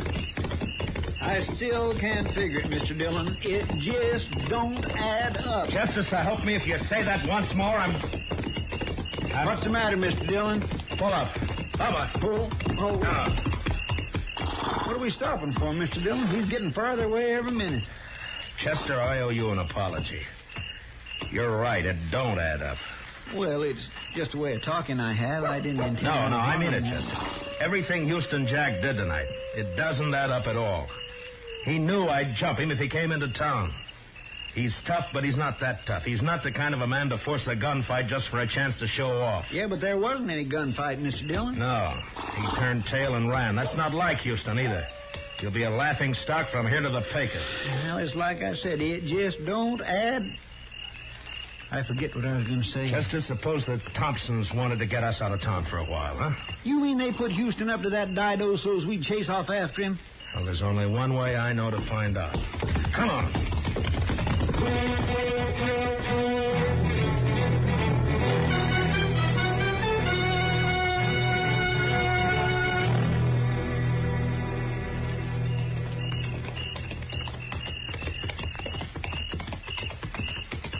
Dodge is kind of spooky this time of night, Mr. Dillon.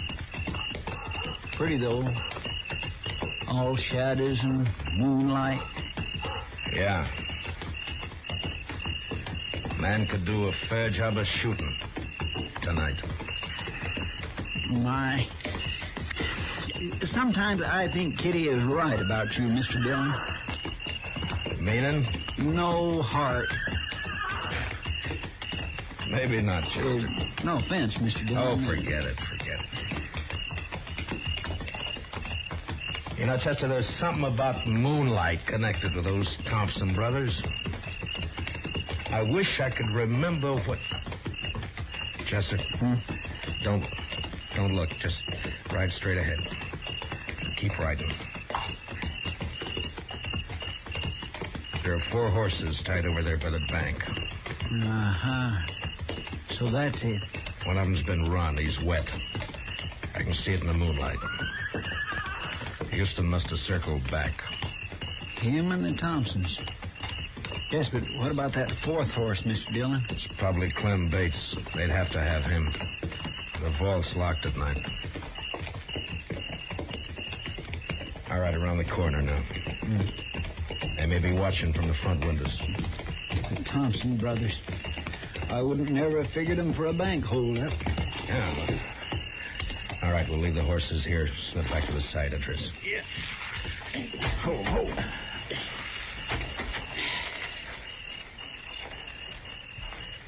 Well, what about that moonlight now, Chester? Well, I guess it's bright enough a man could do a fair job of shooting tonight.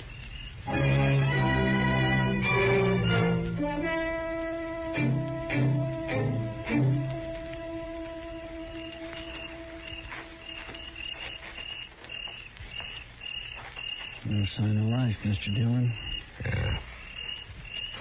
They're in there, though. Side door's open.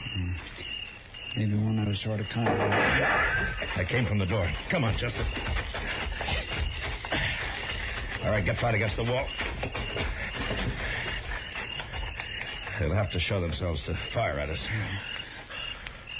See, Mr. Dillon, I think they shut that door.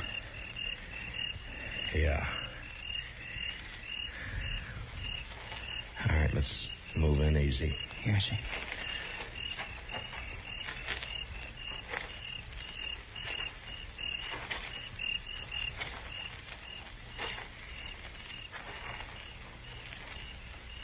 It's shut all right. I'm going to try the door. If it opens, flip a couple of shots in. Yes, sir.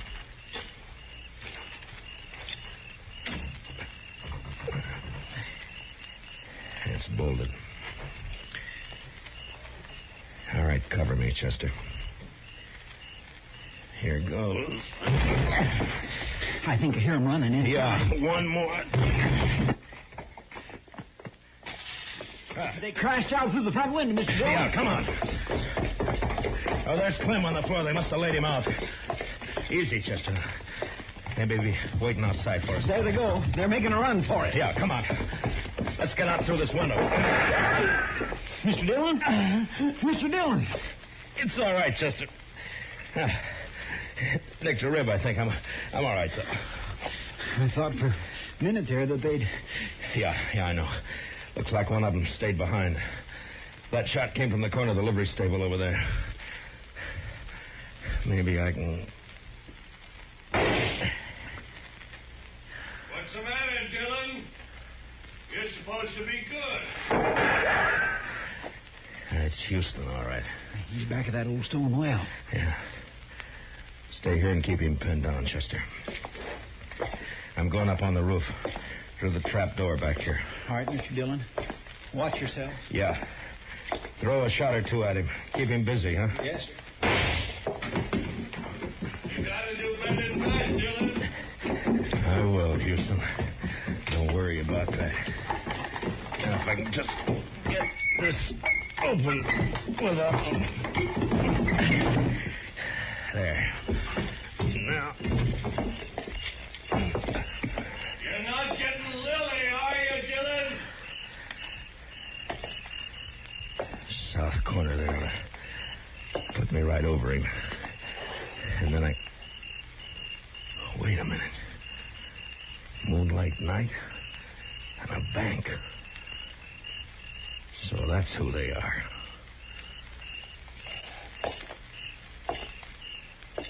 Houston! Dillon, where are you? Up here. You're under arrest. Drop your gun. I'll drop it. Last chance, Houston. Your last chance. All right, then. So long, gunslinger.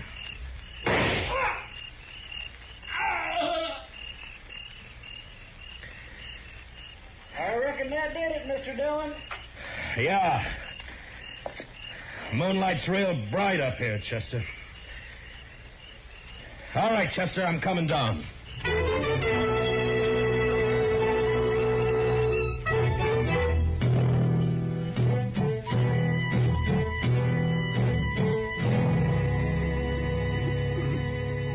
You fellas, I don't. No. Mr. Bates is coming, too, Mr. Dillon. Yeah, he's not bad off. They must have slapped him with a gun barrel on the way out. Clem, can you hear me? Matt? Oh, Matt, thank you. Chester, get that chair over there. Yes, sir. Here you are. All right, give me a hand with him. Easy, fellas. Come on, Mr. Bates. There you are. Now, what happened, Clem? Are they trying to make you open the vault? That's right. It was those Thompson brothers, Matt. Yeah, I know. They fooled me plenty. Thought they were fine fellas. I've been drinking with them all evening. Well, you never know, Clem. They get away with anything? No. I was about to give in and open the vault when you rode by. That got him kind of upset. Well, there's no harm done then. Houston Jack was long overdue for killing. We going to go after the Thompsons, Mr. Dillon? Where, Chester? They could have gone in any one of a dozen directions. There'd be no chance of trying to track them till morning. Somehow, I don't think we'll get them even then. I think I ought to get something done about this head of mine, Matt. It's giving me fits. Yeah, I'll go with you, Clem. I got to tell the doc about Houston. Chester, I guess you better go over to the depot and wake up Mr. Hightower. Have him put a wanted bulletin on the wire. For the Thompson brothers, huh? No, Chester. I've recognized them finally. Their name isn't Thompson. Well, what name do I put in the bulletin, Mr. Dillon? Just say, wanted for attempted bank robbery in Dodge City, Frank and Jesse James.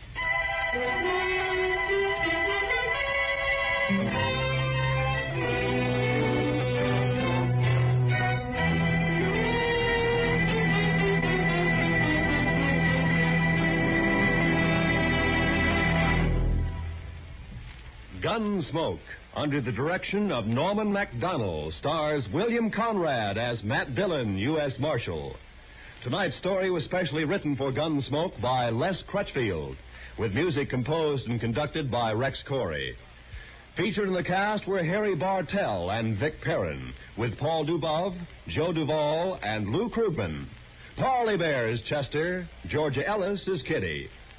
Join us again next week as Matt Dillon, U.S. Marshal, fights to bring law and order out of the wild violence of the West in Gunsmoke.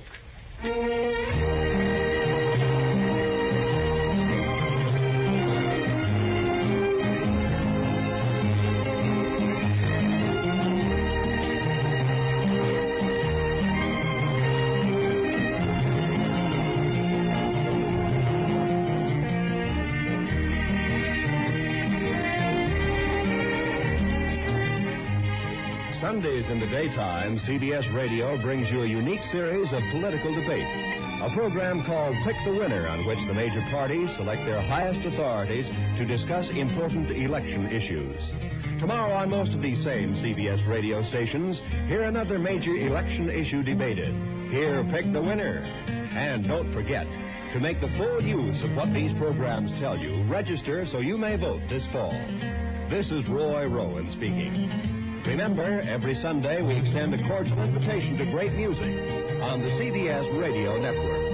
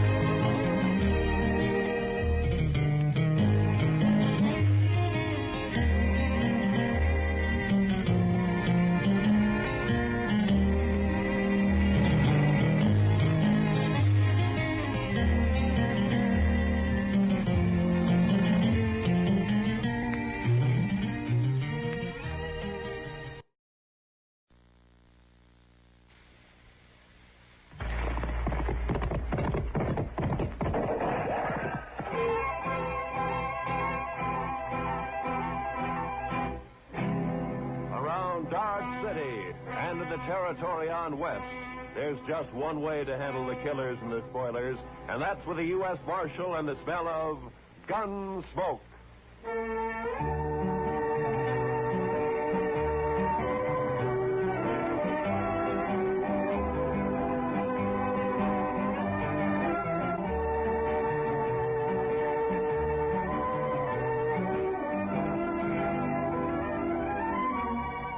Gunsmoke, starring William Conrad. The story of the violence that moved west with young America. The story of a man who moved with it. Matt Dillon, United States Marshal.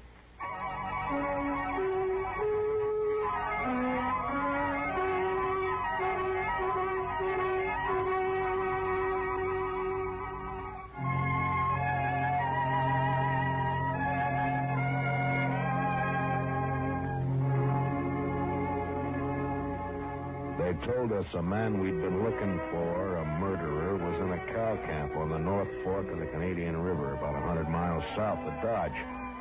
So Chester and I rode down to take a look. We found a fellow there with a right name but the wrong face. So we started back. First night we camped in a dry, buffalo-rutted depression. The next morning I woke shortly after daybreak to find Chester already cooking breakfast. Morning, Mr. Dillon. Meat'll be done soon. The coffee made, Chester? That's what I need. It's boiling. I didn't make much, though. I thought I'd better save our water. You know, Chester, I'll bet right now the doc's back there in St. Louis, holed up in some fancy hotel and still asleep. That's quite a thought, sir. Yeah. Him right in the middle of St. Louis and us way out here on the prairie. I'll bet he's even got sheets on his bed. I wouldn't be surprised, Mr. Dillon. Doc said this was one vacation he was going to splurge on. He's riding the Santa Fe both ways. Huh? Well, meat's done. I cleaned off this rock here to cut it on. Oh, good. Good.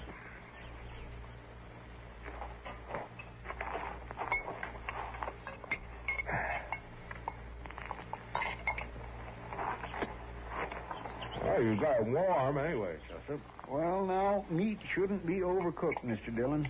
That takes the taste clean out of it. Now, then we ought to be able to taste everything about this steer. Eggman's disappointment. How's that, Mr. Dillon? Never mind, Chester. How come you woke up so early this morning? Oh, I always do. Seems as soon as it gets daylight, my feet start to sweat, and then I just got to get up. Well, that's as good a reason as any, I guess. Wow. Looks like we got company, Chester. What? Oh. Where? Right out there, heading straight for us. Oh, yeah. Some cowboy, probably. I don't know. He doesn't ride quite like a cowboy. Why, it's just a kid, Mr. Dillon. Yeah, it sure is. Sure needs a haircut. What? Say, Mr. Dillon, it's a girl. What could she be doing out here? I'm carrying a rifle, too. Well, get on, miss, and have some coffee. Who are you, mister? Hi, this is Chester Proudfoot, and I'm Matt Dillon. How do you do? You rustlers or what? Not exactly. I'm the U.S. Marshal out of Dodge, ma'am. U.S. Marshal? Oh, that's good. It is? Why? I need help, Mr. Marshal. My daddy's awful sick. Sick? Well, where is your daddy? We got a homestead about a mile over that rise back there. Oh, what's he sick with? It's his leg, Mr. Marshal. A horse threw him and his saddle both in the corral, and then it stepped on his foot. Now his whole leg's all funny. He's got a fever, too. Mr. Dillon, that sounds like... Yeah, I know, Chester. Tell me, miss, when the horse stepped on him, did it cut his foot, break the skin anywhere? Just a scratch. Tore his boot off, though. Oh. Please, Mr. Marshal, please come see him. I'm scared, the way his leg is and everything. Well, sure we'll come. Your mother with him now? I don't have a mother, Mr. Marshal. Oh. Well, then, what are you doing out here if your daddy's sick? We ran out of meat about 3 days ago, and I don't have anything to feed him. Oh. All right. Chester, I'll ride back with what is your name, anyway? Tara Hantry. Oh. I'll be 16 next January. Well, that's fine. We'll go back to the Hantry place, Chester. You scout around for some meat. All right, sir. And if you don't find any antelope, shoot the first calf you see. Anybody's calf. I'll do it, Mr. Dillon.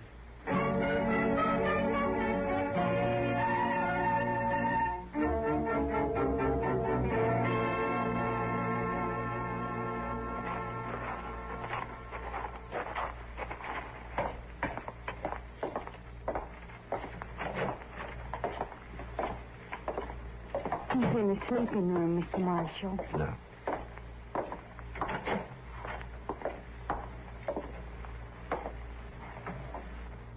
Daddy.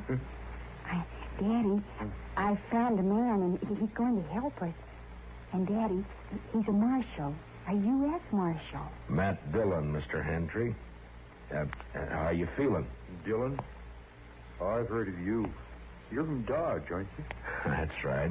Well, Marshal, I ain't feeling so good. My foot don't hurt no more, but my leg is all sort of, well, it ain't pretty.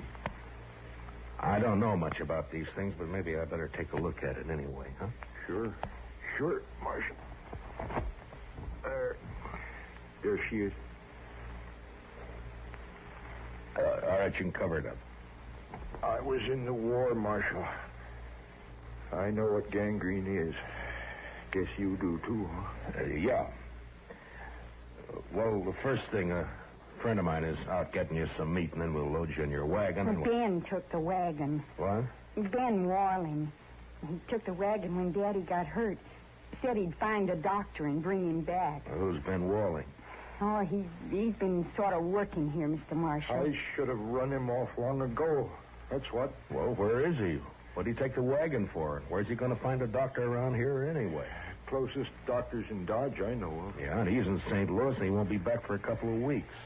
I couldn't get to him anyway. Well, tell me, when did this happen? About 6 days ago, Mr. Marshall. Uh-huh. Ben left the day after. Well, you think he's coming back? Did he steal the wagon or what? He comes back here and me not able to get around. I don't know what I'll do. I ought to take him full, but Now, take it easy, Mr. Hand. Take it. He won't cause any trouble, so don't you get all worked up. Tara, we'll let him get some rest, huh? All right. We'll have some food for you soon, Mr. Hantry. I ain't very hungry. Tara, what's he so riled up about this Ben Walling for? What's between them? Oh, it's nothing, Mr. Marshall. Daddy's sick and... that's all. Look, Tara, you asked me to help you, didn't you? Yes, but... You trust me, don't you? All right, Mr. Marshall. Daddy hates Ben because Ben... Well, Ben likes me. Oh, I see. He even wanted to marry me. Said he would. How do you feel about Ben, Tara? You like him? No. Of course, it's time I had a man and all that, but I'm afraid of Ben, Mr. Marshall. It's like there's something wrong with him. He's always sneaking around when you don't expect him. Makes me uneasy, like. Well, we won't worry about Ben now. You stay here in case your daddy wants anything. I'll go outside and wait for Chester. Mr. Marshall. I'm awful glad you're here. We'll see it through, Tara. Don't you worry. I won't. Now.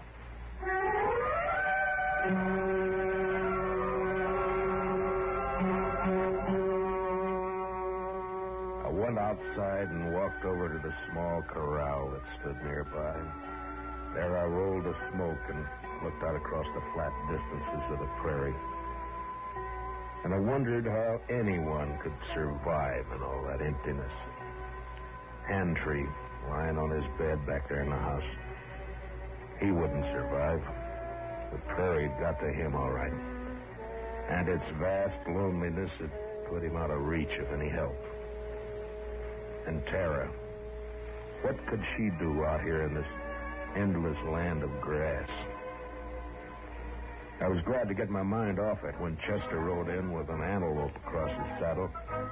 We hung it on the corral, dressed it, took a hind quarter into Tara, and we went back outside and sat down. Yes, sir. She's a plucky girl, Mr. Dillon. Fine girl, Chester.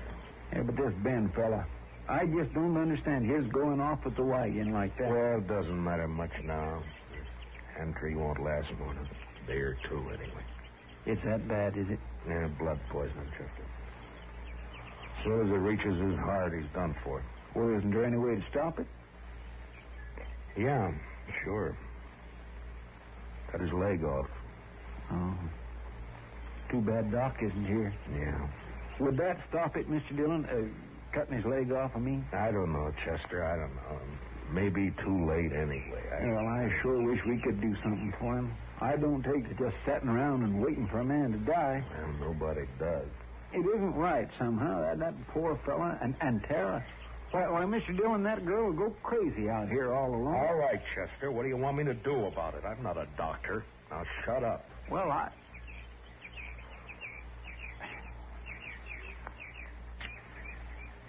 Mr. Dillon, you could do it. I know you could. Do what? Be a doctor.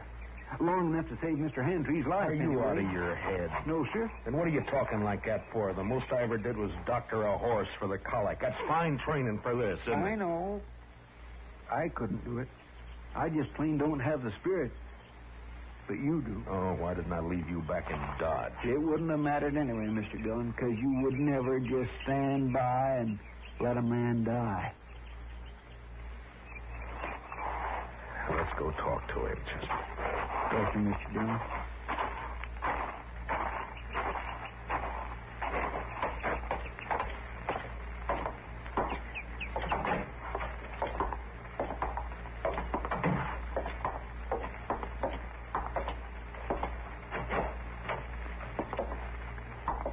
Daddy's fever's worse, Mr. Marshall. I'm going to get some more water. How do you feel, Mr. Hendry? I don't feel much, Marshal. Outside of burning up. I've been trying to tell Tara I just can't last long with blood poisoning. She's just got to figure on it. Well, that's what I came to talk to you about. I guess you know the only thing that'll give you a chance. I know. I've been thinking about it. But I couldn't ask any man to do that. You didn't ask me. Well, it's up to you, Mr. Hantry. I'll try it if you're willing. Only thing is, I won't know much about what I'm doing. I seen it done in the Union Army, Marshal. I could tell you some things. All right. The only thing is, Marshal, I don't know I'd be much use around here with one leg. Well, you'll have to decide that for yourself. I know. You could move to town, Mr. Hendry. You and Tara? That's it. Tara, if it was just me, I wouldn't do it, but I can't leave Tara alone. Now, if I can help it, I can't. All right, Marshal. Let's do it. You're a brave man. No, Marshal. I just don't have any choice. Come on. Let's get it over with. You got any liquor in the house? There's a jug of corn out in the kitchen. Get it, Chester. You can start drinking it while we're getting everything else ready. Tell Tara to start boiling a lot of water. Yeah. I'll talk to her in a few minutes. I'll be right back. Now, I want you to tell me everything that you know about this, Mr. Hendry. First, I'll tell you what you'll need. Mm-hmm. There's a straight iron out by the corral somewhere. Yeah. You can heat it in the main room fireplace. Right. What else? Tara will find some cloth for bandages. And the rest of the stuff you can get in the kitchen. Uh-huh. The only thing worrying me is what'll we use to tie off the arteries with? Plain thread won't hold. Maybe some thin strips of rawhide. No, they'd soak through. You got to have something. No, I know. At least I think it'll work. What about horsehair? Oh, that's it, Marshal. Pull it off the tail. It'll work fine. Here's the jug, Mr. Hantry, and I brought you a cup, too. Pour me some. I want to get good and drunk. Here you are, Mr. Hantry.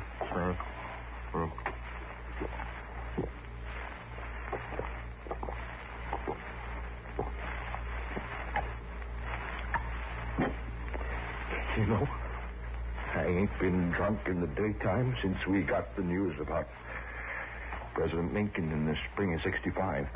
You better have your talk with Tara before that takes hold. Ask her to come in, will you? Come on, Chester. We got work to do. Yes, sir. Good luck, Mr. Hantry. Thanks. Well, Marshal? Yeah? Marshal? I'll try to make it easy for you.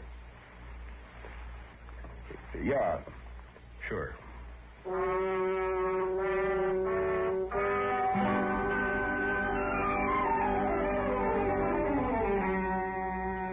Shortly after noon, I operated. Whether it was the corn whiskey or his own hard courage, I don't know, but Hantry never whimpered. Chester stood outside the door and brought me whatever I needed. Tara waited in the kitchen, boiling more water and thinking her own thoughts. Maybe it was harder on her than any of us. Toward the end, Hantry mercifully passed out. When I'd finally finished bandaging him, I was kind of faint myself. I'd done everything I could. I just hoped I'd done it right. How is he, Mr. Dillon? You'll have to clean up in there, Chester. I've got to get outside for some air. Yes, sir, I'll do it. And put that fire out. It's hot enough around here. I don't know how you did it, Mr. Dillon. Tara? Tara, will you come on outside for a while?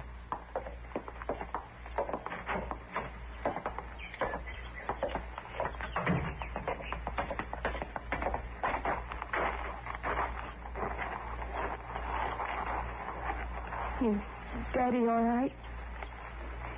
Is he all right, Mr. Marshall? It's all over, Tara. We'll just have to wait and see now.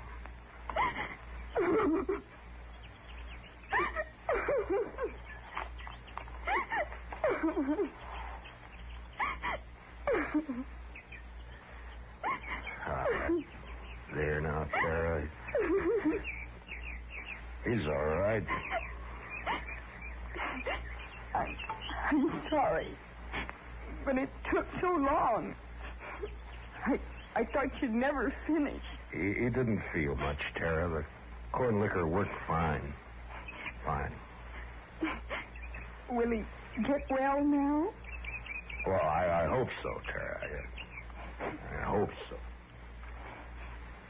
Mr. Marshall, are you going to wait and see? Oh, now, Tara, you don't have to worry about that. Chester and I'll be here as long as you need us. I just wanted to be sure. Can I go see Daddy now? Well, as soon as Chester comes out, Tara, then you can. All right. I'll wait, Mr. Marshall.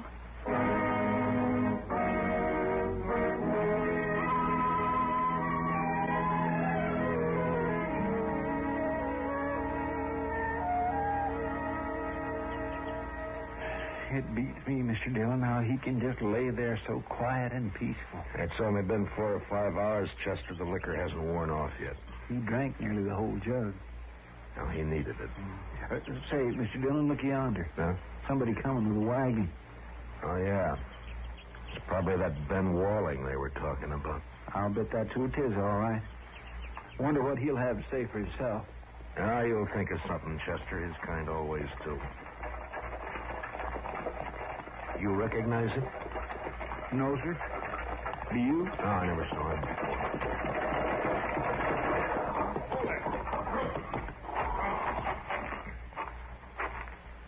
Hello? What are you doing here? You Ben Walling? How'd you know? The Hantrees, they've been wondering about you. Oh, yeah, sure. How's old Hantry, anyway? He's all right. He is, huh? You've been gone a long time, Ben. Where were you? I don't know you, mister, but you sure ask a lot of questions. You can answer them one at a time. Now, where were you? Who are you anyway, mister? I'm a U.S. Marshal. Ain't no U.S. Marshals around here. There is now. Generally, I'm in Dodge. Your name Dillon? It is. Well, what are you doing here, Marshal?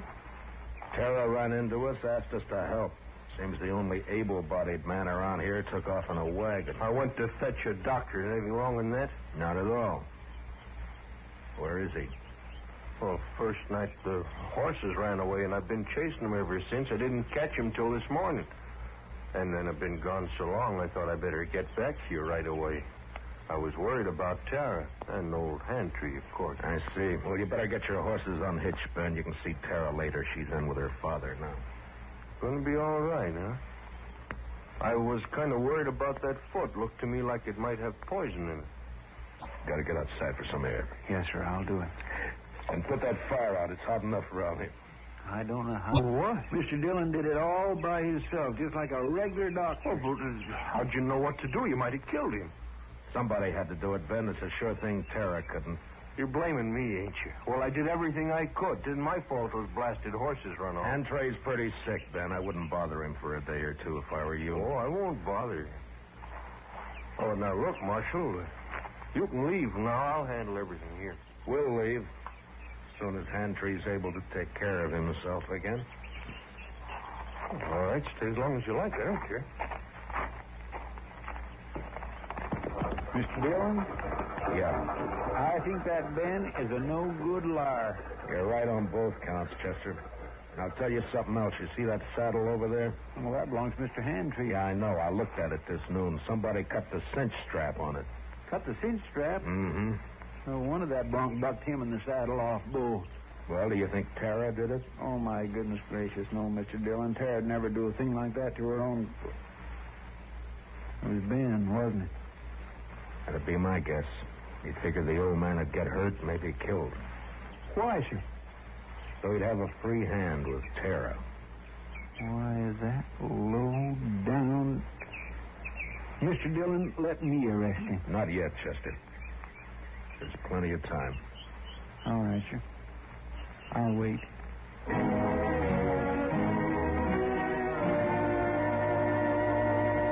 There wasn't as much time as I figured. Henry had a bad night, and by morning he was so weak he couldn't lift his head.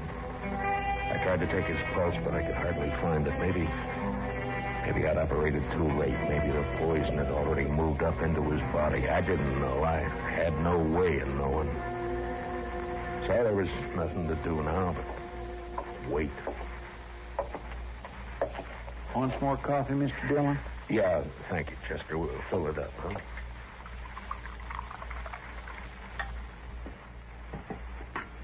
Tara won't eat anything at all, sir.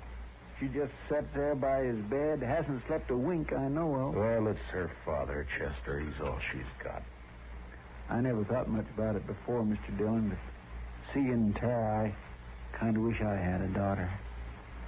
You'd have to change your profession if you were going to take care of a daughter, Chester. Why, I don't have any profession, Mr. Dillon. Oh, Mr. Marshall. Yeah, what is it, Tara? Please come. Daddy wants you. I think he's... You better come too, Chester. Yes, sir.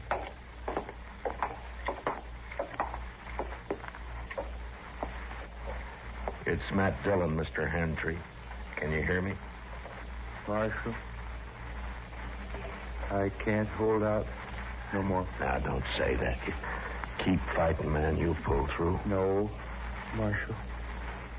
I'm going to die. Oh, Daddy. Tara. It's about Tara, Marshal. Don't leave her here. Ben Walling, he's no good.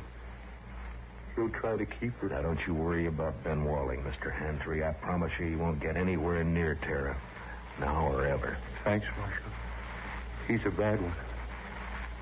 Tara can't stay here alone. She can't work this place. It's a bad way to die. Not knowing. Now, I want you to listen to me.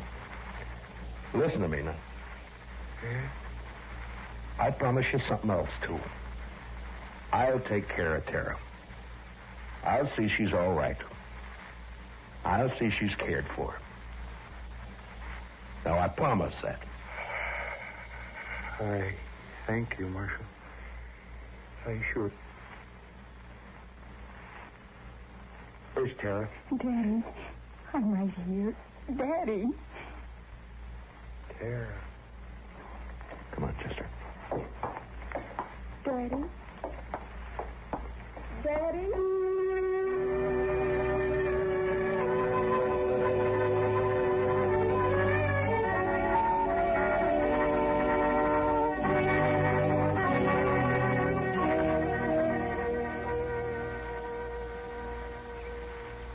I don't know, Mr. Dillon. I don't think they'd have made out on this place anyway. Why not, Chester? Well, there just isn't enough water. That one little old spring's all they've got. Well, if they had a lake, it'd still be too much for Tara.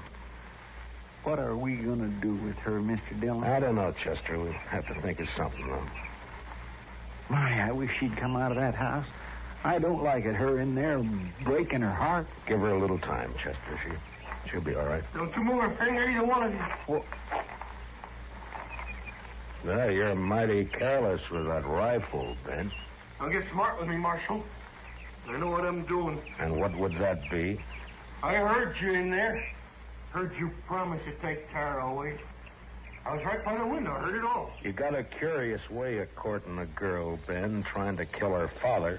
Yeah, and I saw you yesterday looking at that saddle, but I didn't kill him, Marshal. You did. That's a lie, Ben Walling, and you know it. shut up. I won't shut up. If we'd have just got here sooner, Mr. Dillon would have saved him, that's all. Yeah? Well, it's too bad you got here at all. Because you're going to die for it. Both of you. Put the gun down, Ben. You're under arrest for attempted murder. You stay right where you are, Marshal. You know, I have an idea you've smelled powder before, Ben, and that you're afraid of it. Marshal? I have an idea that's why you tried to get Hantry like you did instead of facing it. Stop her. And right now you wish you didn't have that rifle at all, don't you, Ben? Because I might have to shoot you for it, huh? No, don't, Marshal. Give me that. You all right, Mr. Dillon? He didn't even try, Chester. Rifle went off when I knocked it aside. That's all. He was scared to death. Well, I didn't feel exactly comfortable. Well, tie him up and keep an eye on him. I'll go see Tara. Yes, sir, Mr. Dillon.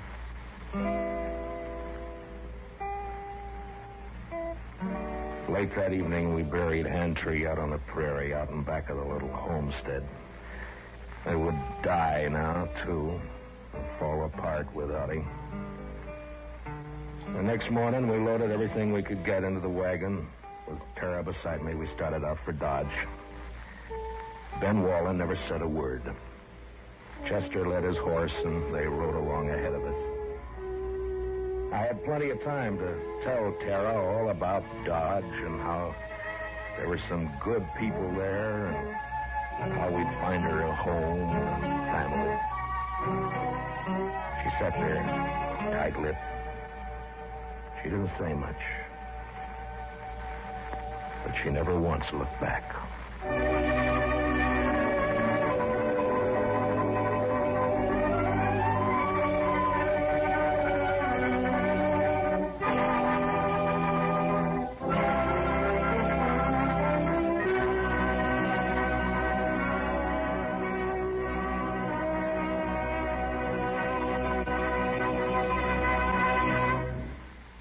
Gunsmoke, transcribed under the direction of Norman MacDonald, stars William Conrad as Matt Dillon, U.S. Marshal.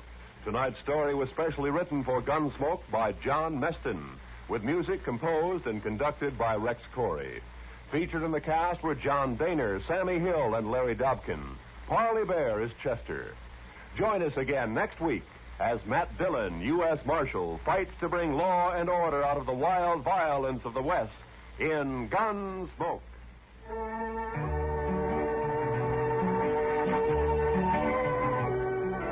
In case you didn't know, Jack Benny and his gang begin their new season tomorrow night. Jack, Mary, Don, Dennis, and Rochester welcome a new member to the team, the head man of CBS Radio's Club 15 show, Bob Crosby. Roy Rowan speaking. Remember, the top dramatic show of them all, the Lux Radio Theater, is heard Monday nights on the CBS Radio Network.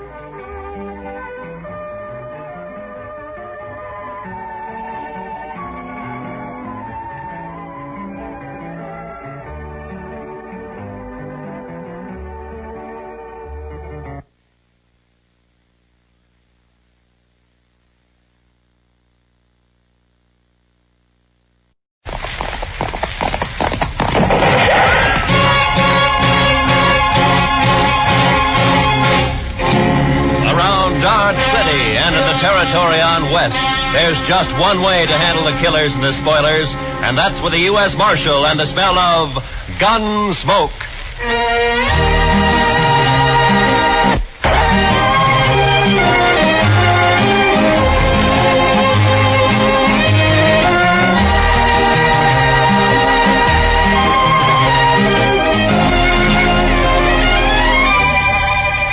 Gunsmoke, starring William Conrad, the transcribed story of the violence that moved west with young America, the story of a man who moved with it, Matt Dillon, United States Marshal.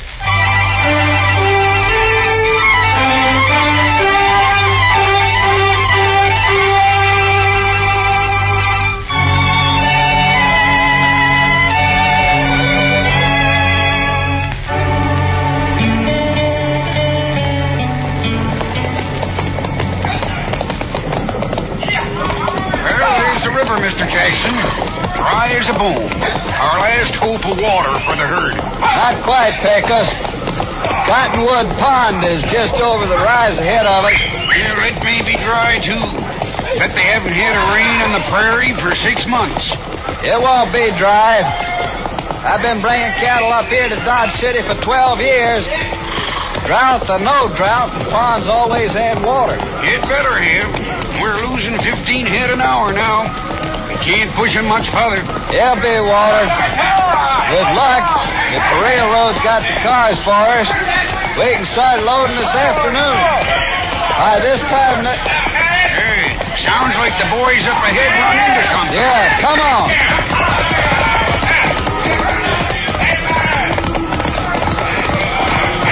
There's a pond, Pecos. Plenty of water. Yeah, I guess you were right. Wonder why the herd's piling up.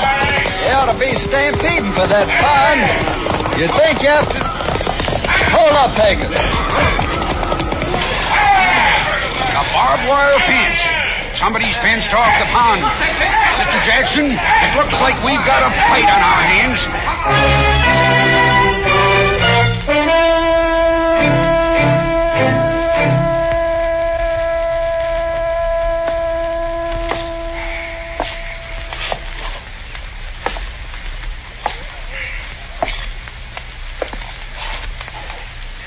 I don't like it, Doc.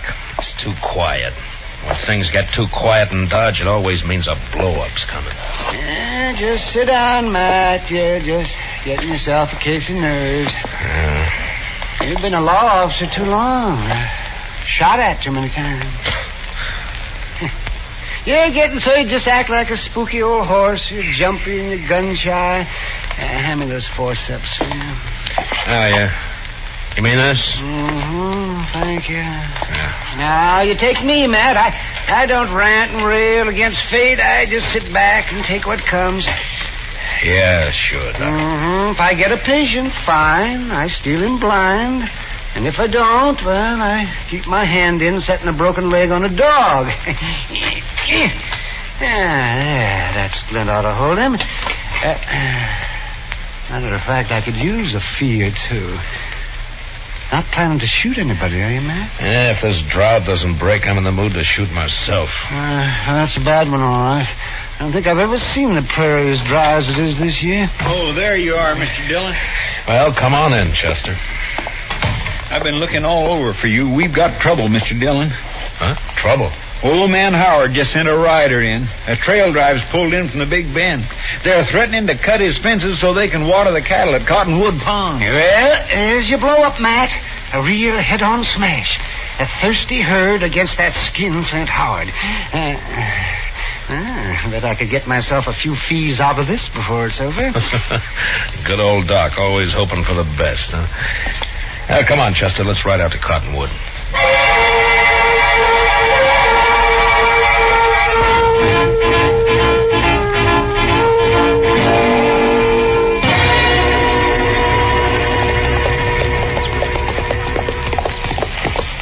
Howard had no call to fence that pond, Mr. Dillon. There's enough water there for all the trail herds in the next 10 years. That's on his ranch, Chester. He's got a right to fence his own range. Got a right, maybe, but no decent rancher would take advantage of it. Howard's mean. Just downright mean. I think it's more than that, Chester. It's the old business of making $2 grow where $1 grew before.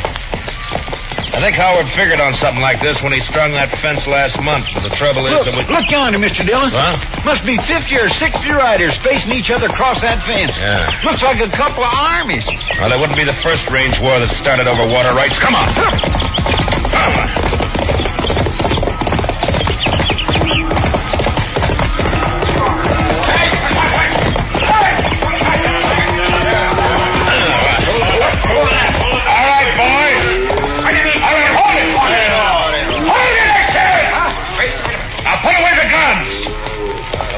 Over.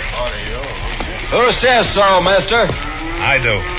Who are you? Dillon, U.S. Marshal out of Dodge. Marshal, that man and his gang are threatening to break through my fences and trespass on my property. I demand the protection of the law. You get it, Howard.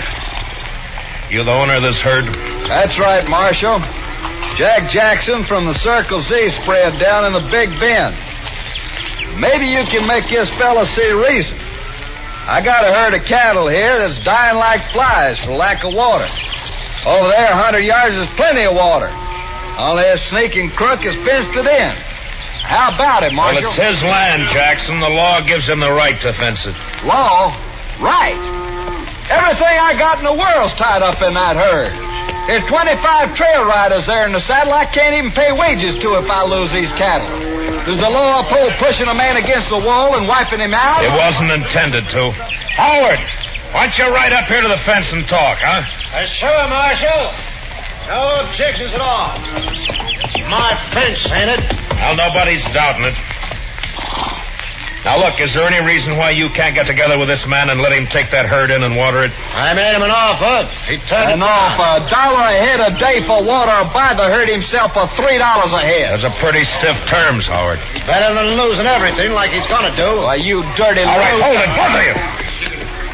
Now, look, if there's any gunslinging starts, I'm going to be in on it, too, you understand? Howard, I just don't understand you. Most people out here on the frontier stick together when trouble starts. They don't kick a man when he's down. And they don't look on a drought or a blizzard as a chance to make a personal cleaning. Just a minute, Dillon. You call yourself the law dodge. All right. Does the law say I can fence in my own land? It does. And never mind your opinions, Marshal. All I want out of you is enforcement of the law. All right, Howard, you'll get it. And that's all you'll get. Jackson, you better have your boys start the herd circling. This mean you're backing him up, Marshal? I'm backing up the law, that's all, Jackson. Then I don't think much of your laws up here. I only enforce them, I don't make them. Now, you better circle that herd. I say you better. I'm ordering my boys to shoot the first man or steer that comes through that fence. Chester, you cover Howard. Yes, sir, Mr. Dillon. And if he orders any of his men to fire a shot, kill him. Be a pleasure, Mr. Dillon. What's your idea, Marshal? You wanted the law enforced. All right, you're getting it. But I'm going to do the enforcing, Howard, not you. So if you're smart, you won't give any orders about shooting. All right, Mr. Dillon, you got a tough job. I guess you're trying to do it fair and square. Man does what he has to do, Jackson. I know. It's like with me. If that herd of mine beds down without water, most of them won't get off the ground in the morning. So law or no law, we're going through that fence tonight.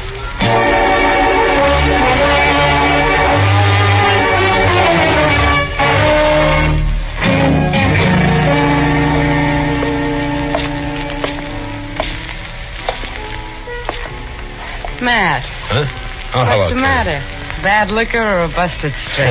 Neither. How are you? Eager. But you probably noticed that before. Seriously, though, what's wrong? Plenty. One of the bloodiest little range wars you ever saw is just about to break. Out of Cottonwood Pond, I heard about it. Did you hear, too, that I'm back on the wrong side? Here, pull a stool up to the bar. Harry, a drink for Mr. Dillon. No, thanks. I can't stay, Kitty. I gotta try to round up some deputies, and try is probably about as far as I'm gonna get. Old Ton will be siding with the Texas boys against Howard and against me. Maybe you ought to switch sides, Matt. Oh, sure, I oughta. I know, but I can't. If I started making my own rules, it'd mean the end of law and order in Dodge City. Yeah, I just can't do it, Kitty. Much as I'd like to. Well, not for me to say. You're the one who has to decide. Yeah, Chester. What'd you find out? Mr. Hightower down at the railroad depot checked clear through to Topeka. They can't get enough cattle cars here to load that herd out before day after tomorrow. Well, that's that. It's an outside chance anyway. Yeah, I just can't do it, Kitty. Much as I'd like to. Well, not for me to say. You're the one who has to decide. Yeah, Chester. What'd you find out? Mr. Hightower down at the railroad depot checked clear through to Topeka. They can't get enough cattle cars here to load that herd out before day after tomorrow. Well, that's that. It's an outside chance anyway. I thought we might load them up fast, Kitty, and run them up to Walnut Creek. It's still got a little water in it. But Matt, there's something wrong with a law that upholds a low-down scheme like this. Well, what Howard's doing is wrong morally, but it's right legally. I gotta find a legal way to stop him. I'll bet a lawyer could find a way of some kind. Too bad this town doesn't have one. Oh, heaven forbid. Just the same, Matt. Yeah, what is it? My name's Fenton. I'm range boss. Yeah, I know. You work for Dyke Howard. Well, what's on your mind? Well, Mr. Howard figures you ought to be arranging to protect his property. Jackson gave me his word he'd lay off until 9 tonight. His word, sure. But Mr. Howard figures it'd be a good idea if you deputize his riders. Fenton, get out. Oh, wait a second, Martin. Go on, get out. When I want Howard's advice, I'll ask for it. Now go tell him that. Well, yeah, but... Go on. Get up. Move.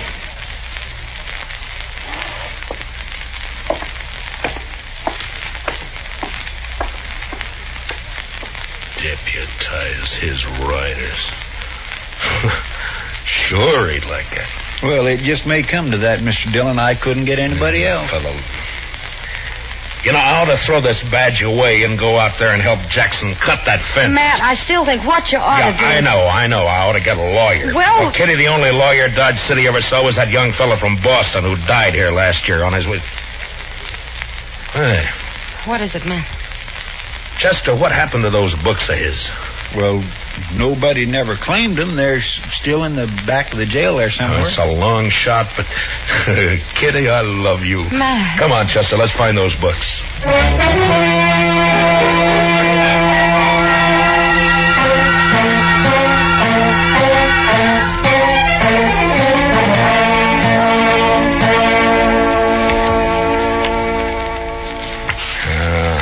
I don't know, Chester.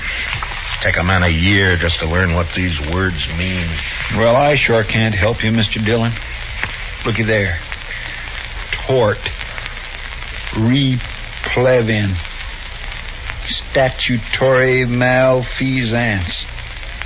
Why don't they write the laws out in English? There'd be no work for lawyers. The only thing that might do it is this one.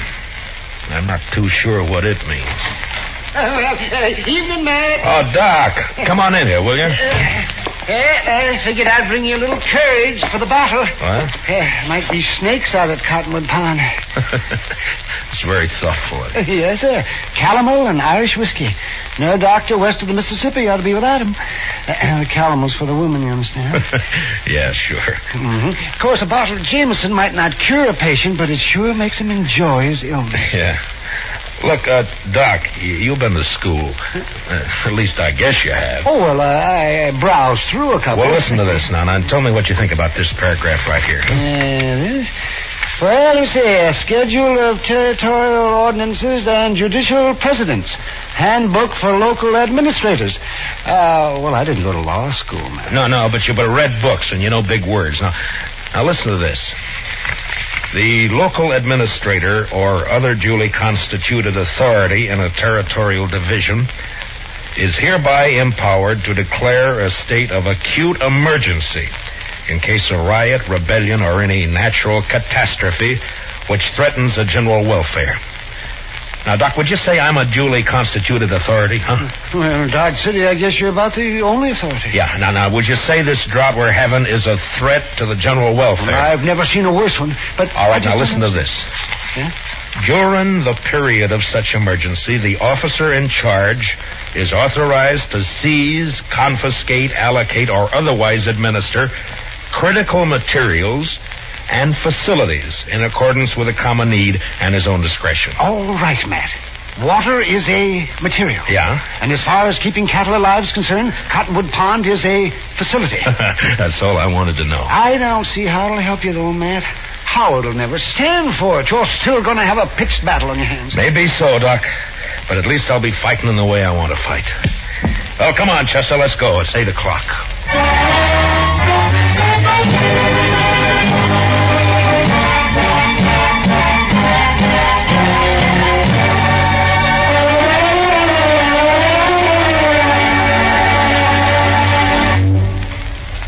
We will return for the second act of Gunsmoke in just a moment. But first, you personally can help to make sure America has an impregnable fence against invaders along all its borders by volunteering as a ground observer to watch the skies for unidentified planes.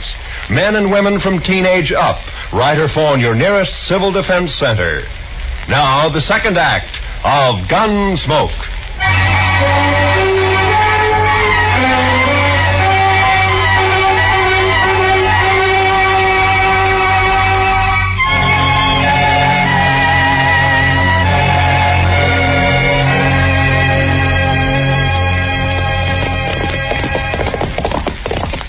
It's dark now. Must be pushing 9 o'clock. Hope they don't jump the gun on us, Chester. I figure Jackson will stick by his word, Mr. Dillon. If Howard lets him. You know, we might get a break in this drought if that storm comes this way. No, I'd say it's only heat lightning. All thunder and no rain. Well, if it goes on a few more weeks, this prairie will be dried right down to the nub. Hold it. Pull up them horses. He's right there by the fence, Mr. Dillon. Yeah, I see it. Who's there? Well, speak up. I usually answer bushwhackers with a 6-gun. This is your lucky night, Fenton. Oh, Marshal, I didn't know. Where's your boss? All right, here, Dillon. About time you got here. That mob may try to rush the fence any minute now. Not yet, Howard. I said 9 o'clock. You got 5 minutes yet. Come on over here, Jackson. I want you to hear this, too. I kind of wish you'd stayed out of it, Marshal. I'd rather not have fought against you. Never mind. Mr. Howard, by the authority vested in me as a U.S. Marshal, and under the territorial laws and ordinances of the United States, I'm hereby declaring a state of acute emergency due to the drought. What are you talking about, Dillon? The U.S. Territorial Ordinance Schedule of 1858, Section 721C. What are you trying to say? Just this. For the duration of the emergency, I am taking charge of Cottonwood Pond in the name of the United States government. And I'm allocating use of it to Mr. Jackson here to water his herd. Now, if you want to try to make a deal with him, you got 5 minutes before I cut the wire and open the fence. I've never bought water before, so I'll give you 10 cents a head, Howard. How about it? I'll see you dead first. And I'll be struck dead myself before I see one head of your stock onto my property. Dillon, I don't know what's behind this move. Maybe you've sold out, made a deal of your own. Easy, Howard. If not that, then you've lost your mind. Your 5 minutes are running out now. What are you going to do? Fight! What do you think I'm going to do? Going to resist the law? You call it the law, I don't. Dillon, I'm giving my boys orders to shoot any man who lays a hand on this fence. And that goes for you. Listen to me, Howard.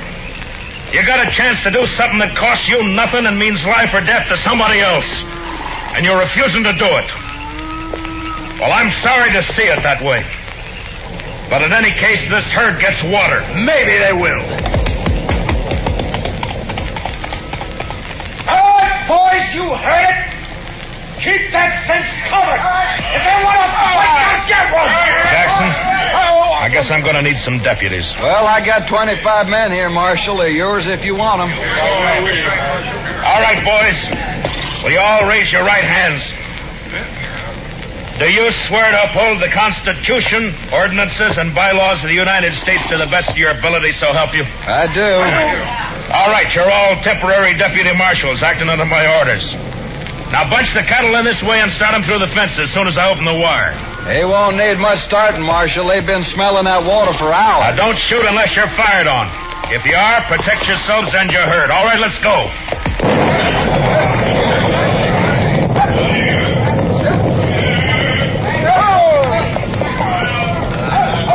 Hey, Gus! Keep those flankers closing them in toward the opening here. They crowd on that fence, they'll cut themselves to ribbons. Right, boss. Over this way. Chester, come here, man. Yes, You got the wire cutters? here you are, Mr. Dillon. You know, I think we got a fight on our hands. Yeah, I guess. All right, keep me covered. I'll watch the left over here. All right, Mr. Jackson. Well, there's one strand left. They're cutting the fence, Mr. Howard. All right, fire at the flash, Chester. Yes, sir. Oh, my gracious, I wish there was a moon. There's one more strand. I spotted him. And here's the last one. All right, boys, the fence is open. Bring them through. Come on, through, boys. Come on.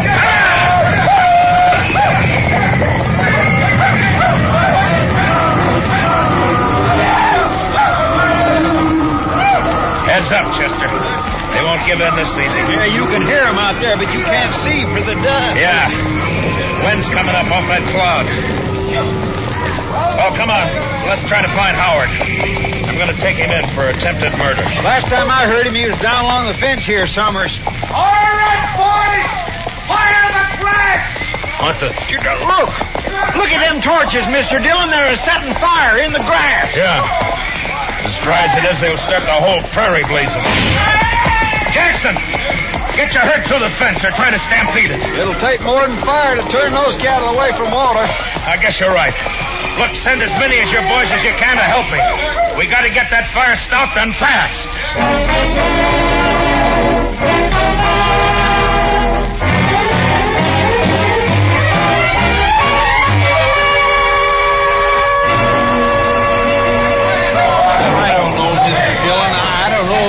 Winning or losing? Well, if that backfire holds it, we're winning, Chester.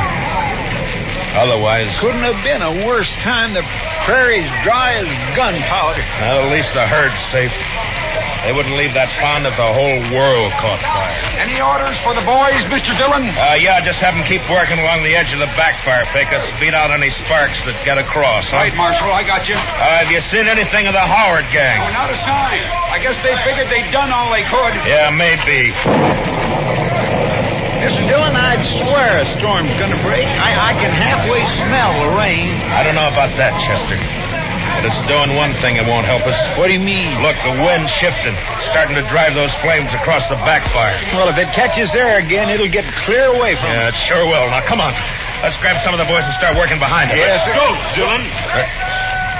Well, Fenton, I figured you'd be halfway to the Mexican border by now. Well, you figured wrong. You keep your hands still, both of you. One move and it's your last move. That's about the way you planned it anyway, isn't it? You wiped us out, Dillon. That backfire of yours took the ranch house and the barns. There's nothing for us to do now but drift. Only first I'm going to kill you. Hit the dirt, Chester. Fenton, drop the gun. You're under arrest. I'll drop it, you dirt. Dillon. Dillon,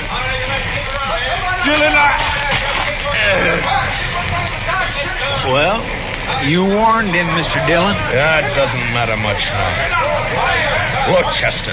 Yes, sir. It's jumped the backfire. With that wind driving it, it'll burn the whole prairie from here clear to the river. And Dodge City along with it.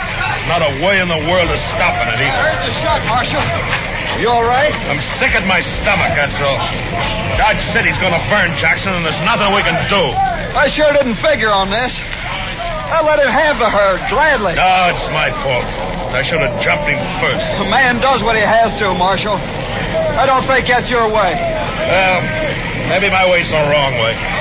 When it leads to burning 10,000 acres of prairie in a whole town, there must be something Wait, wrong. Mr. Dillon. What is it, Chester? I told you I could smell it. Smell what? What the devil Rain! Yes, sir. By heavens, it's starting to rain! By heaven may be the right expression. Well, I don't know about that, but I know it's the only thing that can save Dodge. Well, come on, rain! Faster! Cut loose and rain, will you? What you doing in Mr. Dillon? Look at it. Beating down on that fire. Right.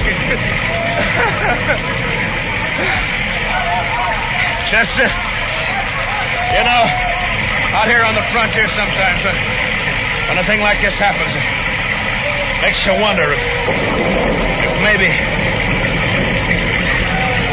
Well, I don't know. Come on, Chester, let's find our horses.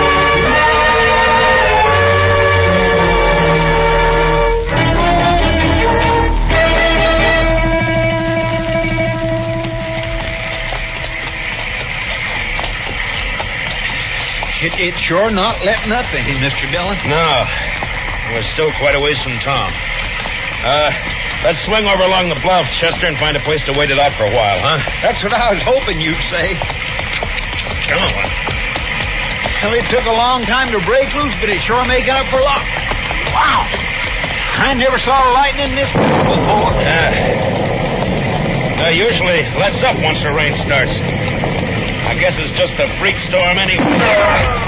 Off your horse, Chester. Flat on the ground. I saw a flash, Mr. Dillon. It come from that lone cottonwood tree. Yeah. It's a bad spot. He's got cover and we haven't. Well, I guess we found out what happened to Mr. Howard. All right, Howard. Come out with your hands up. You're under arrest. Why don't you come and get it, Dillon? I'm going to flip a shot at the tree, Chester. Roll away as soon as I fire. Yes, sir. All right.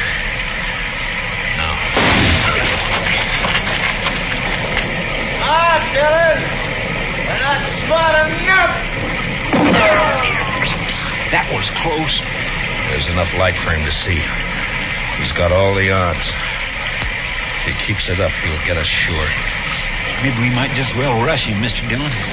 We haven't got much to lose. That's an outside chance, Chester. And he's bound to get one of us. Yeah, but this way it's both. Yeah, I know.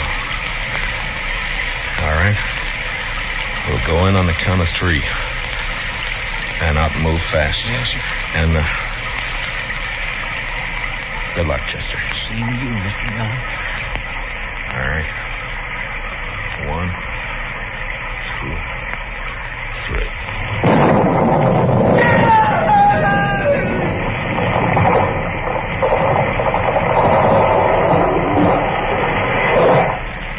Mr. Dillon, what happened? It was lightning. It struck the tree. I think Howard's lying over there on the ground. Come on.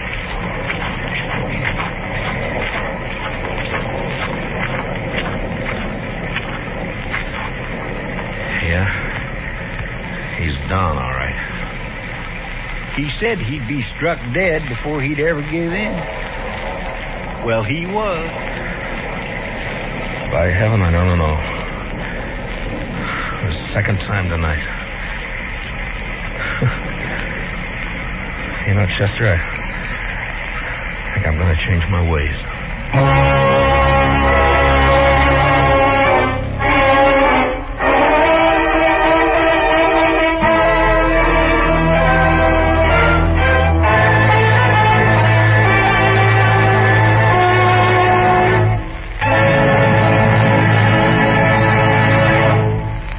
Gunsmoke, transcribed under the direction of Norman MacDonald, stars William Conrad as Matt Dillon, U.S. Marshal. Tonight's story was specially written for Gunsmoke by Les Crutchfield, with music composed and conducted by Rex Corey. Featured in the cast were Harry Bartell and Lou Krugman, with Joe Duvall, Barney Phillips, and Georgia Ellis. Parley Bear as Chester and Howard McNear as Doc. Join us again next week as Matt Dillon, U.S. Marshal, fights to bring law and order out of the wild violence of the West in Gunsmoke.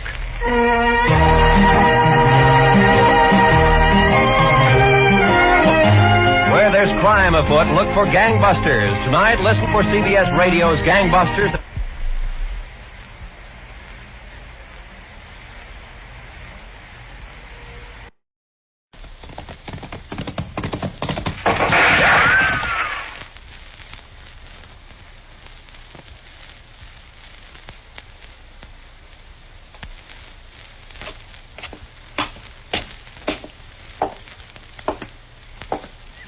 Far enough, Mr. Williams.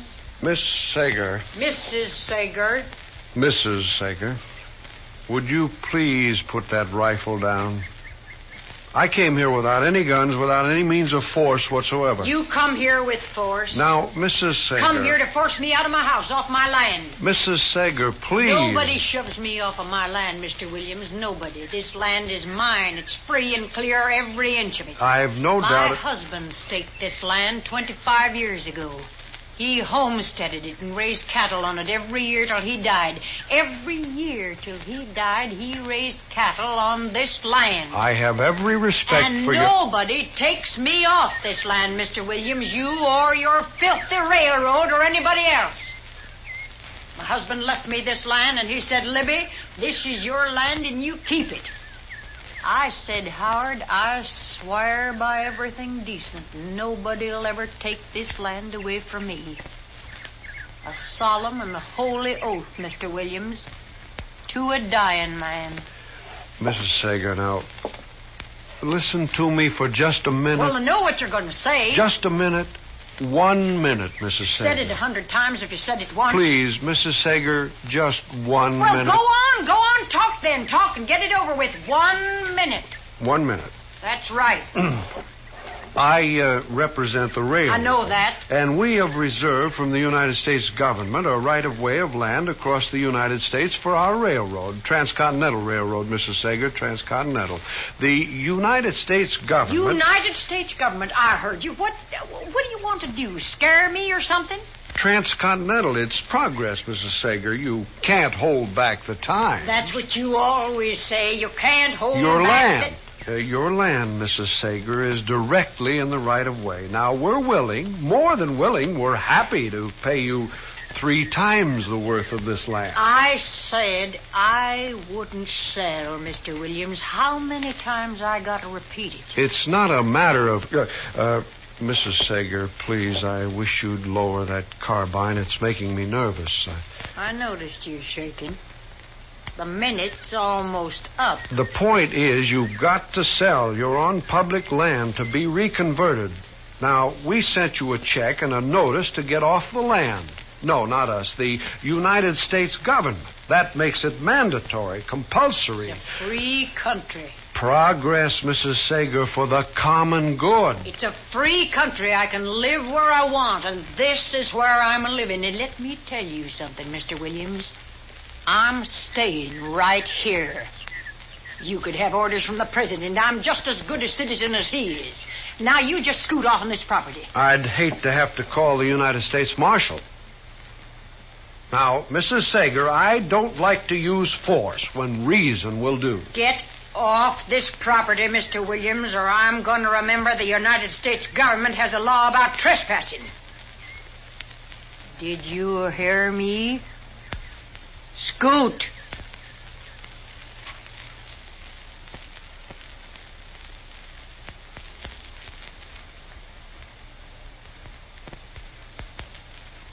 You can't hold back the times.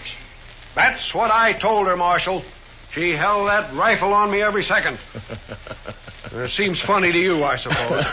No, I didn't mean to laugh at you, Mr. Williams, but... Well, Libby Sager's quite a woman. I've known her a long time. I knew her husband. Anybody could be married to that. Now, what you've got to understand about Libby is, Mr. Williams, that Libby isn't an ordinary woman. That's sure. No, Libby is... Well, she's kind of like the West. I mean by that, she's got her ways, and her ways are free. And she's hard to tame. Well, I'll tell you this, Marshal. In the railroad business, when we come to a mountain, if we can't go around it, we blast right through it. Yeah, well, I'm not so sure I'd try that with Libby if I were... Marshal, I've tried talking to her. I've sent her letters. I've tried everything. There's no moving. Yeah, I know. But you've got to keep in mind that Libby's lived there for almost a quarter of a century. I've got a job to do. Look, can't you go around her land? Oh, fine. A straight line track for a few hundred miles, then all of a sudden it juts out for a few little acres, and then back to another straight line for another 100 miles. I would break it up a little, wouldn't it? Marshal, I want you to get out there with this order. It's an order to vacate.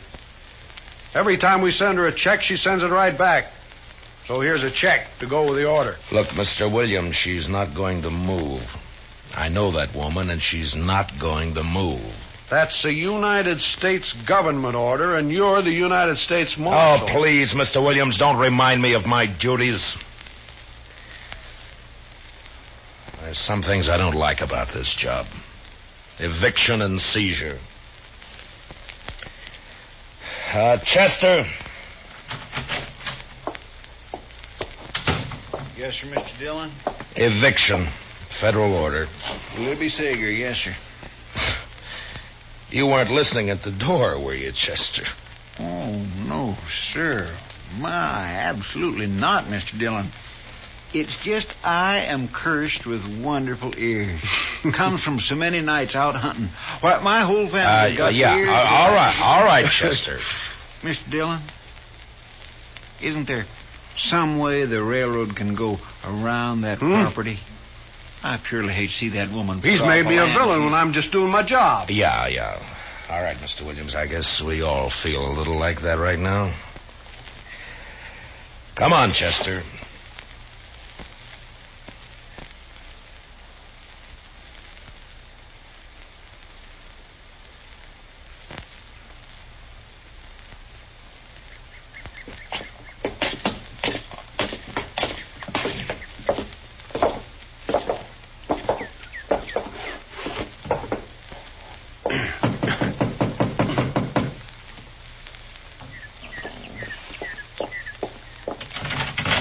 Listen, this here... Now, hold it, Libby.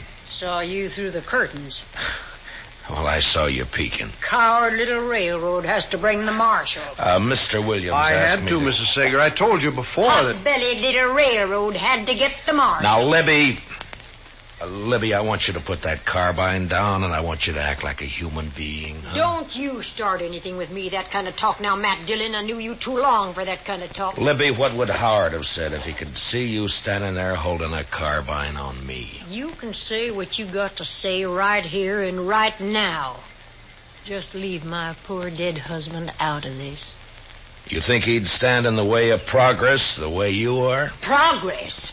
That big, loud, steaming, dirty thing a-howling by, black smoke, bringing in the trash from back east? You call that progress? I'll make a deal with you, Libby. You put down your gun, and I'll send Mr. Williams and Chester back to town, huh? I got nothing to say to you, Marshal. Chester. Yes, sir, Mr. Dillon. Here, take my gun, Chester. And this. What are you doing, Mr. Dillon? You took off your star. Take it back to the office with you, and take Mr. Williams with you, too. Libby and I are going to talk. Yes, sir. Come on, Mr. Williams. You can't hold back the times, Mrs. Sager. Get him off here, You better go, Mr. Williams. I'll see you back in town, Marshal.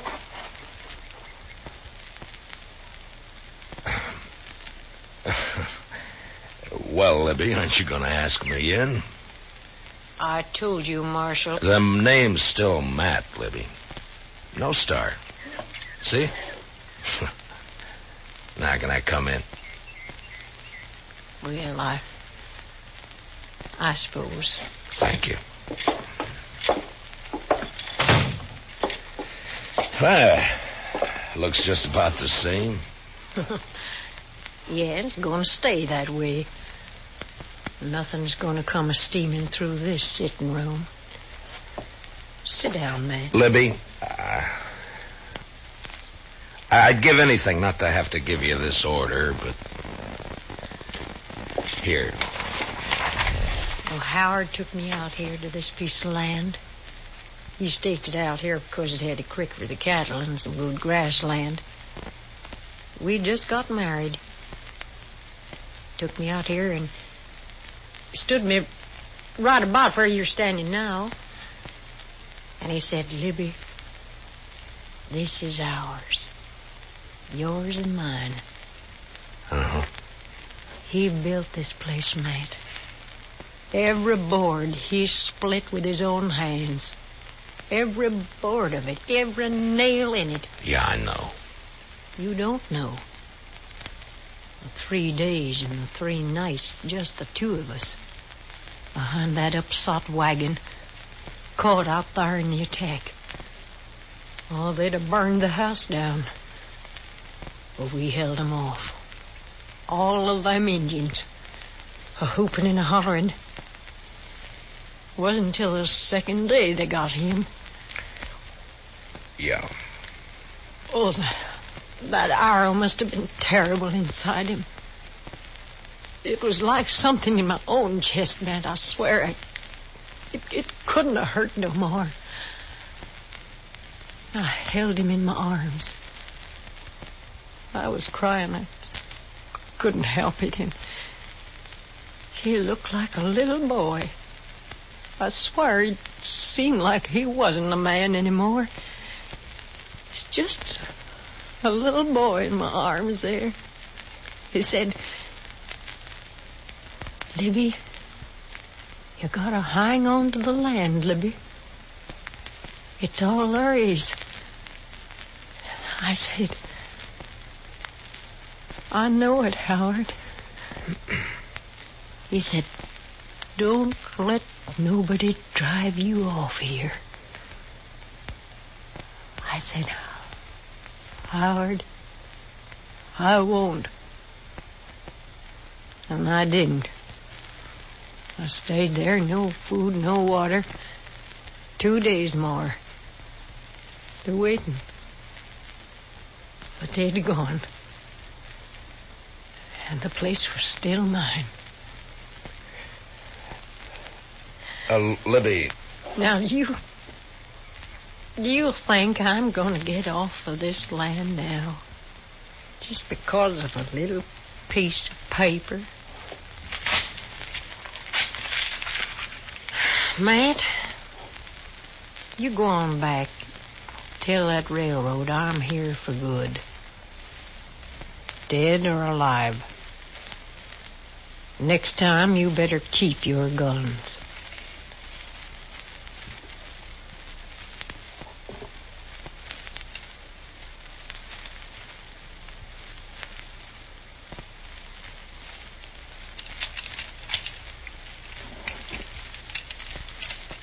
Marshal? What'd she say, Marshal? Talk didn't do any good, did it? I knew it wouldn't. Mr. Williams, you did your job. Now, why don't you go back to the hotel and we'll get in touch with you, huh? Sure. Marshal. Yeah? You sure you don't need me for anything? I'm sure. Okay. Well, hello, Mr. Williams. Hello, Chester. Where's he going, Mr. Dillon? I sent him back to the hotel, Chester. Hand me that chamois there, will you? Yes, sir. Here. Oh, thank you. Mr. Dillon? What? If she don't leave peaceable, you gonna carry her out? Well, we'll see what happens, Chester. I mean, if she don't come out peaceable. Look, Chester, that railroad's going to be here for a long time. A long time. Now, there are going to be a lot of people dependent on it for beef and for everything else. And Libby's just one person. Just one person. One person, yes, sir. That's right. That's right, Mr. Dillon.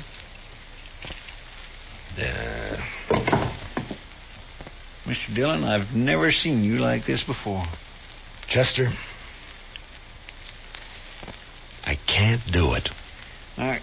You gave her 10 days to give you an answer, Mr. Dillon. And the order come down almost a month ago. You did everything you could, if you ask me. You oughtn't to feel bad. You just got to do it, that's all. Never hurt anybody. Paid all their bills.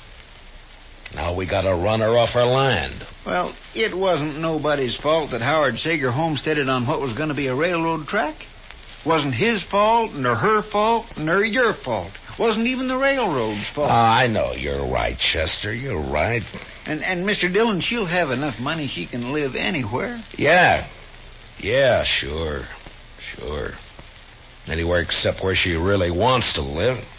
Well, Yeah, I know, Chester. Well, it's almost 10:30. We gave her till noon today. I guess we better get packing. Yes, we better.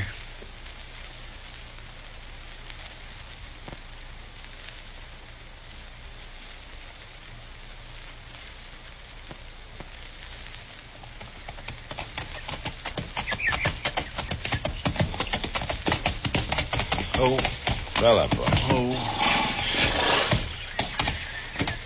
Well, sir. Here's the gate. Go ahead, Chester. After you, Mr. Dillon.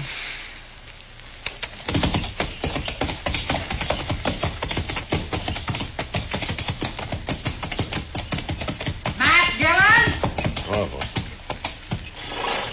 There she is, Mr. Dillon, on the porch. She's got her carbine. Yeah, I see her. Get off my property. Libby! Now, we gave you plenty of notice. Get off my property, Marshal, or I'll shoot. Now, you know me, Matt. I don't just talk. Libby, you got your check. Now, why don't you... I'm counting 3. You're not starting off of this land by the count of 3. I'm going to shoot. I swear it, Matt. You're a perfect target now. I'm warning you. Libby, 1, why... 2, 3...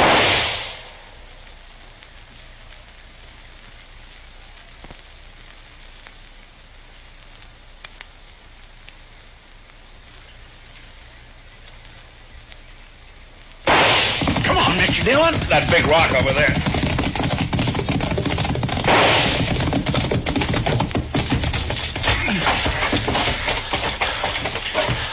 Way over our heads. Yeah, she meant it that way.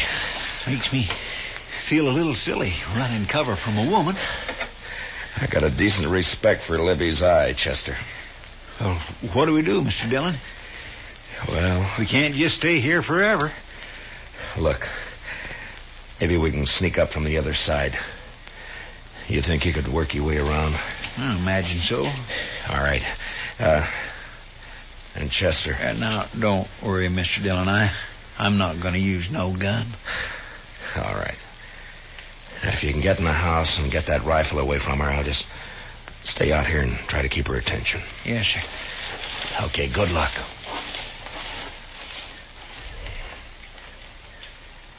Libby! I'm going to shoot to kill, Matt. Next man tries to get me out of here, shoot to kill.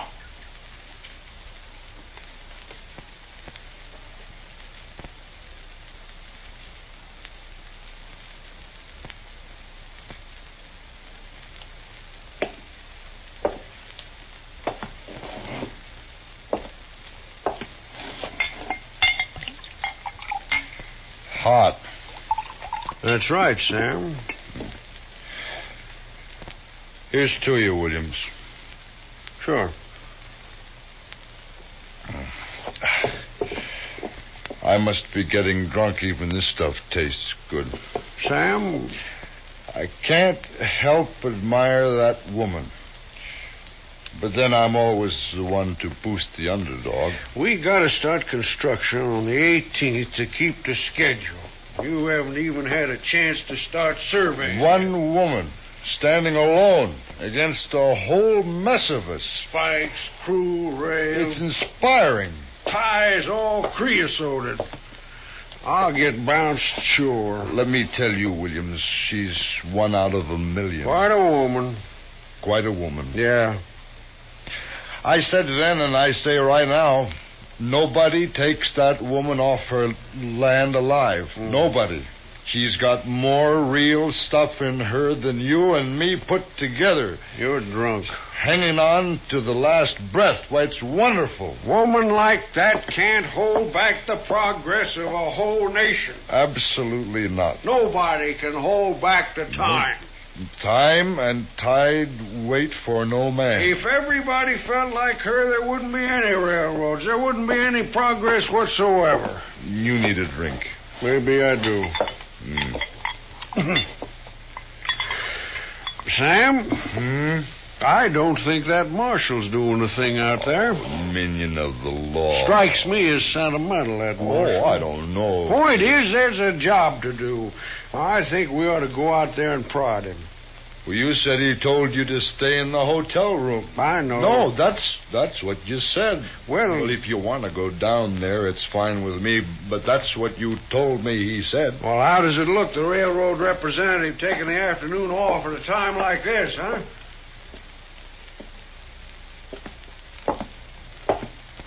Hand me my holster. Huh? Well, what do you want guns for? Well, I'll tell you what I think. I think the woman's a little demented holding herself up that way.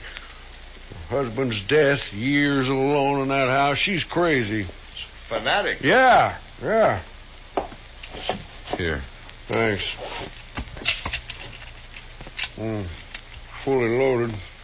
She's a wonderful woman, though. Dead shot with that rifle of hers. I'm not going out there unprotected. I don't blame you a bit. I think I'll take my holster, too. Hey. What? One for the road, huh? No more. One for Libby? Or what do you say? All right. One for Libby. To Libby Sager. The spirit of the Old West. Right. Hey, you know they'll write a song about her? How the track was built over her soul? And they'll write a song about us, too. Oh, stop it. You're drunk.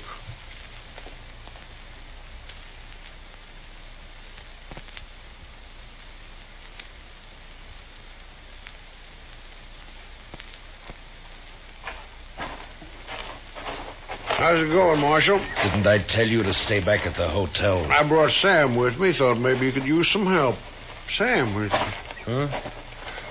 Hello, Marshal.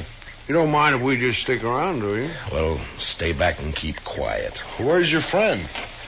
Trying to sneak in the back. Only trouble is... Marshal, Right here, Libby. I got my eye on that sidekick of yours. You either call him back or I'm going to have to shoot him.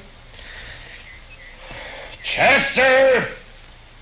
Oh, coming, Mr. Dillon.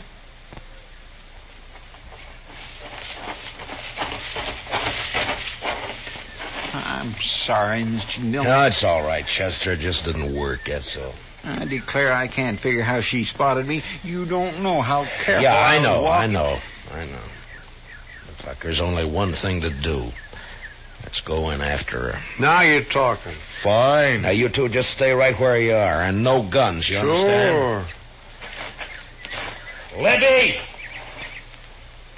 Libby, we're coming in! Now put your carbine up, Libby. Come on, Marshal, just come on. I'm ready. Now, let's go, Chester, and stay close to the ground. We can weave over to that rock over there, then behind the barn, maybe. Yeah, that's a good idea. Close, Mr. Dillon. Yeah, all right, run. You all right, Chester? Just scared, that's all. Why, that crazy fool. What's the matter, Mr. Dillon? That surveyor. Sam, leave that rifle alone! I'm just covering for you, Marshal. She hit him, Mr. Dillon. Oh, he's going to shoot back. Sam! Oh, Mr. Dillon. He got her, Mr. Dillon. Come on, Chester.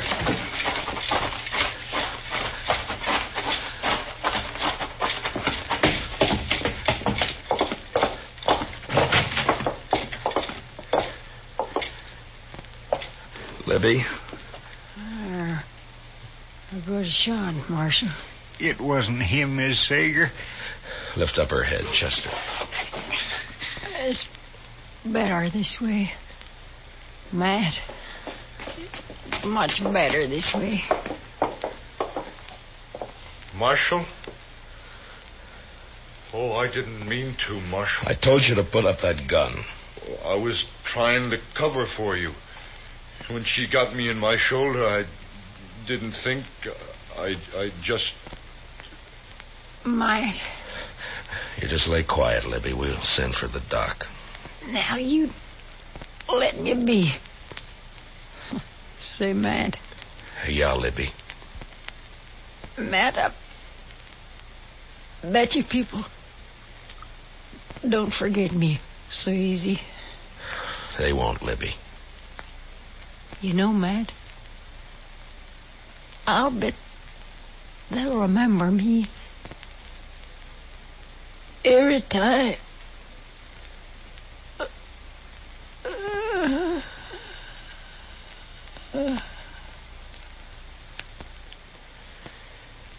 Yeah.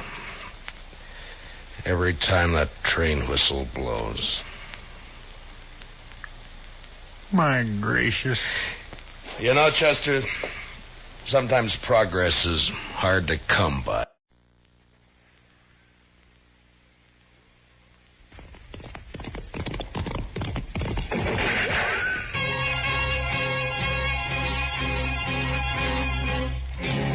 Around Dodge City and in the territory on west, there's just one way to handle the killers and the spoilers, and that's with a U.S. Marshal and the smell of Gunsmoke.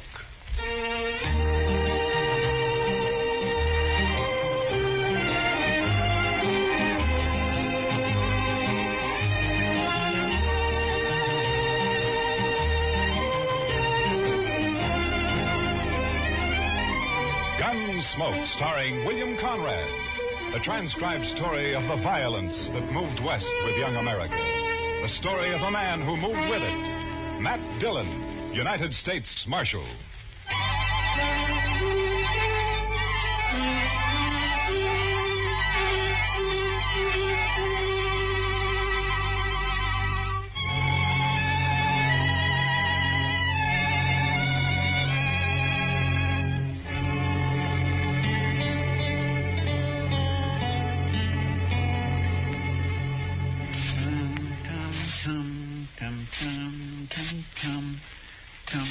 tum, tum, tum, tum.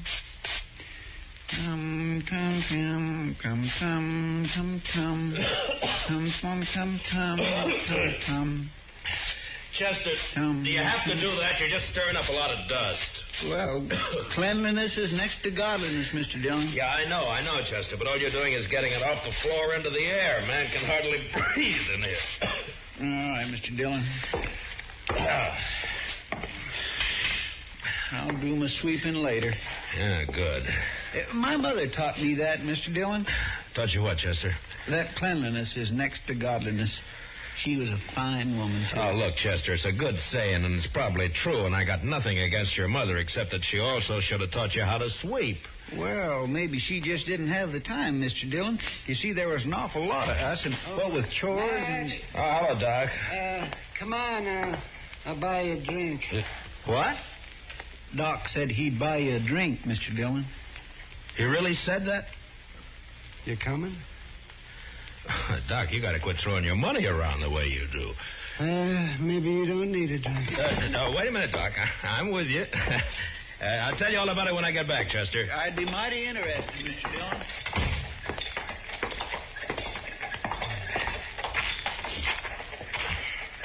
Oh, sure be glad when it gets winter again. Why, Doc? You'll just complain about the cold, then? I suppose.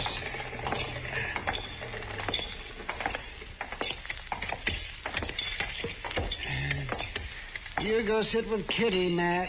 I'll bring a bottle of Irish in. Okay, Doc.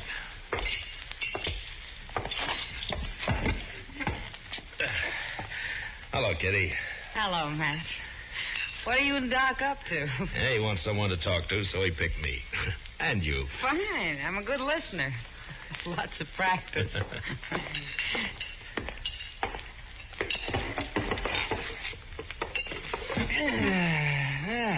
Nice. You like Jameson's, don't you, Kitty? Sure, Doc. What are we celebrating? Let's see here. We'll drink to a fellow that you don't know. Uh-huh. Cain Vestal. Well, here's to him. Yeah? Here's to him. Yes, he'll be dead in a couple of months. What? That's what I told him. What do you mean, Doc? Well, I'm not the only one who's told him that. I'm just the last. Well, who is this Cain Vestal, Doc? Oh, he's just a fella. Came in on the train last night, leaving for Arizona tomorrow. Huh? That's where he's going to die, in Arizona. He's a musician. He plays the guitar, he tells me. Well, how's he going to die? Consumption. He's got it bad. I'm the last doctor who's going to ask about it, he says. Poor fella. Yeah, the climate out there, keep him going for a little while longer. I don't know. He's such a sad man for some reason. Well, who wouldn't be, Doc? No, Kitty. I think Cain's been sad for a long, long time. He's a very nice fellow, too. Nothing can help him, huh? No, nothing. You know, it's a funny thing, Doc. I'm just sitting here thinking. Sometimes you have to tell men they're going to die. Sometimes I have to. Yeah, that's all right. Oh, let's see. There is. See that fellow with the car there? He just came in. Oh. Yeah, I don't think he knows anyone around here. You mind if I ask him over? Well, sure. Your party, Doc. Oh, good. Cain? Cain? Over here?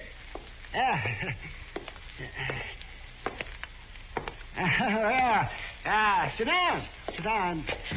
Cain, this is Kitty. Hello, Cain. Kitty. This is Marshal Dillon. Hello, Marshal. Pleasure to meet you. He's doing it, yeah. Sit down. There we are. Have a drink. Oh, thank you, Doc. This your first trip west, Cain? Yes, Marshal, it is. Oh, well, where are you from? Why, no place in particular, Miss Kitty. I seem to spend most of my life on the Mississippi River. I thought you were a musician. I am. I was hired to ride the river boats and play my guitar for the passengers. Oh. Well, at least you've had a constant change of scenery. Yeah. After 20 years of going up and down that river, it got pretty familiar, Marshal. Well, Kane, I knew a young fella back in St. Louis before the war, and he was learning to be a river pilot. Say, I wonder if you ever ran into him. Name of Clemens, Sam Clemens? No, Doc, I don't believe I did. Oh, he was a very amusing fella. He was just chock full of stories. You leaving Dodge tomorrow, Kane? I'm headed for Arizona, Miss Kitty. No reflection on Dodge, though. If you hit a place out there called Tombstone, I wish you'd look up Virgil Earp for me. Tell him I sent you, huh? Well, thanks, Marshal. I'll do that. Say, Kane, I wonder, could I ask you a favor? Why, certainly, Miss Kitty. Anything at all. Or would you play something for us? I had an idea that's what it'd be. Anything in particular? Oh, play something you like, Kane. Another girl I knew used to like this one.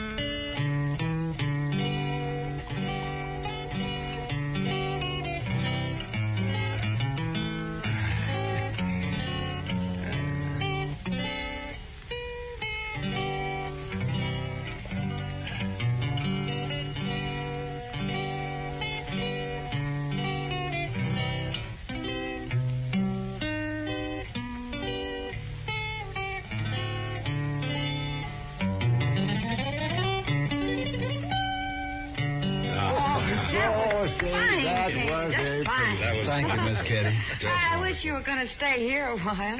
Maybe you could teach me to play like that, huh? It'd be a pleasure, Miss Kitty.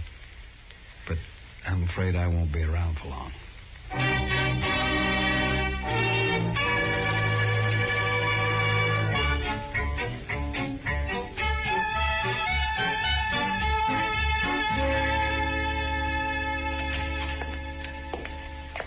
Morning, Mr. Dillon. It's, noon, Chester.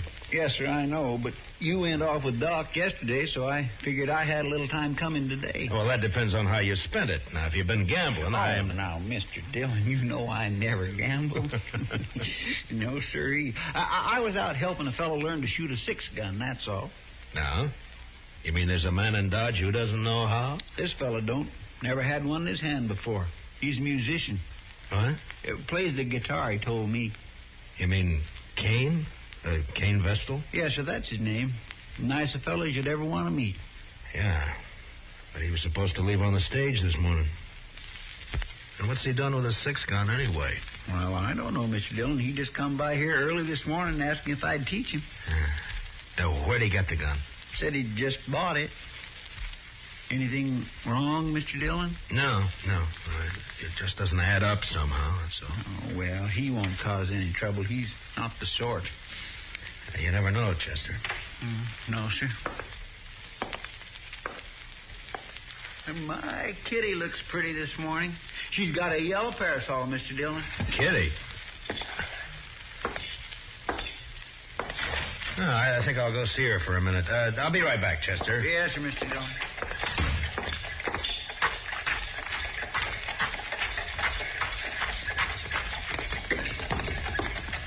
Kitty? Hello, Matt.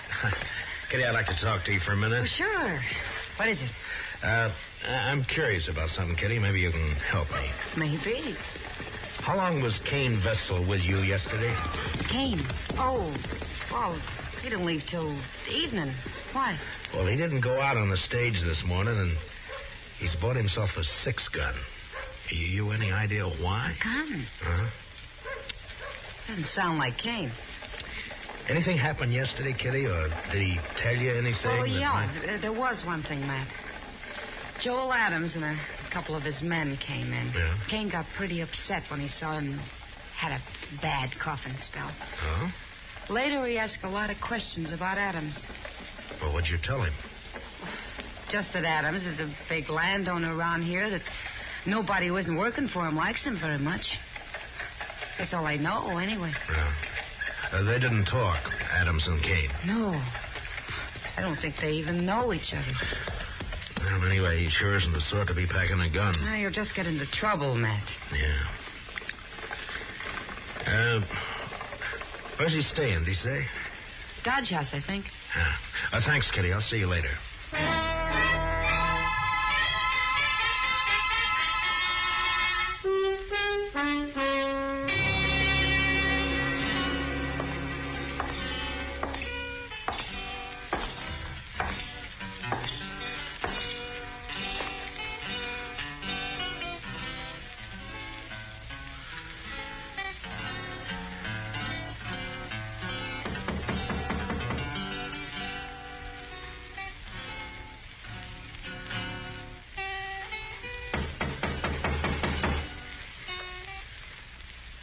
Come in.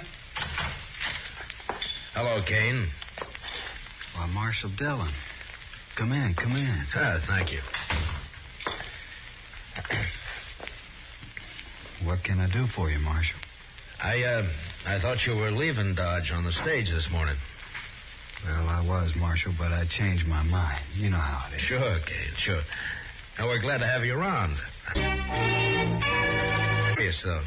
Your staying have anything to do with that gun you bought this morning? Oh, Chester told you. I thought he would. He's a good teacher, Marshal. Yeah. But that doesn't answer my question. Do I have to answer it? I'm just trying to help you, that's all. Yeah, I appreciate that, Marshal, but I'm afraid there's nothing you can do. Look, Kane, you're new in this country. A man like you just can't pick up a 6-gun and call himself a fighting man. Not and expect to live through it. I certainly lay no claim to be a fighting man. Then why did you buy that gun? There's no law out here against a man having a gun, is there, Marshal? No. But any man who carries one is expected to use it when the time comes. You'd be a lot safer without one.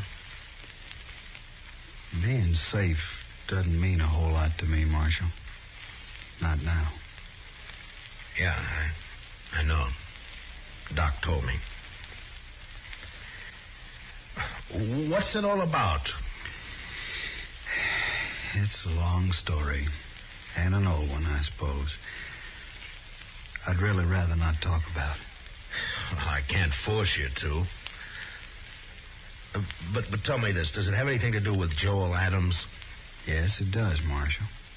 I'm going to kill him. When? I don't know. Anytime. Well, why? That's the long story I mentioned. All right, Kane.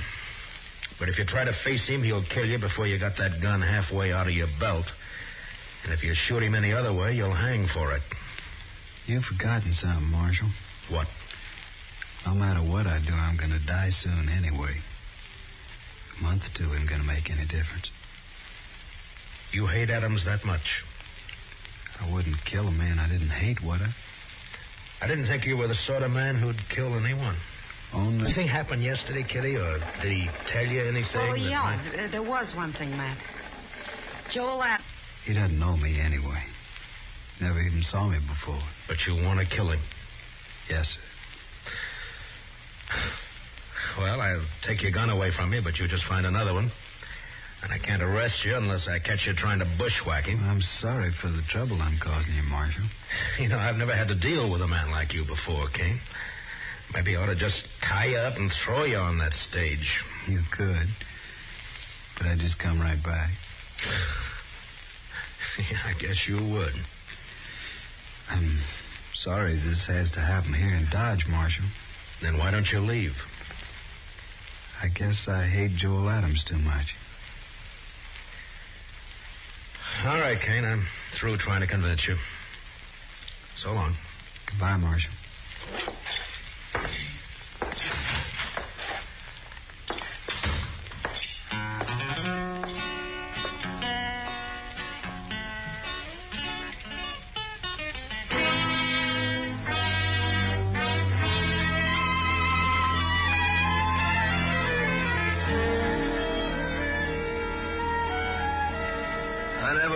Kane Vestal, Marshal. I never saw him before last night. You must have known him somewhere, Adams. You're trying to make me out a liar, Marshal.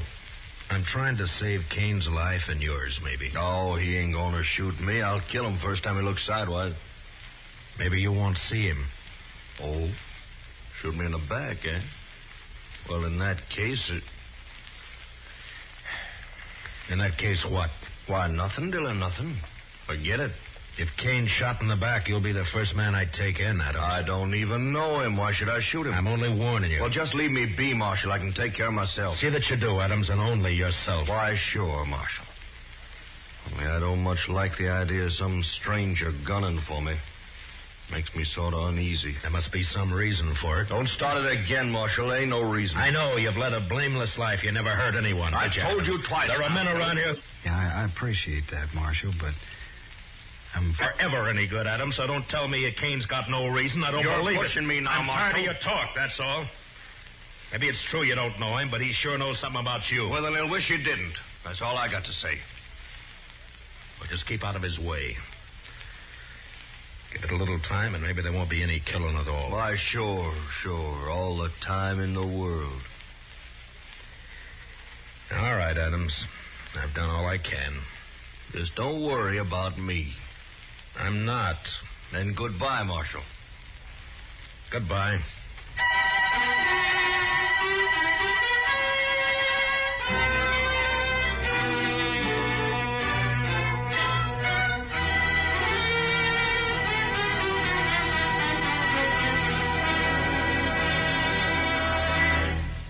We will return for the second act of Gunsmoke in just a moment. But first, back tomorrow night. Pull up your chair, or better still, roll back your rug. It's the Vaughn Monroe Show returning to the Star's Address. Listen for Vaughn, the Moon Maids, the Moon Men, and their wonderful way with popular music and songs. Once again at their old familiar Saturday night time on CBS Radio. Remember, they're coming back tomorrow night. You and the whole family are invited to this season's scintillating premiere of the Vaughn Monroe Show on most of these same stations. Now, the second act of Gunsmoke.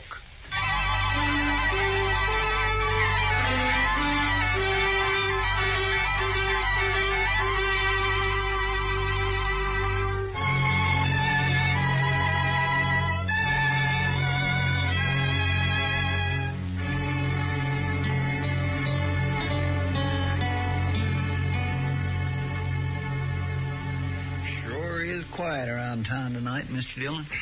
Yeah. There's a trail herd due in a couple of days. I suppose business will pick up then. You'd think those cowboys be too tuckered out after a ride like that to have any juice left in them at all, Mr. Dillon. Yeah, they're too poor to cut loose any other time. Well, that don't stop them down in Texas, Mr. Dillon. No? No. It's just like an uncle of mine back in Waco. He was poor, oh, he was mean poor. But he always said the only good money was to have fun with. Oh, did he have fun? But no, sir. He was too poor, like I said. All right, Chester, all right. All I ask is that you don't try to explain it to me. Well, but there's nothing to explain, Mr. Dillon. It's just that he was the one poorest man you'd ever... Marshal, say, you want to talk to Kane Vestal? What? Kane is upstairs in my office. He been shot? No, not shot. Beat up. Well, how is he, Doc? Well, he's not too bad. A couple of cowboys found him just outside of town. They heard a shot and said two men rode off before they could stop them. Yeah? And I guess whoever it was, they didn't have time to finish the job. They just got started working on him. So Adams made the first move, huh? I'll be back soon, Chester. Yes, sir, Mr. Dillon. They hit him on the head with a gun butt. scratched him up some. Outside of that, he's fine. It's still assault, even if they didn't kill him, Doc. Yeah, I suppose it is. Anyway, they took a shot at him when they heard those riders coming along. Went right through his coat. Yeah. They probably think he's dead. So that's where you went, Doc. I might have known. Didn't even give you a chance to use that gun, did he, Kane? I didn't have a gun on me, Marshal, but it wasn't he. It was they. Huh? Did you recognize them? Well, I don't know many people around here. You know Joel Adams, or so you told me. It wasn't Adam. Could you pick him out if you saw him again? No, Marshal, I don't believe I could. Where were you when they grabbed you, Kane? End of Front Street. I was taking a walk after supper. They rode up behind me, one on each side, lifted me up, and carried me out of town a ways. You must have got a good look at them, at least when they got off their horses. It was too dark, Marshal. Yeah. Doc, how long has he been here? Oh, about half an hour, Marshal. Why? Those cowboys who saw you, Kane, they brought you right in here, didn't they? Yes. So it was maybe an hour ago when those two men hauled you out of town? It was plenty light enough then. Was it, Marshal? You're going to fight it yourself, aren't you? Yes, Marshal. It's my affair. It was, Kane, but you've been assaulted and shot at, so it's the law's business now. I won't prefer any charges, Marshal. You don't have to. I've seen you, and I know who did it, or who hired it done, as well as you do. Please, Marshal. I got to handle this my own way. There's a law that says you can't murder a man, Kane, and the same law says he can't murder you. Are you so full of hate you can't get that through your head? I guess that's it, Marshal. All right, Kane. You do what you have to do. So will I.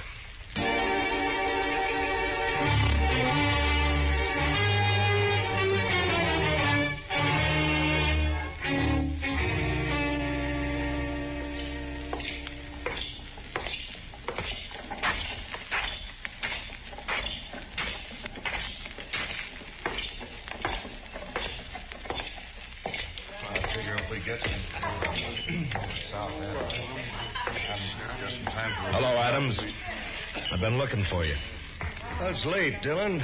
Can't you see me tomorrow? It's not even midnight. That's early for you.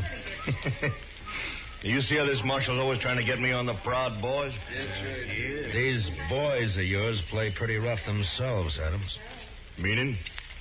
Didn't they tell you? Tell me what? What they did to Kane Vestal? They did not kill Kane Vestal, and you can't prove it. No, Adams, I can't. Kane isn't even dead. What? You know, I'm curious, Adams. Why'd you think he might be? Why, somebody said he got himself hurt. Joel Adams. You arranged this, Marshal? You know I didn't. Who is he? What does he want? Hello, Joel Adams. Don't strain yourself so you don't know me. Who are you? Kane Vestal. But my name doesn't matter. What are you haunting me for? I never saw you before in my life. That's true. You didn't. But we had a friend in common once. A friend? Who? Julie Travis. What about Julie? You were a riverboat gambler then, Adams, and you had money and fine clothes and a way with women, especially young girls. Julie was only 16 at the time. Never mind all that. So she went away with you. To be married, you told her. Oh. I think I guessed the rest. You wanted to marry her, but I got her instead. Is that it? That's it, Adams. That's exactly it. Oh, now I thought you really had something on your mind, Vestal. Well, all right, why don't you get out of here and quit bothering people while you can still walk? Julie killed herself, Adams. She committed suicide. What? You didn't know that, did you? Well, it's got nothing to do with me. Because you never married her after all. It was just a year after you abandoned her in New Orleans. I think it has a lot to do with you, Joel Adams. What are your plans, mister? I see you got a gun in your belt. Gonna kill you. Oh, so? When? Now. Right now. right, Vestal. Draw. Leave the gun where it is, Kane.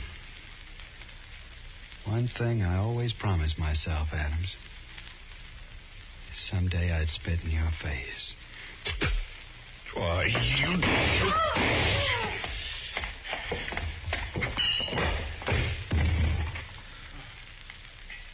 Give me the gun, Adams. There. He's dead. Well, he was going to kill me. You heard him. He wanted you dead, Adams, any way he could manage. I know it. That's what I say. You're under arrest for murder. For... What?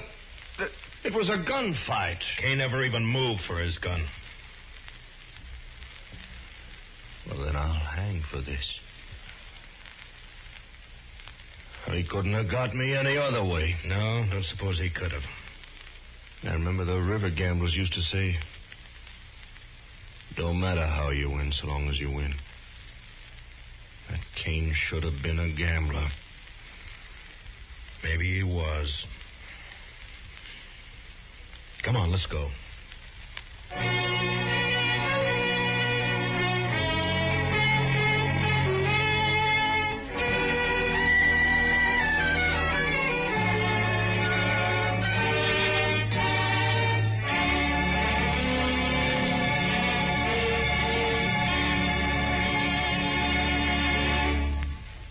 Gunsmoke, transcribed under the direction of Norman Macdonald, stars William Conrad as Matt Dillon, U.S. Marshal.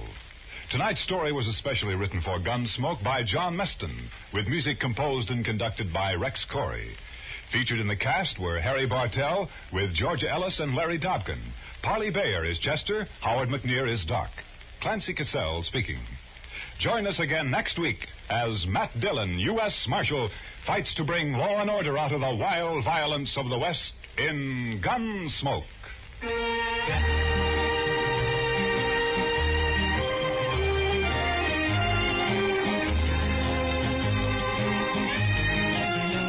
Both back this Sunday night. Edgar Bergen and Company, and Eve Arden is our Miss Brooks.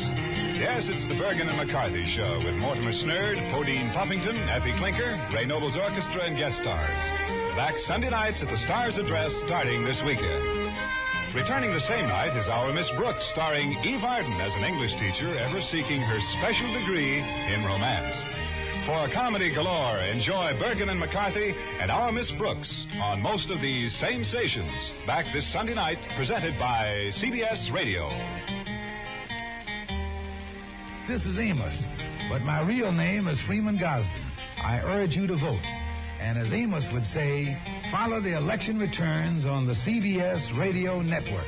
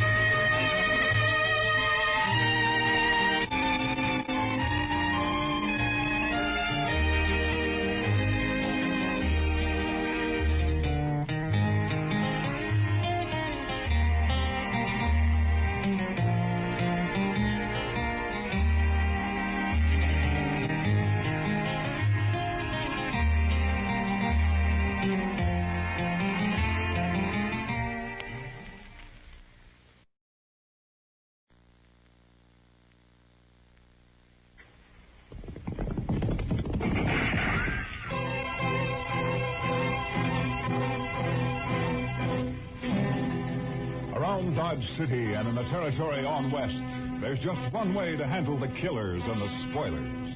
And that's with a U.S. Marshal and the smell of gun smoke.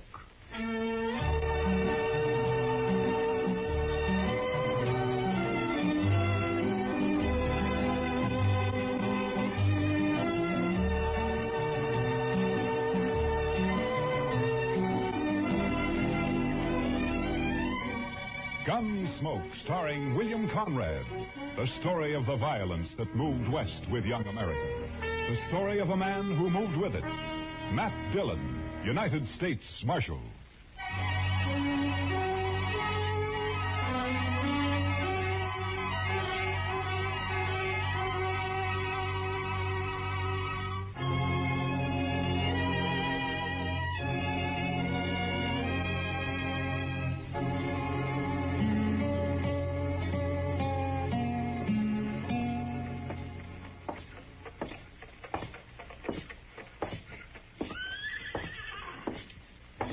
Dillon. Morning, Miss Ida Mae. Hi, Marshal. Good morning, John. Hey, Matt. Wait a second. What?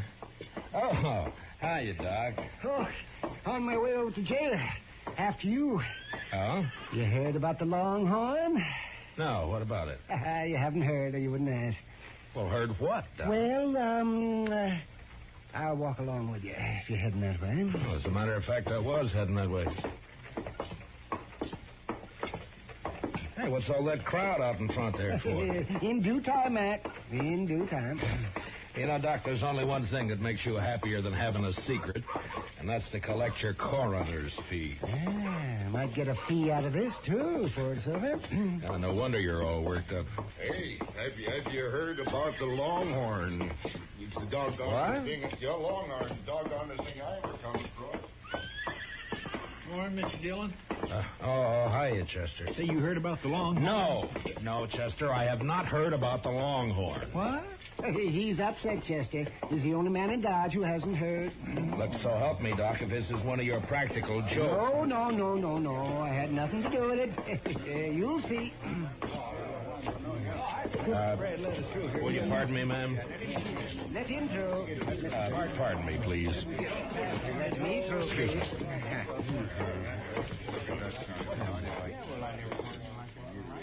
Well, Mr. Dillon? What do you think of it, Matt? Aside from the misspelled words. The Longhorn been closed all morning? Yep, locked tight. That sign was on the door daylight. The Longhorn Saloon will open at 8 o'clock tonight with new management and a new policy. Everybody welcome. Signed the new manager, Mamie. Mamie? That's a woman, Matt. Lately of Kansas City, St. Louis, and points east. Well, I don't know, Mr. Dillon. We never had a woman running a saloon in Dodge City before. And we won't now, Chester. The boys won't let her last an hour, I'm afraid. Be kind of fun for that hour, though. And another thing, if this Mamie is the new manager, what's happened to Herman Bleeker? Well, I don't know. He must have sold it to her. He didn't say anything about it yesterday morning. That's right. I saw him over at the livery stable in the afternoon, showing off one of them fancy vests he's always ordering. And he never said one word about it. Well, you know that little popinjay. He's flighty. Probably happened sudden. Too sudden, Doc. Even for Herman. Say, come think of it, I haven't seen him all morning. And he's usually strutting up and down Front Street, preening himself like a powder pigeon. Yeah, he's probably upstairs there, sleeping in, getting ready for the opening tonight. We going to be here, Mr. Dillon? Mamie, huh? Mr. Dillon? Huh? Oh, yeah, Chester. We're going to be here.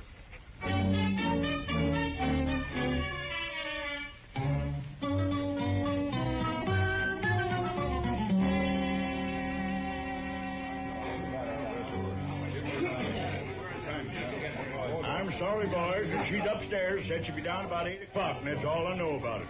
Now, if you want to order anything, let's hear it. And if you don't, just shut up. Say, the boys are acting kind of rambunctious, Mr. Dillon. Yeah, she'll wish she stayed in St. Louis and points east. Say, Matt, I was talking to the bartender.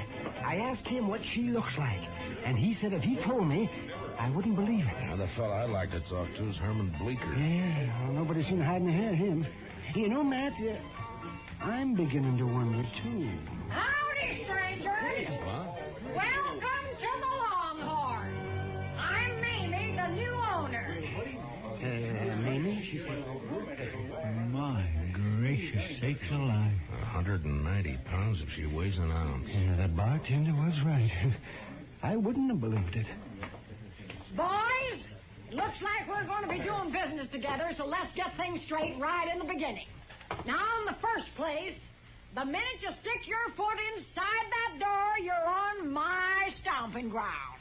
I'm the boss of this shebang, and don't you ever forget it. When I tell anybody to hop, he hops. Is that clear? Now, tell you what, I aim to give the squarest deal in town. All the liquor here is going to be aged over 30 days. And the dancing girls aged under 30 years. The liquor is straight, and the girls are disgraceful. There's only 4 aces in every deck, and the cards only read from the front side. Talks too You'll get a fair shake for your money, but there ain't going to be no fandangling. And another thing, Mister! I'm talking. Well, so am I, you old battle axe. Excuse me, boys. Oh, looks like it started, Mr. Dillon. Yeah, wait a second. He paid for his drink? Yes, ma'am. All right, you wall-eyed little maverick. Come on! Throw his head out after him. Now, as I was saying, boys, I just won't stand for no fandangling. Now, maybe some of you figured I was wearing this 6-shooter for a decoration. Well, now, just cast your eyes on that ace of spades I got tacked up on the back wall. Now... What did you see? For the land's sakes, did you see that draw, Mr. Dillon? Yeah, and she got the card, too. Oh, the boys won't give her no trouble, man. All right, boys, the first one's on the house. And it's the last 3 one you'll get. And the only credit I give is for funeral expenses. Belly up, boys! Well, sir, Mr. Dillon? Chester, I want to talk to Herman Bleecker more than ever now. Say, you know, she's big enough to... well, I'll bet she forced Herman to sell. Yeah, maybe. Doc, I'll be right back. I want to talk to her. Oh, that juice was nothing, boys. Oh, you're the marshal, huh? Yeah, that's right, ma'am. My name's Dillon. Proud to shake your hand, Mr. Dillon. Well, thank you, Miss Mamie. Welcome to Dodge City. Mighty decent of you to express the sentiment, Marshal. I reckon you won't get much business around the Longhorn. I'll take care of any trouble that's around here. It'd be quite a change. The boys used to push Bleecker around every now and then. Oh, that runty little prairie dog. I didn't know he was planning to sell, Miss Mamie. He must have made up his mind in a hurry. Yeah? I made him an offer, and he took it. Just like that. He found himself some new living quarters, I suppose. Oh, yeah. He moved right out last night. Oh, I wonder where he's holed up. Huh? There are a couple of things I'd like to see him about. Well, now, I tell you, I'm afraid he left town, Mr. Dillon. I think he said something about taking the Santa Fe to St. Louis, now that I remember. Oh, I see. Well, that's too bad. I'd sure like to have seen him. Well, I'll probably drop in now and then, Miss Mamie. Sure. Anytime, Marshal. For you, it's on the house. Thank you. What'd you find out, Mr. Dillon? Let's get out of here, Chester. Coming, Doc. Sure. Oh, yes, with both ears a-flapping.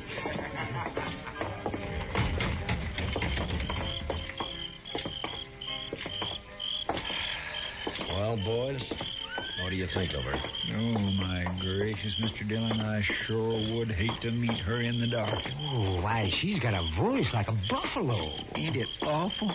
It just itches your ears, don't it? Why, the woman's a human monstrosity. I still haven't seen Herman. Huh. What'd she say, man? She says she thinks he left town. Oh, Chester, I want you to check all the rooming houses and hotels along Front Street. I'm going to go to the railroad station and the stage lines. I'll meet you over at the jail. Huh? Yes, sir, Mr. Dillon. Say, Matt, I think Herman keeps a horse over at the livery stable. Yeah, I thought of that, Doc. I wonder, would you be good enough to look into that for me? Why, sure, be happy to. You know, Mr. Dillon, she is an awful straight shot. Yeah, Chester. I know.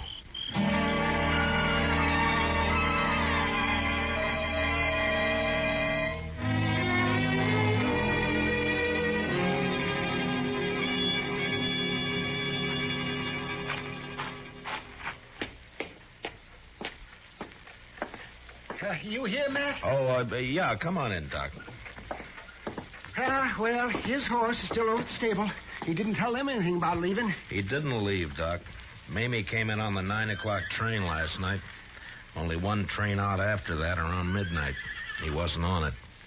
And he didn't buy a ticket on the stage either. Yes, now what did I tell you? Matt, that settles it. Yeah, of course he may have moved into one of the hotels. No, sir, Mr. Dillon, I'm afraid he didn't. Well, what'd you find out, Chester? That nobody in this town has seen Herman Bleecker since around 9 o'clock last night. Matt, I knew I'd get me a fee out of this, one way or the other. Well, don't spend it yet, Doc. What? Buenos noches, señores. Oh, Manuel. Come on in. Come on in. Gracias, señor Dillon. Well, what's on your mind? Pues, señor, I was at the railroad depot when I hear you ask about the little one, el señor Bleecker. No? And the other, the señora. Oh, there is much woman on that one. Well, there's no argument there, Manuel. Señor, last night I have seen something which is strange. No? I am come home very late, 1 hour, 2 hours before dawn. I was visit a friend, you understand? Yeah, I understand. You see, I am walk home in much hurry, and it is very dark, senor, when at once I see this lantern in the arroyo behind the Longhorn Cantina. Oh, a lantern, you say? I am think, what is this? So I wait, and this lantern is come toward me, and when it is close, oh, this woman who I have no see one like her. Oh, what a scare. Well, what was she doing in the arroyo? I do not know, but is one thing I forget. She is carrying something in her hand. Well, what was it, Manuel? A shovel, senor.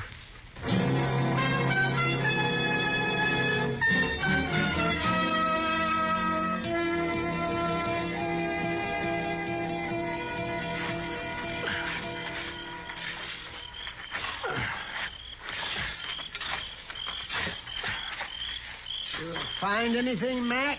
Well, there's something here, Doc, but I can't quite...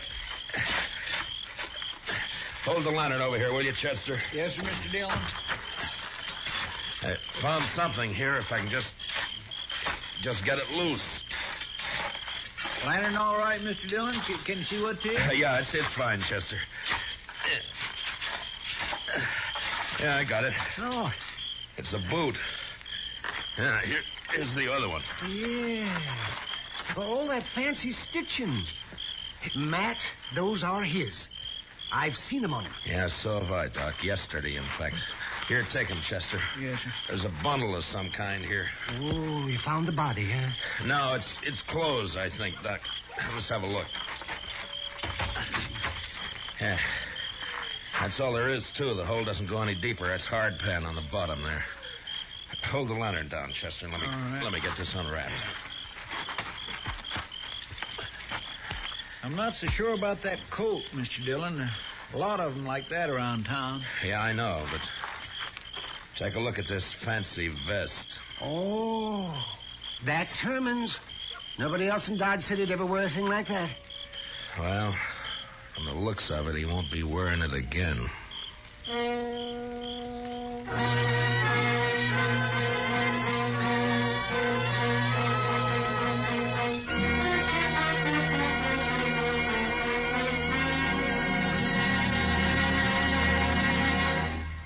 We will return for the second act of Gunsmoke in just a moment. But first, the escape car speeds from the scene of the crime, and the victim notes its license number. Police investigating the case discover the car has an ironclad alibi. That just begins the excitement on tomorrow night's Gangbusters program. It's the case of the twice-parked car, an authentic crime story taken from actual police records. Don't miss Gangbusters, presented by CBS Radio tomorrow night over most of these same stations. Now, the second act of Gunsmoke.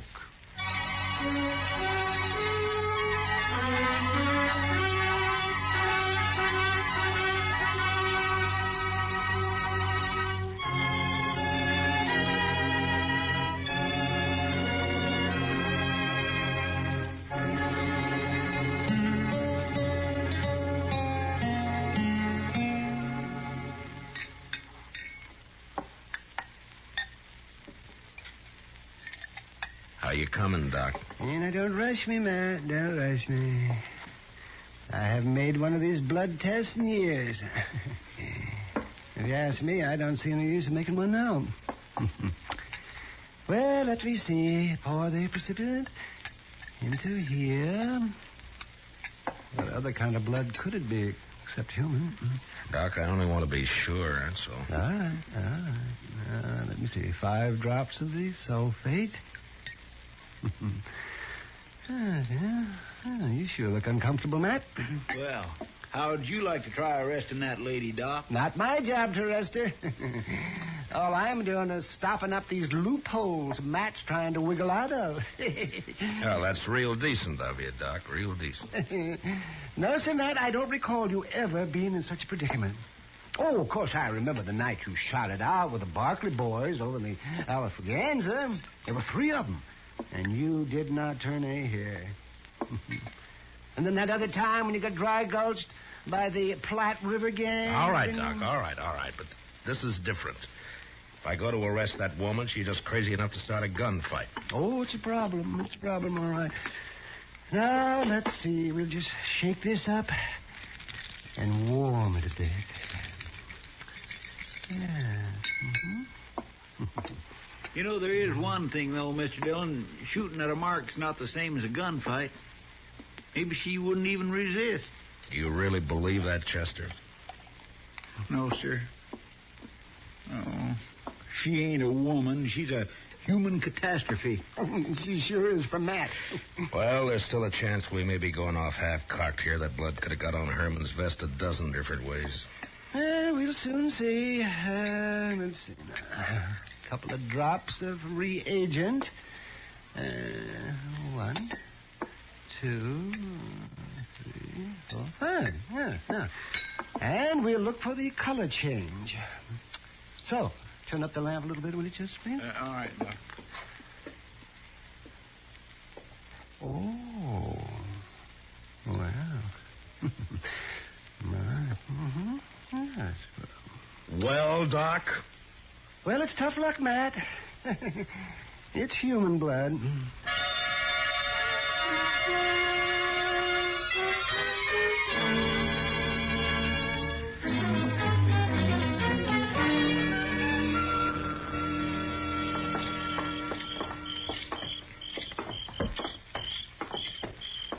Hey, Matt, I thought we was going over to the Longhorn to talk to Mamie. How come the jail? She'll keep, Doc. She's not going anywhere. Yeah, looks cut and dried to me, Matt. It might not if you were in my shoes. Come on in, boys.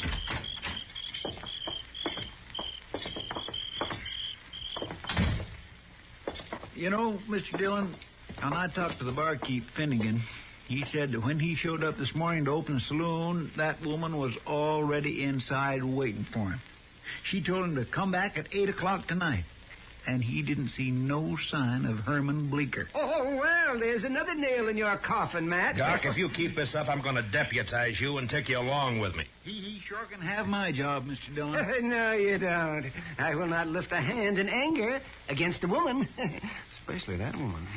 I keep thinking we could still be wrong somehow. Oh, real diehard. Look, now, suppose Herman hurt himself some way. How?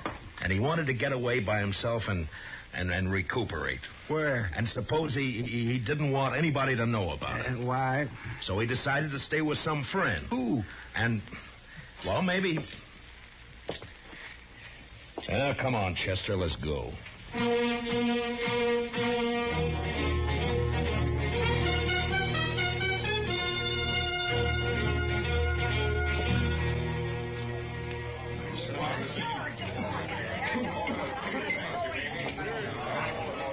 There she is at the end of the bar. What are you going to do, Mr. Dillon? Take her in, Chester. Maybe she'll talk when she's arrested. I gotta get that gun away from her some way. It's not going to be easy. And it's gotta be done. I've never drawn a gun on a woman yet, and I'm not starting now. If I could just manage to... I don't know. There might be a chance. Stick close to me, Chester. Yes, Mr. Dillon. Well, Marshal, mighty glad you dropped back in. I was just wondering how you were getting along, Miss Like Lynn. a kid with 2 tongues and an all-day sucker. Say, now tell me, did you find that little weasel Herman Bleeker? I thought you told me he'd left town. Oh, well, I was just guessing, Mr. Dillon. He said something about planning to. Here, step up and have a shot of poison. No, thank you. As a matter of fact, I came back here for a particular purpose. Chester and I have a little bet on. Mr. Dillon, What kind of a bet is it, Marshal? Well, it was about that shooting trick of yours, hitting the center of that playing card, you know. Chester figures that it was a fluke of luck. He's betting me that you can't do it 5 times in a row. Well, we'll soon settle that. The card's still up there. Stand aside, boys! Mamie's gonna limber up her shooting iron, so get out of the way. Get down there, Curly. All right. There's one. Couple of them. You're doing fine so far. How you doing down there, boys? All dead center so far. Say, you there, whatever your name is, what do you think of your bet now? Well, I guess I just kind of lost my head, Miss Mamie. Well, 3 down, 2 to go. There's 4. And 1 more. Oh, yeah. Well, what are you stopping now for, Mamie? Well, I got some rules I go by, Marshal. One of them's never to fire my last shot and leave my gun empty. I see. Well, that's a pretty good idea, I guess. Sorry to lose your bet for you, Marshal. I'm convinced. Well, I guess that didn't quite... Chester. Miss Mamie, I guess you're not a gambler yourself, huh? Who says so?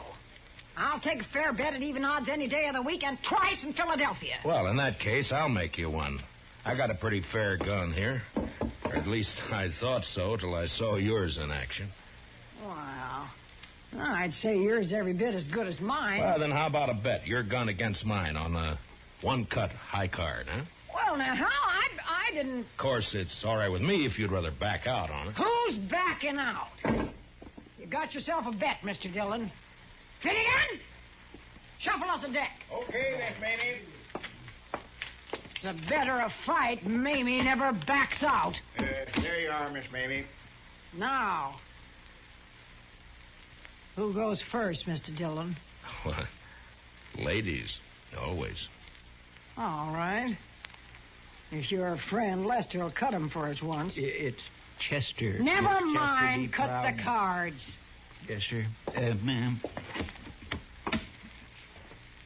Now, let's see what we've got. Jack of spades. That's not bad. Plenty good, Marshal. Plenty good enough to beat anything you can... King of diamonds. All right. I'm beat. Fair and square.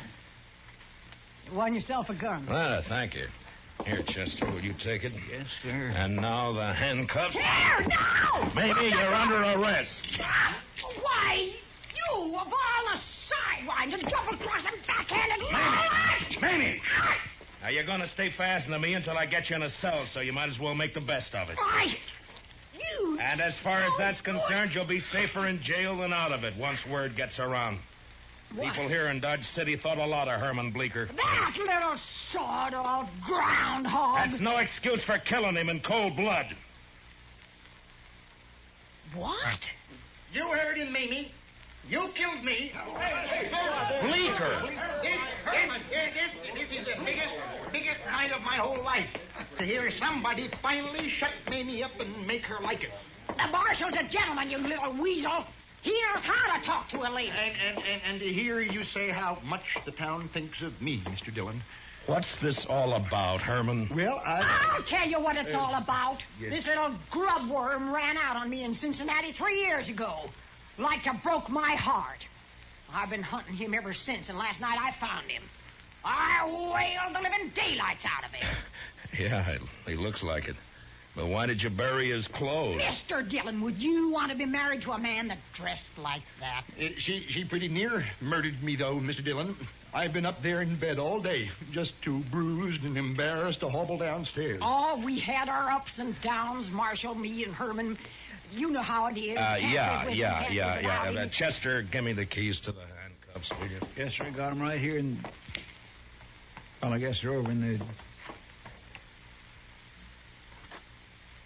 What's the matter, Chester? Oh, Mr. Dillon, when we were digging out there, guess I must have lost them.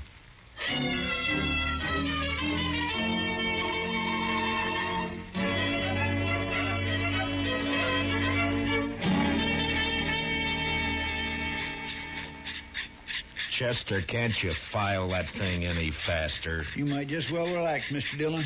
Took a half hour to get that one off Miss Mamie's wrist. Oh, no. All right, but just hurry. I'm filing as fast as I can. What? Doc. Mamie gave me this bottle of Irish here to make the waiting a little easier. And it's Jameson's. Oh, well, fine, Doc, fine. Chester, let that go for a minute, huh? And open it up. Yes, sir, Mr. Dillon. Can you imagine it, boys? Little Herman Bleecker married for years to a woman like that. I don't want to imagine. Oh, I'd get nightmares. Here you go, Mr. Dillon. Oh, thank you, Chester. Doc. Oh, thank you. Well, gentlemen, here's to the weaker sex. Mr. Dillon, which one is that?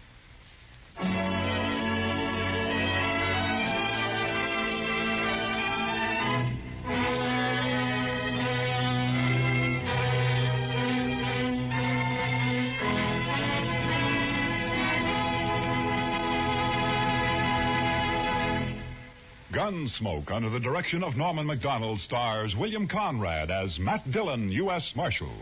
Tonight's story was specially written for Gunsmoke by Les Crutchfield, with music composed and conducted by Rex Corey. Featured in the cast were Jeanette Nolan as Mamie, with John Daner, Ralph Moody, and Byron Kane. Parley Bayer is Chester, Howard McNear is Doc. Join us again next week as Matt Dillon, U.S. Marshal, fights to bring law and order out of the wild violence of the West in Gunsmoke.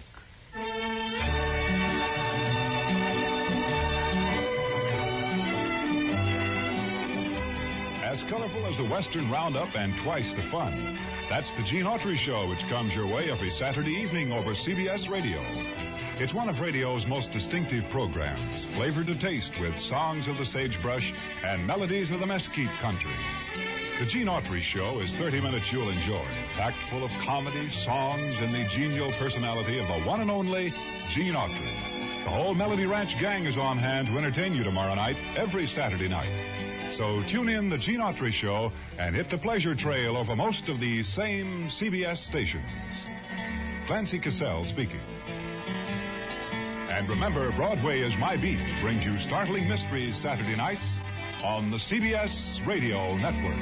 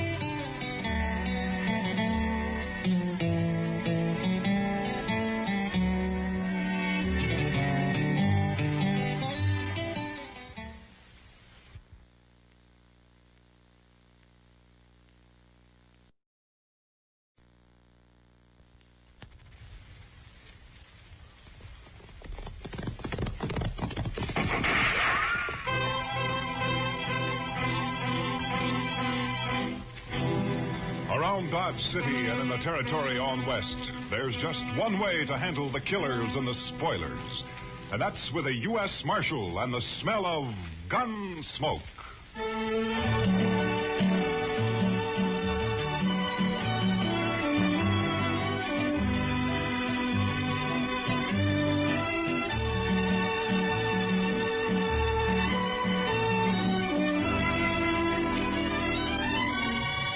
Gunsmoke, starring William Conrad.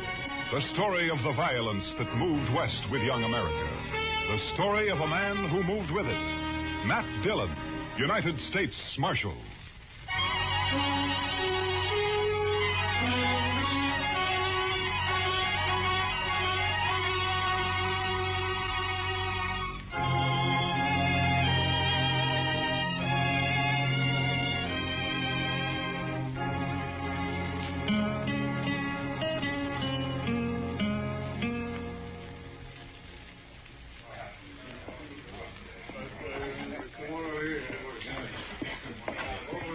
Well, what's the rush, Miss Kitty? Come on, sit down and have a beer with us, Kitty.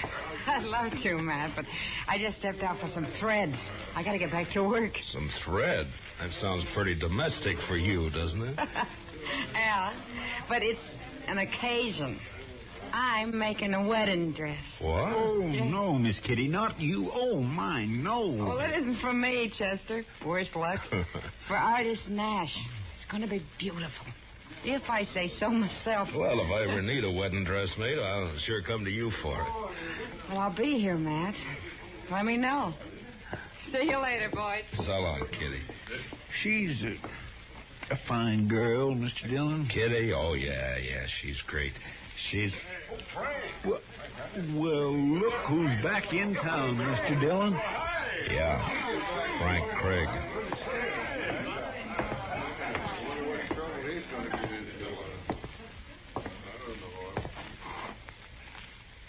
Hello, Marshal. Frank, I never expected you to come back. I don't know what to say to you. You might say welcome home. Yeah, I might. At least you're honest, Marshal. Sure. Where have you been for the last year? Out west. Wyoming, to be exact. And my sympathy for the peace officers of Wyoming. Man can change, Marshal. If you grow up and get over his wildness and start to think about settling down. Some men can. Well, I'm one of them. I don't aim to cause any trouble, Marshal. Came back here to marry Artis and take her with me, that's all. You heard from her since you left? She's pretty as ever. She'll pass. Every man in Dodge was crazy about her. She was my girl from start to finish. Things can change, Frank. She's still my girl, Marshal. Ben Martin might differ with you. Ben Martin? Mm-hmm. That bullneck plowboy? He never had a chance in... What are you saying, Marshal? You don't aim to cause any trouble, you say, and yet you just happened to roll into town 3 days before Artis is due to marry Ben. You claiming you didn't know about it, huh? Artis wrote me a farewell letter, Marshal. It doesn't make any difference. Like I said, she's still my girl. She's not marrying Ben or anybody else. Not while I'm alive. And like I said, Frank, Ben may differ with you. I used to chase him home crying when we were kids. I don't think he'll chase that easy now. Ben took over the Circle Bar B. He's got 25 boys riding for him. He's a big man around here. Swings a lot of weight. Marshal, I said I wasn't looking for trouble, and I meant it. I came back here to get Artis, that's all. If any man tries to stop me, I'll kill him. I'll see you, Marshal. Chester, see if you can find Ben Martin. Have you meet me over at the jail office.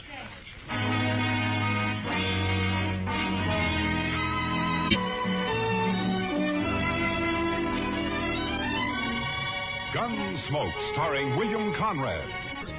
I thought he was 1,000 miles away, Marshal. I didn't think he'd ever have the nerve to come back. Well, Ben, the two of you are bound to run into each other, so I figured you'd better know about it. What's he expect, Marshal? Artis forgot him a week after he left town. Does he expect to force himself on her? Maybe, you know, Frank. For my money, he's a crazy, half-wild saddle bum who should have been hung 5 years ago. He says he's settled down, though, Ben.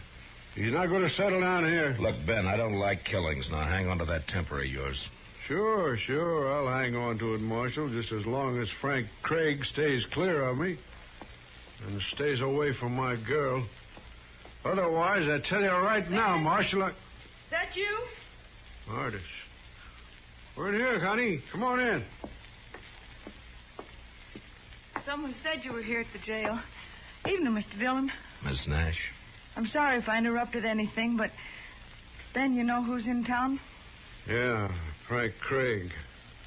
That's what we were talking about, honey. He says he's come back for me. Take me away with him. What do you mean he says, Miss Nash? He came to the house a while ago. He knew about Ben and me, that we were going to be married. But he came anyway. I sent him away. That does it, All right, Marshal. hold it, Ben. Now, there's no harm in him just talking to her. A man's got a right to protect what's his, Marshal. Protection's my business, Ben, and as long as I'm Marshal here, it'll keep on being my business. Now, in 3 days, you got a wedding coming up. I'd hate to see it ruined by a killing. Well, I have nothing against Frank Craig, Mr. Dillon. I wouldn't want him killed. Neither would I. Oh, good night, Miss Nash. Ben. Good night. Think it over, Ben. Don't lose your head. Yeah, sure, Marshal. I'll think it over.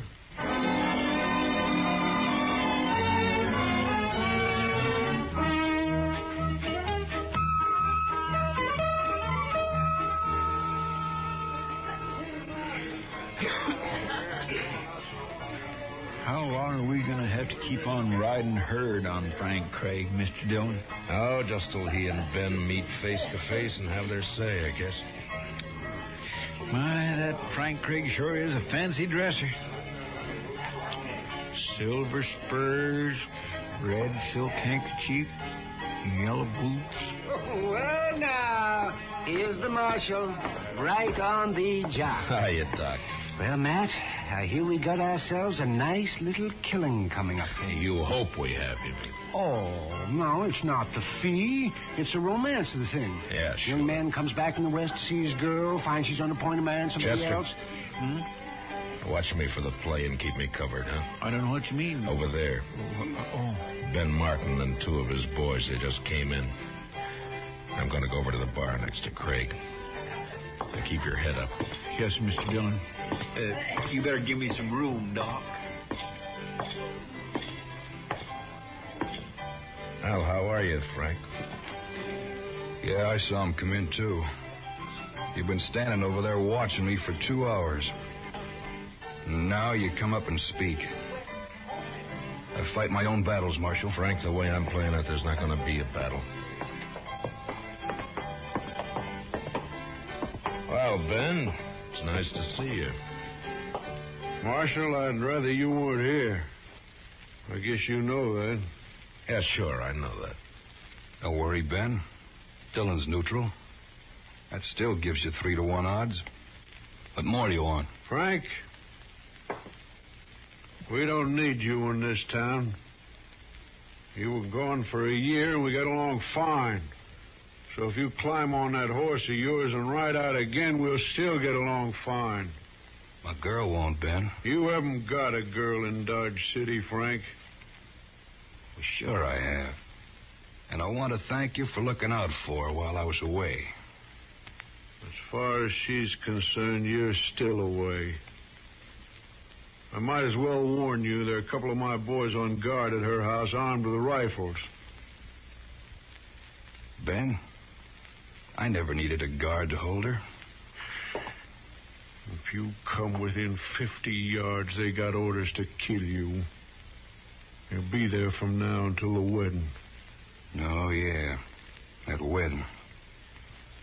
I'm afraid that's been called off, Ben. You see, Artis and I have other plans. We got a wedding of our own coming up. Well, you dirty darn. Now, if either one of you draws, he's drawing against me. I wouldn't draw on him, Marshal. I feel kind of sorry for him. So help me, Shut up, Marshal. both of you. I'm gonna... Now, you both had your say. And each knows how the other one stands. Well, here's my stand. If Ben wants to keep a guard at her house, it's all right with me. You've had a fair warning, Frank, so stay away. I wish he would try to bother her. And on the other hand, Ben, Frank's got as much right to the run of the town as you or me or anybody else. Sure, as long as decent citizens hide their valuables. You can't go by rumors, Ben. Nobody ever proved a case against him, you know that. Piece of stout rope would prove I wouldn't try it, Ben. If you and your boys want a drink now, go on over to the Longhorn. Stay out of the Texas Trail here from now on. You, Frank, stay clear of the Longhorn. You're quite an optimist, Marshal. Yeah, maybe so. Are you leaving, Ben? Yeah. I'll be seeing you, Frank. Come on, boys. Frank, you got nothing to gain here and everything to lose. Miss Nash has made a choice, and whatever was between you once is water down the river. Why don't you pull out? Because she's still my girl, Matt. I know and she knows, too. You wait and see.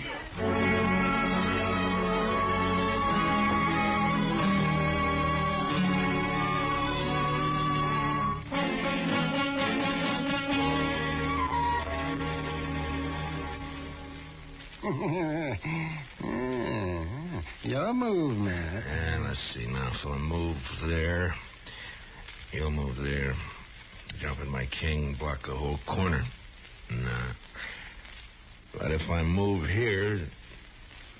Mr. Dillon, you can move. No, you don't, Chester. No, you don't. I'm playing Matt.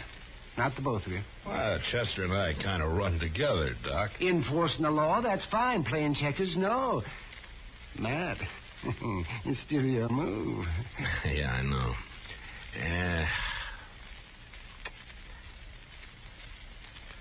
All right. There. Well, I'll be... That's the move I was going to tell you to make, Mr. Dillon. Thanks, Chester. Doc, you're beat. Let's call the game. Yeah, you sneaked up on me. That's what you did. You snuck up on me. Oh, well, that's all right, huh? Sure is a quiet night. I figured one of them two would make a play before this. Yeah. Well, if we can get past noon tomorrow with Ben and Artis married, well, even Craig ought to know when he's beaten. I don't know, Matt. He never did when he was here before. Well, then he better learn. Trying to get a girl to change her mind is one thing. Bothering a married woman's another. You know, Mr. Dillon, it seems to me Miss Artis Nash is the one that could put a stop to all this. If she'd just speak her mind out plain... Matt! There was... Oh, Kitty. now what's the matter? Kitty, what's Matt, the... they want you over at the express office right away. You too, Doc. Oh, what's wrong? Hold up, Matt. Somebody shot the clerk. He's dying.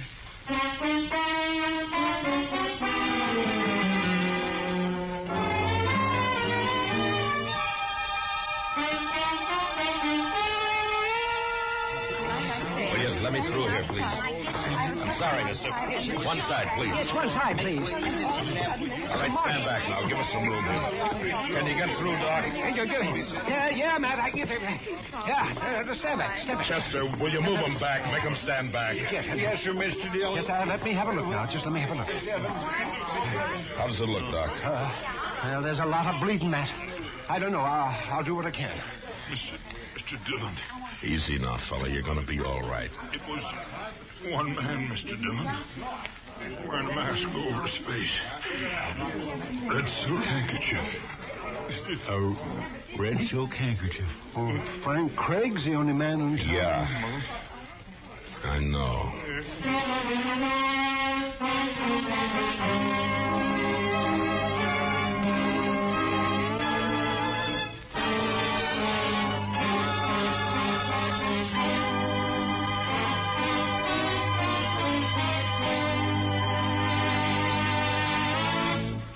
We will return for the second act of Gunsmoke in just a moment.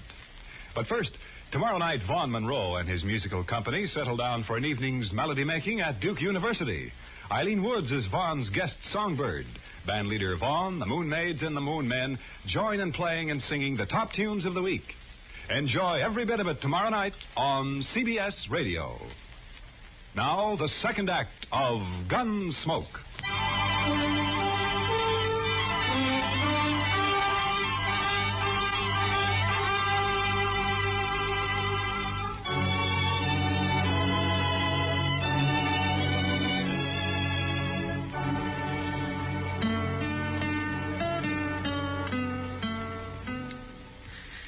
Pretty late, Mr. Dillon. Maybe he's not going to come back here. His bedroll's here, Chester. All his belongings. Man doesn't leave his stuff in a rooming house unless he's planning to come back to it. He might have got the wind up after he shot that clerk. Maybe he just hit the saddle and lit out. No, not Frank. There's one thing about him. I've never seen him scared. He'll be here. Sooner or later. I can't figure him, Mr. Dillon. He must have needed the money awful bad. Yeah, I guess so. My, this hiding out in the dark gets on a man's nerves, don't it? Yeah, it sure does. Help some if we could just smoke. I don't suppose... Shh. Somebody's coming, Mr. Dillon. Yeah, I hear him. That's him, all right. Now watch it, Chester.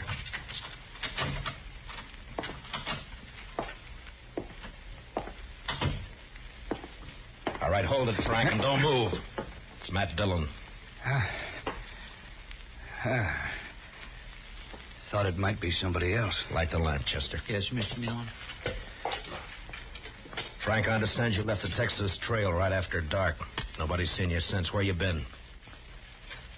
Just friendly conversation, Marshal, or is this official?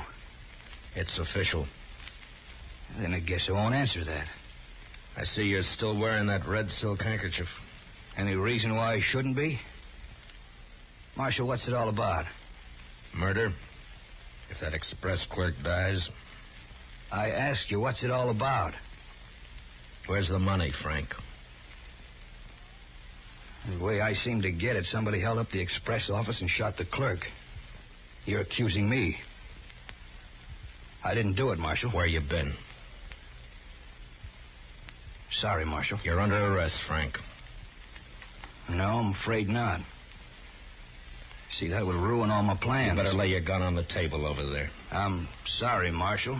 Some other time. Look out for the lamp! Grab him, Chester. Don't shoot, but grab him. Oh, he went through the window, Mr. Dillon. Never mind, Chester. Grab a blanket. Let's get this fire out before it burns the whole place down. Come on.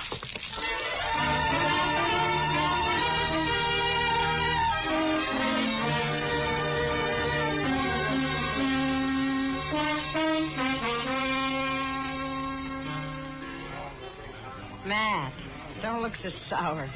In an hour, it'll all be over. Kitty, I'd be a lot surer of that if I had Frank Craig locked up in jail. No trace of him, huh? Not a sign. Then forget about him, Matt. He could be halfway to Wyoming by now. Well, I wish I could think so. I wonder what artist Nash is thinking about him. What business has she got thinking about him when she's going to marry Ben in an hour? Matt, I'm afraid you'll just never understand women. Well, who does? Frank Craig's a born drifter. He'll never settle down. He's wild as a range colt. Never been broken, never will be. And sooner or later, he'll come home tight across his saddle. How any girl can get herself interested in a man like that beats me. Not me, Matt. I know exactly how a girl can get herself interested in a man like that. What? I'll see you at the wedding. I gotta help artist finish dressing. Morning, Miss Kitty. Morning, Doc. Hey, good morning, Matt. You working up your courage? What for, Doc? I'm not getting married. How's the express clerk? Oh, he's bad. He's getting worse. I don't think he's going to make it. What about Frank Craig? Nothing, not a sign. I think he's still around town somewhere, but we Morning, can't Mr. find Dillon. him. Well, Doc? Doc, look at that.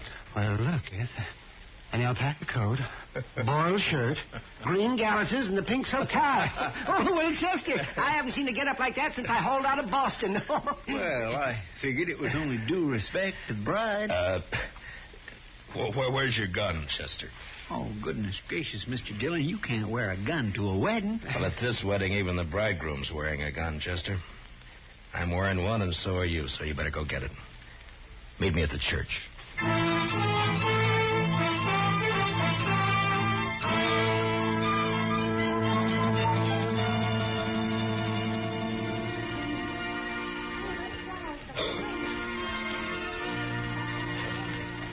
Mr. Dillon, she is so pretty, I wish I was marrying her myself. You better forget it, Chester. Ben's got enough worries as it is. He sure does look fidgety, all right. Yeah, he's got reason to. Room for me here, man. Oh, yeah, sure, Kitty. Yes, slide right in here. Yeah. Here we are.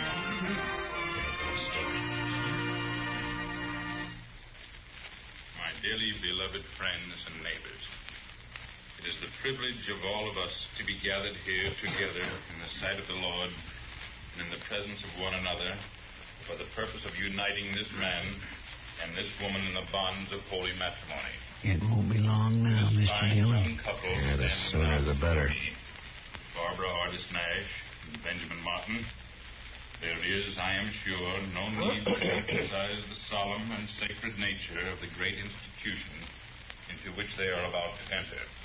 I never heard all of this before. Stands above and You beyond still want to marry her, Chester? wicked work, beyond and above the decay and corruption of the flesh and the devil.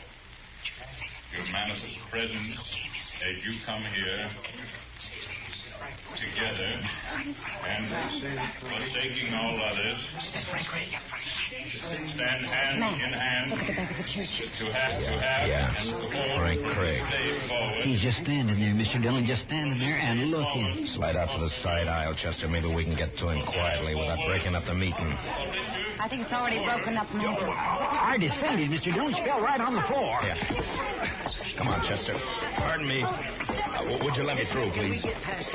I'm sorry, lady. Would you... One side, please, huh? He was right here by the door. Outside, Chester.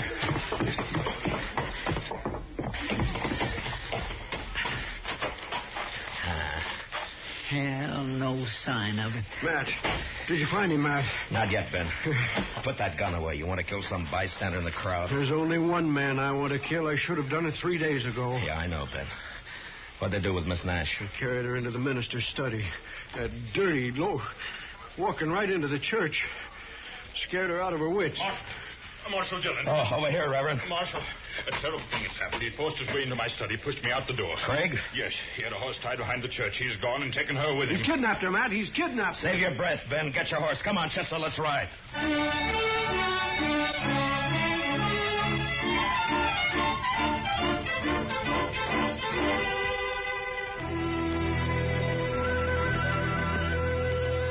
I never did think we'd get back to town, Mr. Dillon. I'm saddled, sore, and beat. Yeah, Chester. 100 men hunting him, and he slipped past all of them. I swear I just can't figure it. Any trace of him, Matt? Not a sign, Kitty.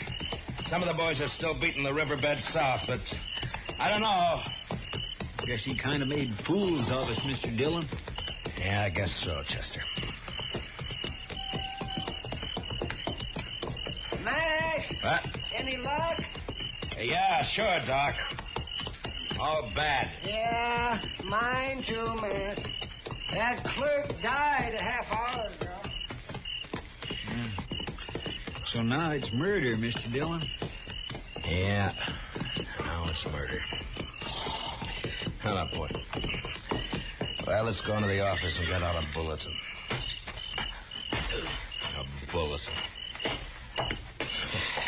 What a good that'll do.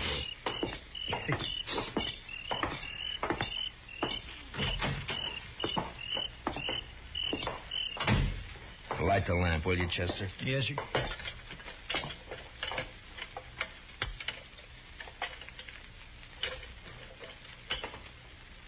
There we are.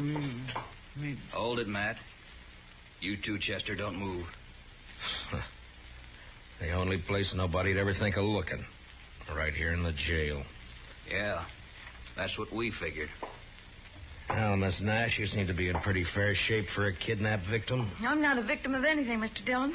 Unless it's my own foolishness. That's what most people would say, I guess. Maybe they're right. I only know this.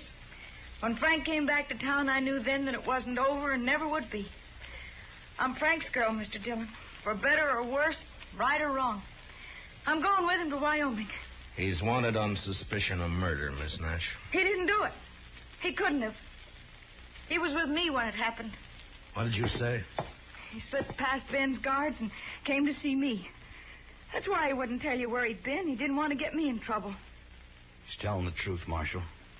Yeah, maybe. Mr. Dillon, you might ask Ben Martin what happened to my red silk scarf. I missed it right after he came to see me that afternoon. Go on. He didn't do it for the money, but to ruin me once and for all. If we were lying, we wouldn't have come here, Mr. Dillon. Yeah, it makes sense, all right, but... Chester, who rode up out there? It's Ben Martin, Mr. Dillon. Think he's coming in here. Where's your horse, Frank? In the corral back of the jail. All right, go out the back way. Get it and head for Wyoming. Take one of my extra horses and leave it at Bison Flats. You can buy another horse from the Indians there. Matt, I don't know how we can ever thank you for Never mind that. Just get going before I change my mind. And good luck to both of you. Thanks, Mr. Dillon.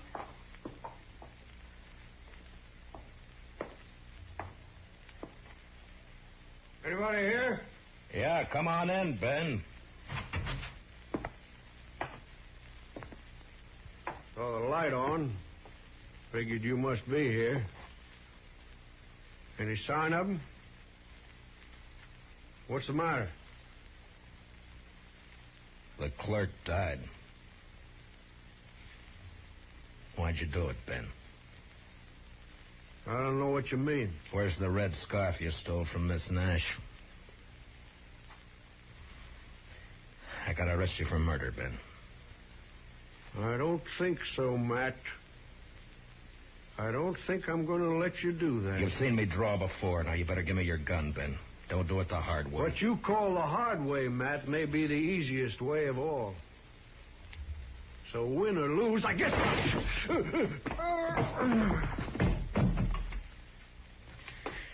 100 men hunting him, and he slipped past all of them. I swear I just can't figure it. Something fell out of his pocket there. Yeah.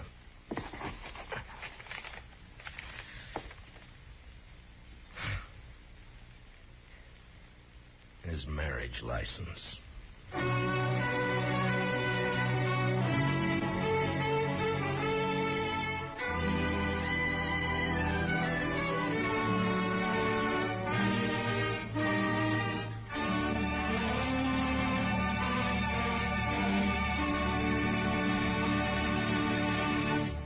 Gunsmoke, under the direction of Norman Macdonald, stars William Conrad as Matt Dillon, U.S. Marshal. Tonight's story was specially written for Gunsmoke by Les Crutchfield, with music composed and conducted by Rex Corey. Featured in the cast were Herb Ellis, Vivi Janis, Tom Tully, and Barney Phillips. Parley Bear is Chester, Howard McNear is Doc, and Georgia Ellis is Kitty. Join us again next week as Matt Dillon, U.S. Marshal, fights to bring law and order out of the wild violence of the West in Gunsmoke.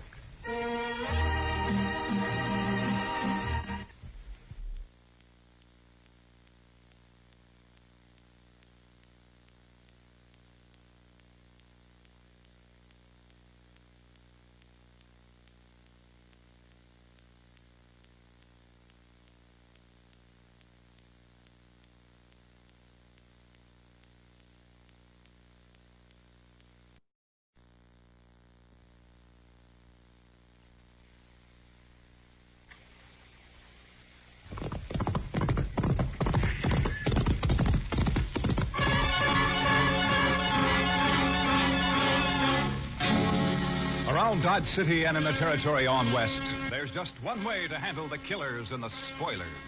And that's with a U.S. Marshal and the smell of gun smoke.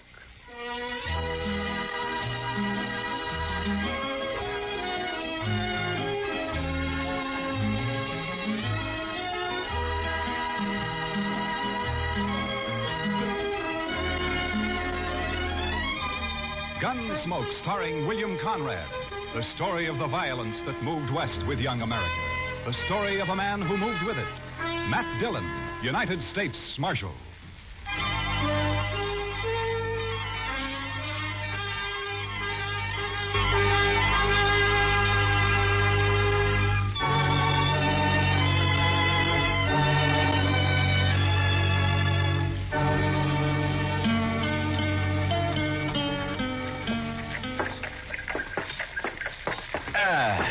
You know, Chester, a morning like this makes a man glad to be alive. Oh, it's a fine one, all right, Mr. Dillon. Yeah. A little nippy, maybe, but just fine. Indian summer hanging on and winter holding off. You know, Chester, this time of year, I wouldn't trade western Kansas for everything east of the Mississippi. Oh, good. Pedro's got a fire going. I built the fire, Marshal Dillon. Oh, good morning, Caleb. I've been waiting in this jail office for a full 2 hours. What time do you start work, Marshal? You know Caleb Andrews, don't you, Chester? Oh, yes, indeed. How are you, Mr. Andrews? Marshal, I have an order here from the U.S. District Court. I believe it's your job to serve such orders. Yeah, it is. I don't get them often, though. Order of foreclosure and eviction on Ed Blake. Why are you doing this to Ed, Caleb? The man borrowed money from me. He gave me a mortgage on his farm and household effects. He can't pay it. Why do you think I'm doing it? It only came due 3 days ago. You sure didn't waste any time. I'm not interested in your opinions, Marshal Dillon. Yeah, amount of the mortgage. $420. What do you need with $420? You own half of Ford County now. Marshal, it's not your place. You know as well as I do why Ed Blake can't pay this off. His horse rolled on him last spring and broke his leg. And his wife and kid nearly broke their backs trying to get a crop out. I didn't come here to listen to you. If you let this ride on through the winter, you'll get your money out of it. If you go ahead and foreclose now, you'll wipe him out. Marshal, I already have foreclosed. You'd break a man for $420 you don't even need, huh? As I said, your opinions don't interest me. All I expect from you is to serve these papers. All right, I'll serve them.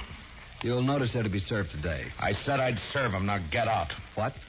This office belongs to the United States government, and as far as I know, that's one thing you got no mortgage on, so get out. You may find I have some influence in Washington, Marshal Dillon. Then see if you can get me a decent salary for this rotten job of mine. It sure was a fine morning, Mr. Dillon. Yeah, it was. All right, Chester, let's saddle up.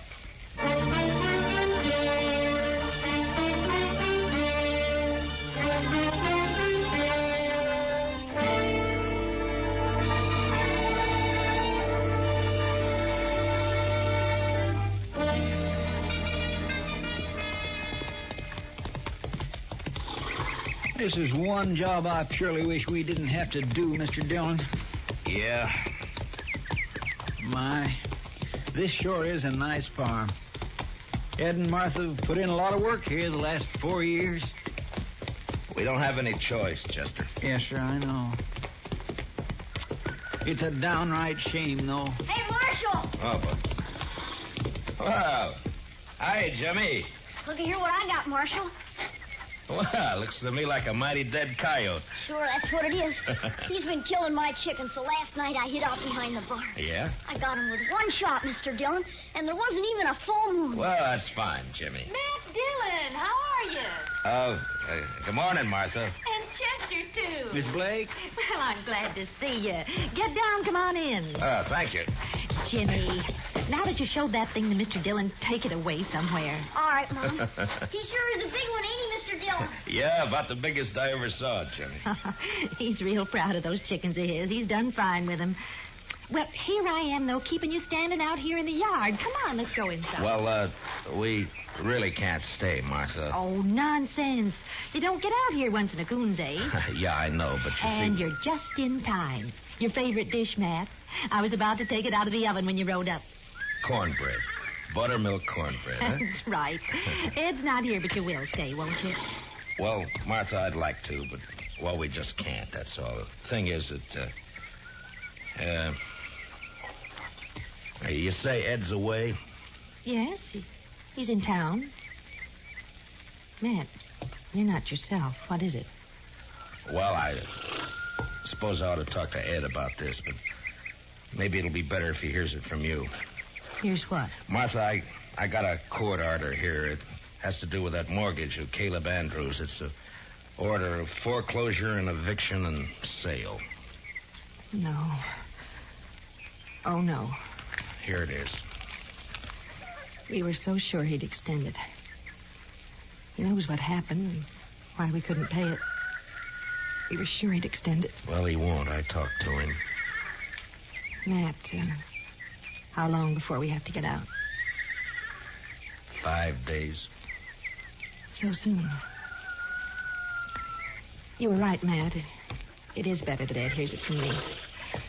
Coming on top of everything else, it'll... Well, I can't let it break him.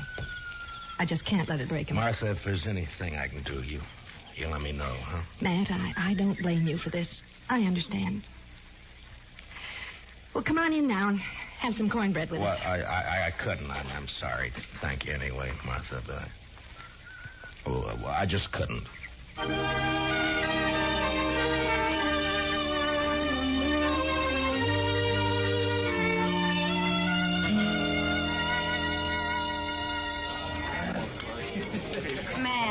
You look low all week. It's just things in general, Kitty. Sometimes you get to wondering if it's all worth it or not. The Blakes, huh? Chester was telling me. Chester talks too much. It's not your fault, Matt. Somebody had to serve the order. Somebody has to be hangman, too. Life's never all good, Matt. There's always a little bad in it. Well, in my job, it's more than a little. Try making your living sometime as a dance hall girl. Yeah, I guess. But when you gotta go out and boot somebody like the Blakes off their land and out of their home, then you start wondering what's right and what's wrong, that's all. Well, if you find out, Matt, let me know. I've always... Oh, there you are, Marshal. I stopped by the jail. Well, all right, Caleb. What's on your mind? That Blake family, Marshal. They were supposed to vacate today. Well, they haven't done it. I rode by there a little while ago. According to the court order, they got until sundown. But they haven't made the slightest preparation to... Marshal, I believe I'd prefer to discuss our business elsewhere than in the presence of this... Easy, Caleb. Matt, I'll go. Caleb, you're going to apologize to Miss Kitty right now. No. Apologize? If you think I'm going to apologize to this cheap little baggage who's in this... Matt, you shouldn't have done that. Finnegan, take him outside and throw some water on him. Yes, sir, Marshal. Why not, Kitty? He had it coming to him. He'll do everything he can to hurt you now. He'll take it out on the Blakes, too. Yeah, maybe. Look, Kitty, I just got an idea. I'll see you later. All right, Matt.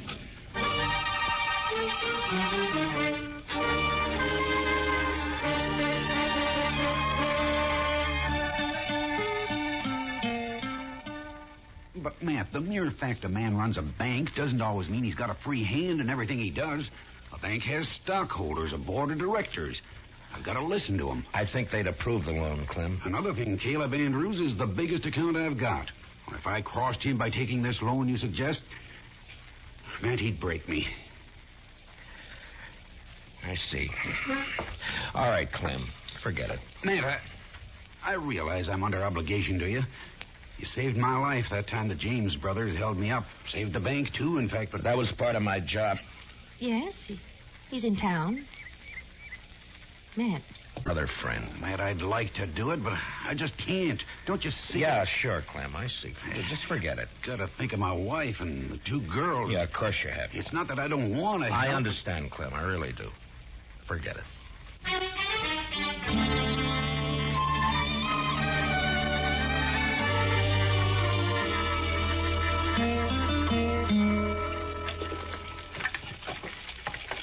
There. That ought to hold it a while. That fire feels kind of good, Mr. Dillon. It's getting chillish out tonight. Yeah, I guess we better have Pedro lay in some more wood. Yes, sir. When winter sets in, it always makes you feel good to know you got a warm place to hole up. Be mighty rough not to have a... not to... Yeah, I was thinking of the same thing, Chester. You suppose they vacated this afternoon? I don't know. We'll ride out there in the morning and find out. Sure is a shame. It's just too bad that... Come in. Can we bother you, Matt? Ed! Oh, well, come in, Martha. Well, hiya, Jimmy. Come on up to the stove, folks. Come on. Matt, the fact is that we kind of like to impose on you for tonight. We haven't got any place to go, no money. Wondered if we could sleep in the jail tonight. Oh, sure, Ed. Chester, would you get a fire going back there? All right, Mr. Dillon. And dig up some blankets out of the storeroom, huh? Yes, sir. Want to come help me, Jimmy? Jimmy? Now, you go along with Chester now, boy. Go on. All right. He doesn't understand all this, Matt.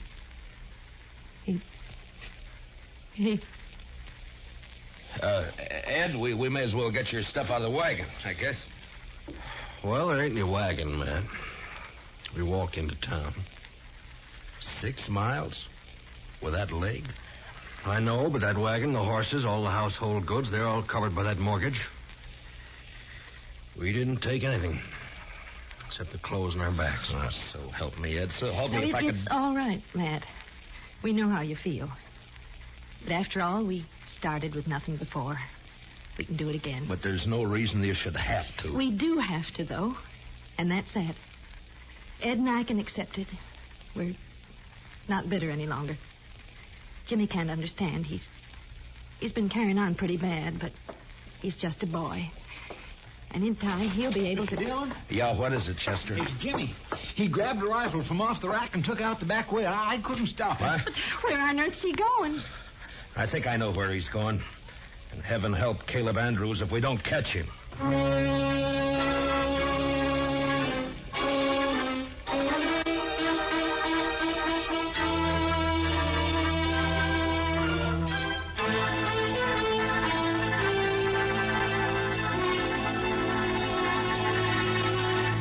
We will return for the second act of Gunsmoke in just a moment.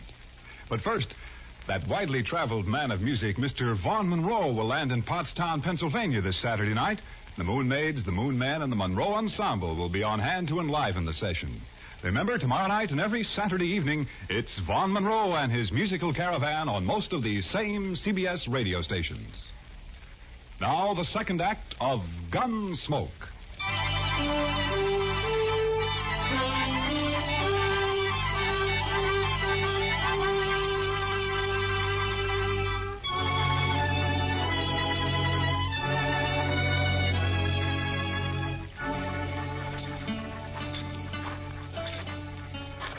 That's Mr. Andrews' house there on the corner. Looks dark, Mr. Dillon. Yeah, he may not be home. I sure hope he isn't. No sign of the boy around. Reckon he broke in the house, Mr. Dillon? Maybe. Anyhow, it's 10 to 1. This is where he headed for. His mother said he was real upset about it, and it's just like a kid to... Chester? Hmm? There's somebody back of that tree up there on the left. Yeah. Think it's him? I don't know. Just keep on walking. Yeah, it's him, all right. I can see the moonlight on the rifle barrel. Will we try to rush him, Mr. Dillon? Well, not unless you're thinking of suicide. I'm going to talk to him, Chester. Jimmy? It's me, Matt Dillon. Go away, Mr. Dillon. Better go away and don't bother me. I can't do that, Jimmy. You're a friend of mine, and I figure you're waiting here to do something that you'd be sorry for, and I can't let you do that. Nothing you can do about it, Mr. Dillon. I got a gun here and I'm going to kill you. You go away now, leave me alone. Jimmy, I know how you feel. I don't like Caleb either, but killing him's no answer. You folks feel bad enough already. Think how it would hurt him if you did. Stop, Mr. Dillon. I'll stay where you are. Don't come any closer. I have to, Jimmy. It's my job. So if you're going through with this, I guess you'll have to kill me first. No, Mr. Dillon. Now stay back. I'm sorry, Jimmy. I don't have a choice. But you do. No. I couldn't shoot you, Mr. Dillon. You know that. Sure. I knew you couldn't. I kept waking up nights and hearing Mom crying. Dad would sit up all night without the lamp lit, no fire. Not say anything, just sitting. Easy now, Jimmy. Why did he do it to us, Mr. Dillon? Jimmy, listen to me. Will you do something for a friend? Yeah. If you say so. All right. Then take that rifle. Matt, we know how you feel. But after all, we started with nothing before. We can do it again. Yeah. I promise, Mr. Dillon. I'm sorry. I'll do like you say. You're all right, Jimmy. Good night, son.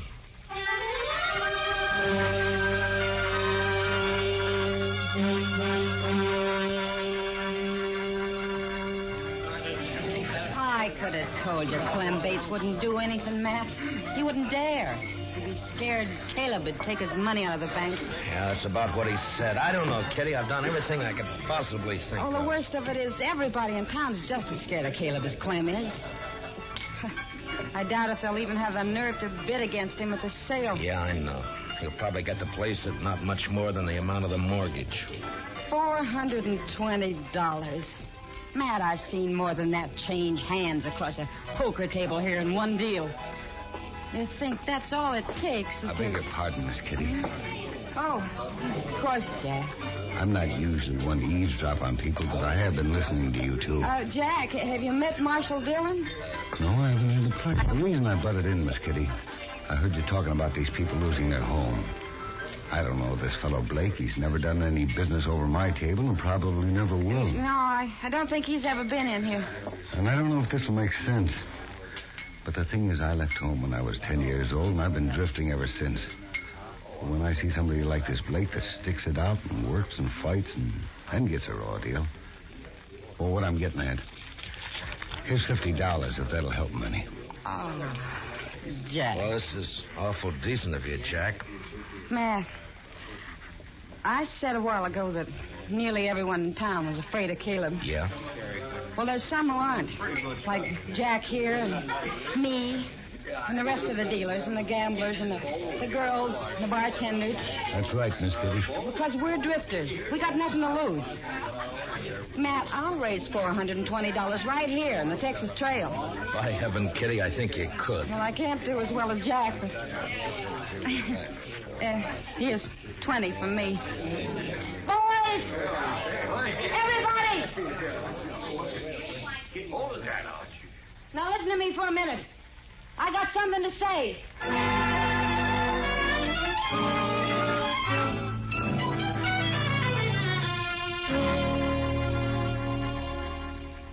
He's sure taking his time getting here, Chester. Well, I told him what you said, Mr. Dillon. Well, that ought to bring him on the run, if anything will. Anytime Caleb figures he's about to lose $1 or $2, it's hitting him where it hurts. The Blakes turned in for the night? Yeah, I guess so. It's been quiet back there for the last few. Marshal, what's this all about? Well, shut the door, Caleb. We're trying to keep it warm in here. Would you mind telling me why I've been called over here at this time of night? Yeah, sure. Here's $420. The Blakes want to pay off the mortgage. They do they? The court costs up to now probably run about $10. I'll pay that myself. That's mighty generous of you. Well, good night, Marshal. Is it a deal, then? I am not the least bit interested in having that mortgage paid off, Marshal Dillon. The Blake farm is worth about $2,000 now, and in 5 years it'll be worth 3 times that much. Land's going up in Ford County. That's why I'm grabbing every piece I can get. So I don't want the money. I want the farm. And when it's put up for sale, I'll get it at my own price. The foreclosure still goes.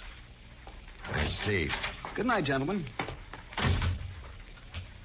Well, I guess that's that, Mr. Dillon. I don't know why I even thought he'd take the money. The Blakes won't get a cent out of the sale. He'll scare everybody off and bid it in a few dollars over the amount of the mortgage, and nobody in town will even try to...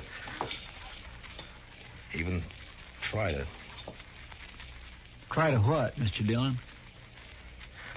Chester, I'm going over and wake up Clem Bates. I got an idea, and if it works, we'll hold that sale at noon tomorrow. That's pretty short notice to find an auctioneer. I don't need an auctioneer, Chester. This one I'm going to run myself.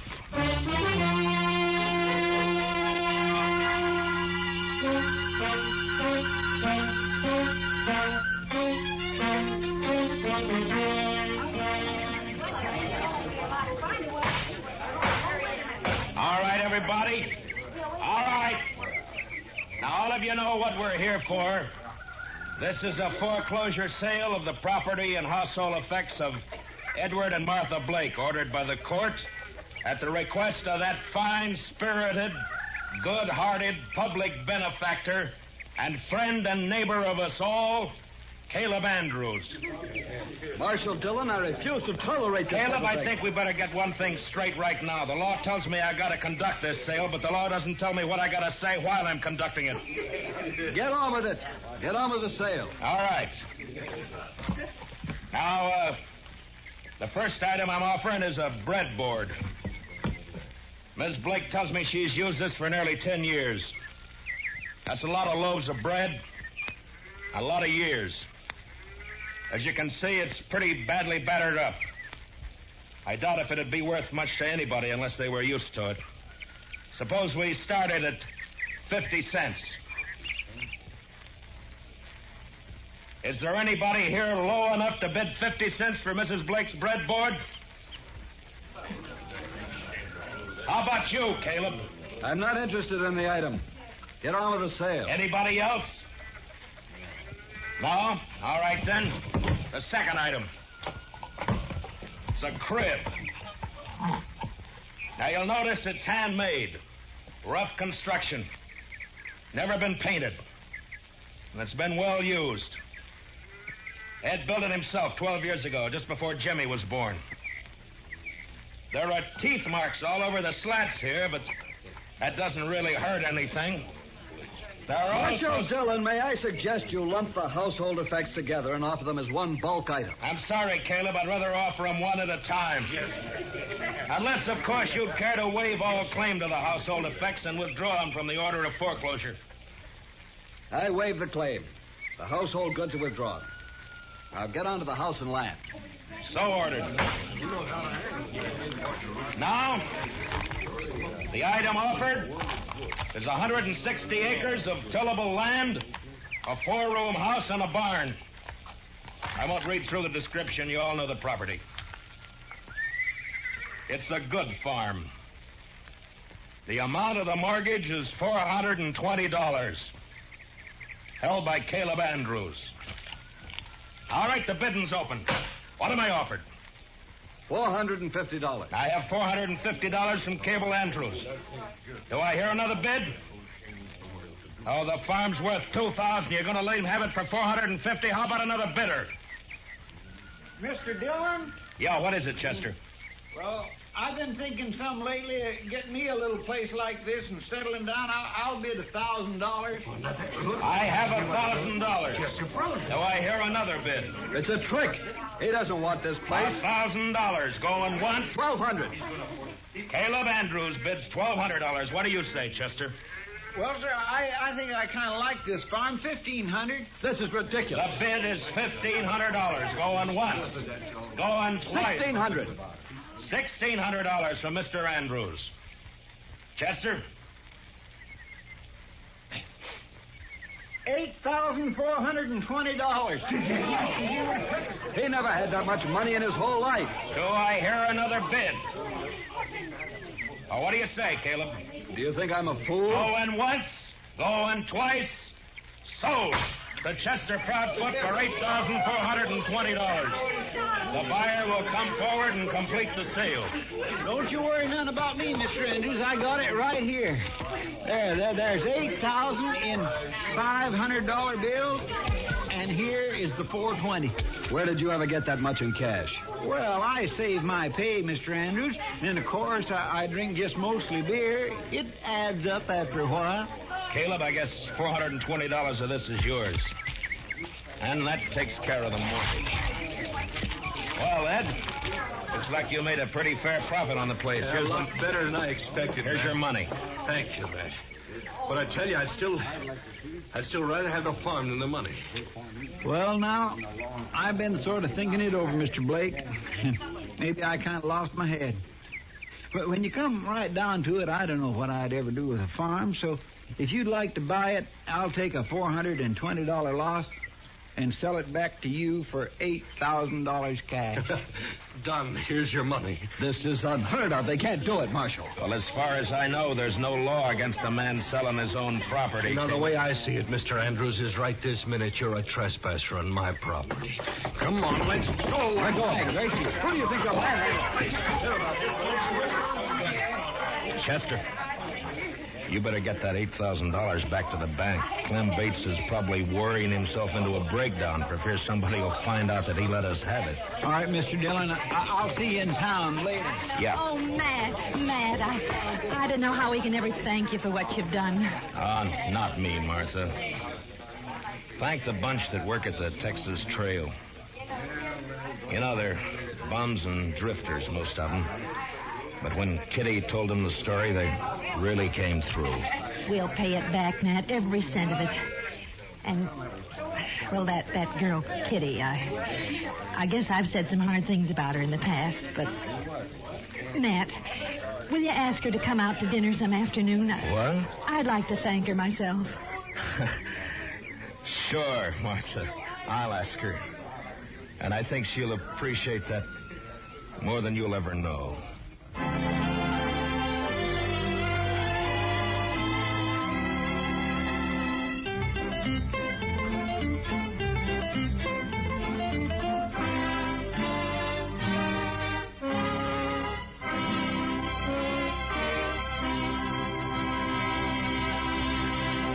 Gunsmoke, under the direction of Norman MacDonald, stars William Conrad as Matt Dillon, U.S. Marshal. Tonight's story was specially written for Gunsmoke by Les Crutchfield, with music composed and conducted by Rex Corey. Featured in the cast were Harry Bartell, Paula Winslow, and Richard Beals, with Joe Duvall, Lawrence Dobkin, and Jim Nusser. Parley Bayer as Chester, and Georgia Ellis as Kitty. Gunsmoke is heard by our troops overseas through the facilities of the Armed Forces Radio Service.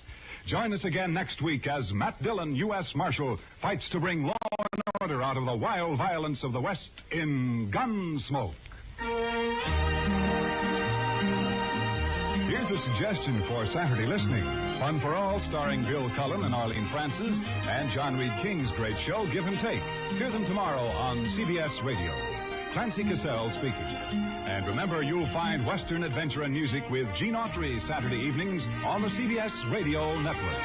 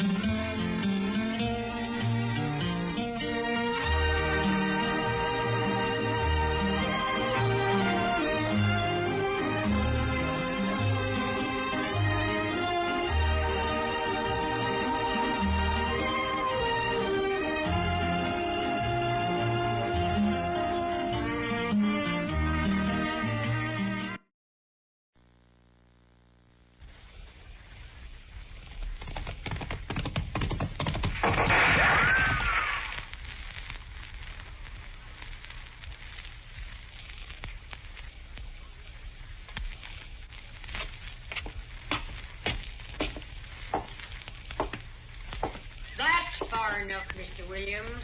Miss Sager. Mrs. Sager. Mrs. Sager. Would you please put that rifle down? I came here without any guns, without any means of force whatsoever. You come here with force. Now, Mrs. Sager. Come here to force me out of my house, off my land. Mrs. Sager, please. Nobody shoves me off of my land, Mr. Williams. Nobody. This land is mine. It's free and clear, every inch of it. I've no doubt. My husband staked this land 25 years ago. He homesteaded it and raised cattle on it every year till he died. Every year till he died, he raised cattle on this land. I have every respect for you. And nobody takes me off this land, Mr. Williams, you or your filthy railroad or anybody else.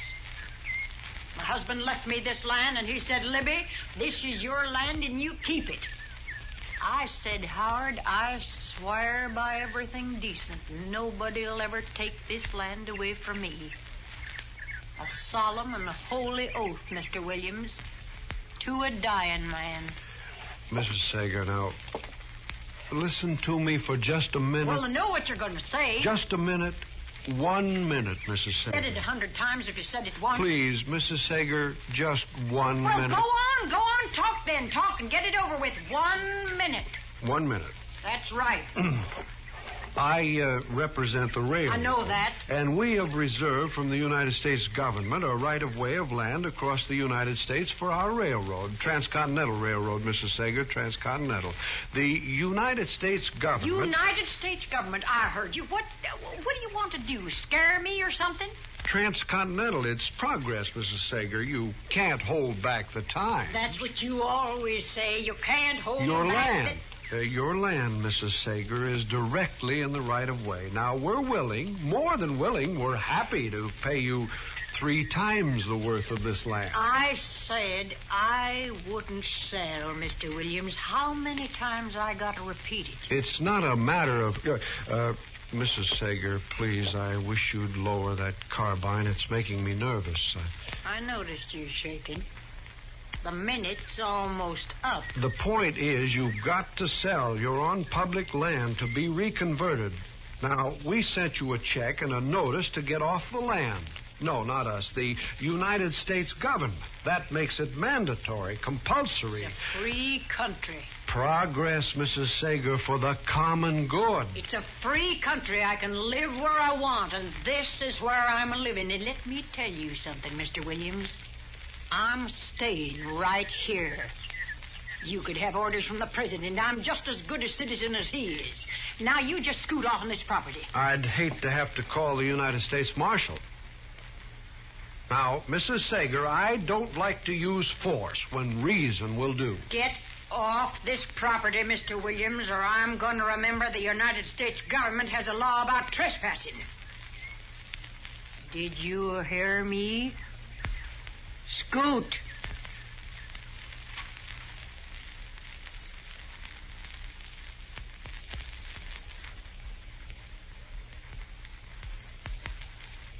You can't hold back the times. That's what I told her, Marshal. She held that rifle on me every second. It seems funny to you, I suppose. No, I didn't mean to laugh at you, Mr. Williams, but... Well, Libby Sager's quite a woman. I've known her a long time.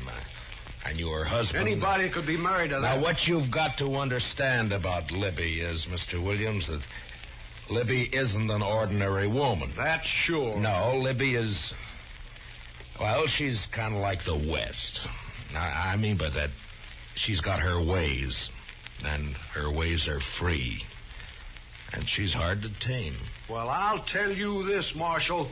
In the railroad business, when we come to a mountain, if we can't go around it, we blast right through it. Yeah, well, I'm not so sure I'd try that with Libby if I were... Marshal, I've tried talking to her. I've sent her letters. I've tried everything. There's no moving. Yeah, I know. But you've got to keep in mind that Libby's lived there for almost a quarter of a century. I've got a job to do. Look, can't you go around her land? Oh, fine. A straight line track for a few 100 miles, then all of a sudden it juts out for a few little acres, and then back to another straight line for another 100 miles. I would break it up a little, wouldn't it? Marshal, I want you to get out there with this order. It's an order to vacate. Every time we send her a check, she sends it right back. So here's a check to go with the order. Look, Mr. Williams, she's not going to move. I know that woman, and she's not going to move. That's a United States government order, and you're the United States Marshal. Oh, please, Mr. Williams, don't remind me of my duties. There's some things I don't like about this job. Eviction and seizure. Chester. Yes, sir, Mr. Dillon. Eviction. Federal order.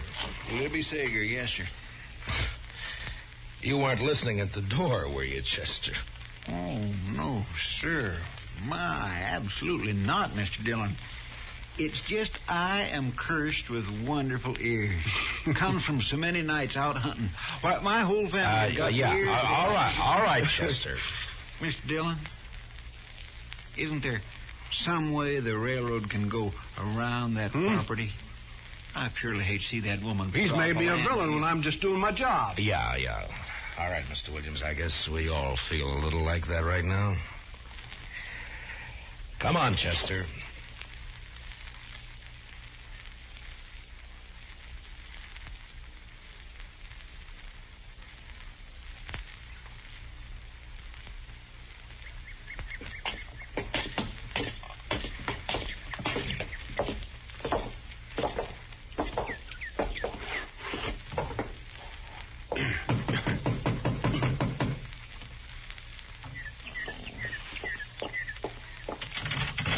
Listen, this... Now, hold it, Libby. Saw you through the curtains. Well, I saw you peeking. Coward little railroad has to bring the marshal. Mr. Williams I asked had me to, Mrs. Sager. I told you before that... Hot-bellied little railroad had to get the marshal. Now, Libby, I want you to put that carbine down, and I want you to act like a human being. Huh? Don't you start anything with me, that kind of talk. Now, Matt Dillon, I knew you too long for that kind of talk. Libby, what would Howard have said if he could see you standing there holding a carbine on me? You can say what you got to say right here and right now. Just leave my poor dead husband out of this.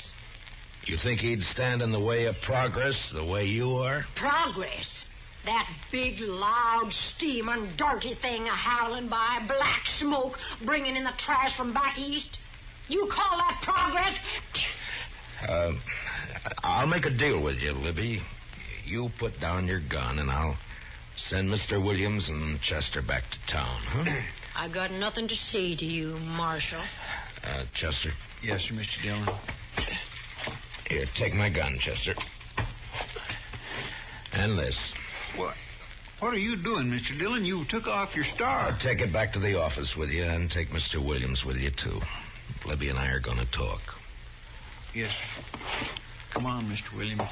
You can't hold back the times, Mrs. Sager. Get him off here, You better go, Mr. Williams. I'll see you back in town, Marshal.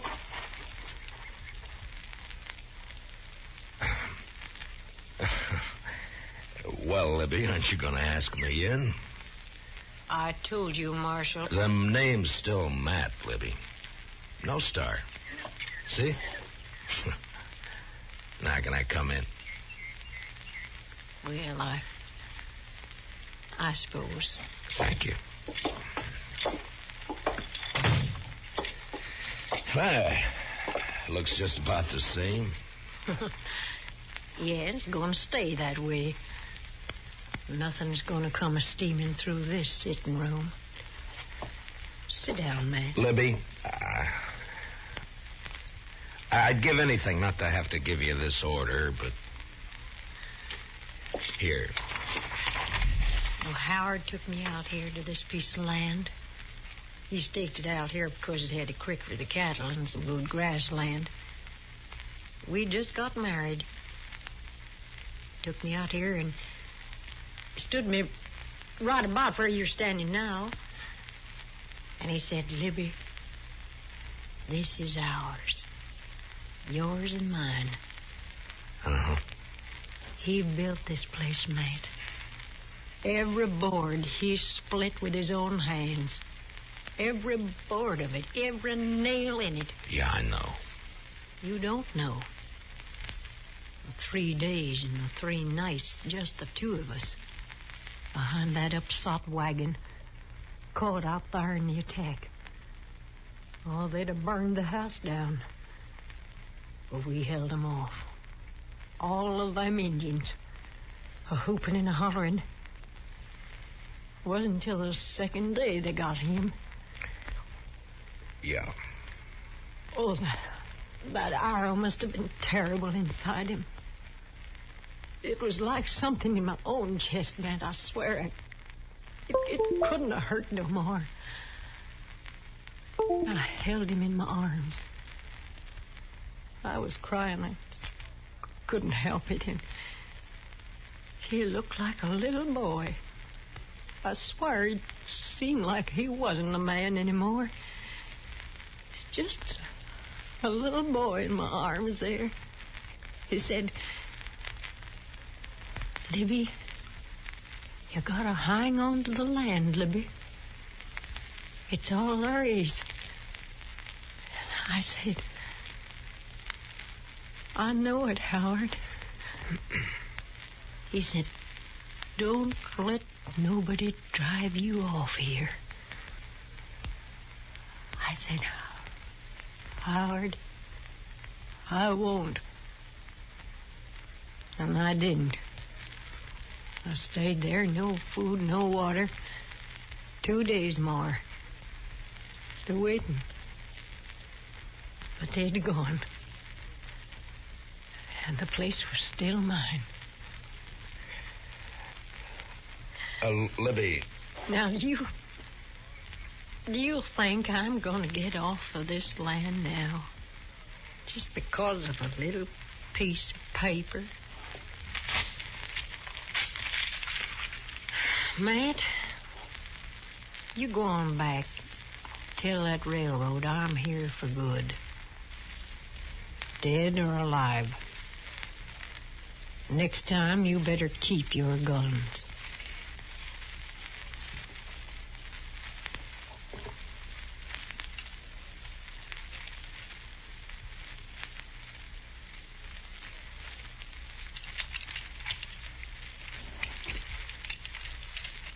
Marshal? What'd she say, Marshal? Talk didn't do any good, did it? I knew it wouldn't. Mr. Williams, you did your job. Now, why don't you go back to the hotel and we'll get in touch with you, huh? Sure. Marshal. Yeah? You sure you don't need me for anything? I'm sure. Okay. Well, hello, Mr. Williams. Hello, Chester. Where's he going, Mr. Dillon? I sent him back to the hotel, Chester. Hand me that chamois there, will you? Yes, sir. Here. Oh, thank you. Mr. Dillon? What? If she don't leave peaceable, you gonna carry her out? Well, we'll see what happens, Chester. I mean, if she don't come out peaceable. Look, Chester, that railroad's going to be here for a long time. A long time. Now, there are going to be a lot of people dependent on it for beef and for everything else. And Libby's just one person. Just one person. One person, yes, sir. That's right. That's right, Mr. Dillon.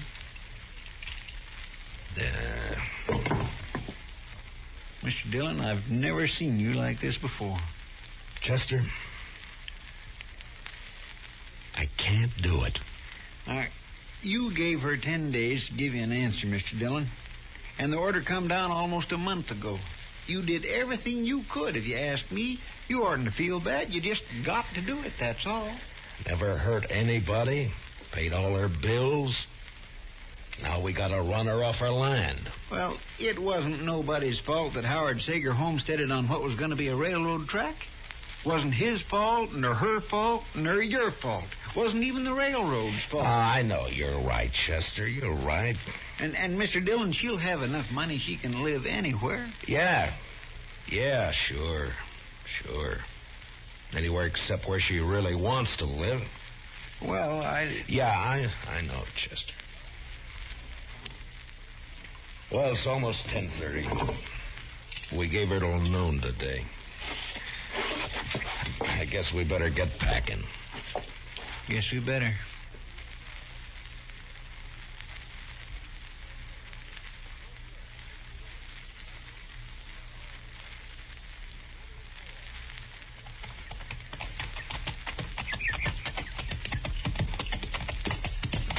Oh, fella, boy. Oh. Well, sir, here's the gate. Go ahead, Chester. After you, Mr. Dillon.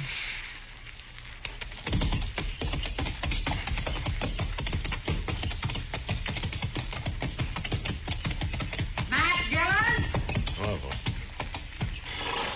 There she is, Mr. Dillon, on the porch. She's got her carbine. Yeah, I see her. Get off my property. Libby! Now, we gave you plenty of notice. Get off my property, Marshal, or I'll shoot. Now, you know me, Matt. I don't just talk. Libby, you got your check. Now, why don't you... I'm counting 3. You're not starting off this land by the count of 3. I'm going to shoot. I swear it, Matt. You're a perfect target now. I'm warning you. Libby, 1, why... 2, 3...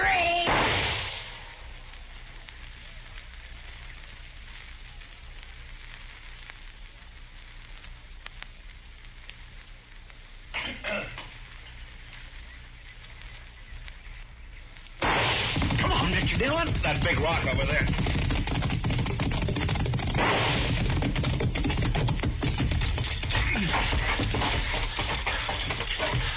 Way over our heads. Yeah, she meant it that way.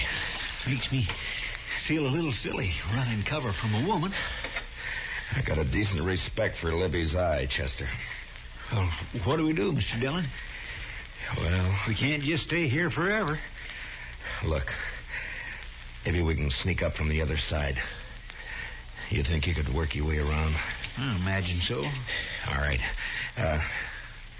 And Chester. Now, don't worry, Mr. Dillon. I'm not going to use no gun.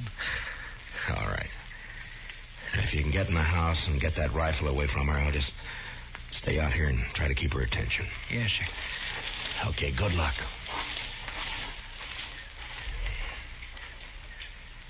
Libby! I'm going to shoot to kill, Matt. Next man tries to get me out of here, shoot to kill.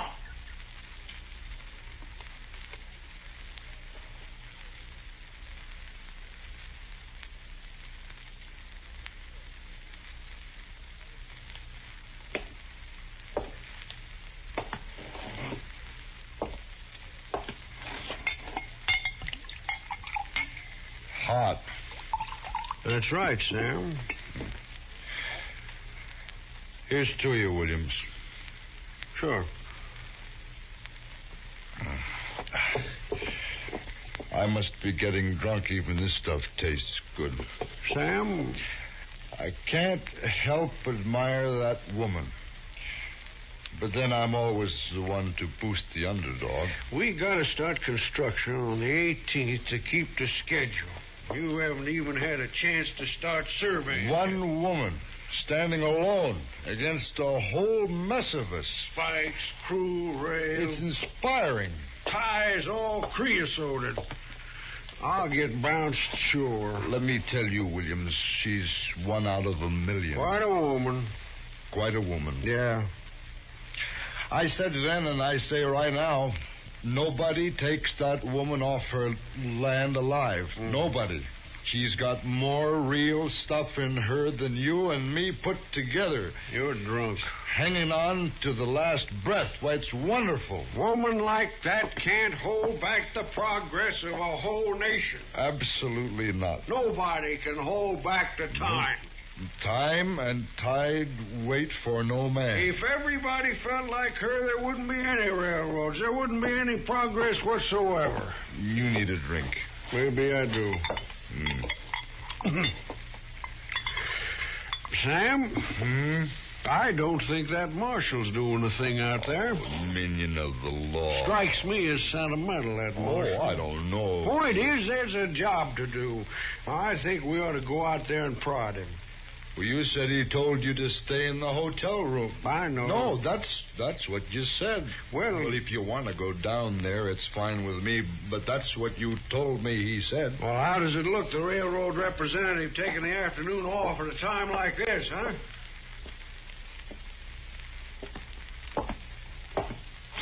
Hand me my holster. Huh? Well, what do you want guns for? I'll tell you what I think. I think the woman's a little demented holding herself up that way.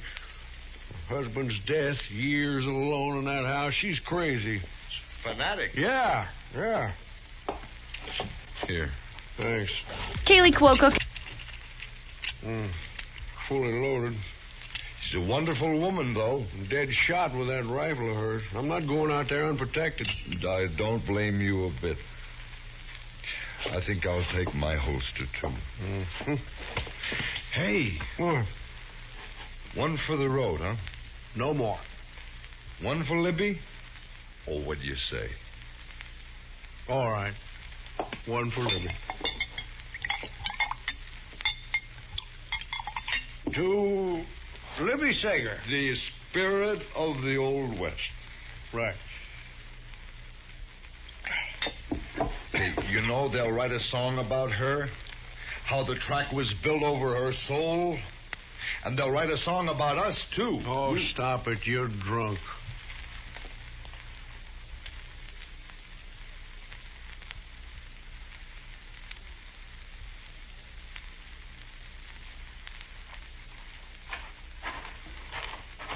How's it going, Marshal? Didn't I tell you to stay back at the hotel? I brought Sam with me. Thought maybe you could use some help. Sam, where's he? Huh? Hello, Marshal. You don't mind if we just stick around, do you? Well, stay back and keep quiet. Where's your friend? Trying to sneak in the back. The only trouble Marshal? is... Right here, Libby. I got my eye on that sidekick of yours. You either call him back or I'm going to have to shoot him. Chester! Oh, coming, Mr. Dillon.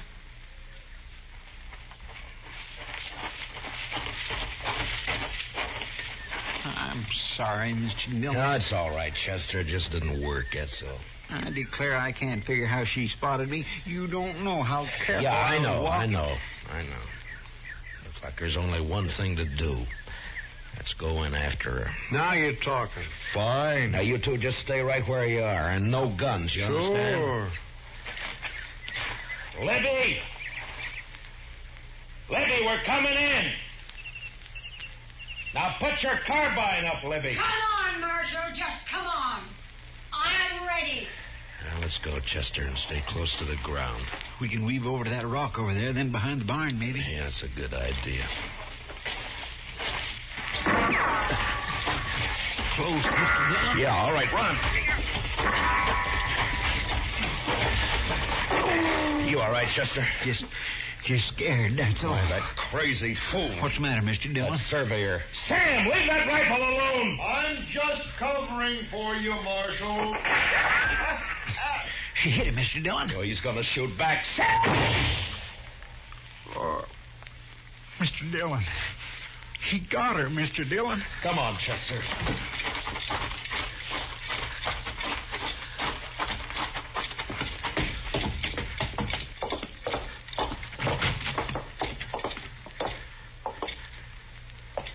Libby? A good shot, Marshal. It wasn't him, Miss Sager. Lift up her head, Chester. It's better this way. Matt, it's much better this way. Marshal? Oh, I didn't mean to, Marshal. I told you to put up that gun. Oh, I was trying to cover for you. When she got me in my shoulder, I didn't think. I just... Matt. You just lay quiet, Libby. We'll send for the doc. Now you let me be. Say, Matt. Yeah, Libby. Matt, I bet you people don't forget me so easy. They won't, Libby. You know, Matt, I'll bet they'll remember me every time.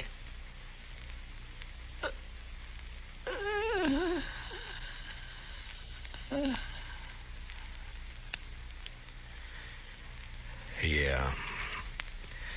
Every time that train whistle blows. My gracious. You know, Chester, Sometimes progress is hard to come by.